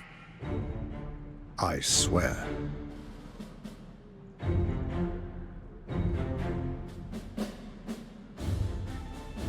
Swearest thou true faith and fealty to the same, by word, deed, and decree, so that none may suffer? I swear. Gathered guests, grant ye consent?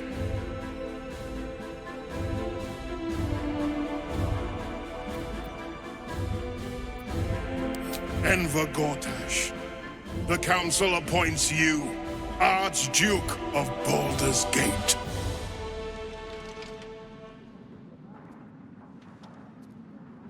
My friends, the Steel Watch stands ready. Let its blade fall on any who would diminish our city. And you, honored guest, will find me in my office above when you return. Do not come empty-handed.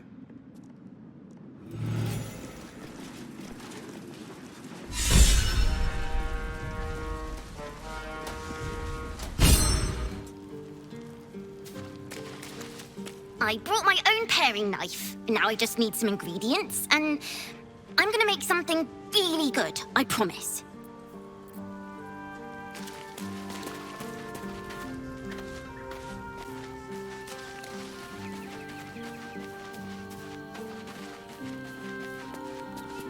So, we have a shape changer at our camp.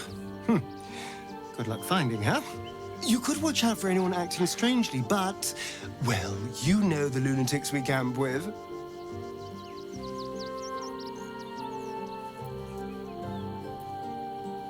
I've already apologized.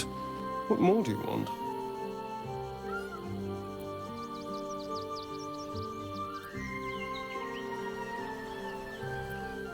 What? Look, I swear I won't come after yours. But anyone's? You know what I am now. I can fight with all my weapons, teeth included. And if I happen to drain the occasional bandit during a fight, what's the harm? They're just as dead.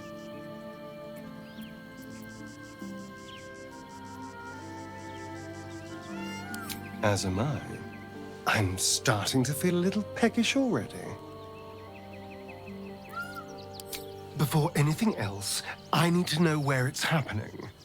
To the public, Cazador is an ordinary noble. A little reclusive, perhaps, but just another of the great and the good of Baldur's Gate.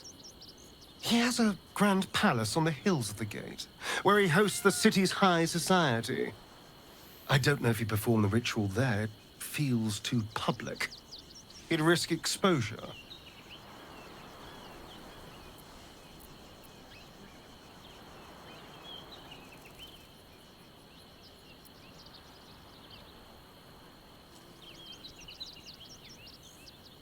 I hope so, because I'm not striking another deal with Raphael. Who knows what he'd demand this time. But if the citizens of Baldur's Gate don't know anything, my brothers and sisters might. Cazador is a master of secrets, but the other spawn must have seen something.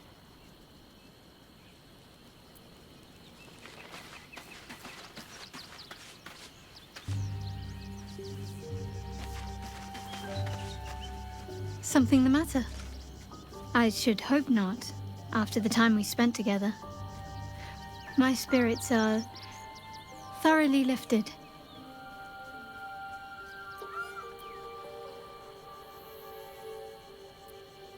Oh? Not feeling any regrets, I hope?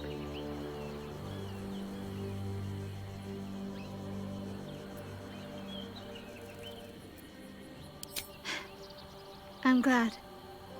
I feel the same way. Though, I'm still finding sand in my hair. I wonder what the others will think of that.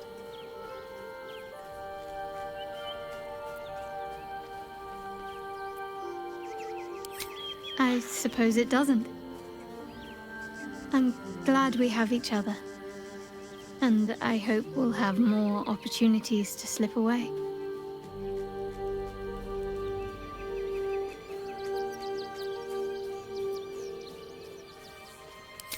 I hope so. So long as I'm willing to stroll right into the Mother Superior's trap, they have no reason to not tell me where to go.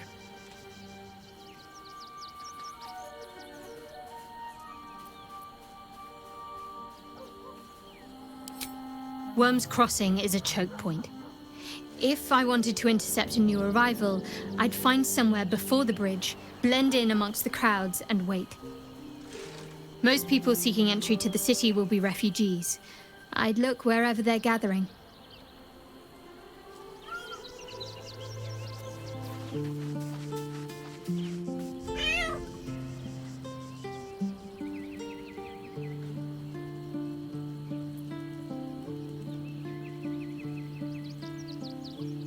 The cat peers back. You read something in its eyes. Doubt. Resignation, perhaps.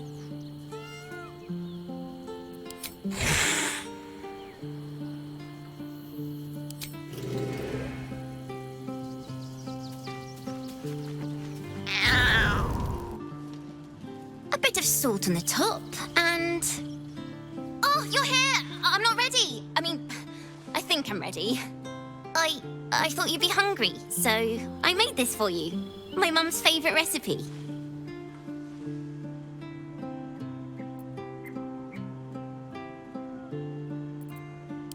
You let me stay when I didn't have nowhere else to go. No one ever cares about me like that. Not since my mum.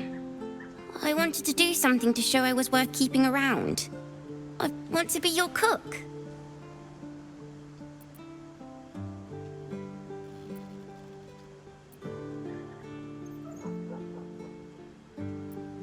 Well, I can sew a little bit, and, I know most of the letters for my writing. I think cooking is really my main talent. Please, Just try it. I promise it's good.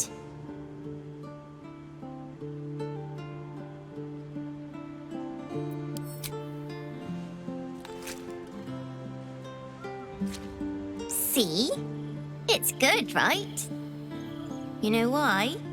Because I put in my secret ingredient. Want me to tell you what it is?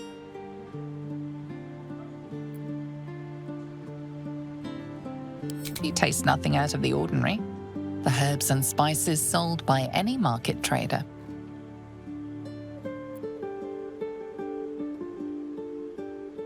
I put a special meat inside. Such a sweet little kitten. Oh, how it screamed!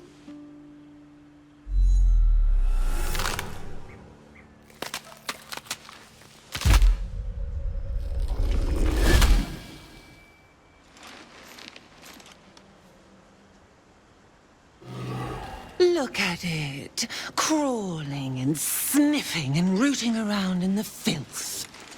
Is it my netherstone you seek, little piggy? Or did the child's little pet leave you no appetite for the main course? Do you not savor the slaughter of such innocence?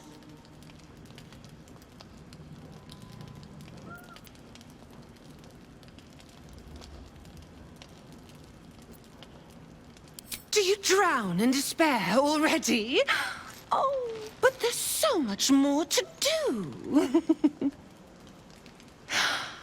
I could peel a fine pelt from the mutt I caught sniffing at your heels.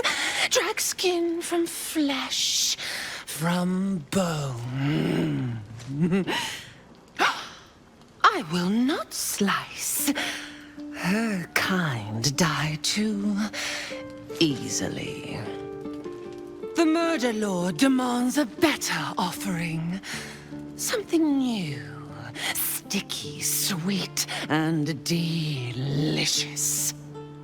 He wants you.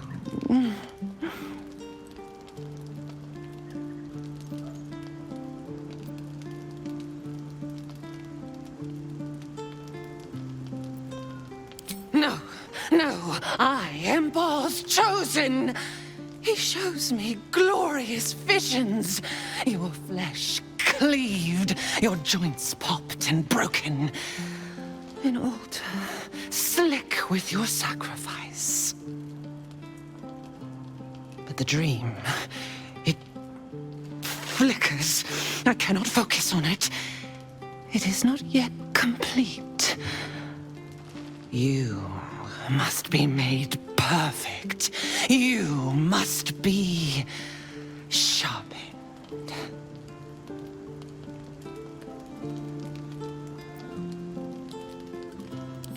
No, no, not here, not now. The tyrant must fall first. You heard Gortash's whispers. I see how your skull swarms with his promises. He whinges and wails over the crown of Karsus, wanting to command it without me. Oh, how I long to slit his poxy smile from ear to ear. But I can't touch him. He bound my blade when we first conspired. Gortash didn't want me at first. Didn't trust me. Got me to wag my tongue, swear an oath, never to hang him from the hooks. Drip drain him into father's open jaws. You must kill the tyrant. Take the netherstone from his corpse and bring it to my temple.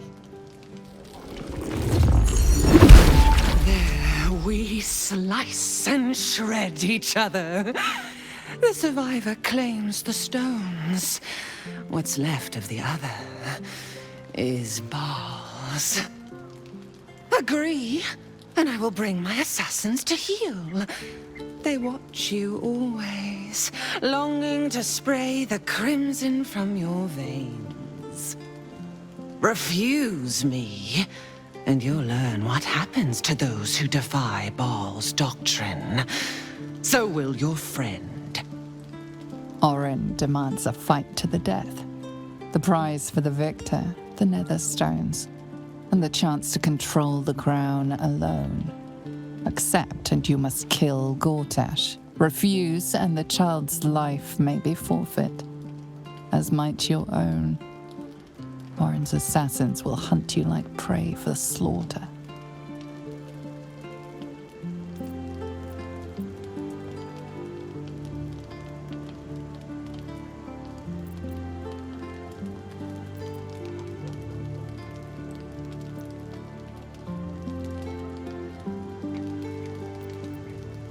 Tyrant has you all twisted into knots, tight and tangled. Do you forget? I have your meat strung on my hooks. Your useless promise will drip wet and red from your ruptured jaw before I let you disobey Baal. My assassins will make sure of it. Once you've remembered your place, seek out the Steel Watch's cradle in the lower city.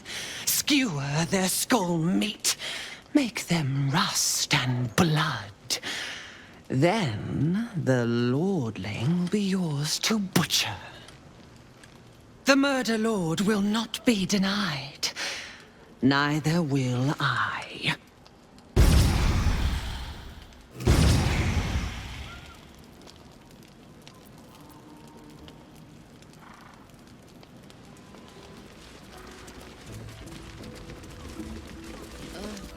Another case closed, another bottle open! Huzzah to Valeria! Hang on a tick. I recognize that face.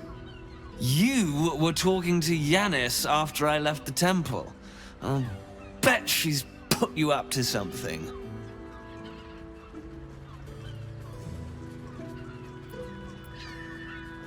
Why must you busybodies insist on interrupting a perfectly good night? Ugh, I know that look. You remind me of Devella. Fine. If you doubt my conclusions, out with it. What have you found?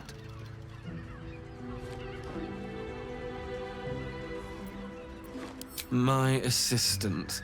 She's posted in the lower city investigating Duke Stelmane's murder. Now, back to it. What have you found? While that is startling, it still doesn't disprove my theory that Brilgor killed Father Lorgan, does it? I need proof. Hard proof. A motive, too. Otherwise, I'm afraid the case remains closed.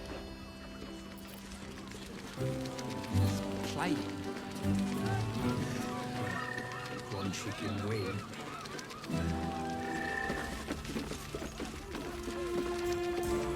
Damn, Hoots! That new batch burns stronger than a pit fiend's fist. I'll take that as a compliment. Take it however you want. But I'll be having my usual from now on. Oh.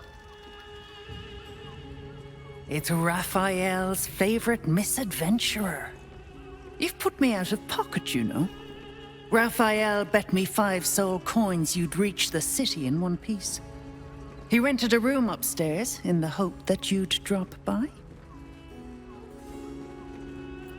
Ah, I forget we've never met. I've had my eyes and ears on you so long we feel like old friends. Carilla is my name. I'm Raphael's assistant, shall we say. Take your time. Have a drink.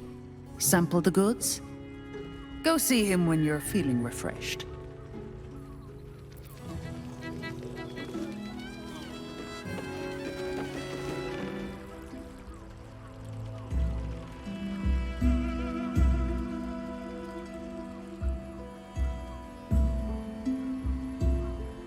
Tell me, am I beautiful? More than beautiful.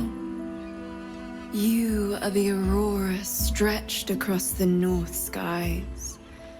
You are the golden dunes swept across the Kalim. You are the fruit of the forbidden palm, soft on my skin, sweet on my tongue. You are my sin and salvation.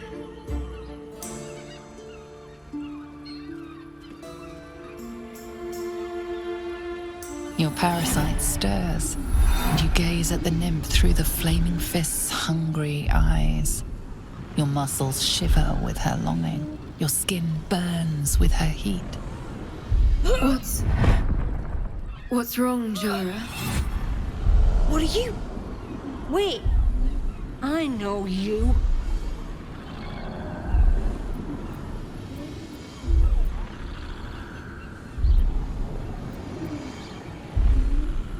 I most certainly do. Jara is the most valued. Your face. The Absolute has shown me. Jara, what's going on? Who's this man?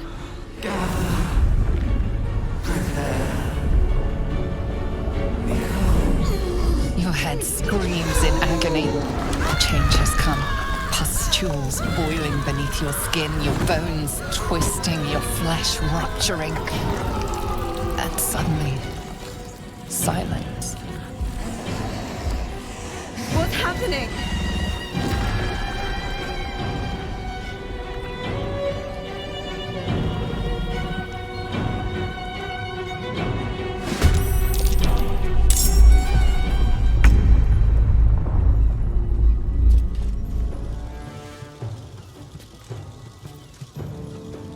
Can't slow down.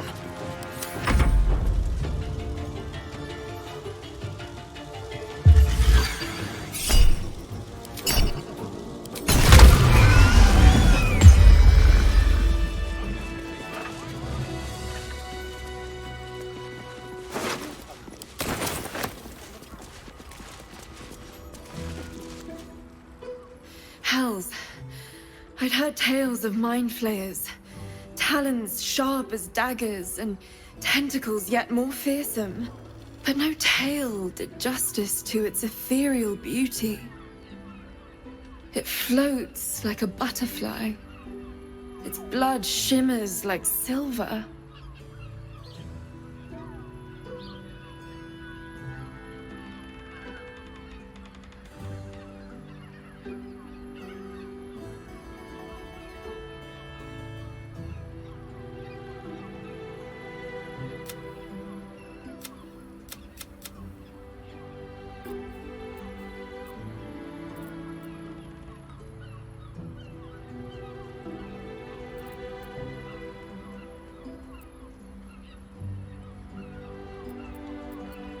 How can I help it?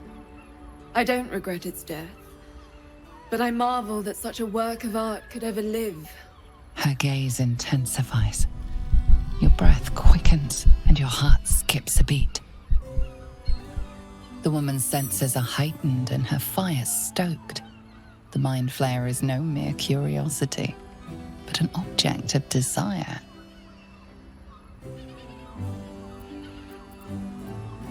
Oh, I don't need it to desire me back. That's wholly unimportant. But perhaps there are other flavors that might satisfy my palate.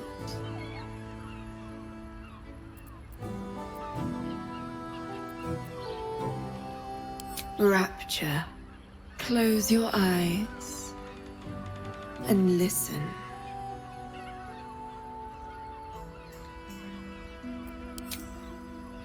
You see only darkness.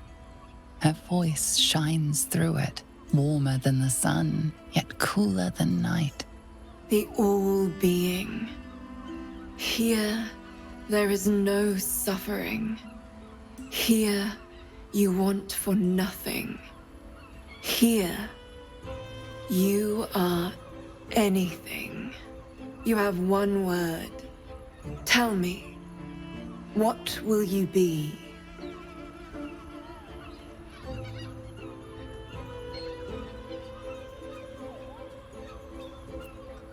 You are more than powerful, an emperor to emperors, your head adorned with a crown of gold, diamond, and ruby. The heavens tremble with the steps of your army, all beasts, all men and women, all creatures of the plains bow to your might. Your flesh shivers, your heart bursts. True ecstasy for one fleeting moment. Open your eyes. I'll remember you, and you'll remember me.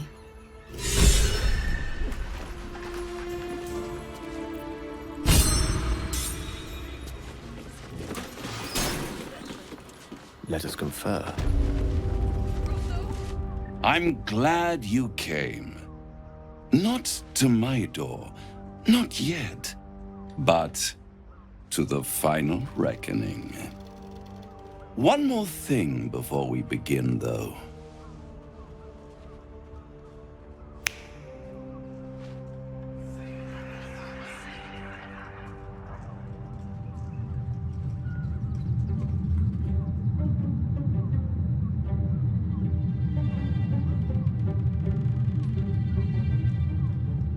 For the first time since the Nautiloid, your mind is clear. It's unsettling.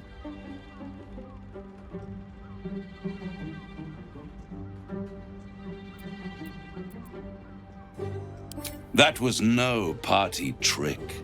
Somebody's missing, can't you tell?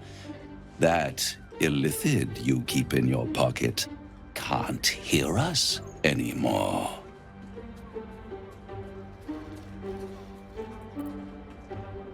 I brought you here because I'm true to my word, and I can make all of this tadpole business go away. Which means you and your lovely friends can remain blessedly free of tentacles.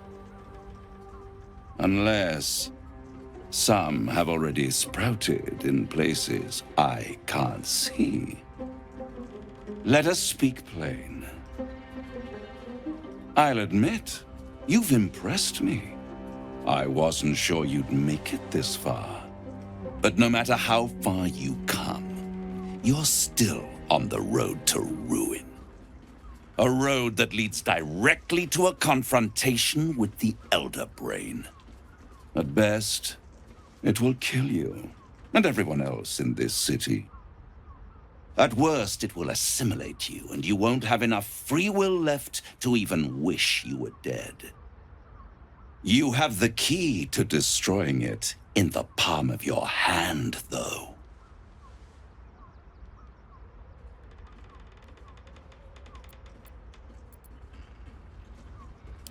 No, Gale.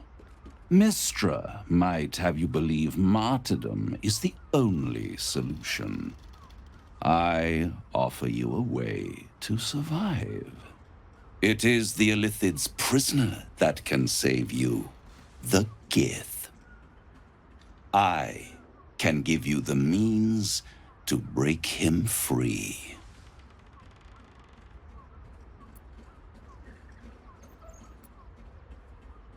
To Illithids, yes. But despite your reckless embrace of the parasite and recent mutations, you're no mind flayer. Not yet. Orpheus would gladly execute the Emperor. But to you, he will be a friend. After all, you're at war with an Elder Brain.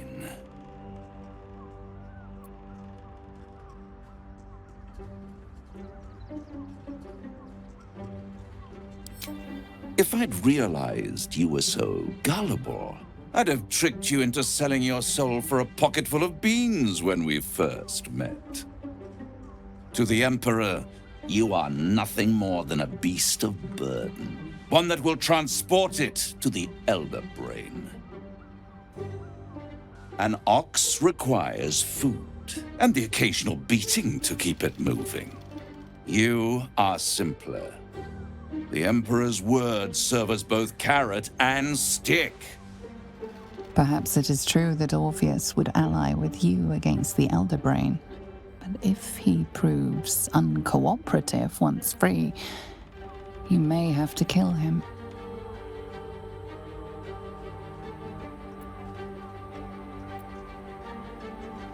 I won't stop you.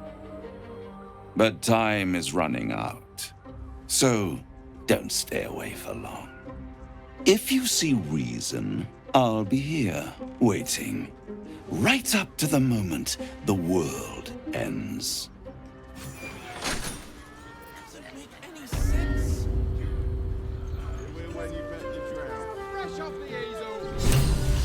Oh, Father, give me strength.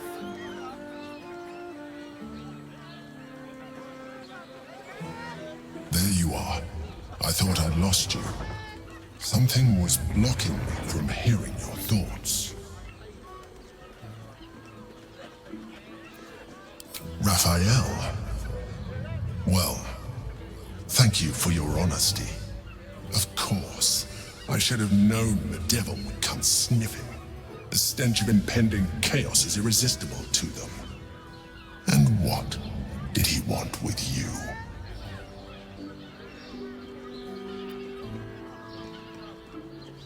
How interesting. No doubt he impressed upon you the need to do so. And what did he want in return for this knowledge?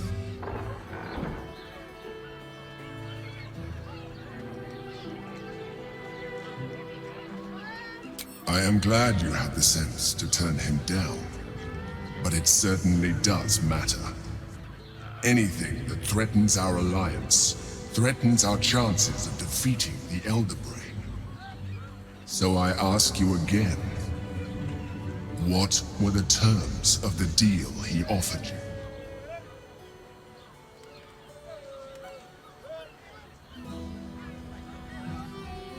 I see.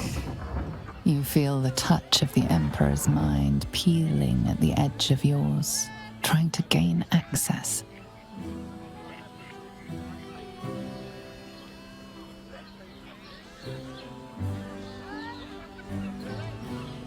That is a fair request. You feel its presence withdrawing from the fringes of your awareness. I shall respect your privacy on this occasion. But know that if you have jeopardized our mutual project, I will be forced to reconsider our alliance. Now come. We have an Elder Brain to destroy. Pleasure house, den of decadent delights.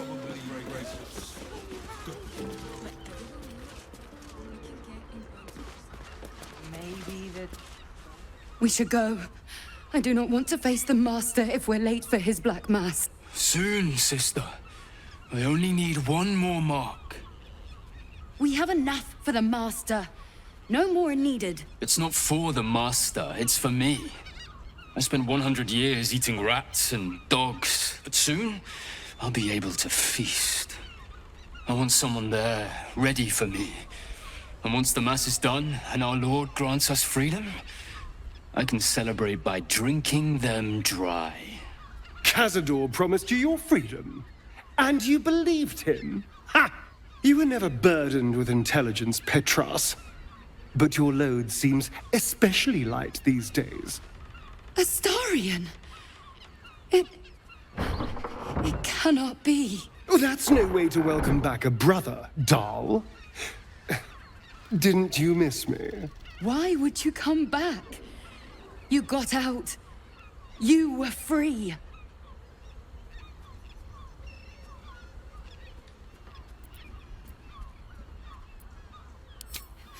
You can't mean that. He's playing mind games. He can't raise a hand to the Master, let alone kill him. You have no idea what I can do.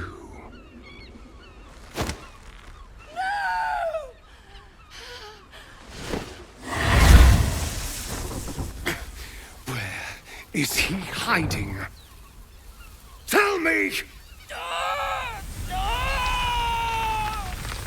Brother, please!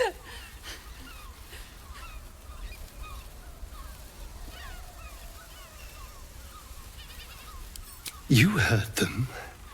Tell me what I need to know. Now! The Master is preparing the Black Mass. Beneath his palace, there's a defiled chapel. It was hidden there the entire time, hidden from us all.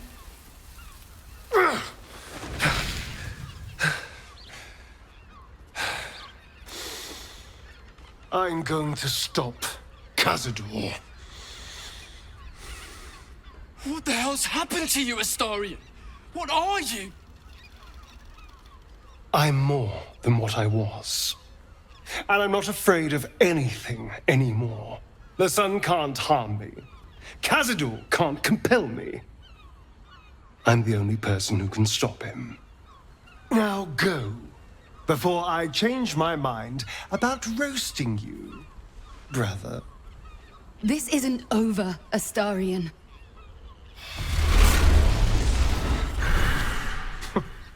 Poor fools. They actually think Cazador will save them.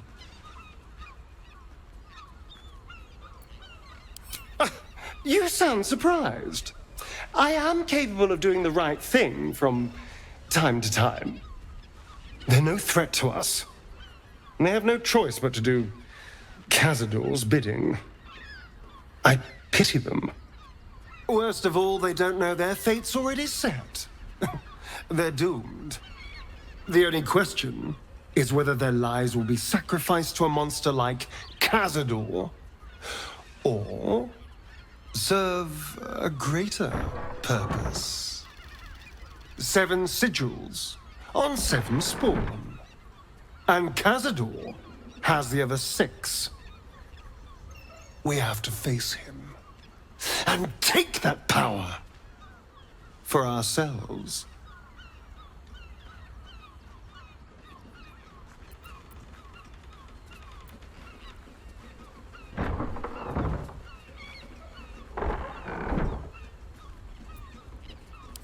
Trust me, I'd rather slaughter someone else's family, but if that's what it takes. And it's not like their sweet innocence. They brought Cazador just as many victims as I did. You're not getting sentimental, are you? I thought you were with me on this.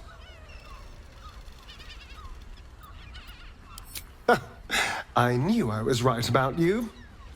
You're a true friend. And now we know he's skulking beneath his palace. We can take the hunt to Cazador. All right, let's go. This place stinks of rat blood and despair. One chicken win.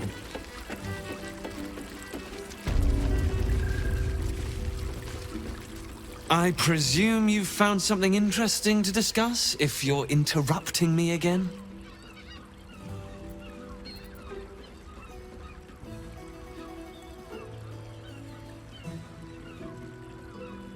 A Baal plot? You as well? Duvella's been harping on about Baal for months. Fancies herself something of an expert. I assumed it was just a bunch of conspiracy codswallop and fear-mongering. But she's been unusually insistent about this one, even for her. Fine. I'll bite. What's your theory?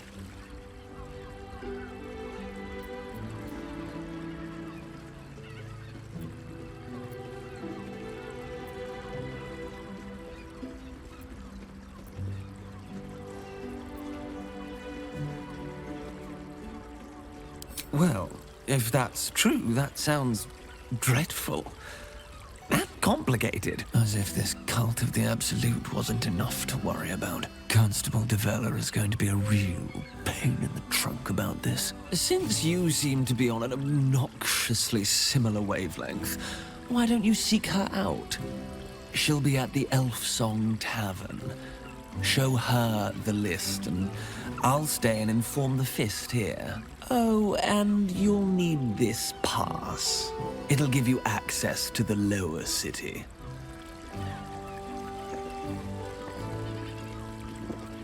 Well? What are you waiting for? You've a bloody conspiracy to solve. Move!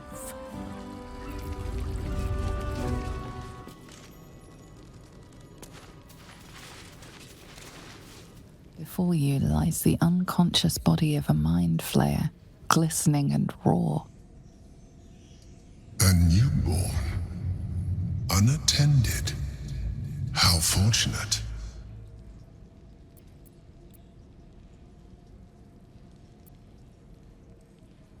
Oh, but it is. This one has only just transformed. It is weak, vulnerable.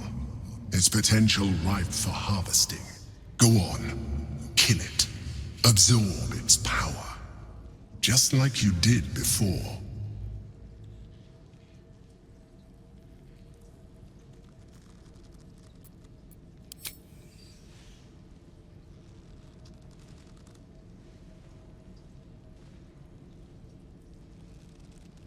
Come no closer, you.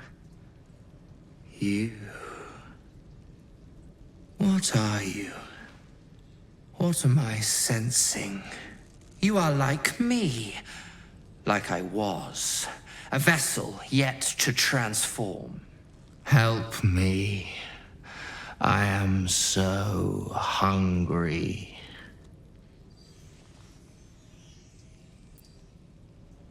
My vessel. He fought the transformation. He found it excoriating. I can still taste his terror. It is delicious, but will not sustain me. We need to feed. We need a brain fresh and frantic to restore our strength.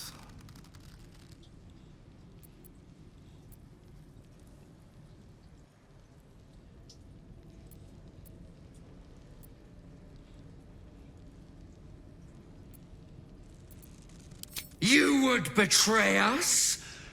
Then you shall be our very first meal.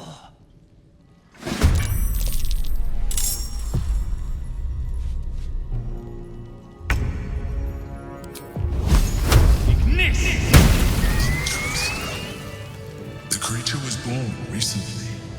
Its mind is still fresh. You can absorb its potential if you consume it. Curiosity must be satisfied.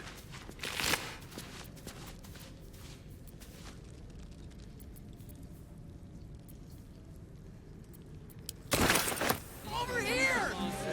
This armor was such a bargain. We can't return it. Put him up! Put him up! Yay! You spoke to me! Nobody ever talks to me! Your fist, silly. I'm trying something out. My name's Narber, adventurer to be, soon to be the best adventurer anyone's ever seen. As soon as I figure out what kind of adventurer I want to be. What do you think? Can I be a fighter?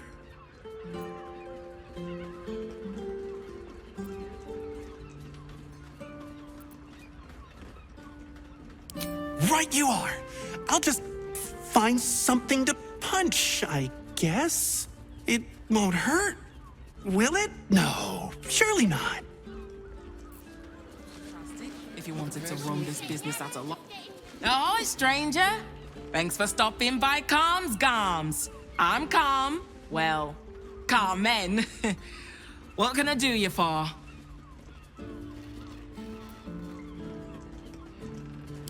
Ugh. If it's empty patty you want, get your clothes from my brother Figaro. But if it's genuine quality and genuine taste you're after, Calm's Gams as you covered.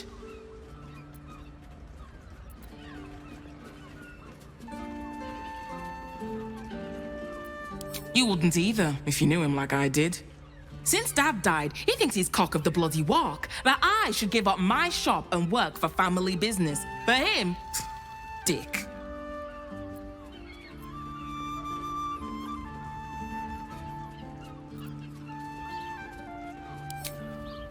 Maybe you should keep your nose out of where it doesn't bloody belong. Now, you want clothes or not?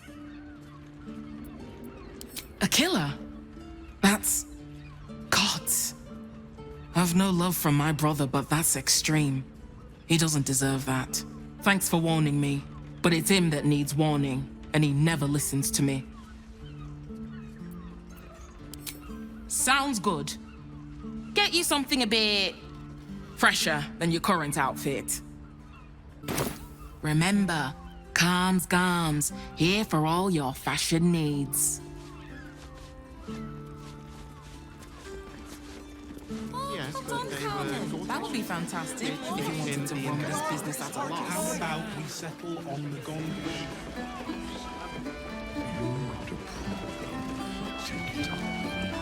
Damn rats. Oi, you! I thought I asked you to clean the rats out of this cellar yesterday already. Up to it! Get in there!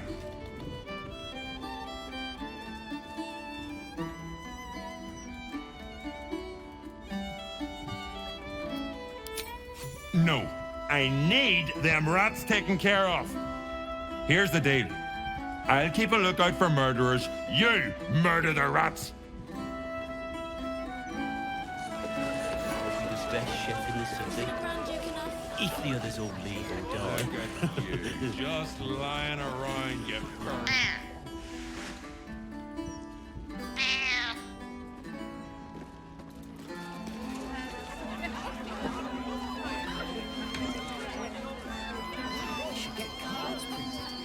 Roger Gherkin. Real sound. The cellars are just down the stairs. There, you'll find my old lodgings. Can I have that, please, sir?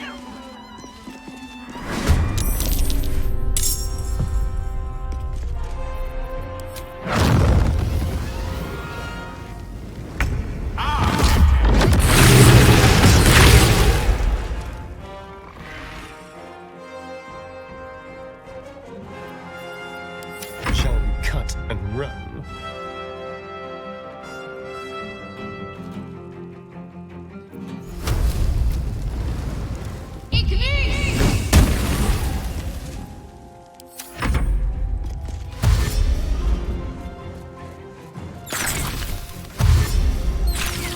Getting close. The wine cellar. There's a hidden door that leads further in.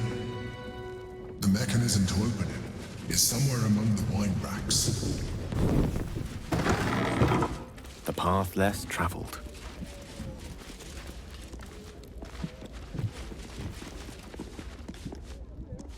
Let's take a gander. On it. Time to pack it in for the day, I think.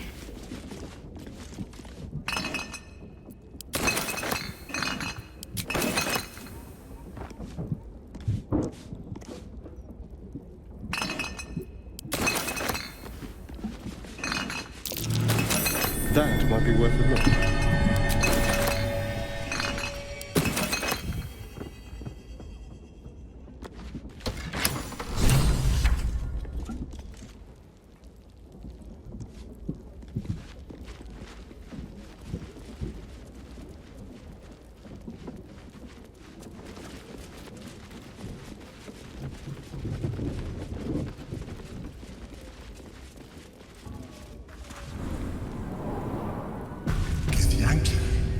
What are they doing here? Get rid of them.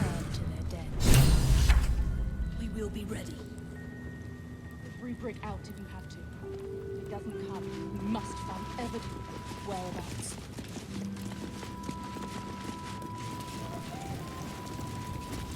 It seems your report was good, Wargaz. Here you are, as brazen as described. The gloomed soul who thieved from our queen. Of course you had help, didn't you? From the illithid you carry inside the astral prism. How quaint that we should meet here, in the very place that it once called home. We know all about the Emperor and its dealings with you. Though I must confess, its peculiar relationship with you threw us off course for a while. Tell me, what did it offer you in exchange for your servitude?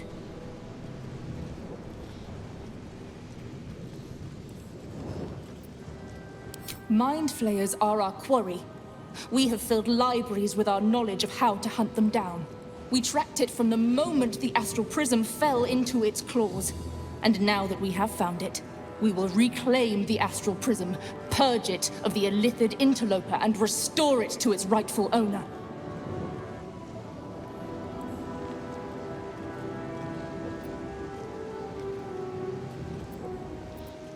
What are you doing? My dear child, I already know all there is to know. I will liberate you from your puppet master, Chamazala Blakith! Where Wargad failed to kill you, I will make the same mistake.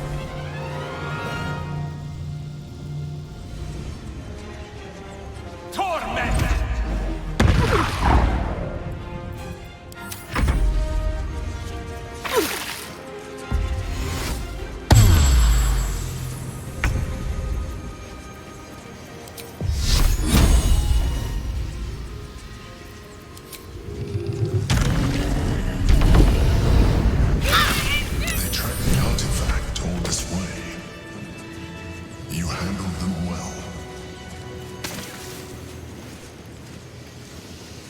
Search the room.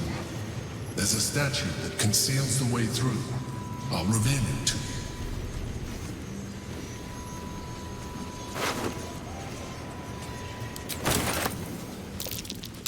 That's curious.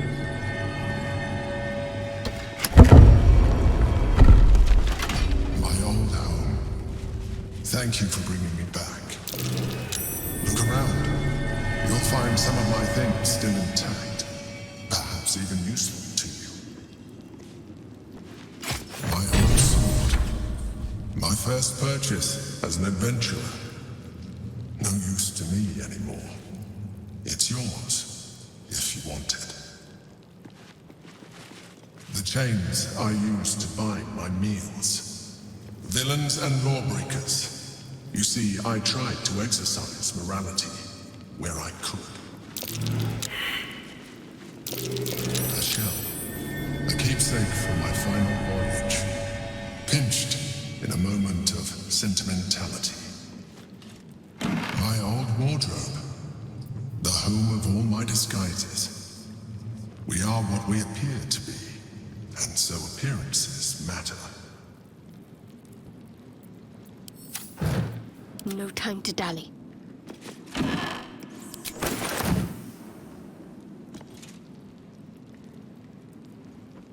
I'd better take a peek. My cutlery set. A gift from my mother. The butter knife is missing, but otherwise it looks to be complete. I don't need it anymore, but the memory stirs something in me still.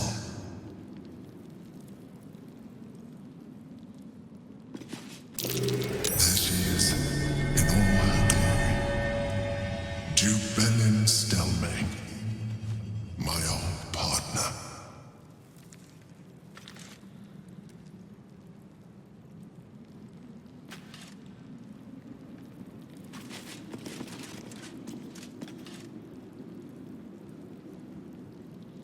Let's see what we have here.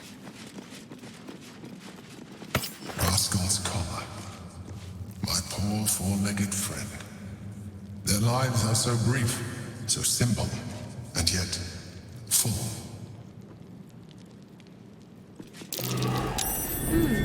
What's that?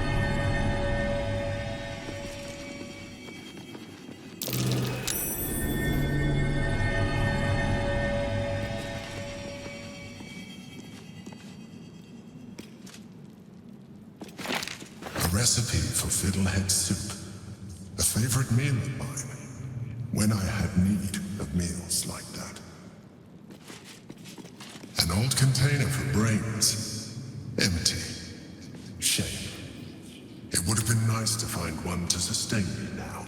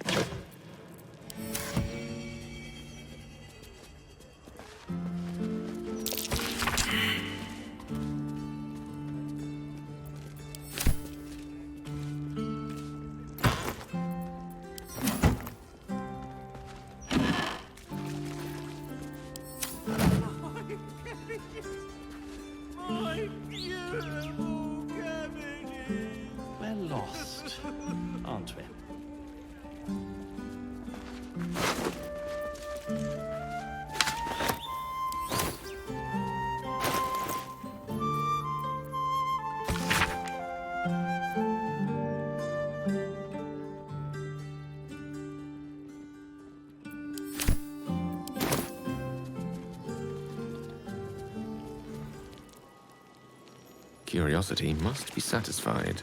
Grotesque spectacle. What mind would take pleasure from this? One of Dribble's limbs. I always knew clowns were armless.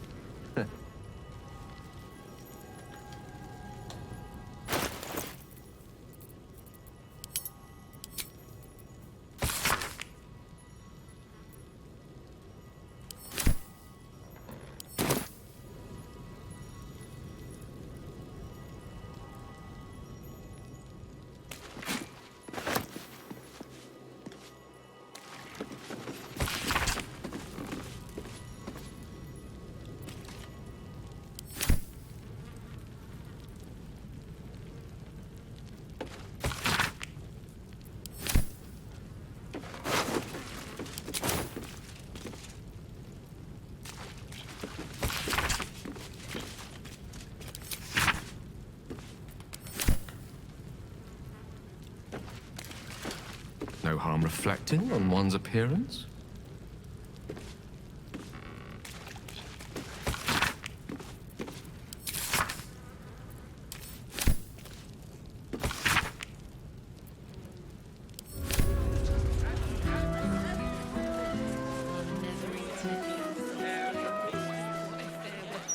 What do you think of the wine?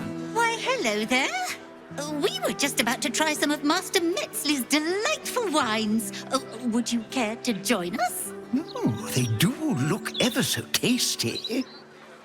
Ah, Mrs. Highbury, I prefer to conduct tastings individually, so I may assess your palate. Call me Cora, Master Metzley. And I'm afraid I must insist on their joining us. Wine's no good without company, after all.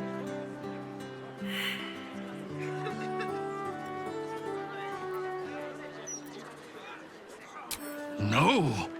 I must say, if this is a practical joke, it's not very amusing. Why, a serial killer? Oh, that's terrible. Master Metzley, are you quite all right? It was perfect. Perfect, perfect, perfect. You have sullied it with knowledge, made it an unclean sacrifice. I will remember your face. And I will peel it from your skull, should you interfere again.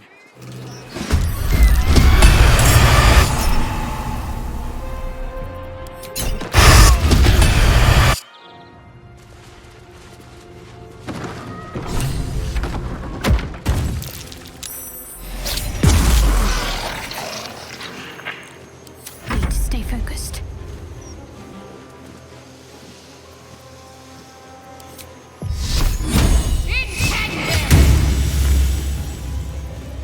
Stay on my feet.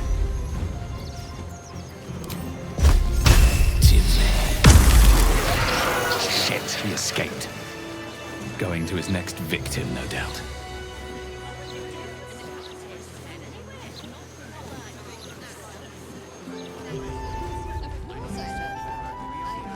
By all means. You kill the rats, yes? I heard commotion in the cellar. Good. Perfect. Here, you take this. And do not worry. Chef Revere's eyes will be kept most peeled for murderous knaves.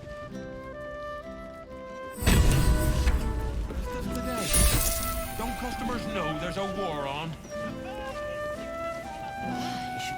Chef Revere has been staying most vigilant since your warning, yes. Only murders in this kitchen will be of the rat kind.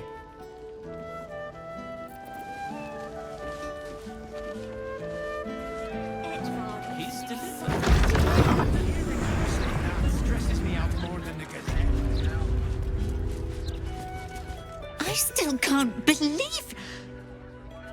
Why would anyone want to kill me? Thank you for saving us.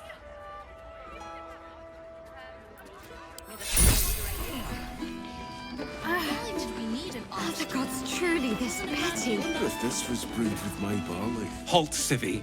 Turn back. This is an active crime scene. Hold on, Thornhill. I'm tired of standing here. Devella's been up there for ages. Some diversion would be welcome. Constable Devella said she wasn't to be... Investigator Valeria outranks her. As you were, Civvy. Fair warning, though. She's in a foul mood.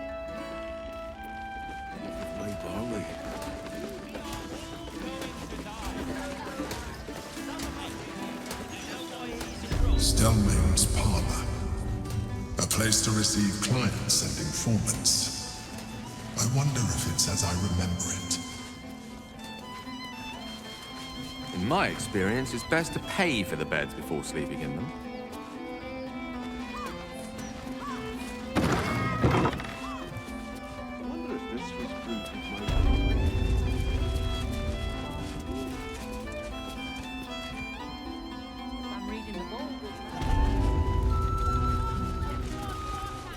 A lot of blood. And some pink stains? Mage hand is a cantrip. He can keep casting it all night long. Blooded ring. Safe to say the killer isn't motivated by riches.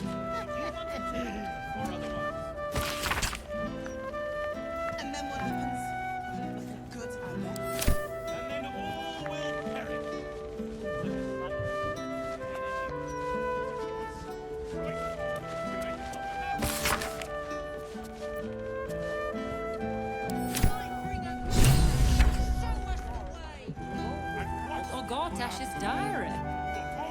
Oh, come now, Karis. The broadsheet isn't that bad. I don't know, Caitlin.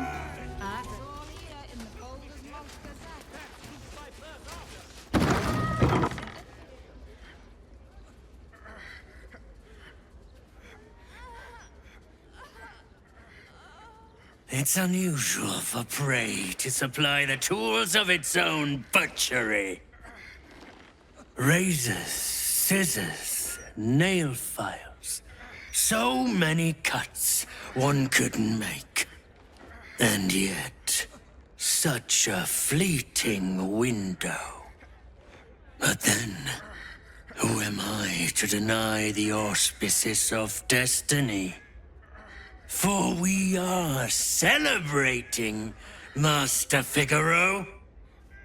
You have the delicious honor of being my crowning achievement.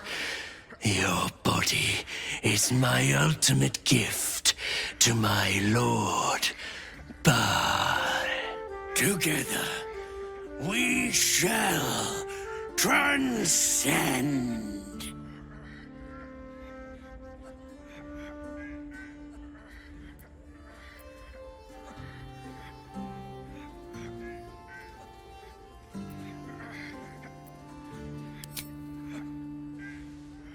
A challenger.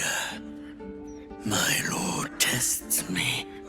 This piteous hovel will be your grave, challenger.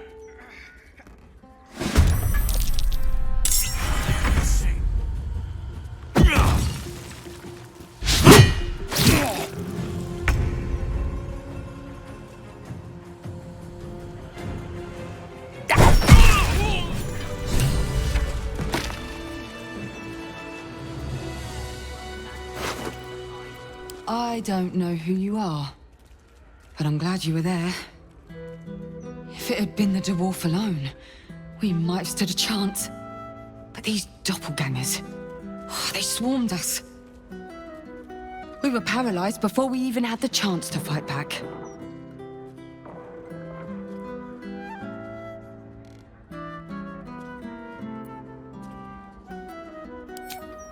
A rising star, you say? Then there's more of these nutters running around. I thought as much. Devella Fountainhead, Constable of the Flaming Fist. I've been investigating the recent spate of murders across the city.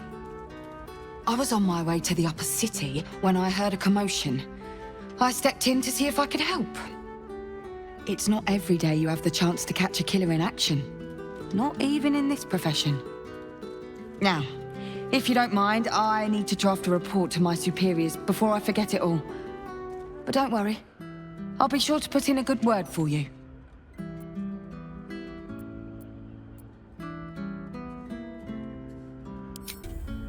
All right. Fine. Why would the barlist want us to figure all that?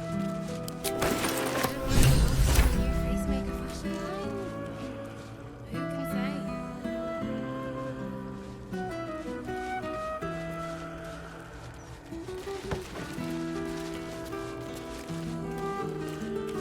I must say, I'm damn lucky you showed up when you did. Can you believe what that monster was doing?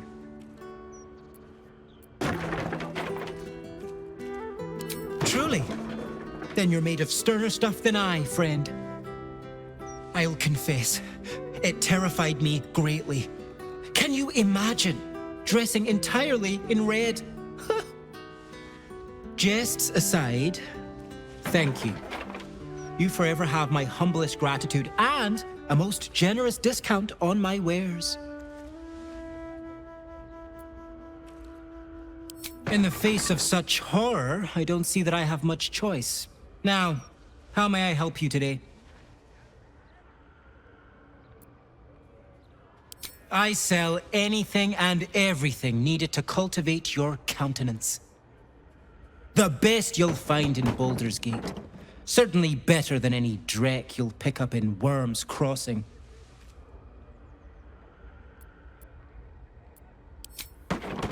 My pleasure. That's the most tasteless slogan you've come up with yet. Great job. Since we arrived in the city, I can't help but feel a little anxious. But I'm not sure I know why. I don't think it's what happens if we fail that concerns me. We'll be beyond our worries at that point. I think what bothers me is what happens if we succeed. I've never been able to write my own future. I wouldn't even know where to begin.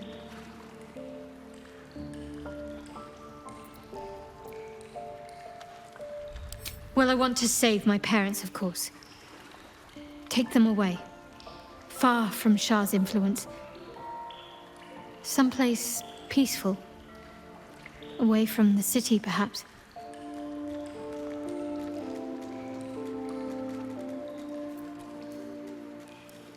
I'd like room for animals.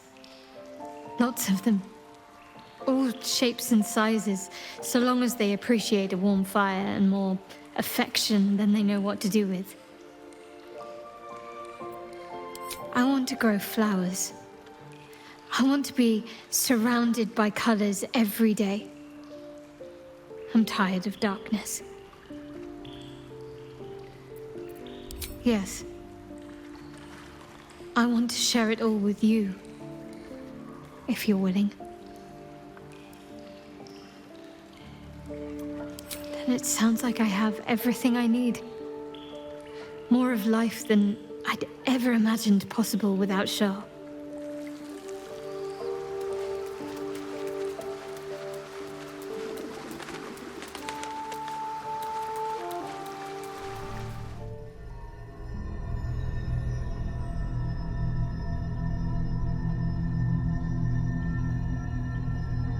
They say that home is where a person can be their truest selves, without guile, without pretense. You did well to see off the Githyanki who had invaded mine.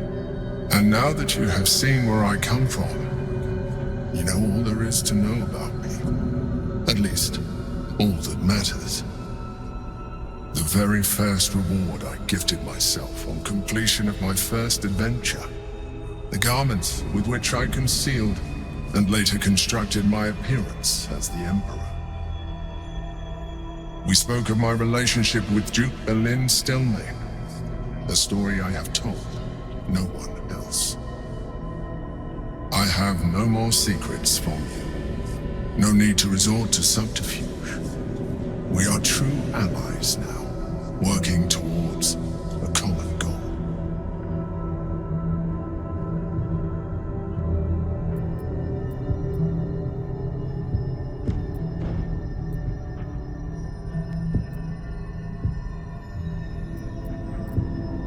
I've learned to adapt my methods to your needs. The only way we were ever going to get close enough to the brain to destroy it was by working together. But few would trust a mind flayer. So I did what I had to convince you. I studied you. Your motivations, your actions, your desires.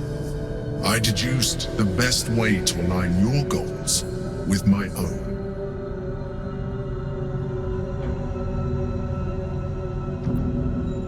Perhaps, at first, I did consider that you were just a problem to be solved.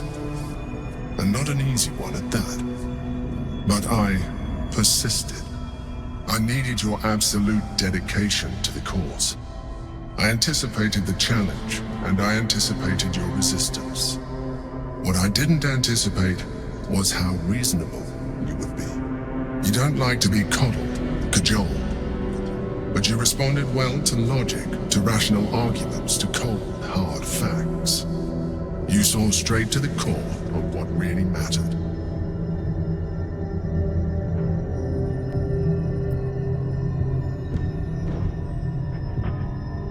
I didn't get that impression, and my calculations are never wrong.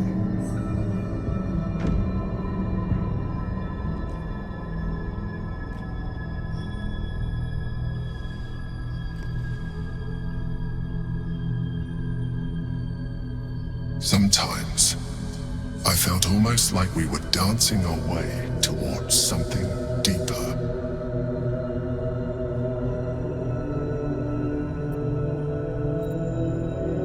I'm sorry. You're right. Now's not the time. Forget I said anything. Let's move on to more important things. The Elder Brain's hive mind has grown to monstrous proportions. And through the Crown's magic, it has complete control over each and every member. It was intelligent before, but now, with its hive mind established across the city, it is well on its way to becoming indestructible. We must stop it while we still can, before we too become its slaves. This is the palace of Cazador Zar. Entry is forbidden. Leave now, citizen. The guard's words are clear, but spoken without thought or intent. Behind her eyes, you see nothing. She must be one of the charmed thralls Astarion mentioned.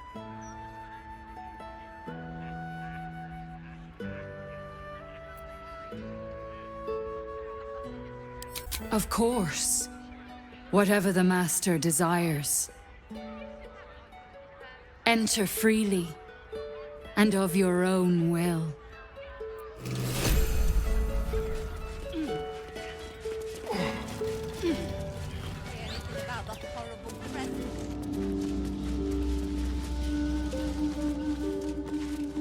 The door is covered in intricate text, but you can't see anywhere a key might fit. Only a small round hollow engraved with a family crest.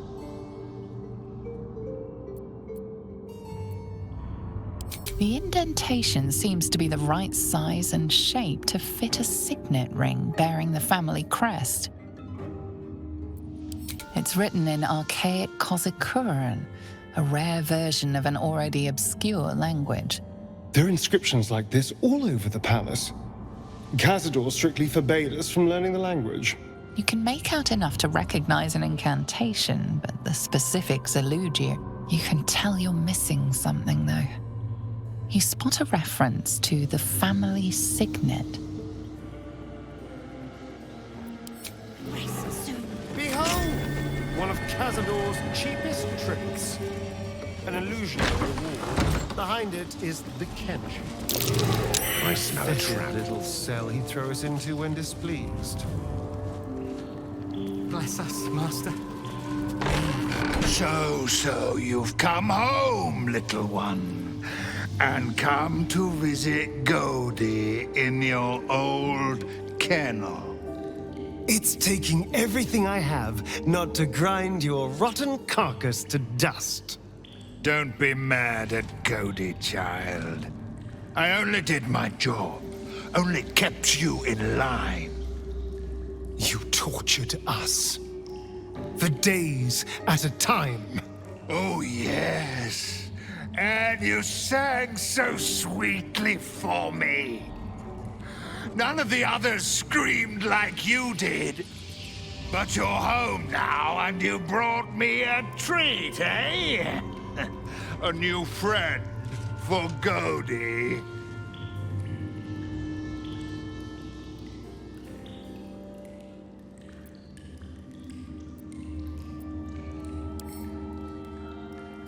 But you're too late to see the Master.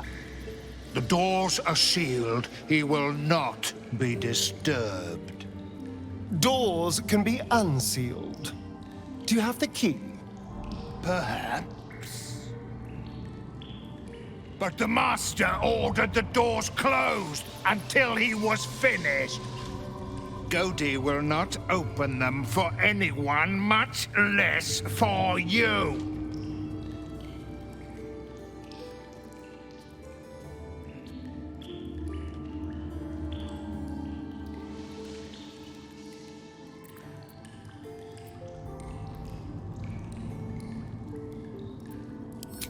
Godi was wondering about that. Godi knows the Master was searching for Astarion. He must have forgotten Astarion was lost. Here. Here it is. Now go to him. Help him achieve his destiny. Be worthy of you. Just a brief respite.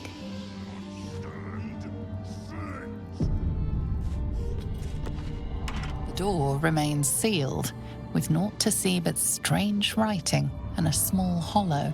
Looking closer, you recognize the writing. It's the same Kozakuran script from the dictionary you found.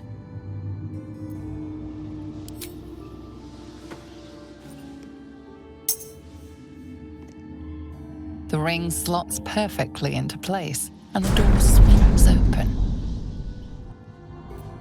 So much to do, so much to prepare. You can't be here. No one in, no one out. You're new. Cazador never kept guard dogs before. The runaway spawn. You reek of the Master's scent. Come with us. Come to Master. Excuse me? I will not be ordered around my own house by some blow-in mutt. We bring you to him. We get his favor.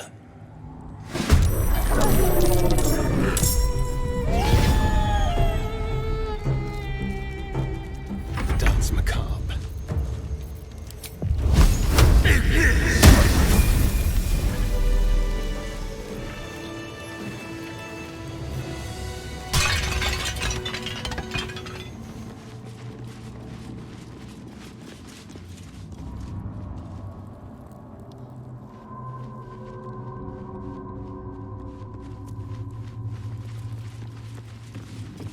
Stand on a clean metal platform, a beautiful but antiquated elevator. There are some scuffs to show its age, signs of things dragged onto it over the years, but it seems to be in good working order. What in the hells? I never knew this was here. This was always Cazador's private quarters. Only he ever came in here. Well, him and the unfortunate souls we brought to feed him.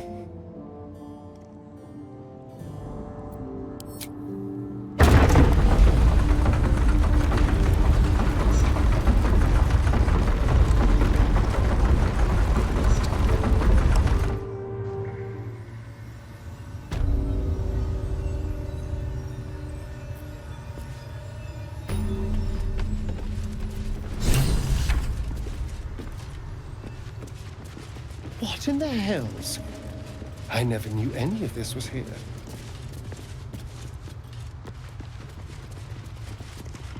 Just like the door to the ballroom upstairs, this door features no keyhole, but does have an indentation for a signet ring.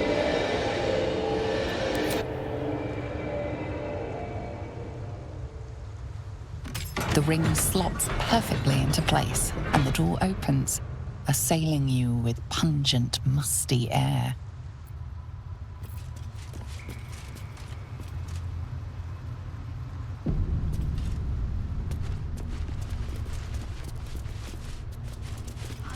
Approaching the cells, you're met with hollow-eyed faces. There's an almost physical stink of decay and neglect. Hardly. Cazador didn't keep me in luxury, but I've never seen anything like this. How did they get here? What is Cazador doing with them? I should have guessed there was more to it than Raphael would ever have told.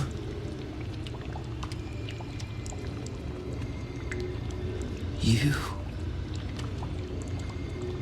I know you. You're the one from the tavern.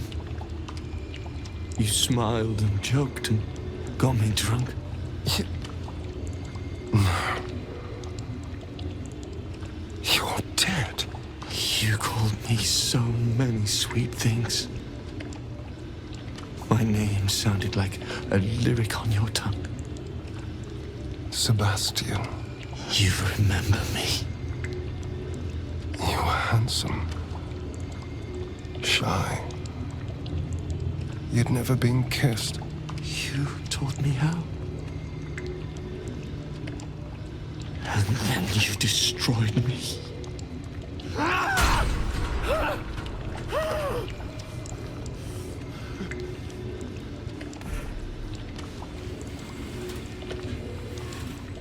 It can't be.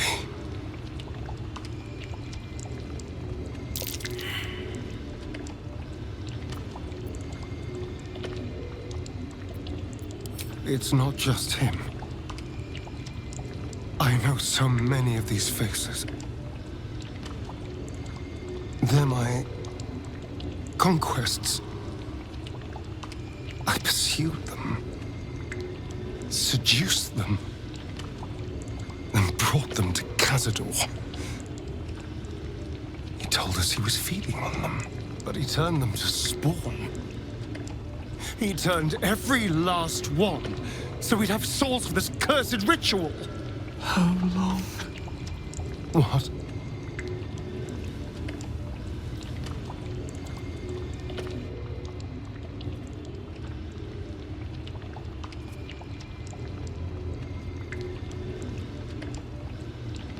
How long have I been down here?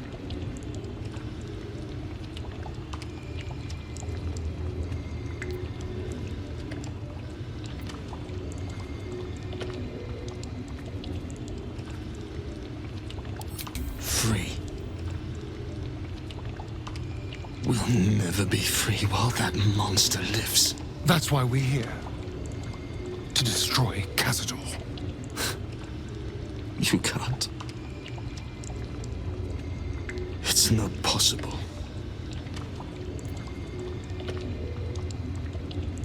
And then, what happens to us?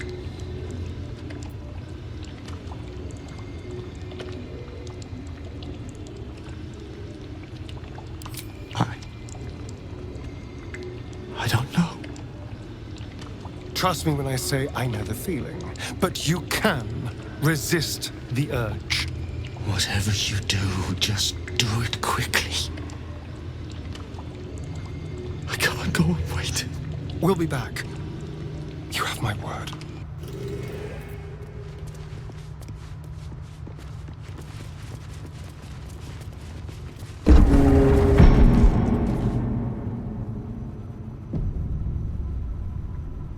Gods above. He kept Sebastian. I should have known what Cazador was capable of. He's played us for such fools.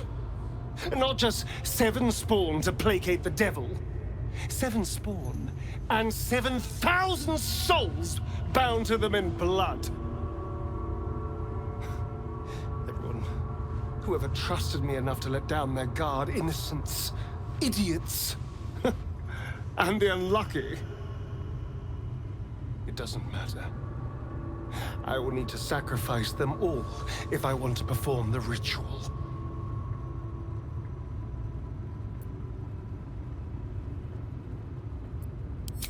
What's the point? They're as good as dead. I thought they were dead. If they are unleashed, they will cause incredible carnage. They will be ravenous. They must die. Better they serve a purpose.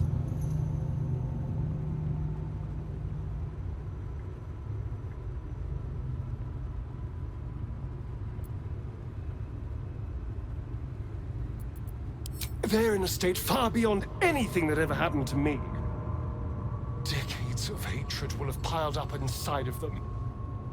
I can't even begin to imagine. We must find Cazador. This must end. Of course, I'm sure.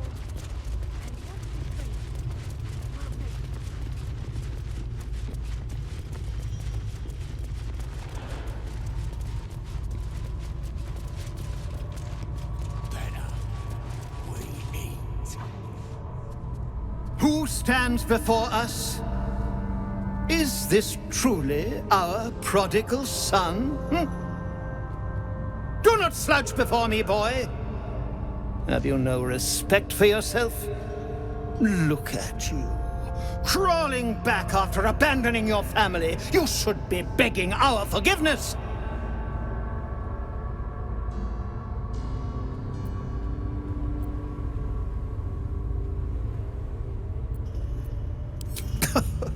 The cattle know about things of which they know nothing. This ritual is centuries in the making. Nothing shall stop it now. That's what you think, you son of a bitch.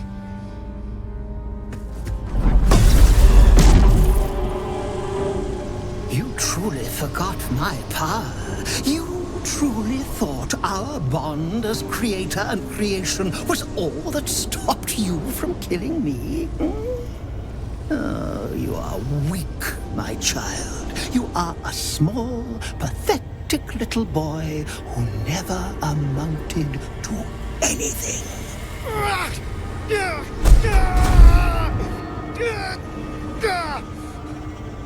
But today, you will finally do something worthwhile. You will burn, and I will ascend.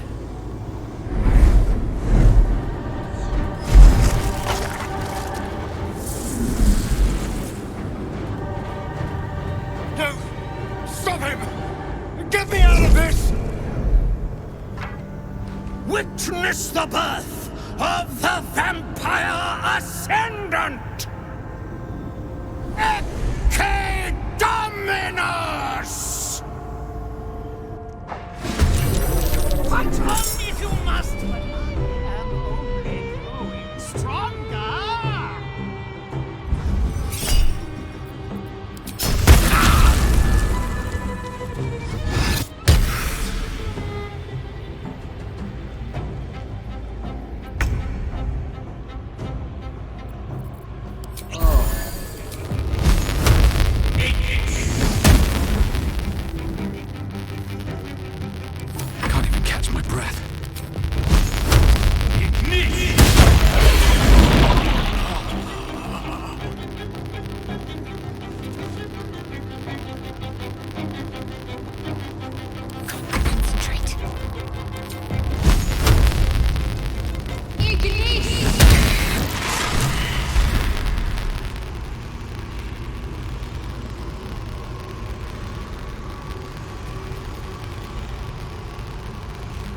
Not now! Not when Cazador's finally mine! Hurry to his coffin! It's time to end this.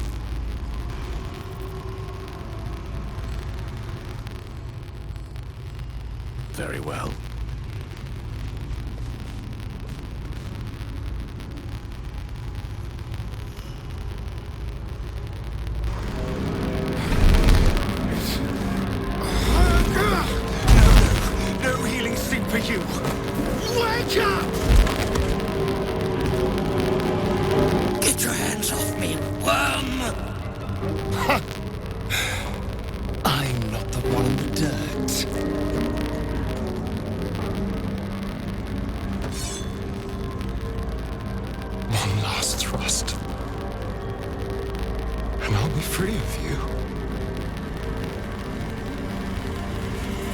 I'll never have to fear you again.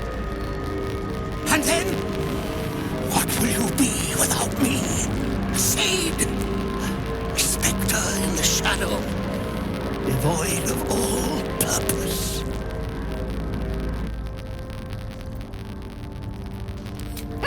The storm will never be free. He is my creation, now and for eternity. You might have made me what I am, but I can be so much more than what you created me to be. But I am grateful for one thing. You showed me how to really savor moments like this.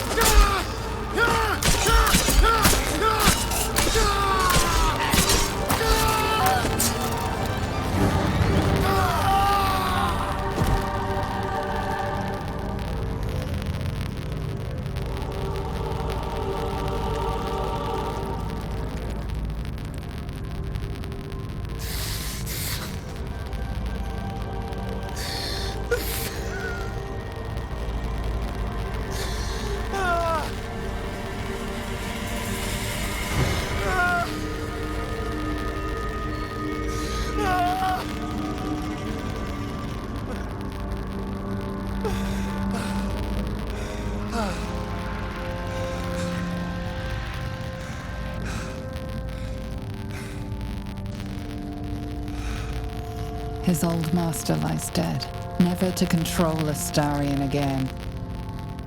He's free, unlike the thousands of spawn still trapped in their cells. Cazador's staff controlled everything during the ritual. If it controls the cells too, you could decide their fate.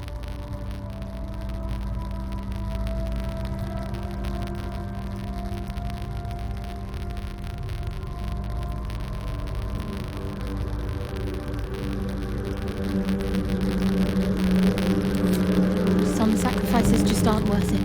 No. He's right.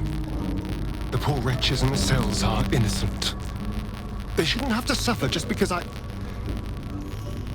lured them here.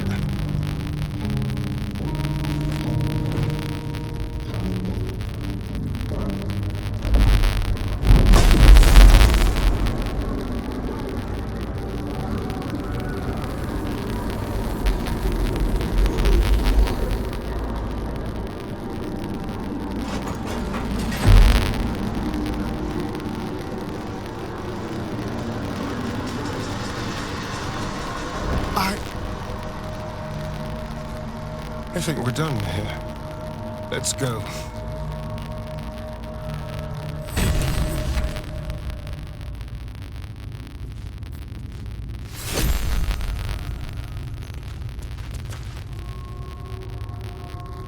Let us confirm. That's it. He's gone. After all these years, these centuries. It's really over.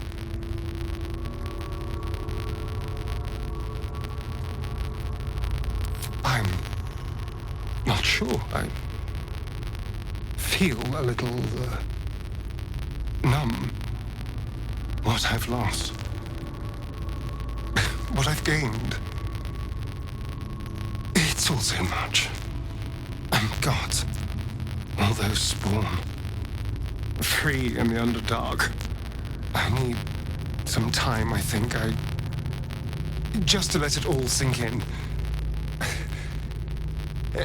Let's just go.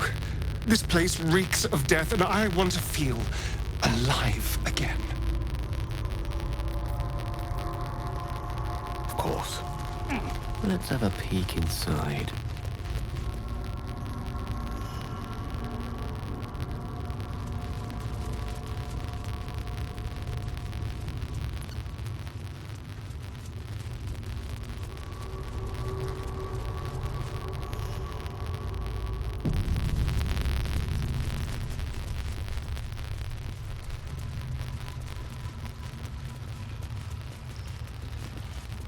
You killed one vampire, but released 7,000 of his spawn.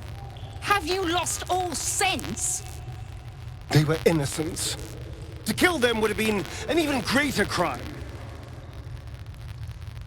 And our children? What of their fate? Cazador turned everyone we brought him into spawn. I can only assume your children were somewhere in those wretched cells. You'll find them in the Underdark, although you may not like what you find. This is difficult news. We will need to decide what it means. Thank you for what you have done. Slaying Cazador was a great justice. As for the rest, well, time will tell.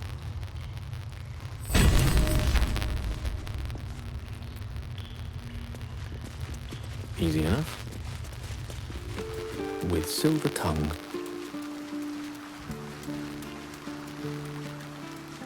That's strange. Knowing I'll never hear Cazador's voice again. Knowing it'll never command me to bow against my will. I'm free from him. Forever.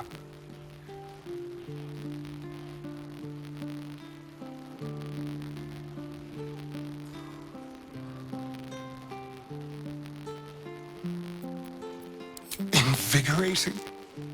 Terrifying. All of the above. I'm still trying to understand it, really. I came so close to losing everything back there. To losing myself. Back at the ritual, all I could see was the power on offer and the safety it promised. I was so blinded by it. Just as Cazador was. But you saw something in me. Someone else I could be. Someone who could break the cycle of power and terror that started centuries ago. You saved me back there. I may not have appreciated it at the time, but I do now. Thank you.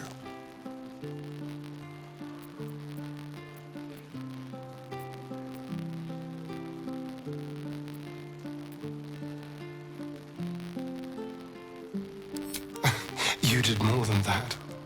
You believed in me. Believed I was enough. Just the way I am. When I look at my future, anything and everything feels possible now. You saved me from myself. And let me walk a new path where I can be free. Truly, honestly free. This is a gift, you know. Thank you. I won't forget it.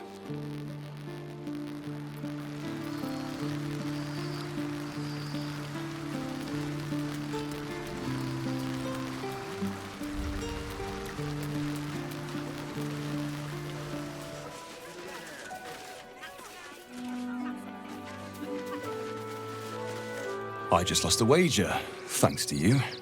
Who are you? Someone who bet that you'd never be foolish enough to actually show your face in this city again. But here you are. And the gold in my purse is soon to take flight.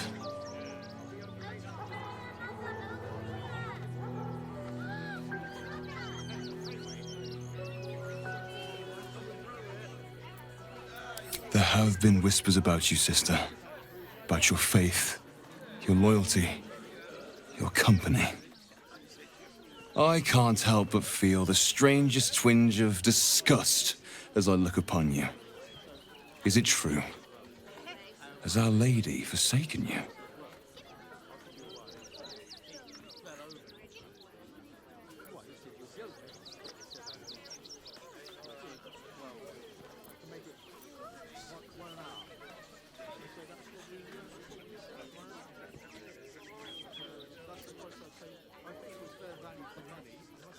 I have strayed, it is true. But I have returned to make amends. I will put my fate in the Mother Superior's hands and trust that Lady Shah will guide her. Bold of you. Brave, even. Though do not assume passing admiration will translate to mercy when you kneel before the Mother Superior. Now I must report your reappearance. If you are intent on bringing matters to a head, then seek out the House of Grief in the lower city. Though, if I was you, I'd be very tempted to just forget it all and disappear. You have some form at doing so, after all.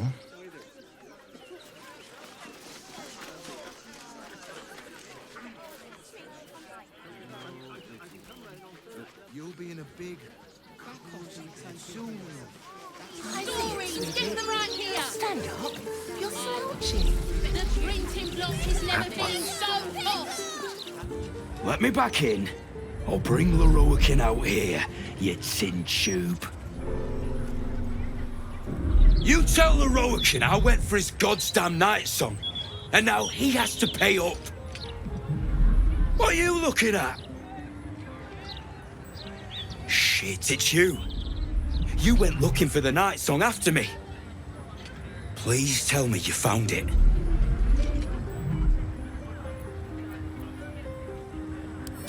Hope you lost fewer people along the way than I did. Bloody goblins. Leroican should have warned us. If she's out there, I'm gonna find her. You mark my words. Welcome, dear patron, to the floor at the top of the stairs. If you have information about the night song, great riches await. If you are here to waste the great wizard Leroican's time, reconsider. You recognize this image projection spell from your studies, though you'd expect a great wizard to execute it less shoddily. Let your knowledge determine your path forward.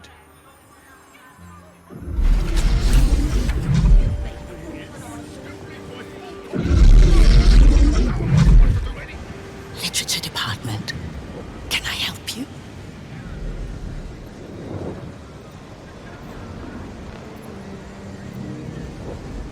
Psst. These books are sensitive. They prefer an environment of quiet reverence.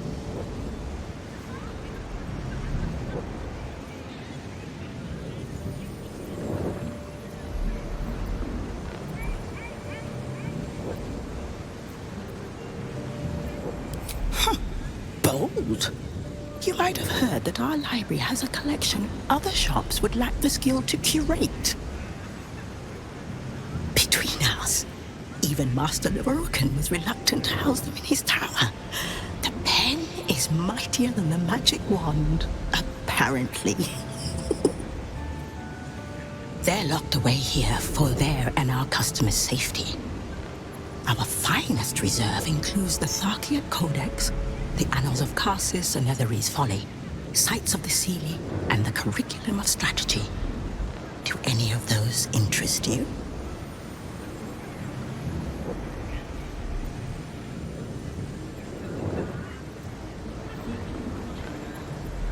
It is said to be written by Lord Karsus himself, the Netherese arcanist who attempted to replace the goddess Mystra, failed, and was banished for the attempt. Great magical knowledge lies within those pages, but not many can withstand it. The Annals of Karsus. Where better to learn the secrets of the crown than in a book written by the greatest of Netherese wizards?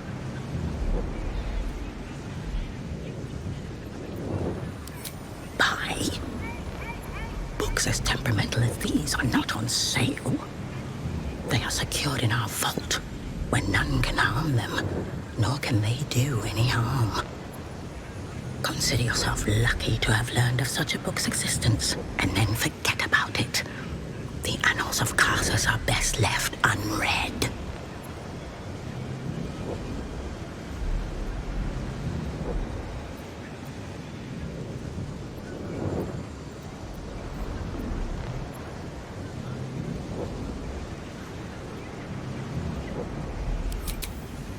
customers like you are why I prefer the company of books.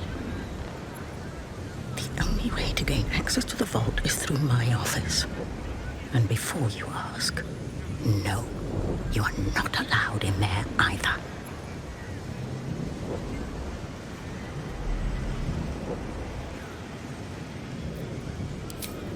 Psst. I already told you. It is locked in our vault. And with good reason. Imagine if a tome so dangerous was sold to someone with such poor comprehension.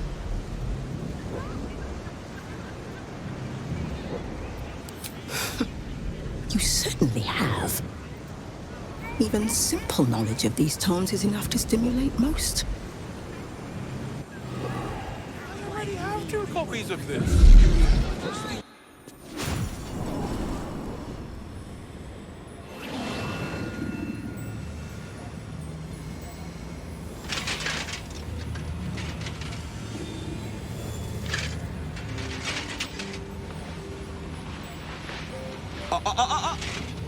Hold very still, Nicklaw. Crank's aim is much improved, but still leaves something up to chance. Yes, sir. All right, Crank. Ready? Aim.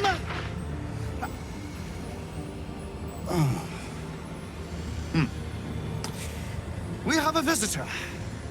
At ease. Nicklaw, you may go.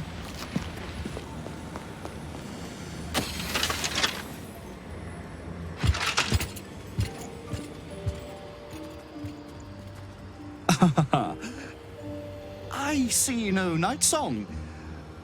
Surely you wouldn't have entered my tower without the night song in hand, hmm? Surely my worthless apprentice wouldn't have allowed you to waste my time.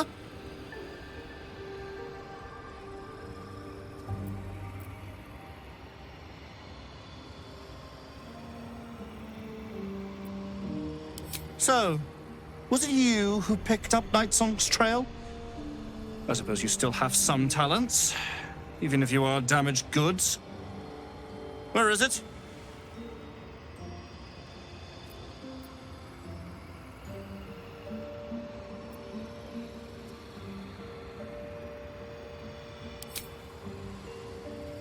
Well, don't stand on ceremony.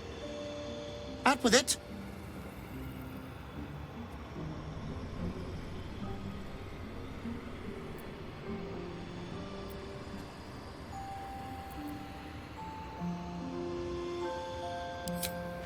You're quite in luck, then. See Tolna downstairs. One such tome is amongst our rarest books. But enough of dusty history. I look to the future. You know I seek the Night Song. Do you have it or not?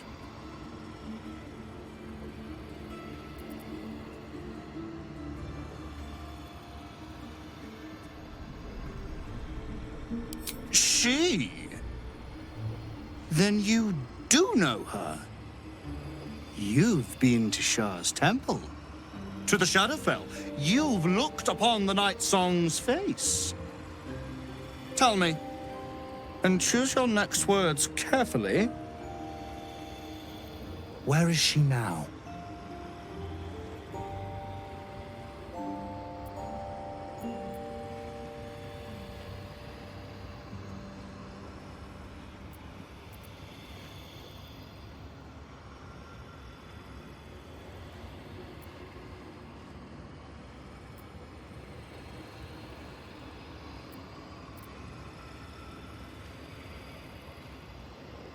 Dead? That cannot be. It is immortal. A god.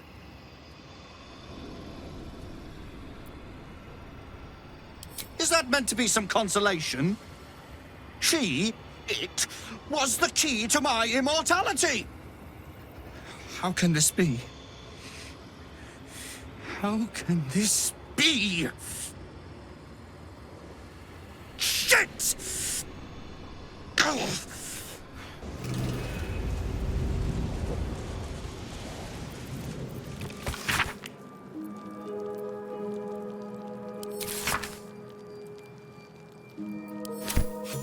These notes are no mere diary. These are the visions of Karsus himself, designs for the crown he hoped to forge, and the new form of magic he planned to create with it. This was the crown you witnessed atop the Elder Brain. Not just any Netherese artifact, but the means of Karsus's godhood. Reunite the crown with the Dead Three's netherstones, and Karsus's design might yet be completed.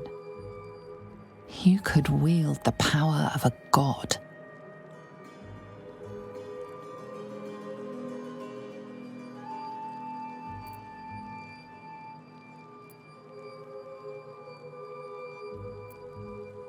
Between you and the crown, there's the small matter of the Elder Brain to contend with. For now, whatever designs of your own with regards to the crown will have to wait. But not for long. It will be in your hands soon enough, and you have quite the decision to make.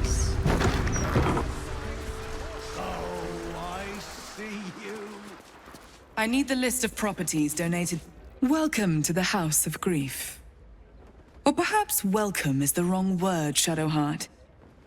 There's been some debate whether you'd even show up and face the consequences of your actions.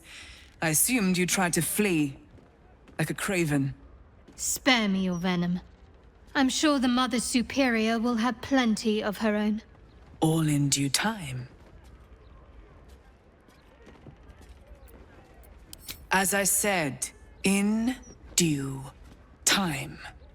First, you submit to the mapping of the heart.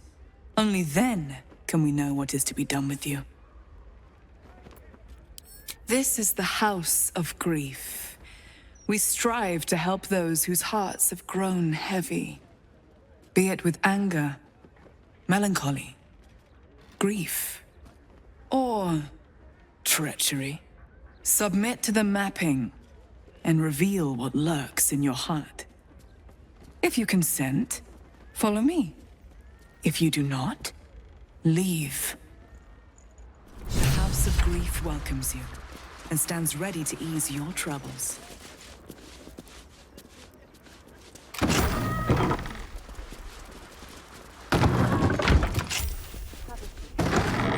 The list of properties. Quite a flight to the upper city is now ours.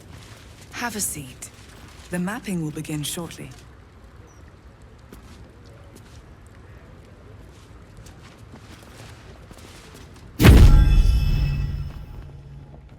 You seek to be unburdened, yes?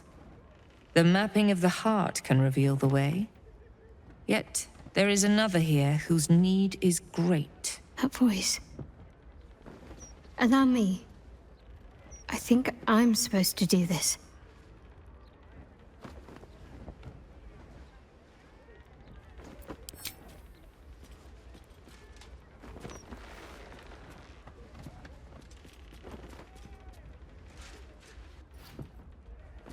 Do you know why you are here?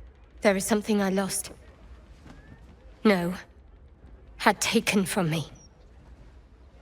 My family. My life. I want it all back. Loss is a gift, girl. Do you still not understand that? Now give me the true answer. What is your purpose in being here?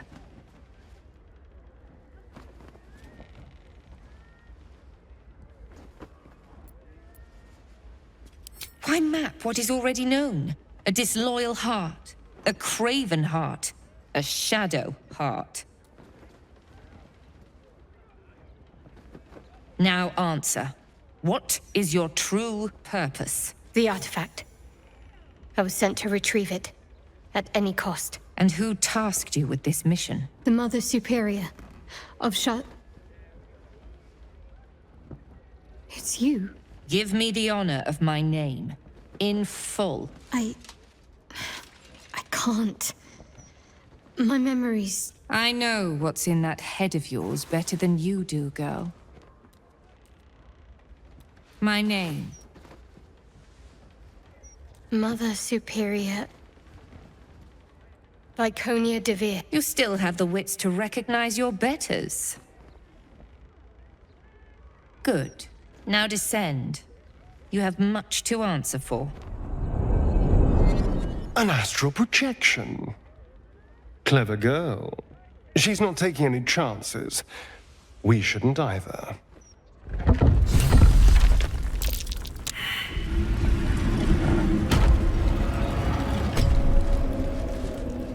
They already heard how you disgraced yourself before Lady Shah, how she marked you as the enemy.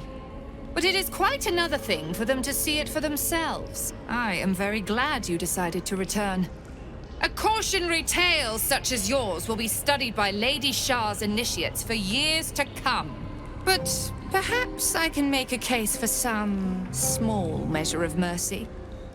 Give me the artifact, and I can at least make this quick. Enough. I don't answer to you.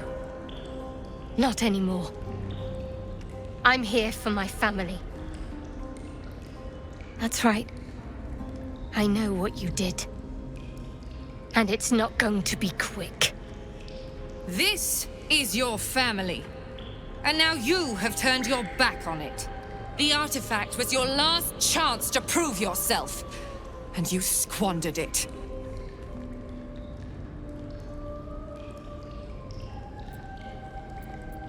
Such misplaced camaraderie. How about this? Surrender this one to me, now, and you can leave freely, and consider Lady Shah's forces your allies in the battles to come.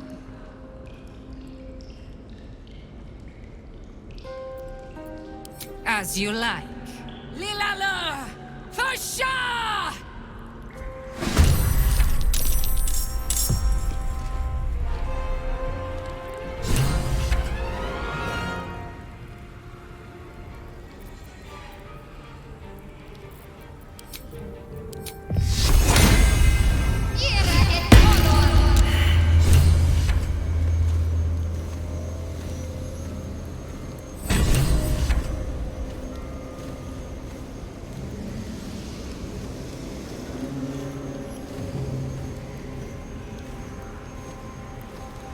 Finish it. Send me to Lady Shah's embrace. I'm not done with you yet. My parents, where are they? So blunt. Have you forgotten all the interrogation techniques I taught you? Where is the finesse? Where are they? Your parents are right through that door, in the Chamber of Loss, where they have been all along. You saw them many times, only we made you forget. They watched as we molded you. They watched. They wept. They bled, often at your hand. It may not be a happy reunion, but it will be a memorable one. Why me? What was all this for? Lady Shah commanded me, and I obeyed. I do not question. I merely act as she wills me to. I had an enclave in Waterdeep, you know.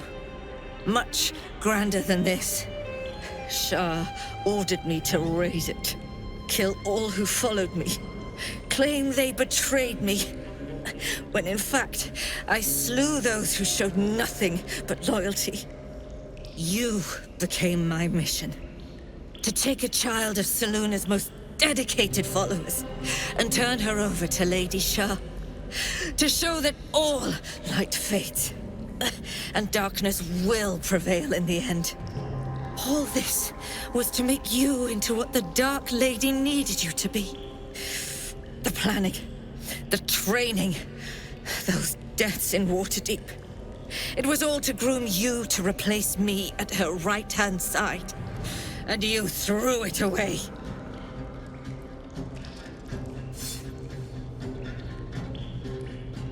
I draw near, my lady.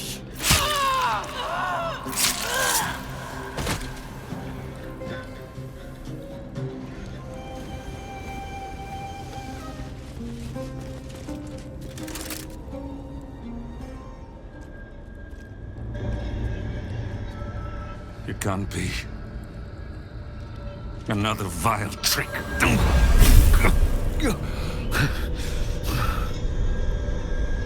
No. There is no trick. It's her. Jennifer. Jan. Our little girl. Moon Maiden's grace. It is you. I'm here to get you out of here.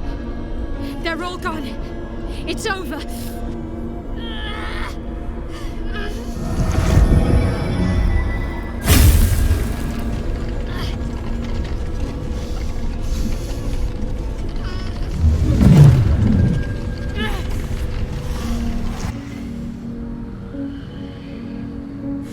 It is not over.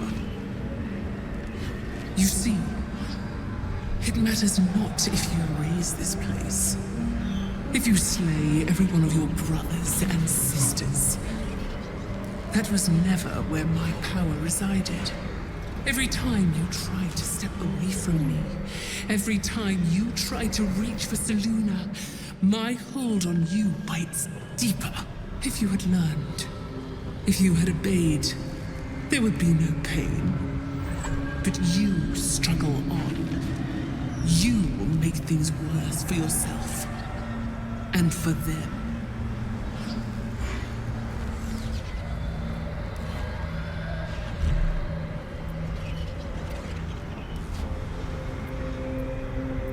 Victory. Your victory is but a guttering candle in the dark. Temporary. Inconsequential. Enough! I'm taking my parents away from here. I'm taking them away from you! You cannot. We are still bound to you. You cannot both free us and free yourself from her curse. The Moon Maiden needs you more than she needs us. You are the future. You must return to the fold. We are the past. And our duty is almost done. Eloquently put. His mind stood up well to his time here. The same cannot be said for your mother. Such brief, fragile lives humans lead. This is my final lesson. I leave you now to dwell on your mistakes and make your choice. Shah's parting words make your flesh crawl. There is no lesson to be learned here, only a family's torment, a spiteful goddess's whims, and an unspeakable choice to be made. She's gone. I don't understand. Shah will never admit defeat. Not until she has stolen one last thing from you. We cannot allow your future to be her last prize. Not after all your mother and I have endured. To see you again. Your companion understands, I think. Help her, please. Help her see what must be done.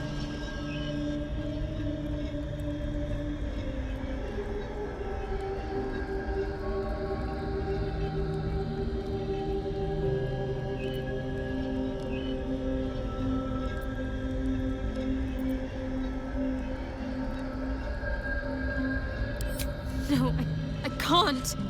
I came here for them. And you did. You found us. All these years, that dream kept us going. That you would break free. No matter what they made you do to us, we knew you were still in there.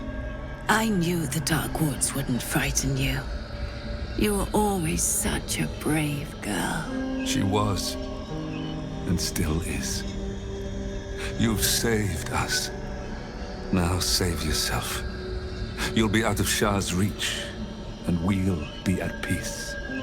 But I only just found you again after all this time. I can't lose you again. We'll still be with you. By the Moon Maiden's grace, we'll never be far. Please, Jennifer.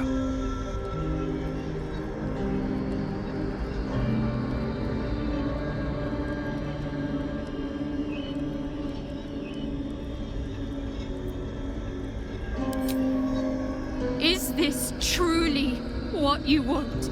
It is what we need. All of us.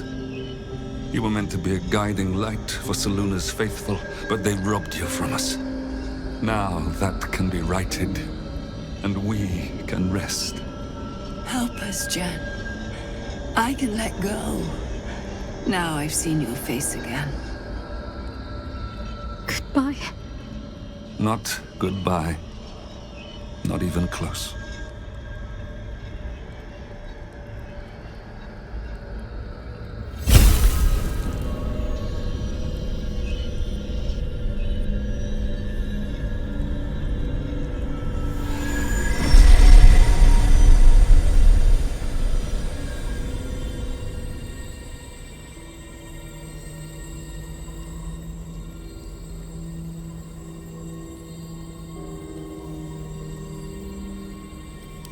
Moon motes. They bring Selûne's light to dark places and offer guidance to those in need.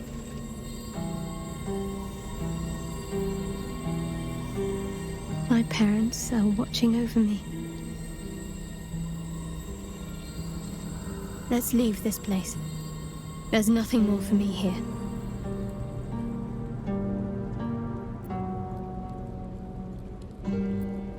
I don't know where home is anymore. But it's not here.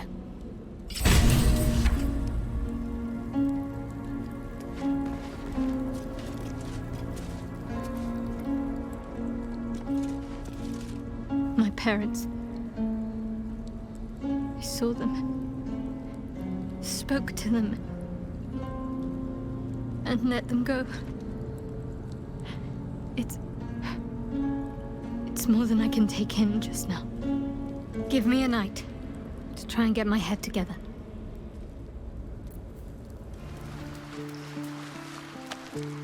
Good.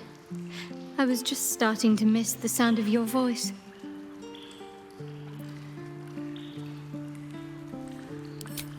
Most are lost forever.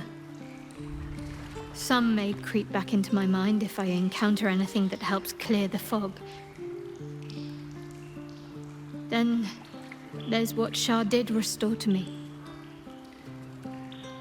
Memories of pain, suffering, both my own and what I inflicted. It's overwhelming.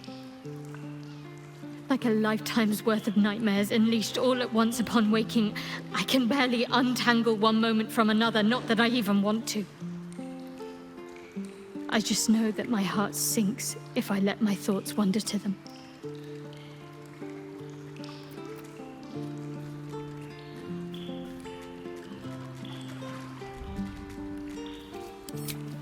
Perhaps. But in the meanwhile, I'll just have to find a way to live with them.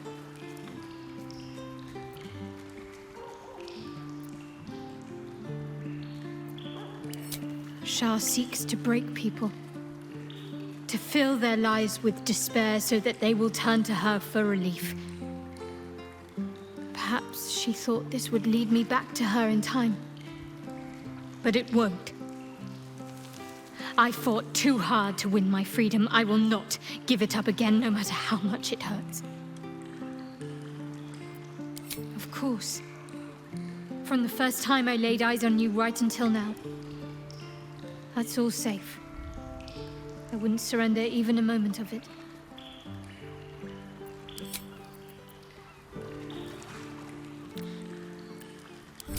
Read the words written in Karsa's own hand, and yet you can still scarcely believe it. Could this truly be the crown you saw on the brain, surging with corrupted Netherese magic? If it is indeed Karsa's fabled creation, what else could it be capable of?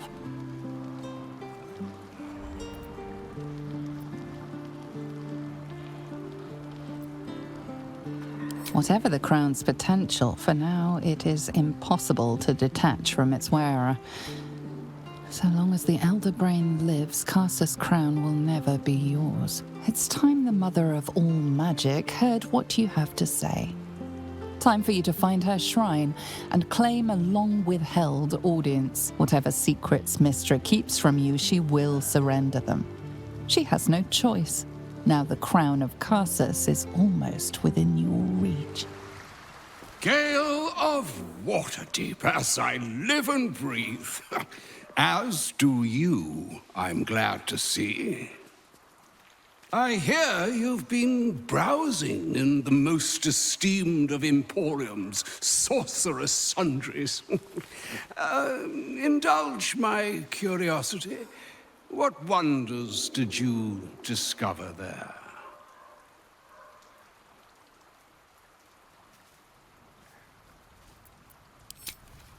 I have been pondering what exactly I should say to you. This was not a conversation we were ever supposed to have, my boy. Selfish it may be, but I won't deny my happiness that you exercised patience in this matter. And by now, you are surely aware of the evil we are up against. Carsus's pestilent crown. Perhaps now you understand what is at stake here, my boy. Though what Mr. asked of you was extreme, it was not without merit, nor demanded lightly. Mr. knows what I see in you, just as I know what she sees in you. I was not born an old man. I know all too well what it's like to have a goddess fill your heart with longing. She bids you come to her holy shrine in the Stormshore Tabernacle. There, she will grant you an audience at last.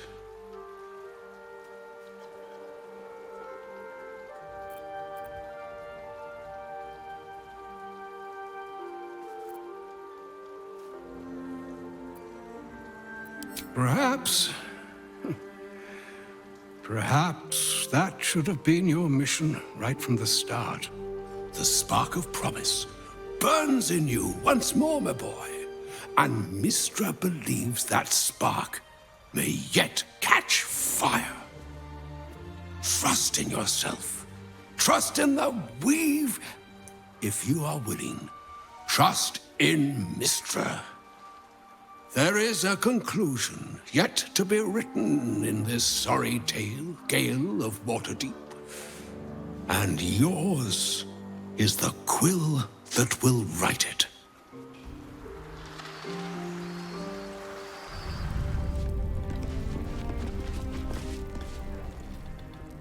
Just as Elminster promised, you stand before no ordinary idol. Beneath the silent stone surges a relentless current of purest weave. A summoning channel, the kind commanded by Mystra herself. How many times have you dreamed of this moment? An audience with the goddess who loved you, who abandoned you. All you have to do is reach for it. You can do this, Gale. Standing up to a goddess is daunting. But you'll be glad once it's over.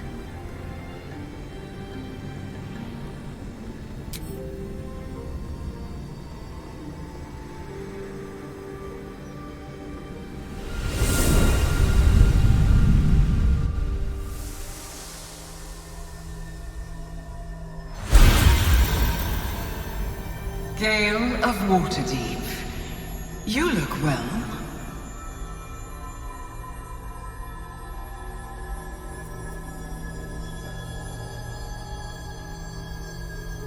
I did not come here to suffer a mortal's admonitions. Certainly not yours. I've been watching your journey here. Your triumphs, your temptations, your doubts. You discovered what lies at the heart of the Absolute, the crown of Carsus. And you disobeyed my instruction. Why?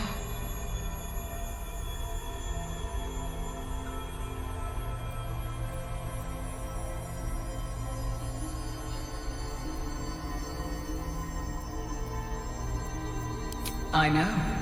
Your union is one I find surprising. But you are your own man, and it is not the worst choice you have made, after all.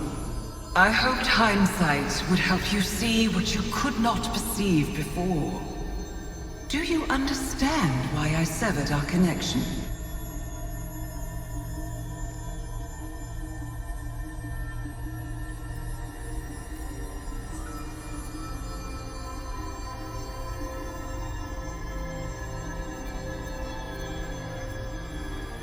It was more than you ever realized.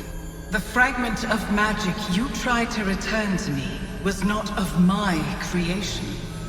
It was the Karsite weave. It is a corrupted, half-born magic, wrought in the brief moment Karsus ascended to godhood. It hungers for power, just as he did, and it can never be sated.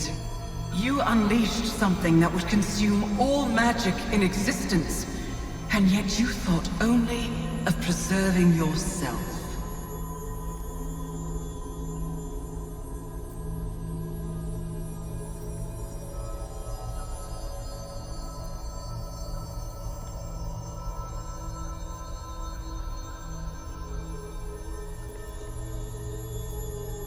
You can no more control the Karsite weave than a weather vane could control a storm. That it entered your body and consumed no more than your powers was a miracle. But we will not be granted another. The only reason the orb sleeps is because I have allowed it to feed on the true weave. A temporary measure, but one that will not be enough to save us. With each day that passes, the Elder Brain threatens to become a new kind of god. Its worshippers, a scourge of soulless illithids. If you will not use the orb to end this abomination, then you must find a way to separate crown and host. When you've done this, you must surrender the crown of Karsus to me. Perform this service, and I will see you cured. You will be forgiven.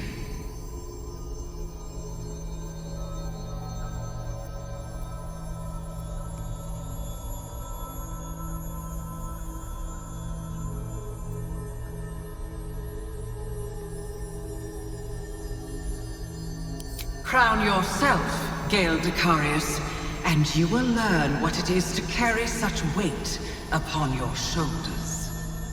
If it does not crush you, I will.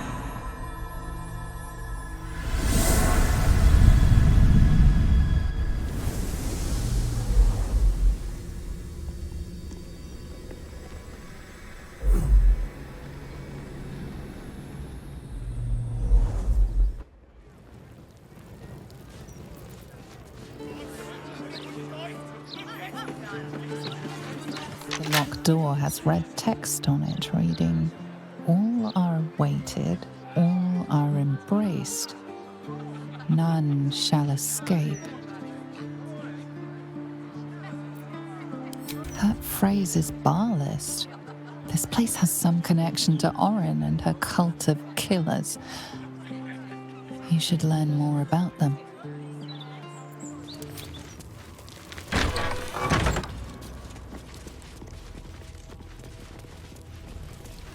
Present me well from gifts thine own, or I shall rend thy flesh from bone.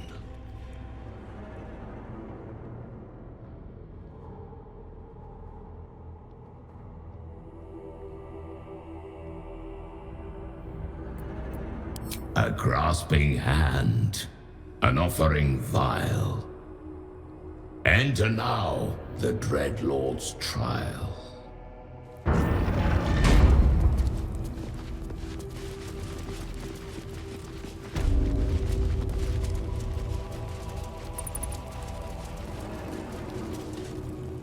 You gaze upon murder's progeny, child. His most ill-trusted zealots. His faithful departed. Prodigal servants. Each returns to do his bidding eternally. No, this city is not your home. This man's infamy is known to you, and his presence sparks dread in the pit of your stomach. Before you is Saravok Arnchev, a Baalist who almost brought Baldur's Gate to ruin a century ago. This is the court of the Dread Lord's Tribunal. I am its custodian. Here come those who seek to transcend, aspirants of his most profane order, the would-be unholy assassins of Baal.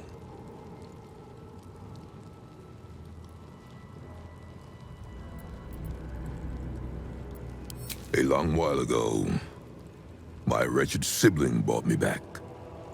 The fairest of Baal spawn soul-bound me to this husk. Worship death though I do, I refused it. I roamed the coast, gathering those who still held Baal in their black hearts. The cult survived, festering beneath the city, with me as the gate's everlasting poison. But no more, for poison is too slow a death. Now is the time for slaughter. With these killings, the glory of the Baalists has risen beyond what we dreamed possible during those dark days. But the worship of my lord is led by another now, my granddaughter, Arin. The youngest unholy assassin ever to follow in Baal's bloody trail. And his chosen.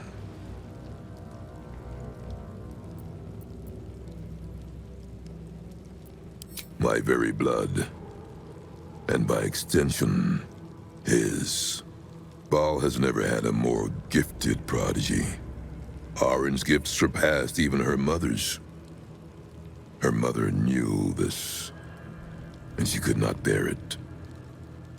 When Arin was but 7 years old, she tried to smother the child as an offering to our Lord. I heard the screams. I ran to help, but feared for the child's life. But the cries were not Arin's. It was her mother's blood that soaked the sheets. Arin had cut off the very hand that tried to end her, and made a plaything of it. And as she toyed with her dead mother's hand, a deep quiver rose up through her throat. The Lord of Murder speaking through the child. Lay not a finger on this child, he said, nor let any other, for this child will serve me with unholy ardor. Protect her in my name.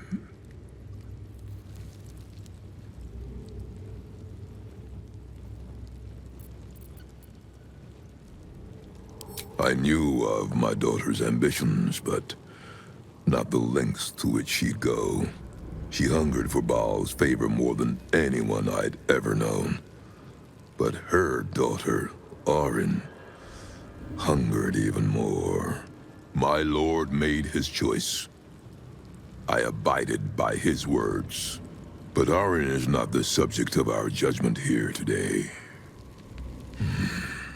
You wish to become an unholy assassin of Baal. So, approach and be judged.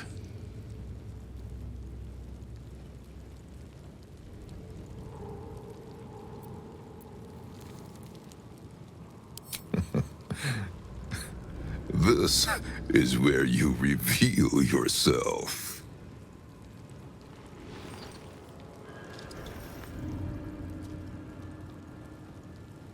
You have been judged. You have been found wanting. Unworthy. You will die here, mageling. Paltry spells will not save you now.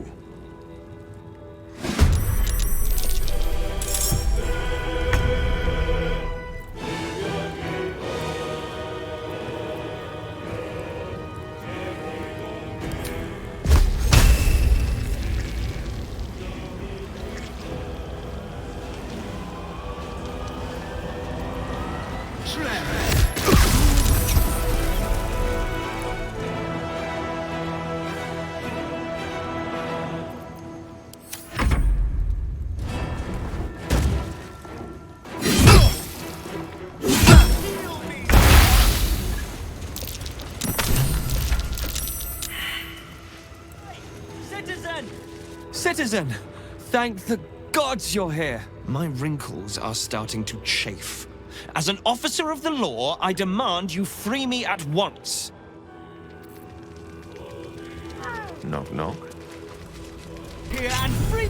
Thanks for freeing me so quickly. No idea what those Barlist Burks had planned with me, but those chains were starting to chafe.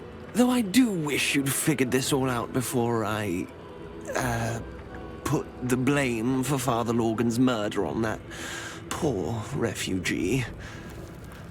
Well, at least it's over now.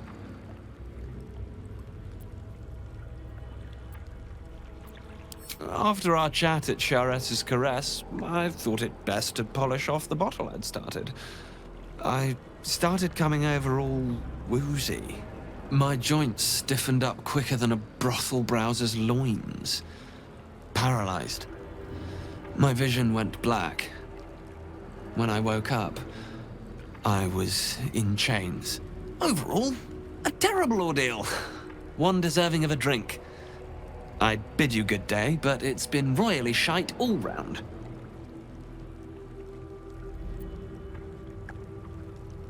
You might not be finished. I am.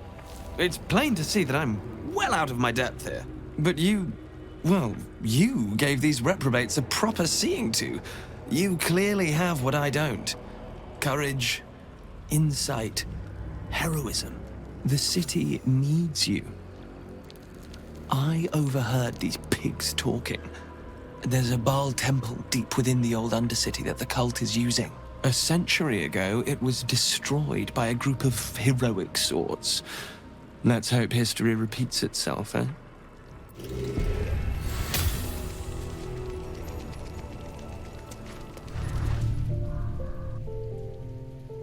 Doesn't look like anyone's been here in a while. Perhaps people lost faith. Or forgot about it. I wanted to come here to see if I felt anything that I hadn't done before. Now that I know what I know. Now that I know who I am.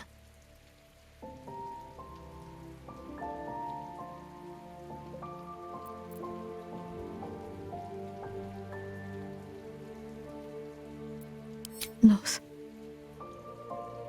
Actual loss, not Shah's oblivion. I had my family. For too short a moment. Now they're gone. By my hand.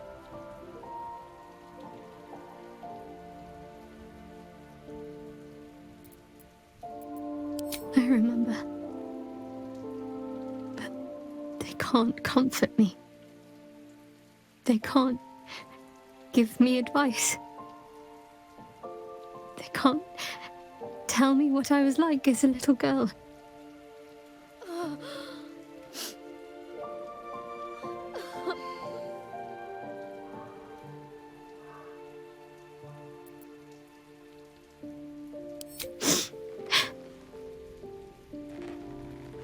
It's been a long time since I've shed a tear. I don't even know how long.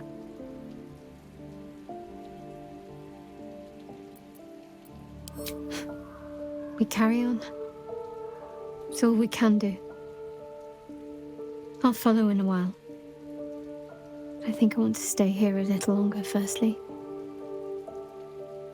This place isn't familiar, but it's peaceful.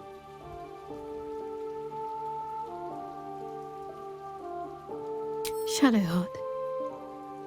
She's as much a part of who I am as Jennifer. Can't just forget her. It's not what I do anymore. Besides, Shadowheart still suits me. Even better than before, perhaps. You can't cast a shadow without some light. A rush of ancient whispers fills your mind as you approach the door. It is rife with magic. Old, deathly magic. A new vessel brimming with blood darkens Baal's door to baptize his deus most holy. Do you have proof of your faith to our Lord?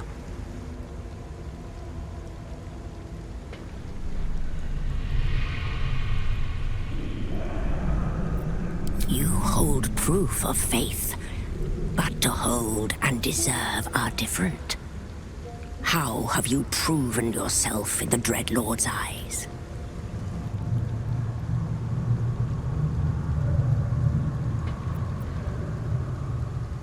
Unorthodox, but a show of faith nonetheless. Walk in blood.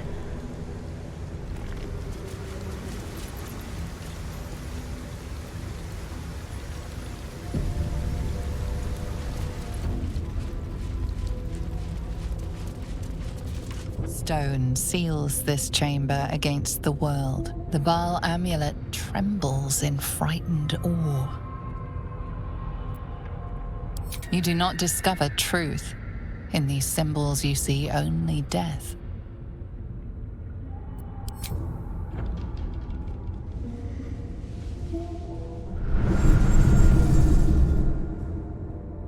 Will you return once you cross this threshold?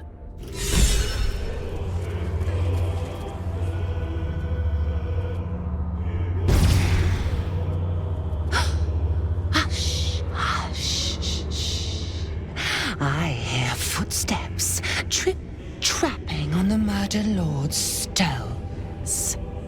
It refused the Murder Lord's command and comes crawling into his sanctum with the tyrant unpulped. I know what you did. Spilled my grandfather's crimson. He was mine. He showed me how to slice and slit.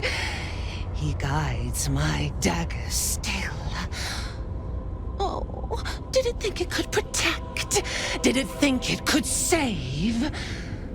Only the blades can offer salvation.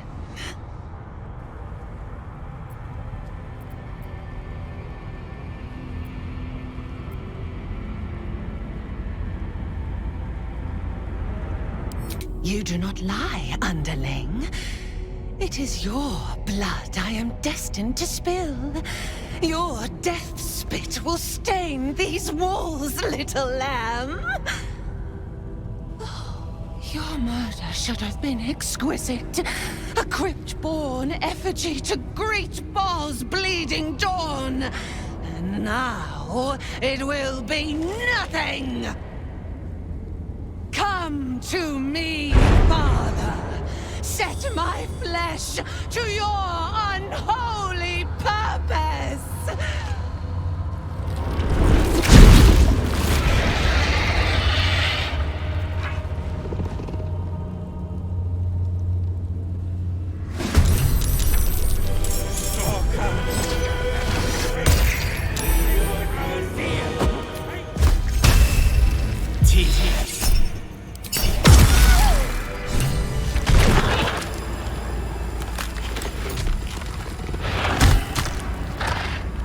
A metallic tang fills the air as the Slayer's form is drained of life. Ashes to ashes, blood to blood, you have robbed another god of his chosen.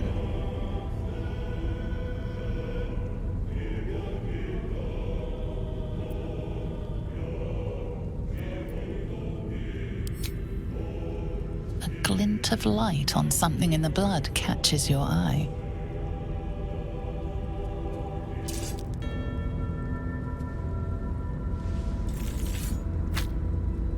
Another stone.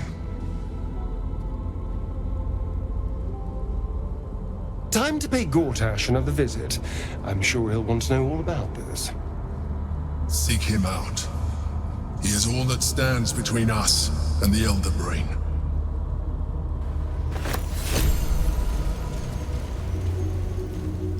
May it please, Mistra.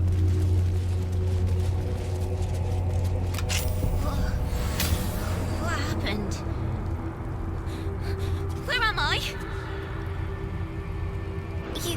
You came for me. That lady, she killed Grub. I don't like it here. I'm going home.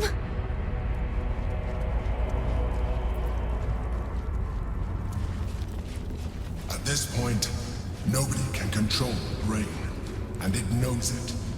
We must seize the third stone before it breaks free.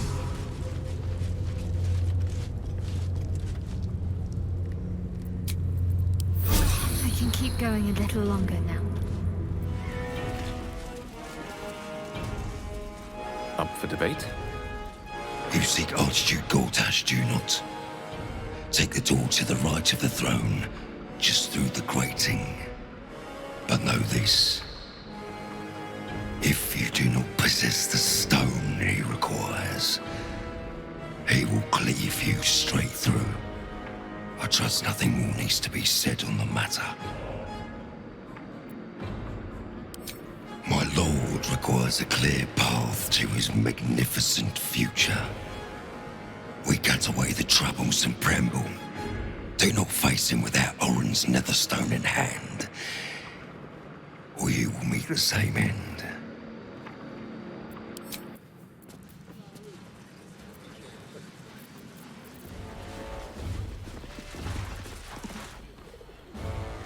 You have the netherstones. They resonate with my own. I commend you for putting an end to Orin's madness. She must be screaming bloody murder in the hells even now. My involvement with Orin was never a true alliance.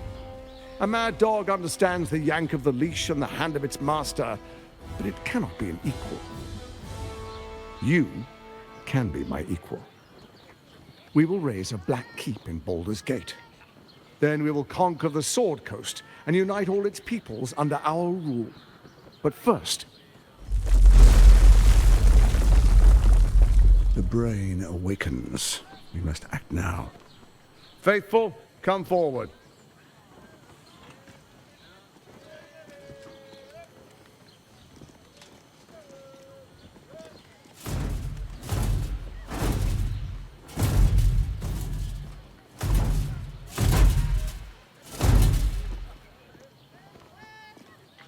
Hand me the netherstones and we will rule as one.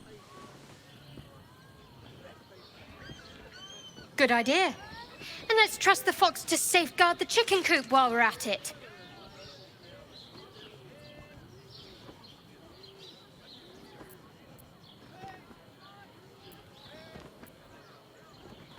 I will not tolerate weakness. A strong ally requires a strong will.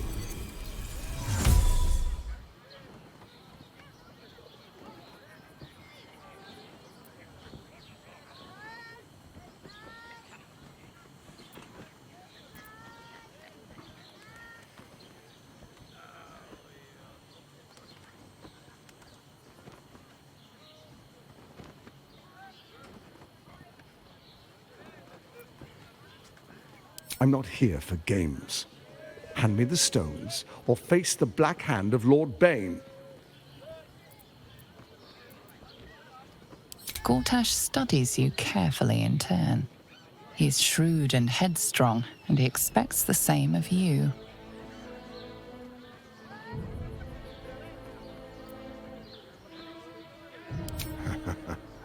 As they should. I was merely testing you. This should be an alliance of peers. You've got a backbone, and the makings of a leader. The Dark Lord Bane blesses our alliance. Our time is short. The Elder Brain is held beneath the city. We must go to it if we're to control it. There is a vessel to the Morphic pool where the brain feeds. I will wait for you at the pool. With the netherstones in hand, the brain can't resist us. We will be absolute, with an infected army at our beck and call. First, we take Baldur's Gate, then Faerun. All of Toril will soon follow. 1,000 kingdoms at our command.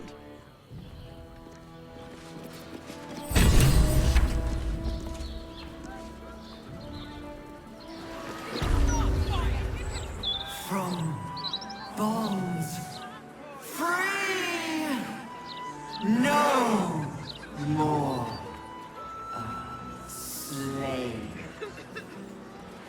Liberators, saviors, pawns, dupes, fools, released, usefulness ended, targeted, killed, death unavoidable.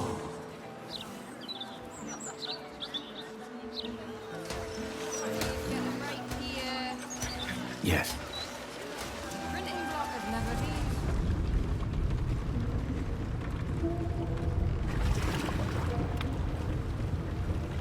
Pristine darkness in every direction.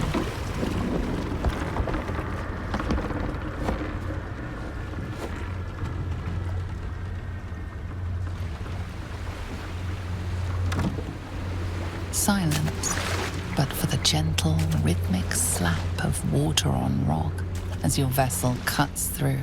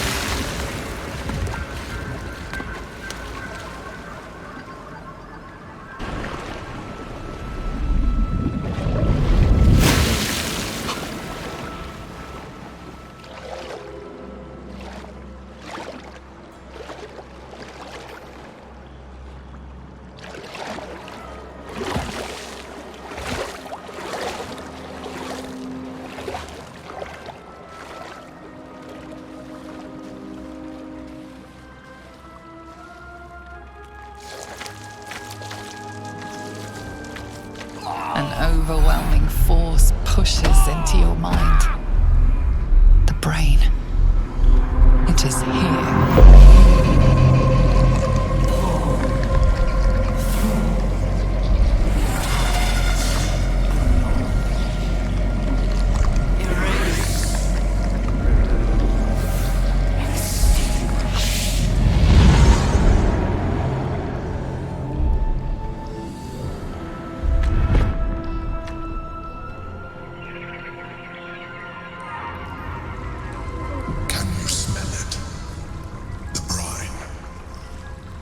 Infused with magic.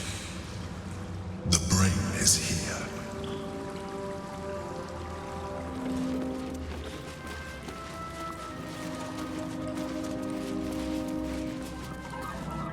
The brain is about to break free. We have no time to lose. We either shackle it by the force of our will and usher in a new age, or the city breaks. You have survived shadows, defied gods, and overcome many challenges to be here. But that doesn't mean you're ready for what comes next. For that, you will have to be much, much stronger.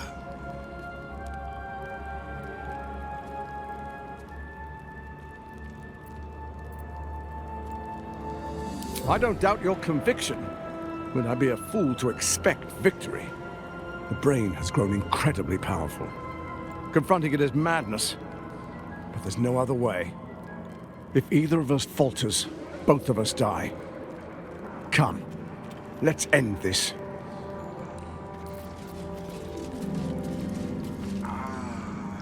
Let's give this.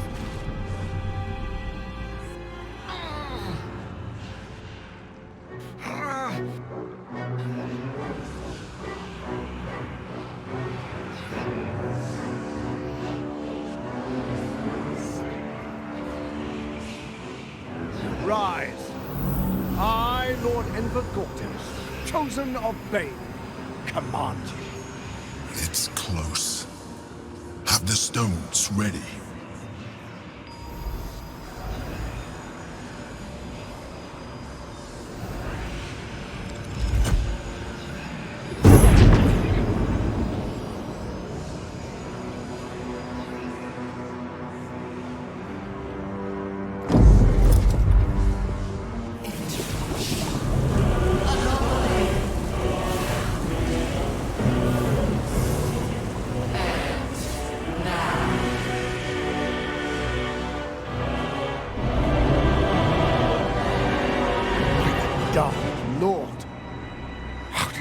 so large. You think you know why you are here. You think that by allying with the last of the Chosen and uniting the Netherstones, you can destroy me.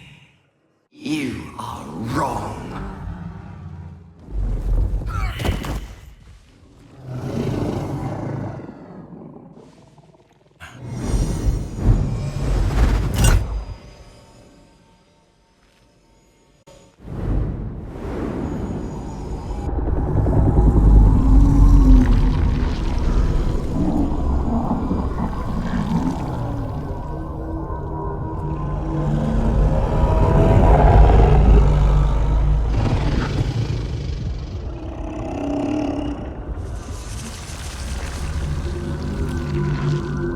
It's messing with your mind. Don't listen to it. Use the stones.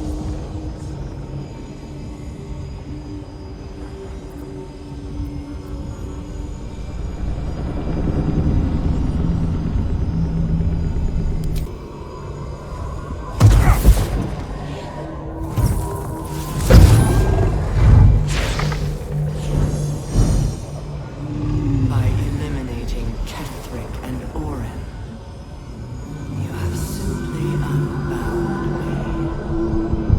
me. Exactly as I intended. The crown is now mine to command. Mine alone. Don't listen to it. Focus on the crown.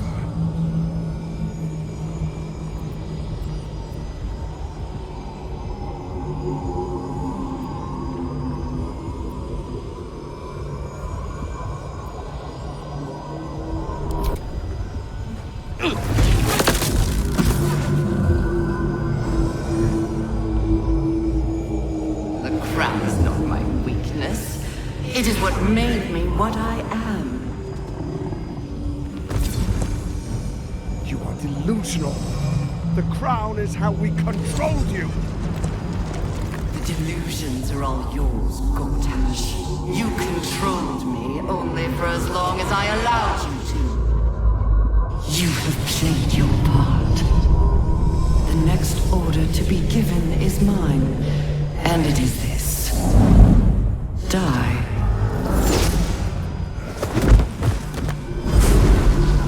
Hells. Talk about wiping the smirk off his face.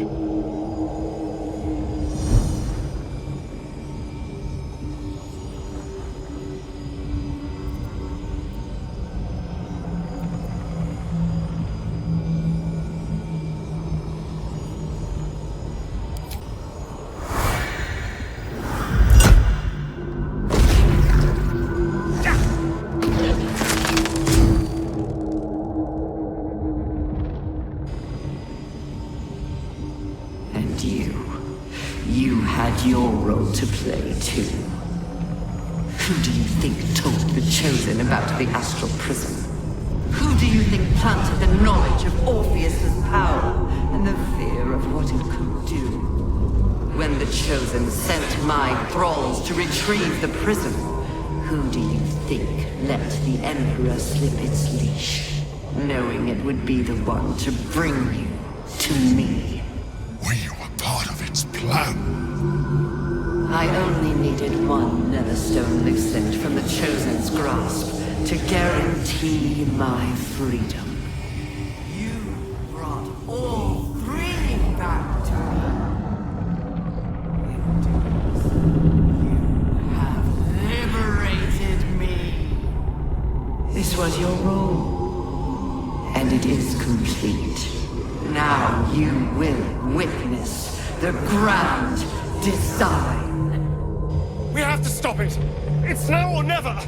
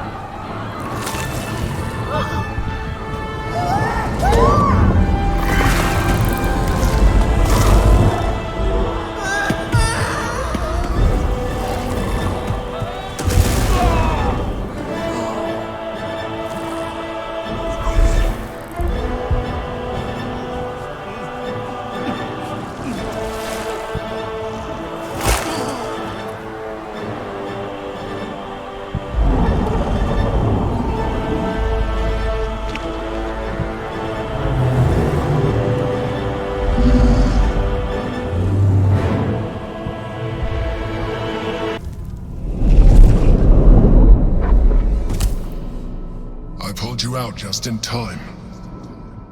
The situation is worse than I thought. This is an elder brain, no longer. The magic of the crown has caused it to evolve.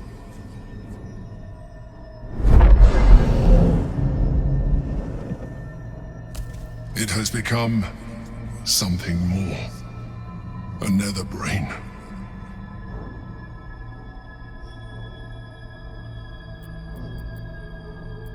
I thought so too, but that was when I believed it was still an elder brain. It has been anticipating our every move from the start. I underestimated it. We will need to rethink our plan.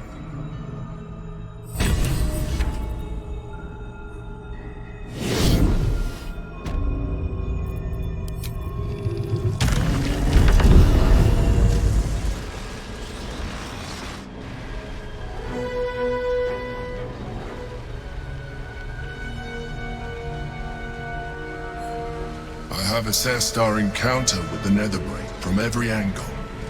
I know why we failed. The problem was not the stones. The problem was you. You can make only one move at a time, but the Netherbrain calculates every possible move at once. It knows what you will do. It knows everything you could possibly do. You cannot outmaneuver it. To defeat it, you would have to think like an Elithid. Better yet, be one. Your mind is not capable of this. Mine is. You will give the stones to me. I will assimilate Orpheus, and then I will be able to leave this prison to face the brain.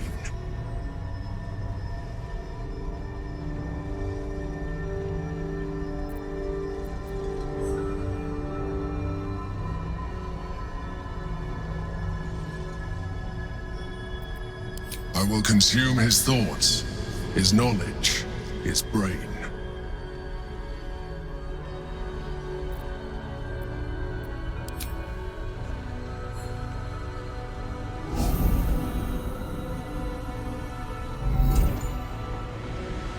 Thank you.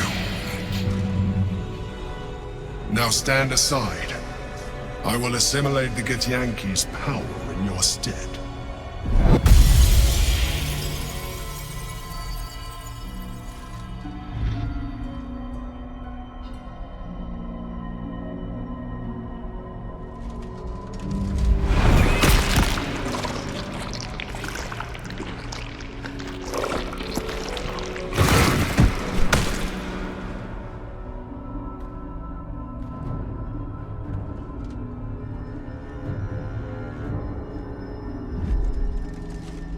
Do not judge me.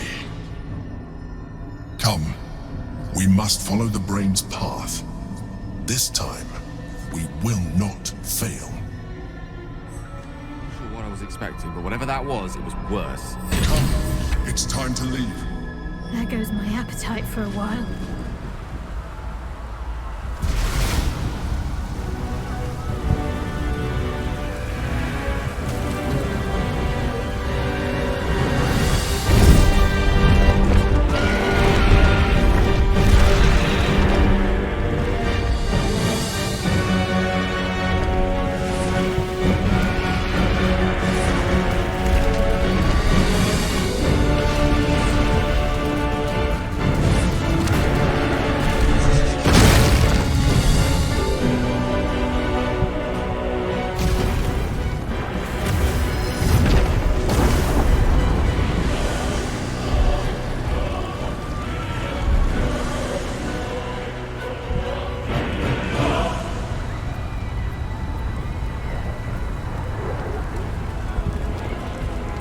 We have lost much already, and we will lose more before the day is out. But even when the last soul falls, Baldur's Gate will stand. For Baldur's Gate is more than just a city. It is more than a place of opportunity for those of mercantile spirit. More than a place of refuge for those who are lost. More than a home for friends, loved ones, and adventuring souls. Baldur's Gate is a place where anyone can find what they need, if they're just willing to fight for it. Today, Baldur's Gate needs us. Today, we fight for...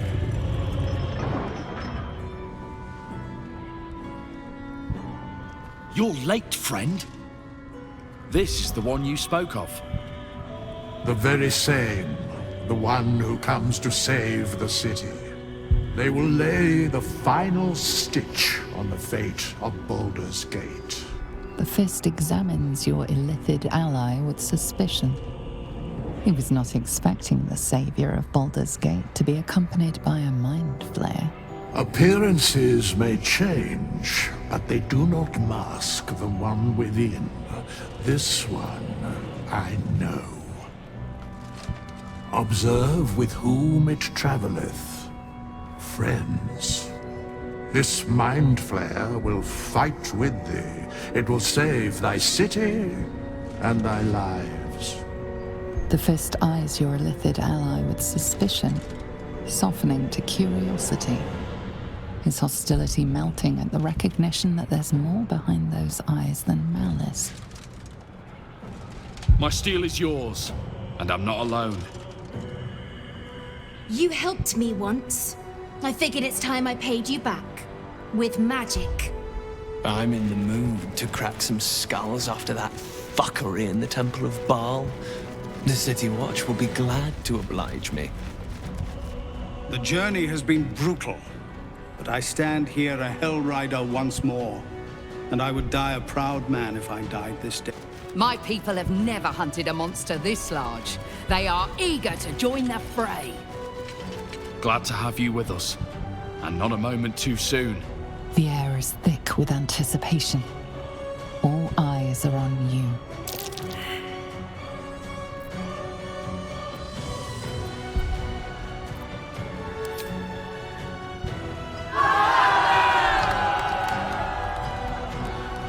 Well said. We'll prepare ourselves. We'll be ready when you call upon us. Balduran's grace be with you. Fall back! Fall back!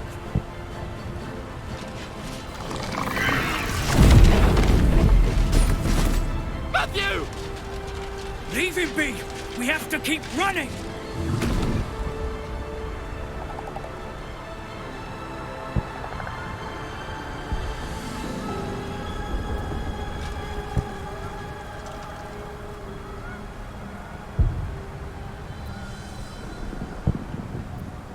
Mind Flayer! Mind Flayer! It's over.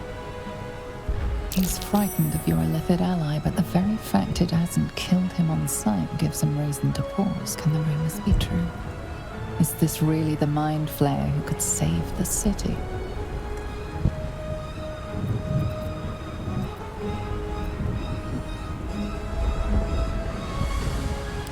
You see his mind racing through its options, finding only one. Against all his better judgment, it's you and your Mind Flayer. Remarkable. Never in all my life did I think to fight alongside a Mind Flayer. Oh, we go back in there, we die. We flee, we last half a day at best. Shit! If this is it, then God's damn it, let's make it count. City Watch, with me! We'll follow you to our last breaths.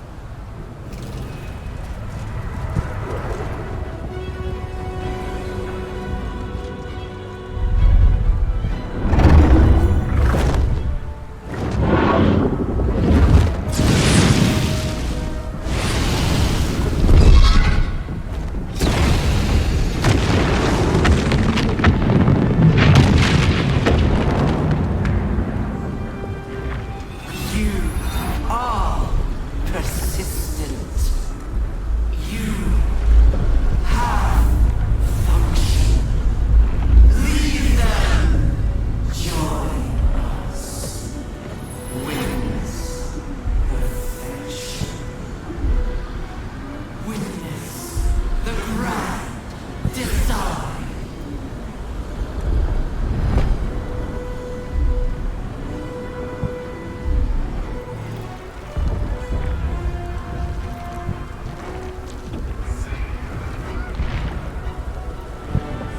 gaze upwards at the monstrosity above you, the orb in your chest seems to pulse like a dark second heart. I can feel it. That thing in your chest. It's ready to blow, isn't it? It's certainly a possible way out.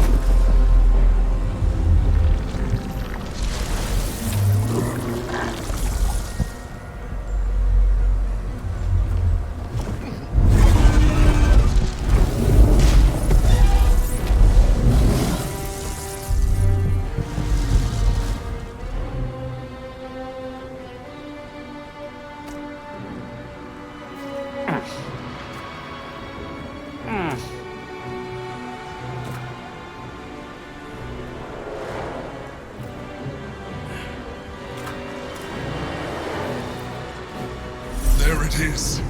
The crown. The very thing that has been amplifying the Netherbrain's power. And the very place that we will be able to dominate it. That's where we should use the Nether Stones.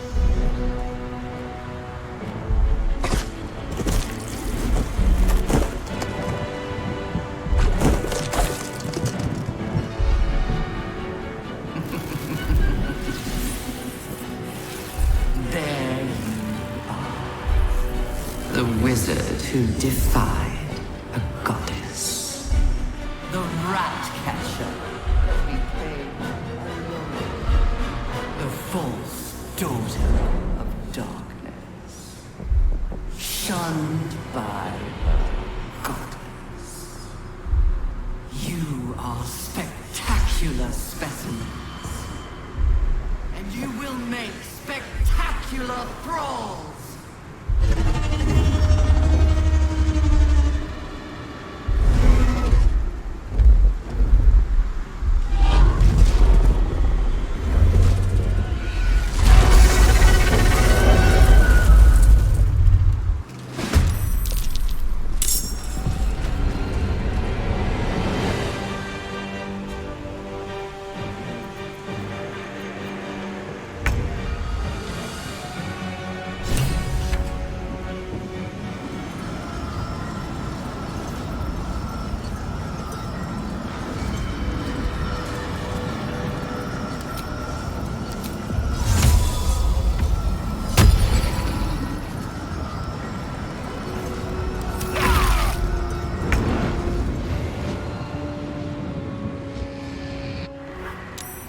Weakened. This is our chance.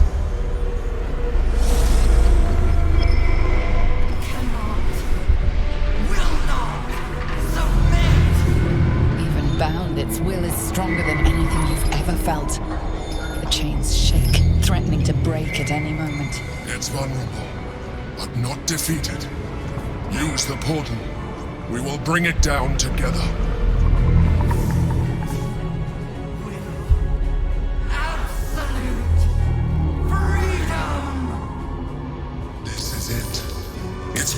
Weakening.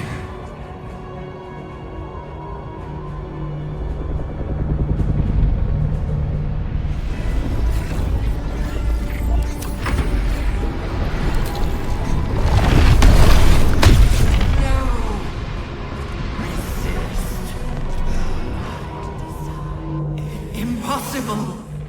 Pain. Fear. Terror. Reconsider. Assess. Implore. Surrender.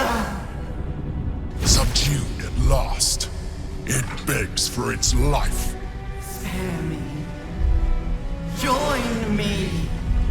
Wield me. Become absolute! It pleads because it knows I am its master. I will finish this. The brain is on the cusp of its final thought, and it's taking all of the Emperor's strength to keep it there. An opportunity, perhaps.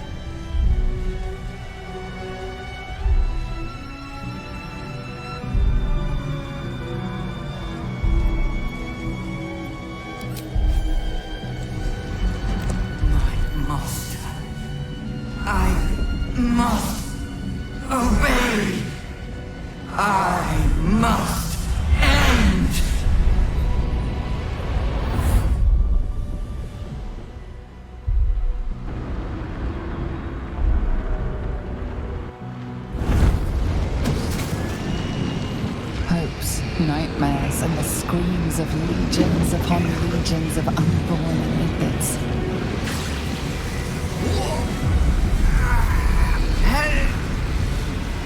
The pain rips through you, obliterating all thought, all feeling. Your tadpole burns in your brain.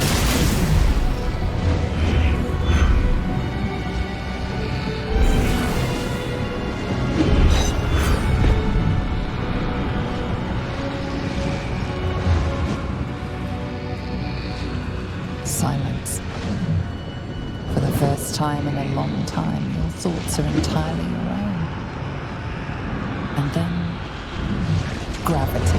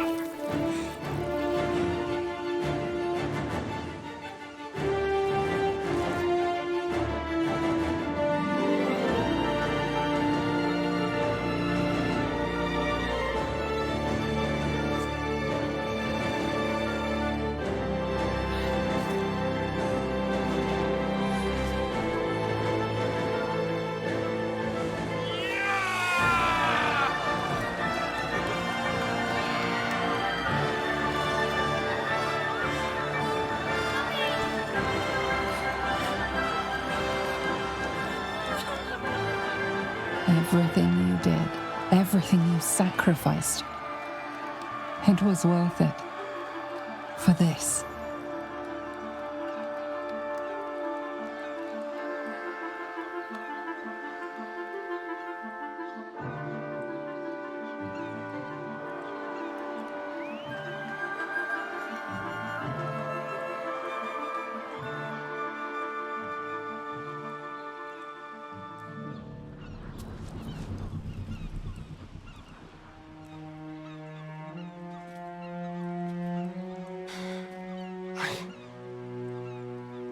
can't feel the tadpole. It's gone. We're free! We did it. The nether brain is dead. And we didn't even have to turn into mind flayers to do it. Sorry, I didn't mean to, well, you know. It makes little difference to me. I did what I had to secure my freedom.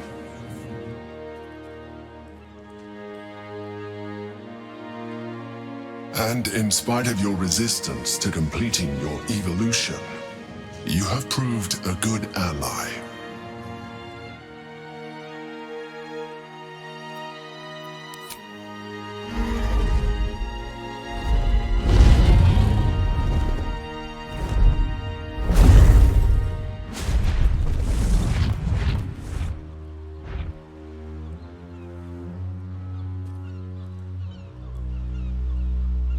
The Githyanki are leaving. It would have been hard to imagine parting ways from them peacefully once. With the Githyanki gone, there's nothing left but the silence of the city, smouldering, waiting to be rebuilt. The crown is in the depths of the Chiontha. You will salvage the stones and reforge the crown. The power of Netheril in your hands at last. The Karsite weave palpates within you, stirred by the very prospect. Once the crown is restored, you could return it to Mystra, fulfilling her wishes and ridding the mortal world of such temptation. Or you could take control of it for yourself and become a god. Your allies' journeys may have ended with the Netherbrain's death, but yours has not. One way or another, you will have to reckon with your god. It's time to speak to Mystra.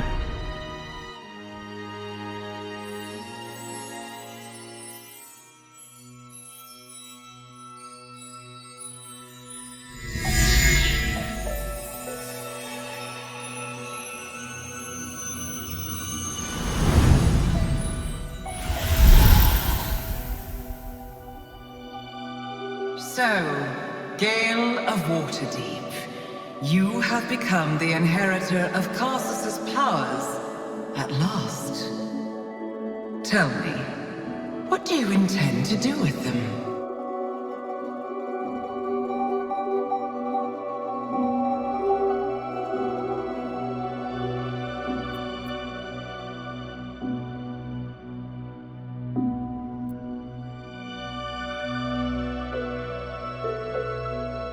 Spoken like the wizard you were meant to be.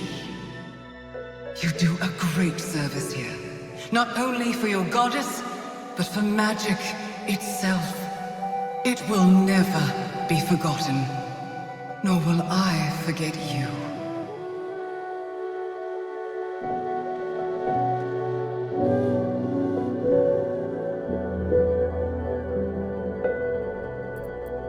Then you are free to go with both my thanks and my promise. Henceforth, your prayers will always be answered. Go, Gale of Waterdeep. Your life is your own at last. It's time you went and lived it.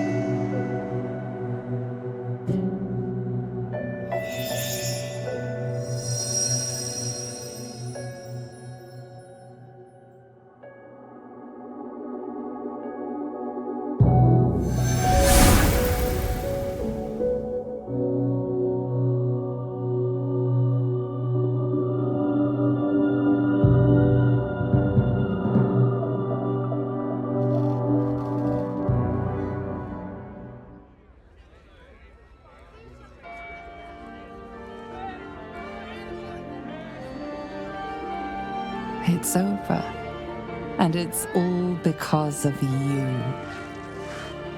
You, who were destined to become a thrall.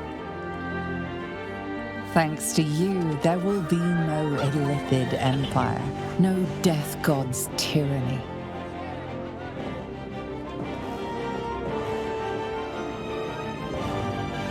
You have earned your place amongst the legends of the Sword Coast.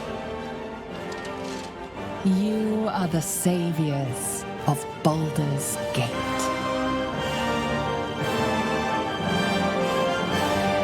Last night was perfect. Though I couldn't help lying there thinking about my parents before you stirred.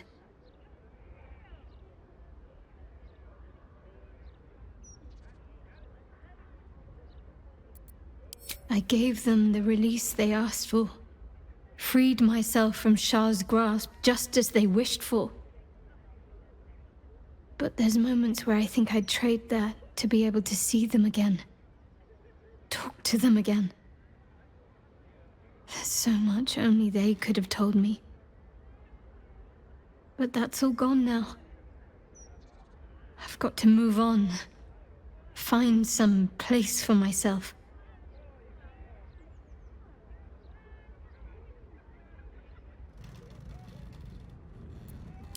I was hoping you'd say that. Whatever lies ahead will be far less daunting if I have you. It could be just like old times. Well, hopefully not exactly like old times. I think I've had enough camping and mortal peril for one lifetime. There thou art, the dead three. Thy faces gods, thy actions barely worthy of the name. Didst truly believe thy ploy would succeed? Didst believe I would not notice?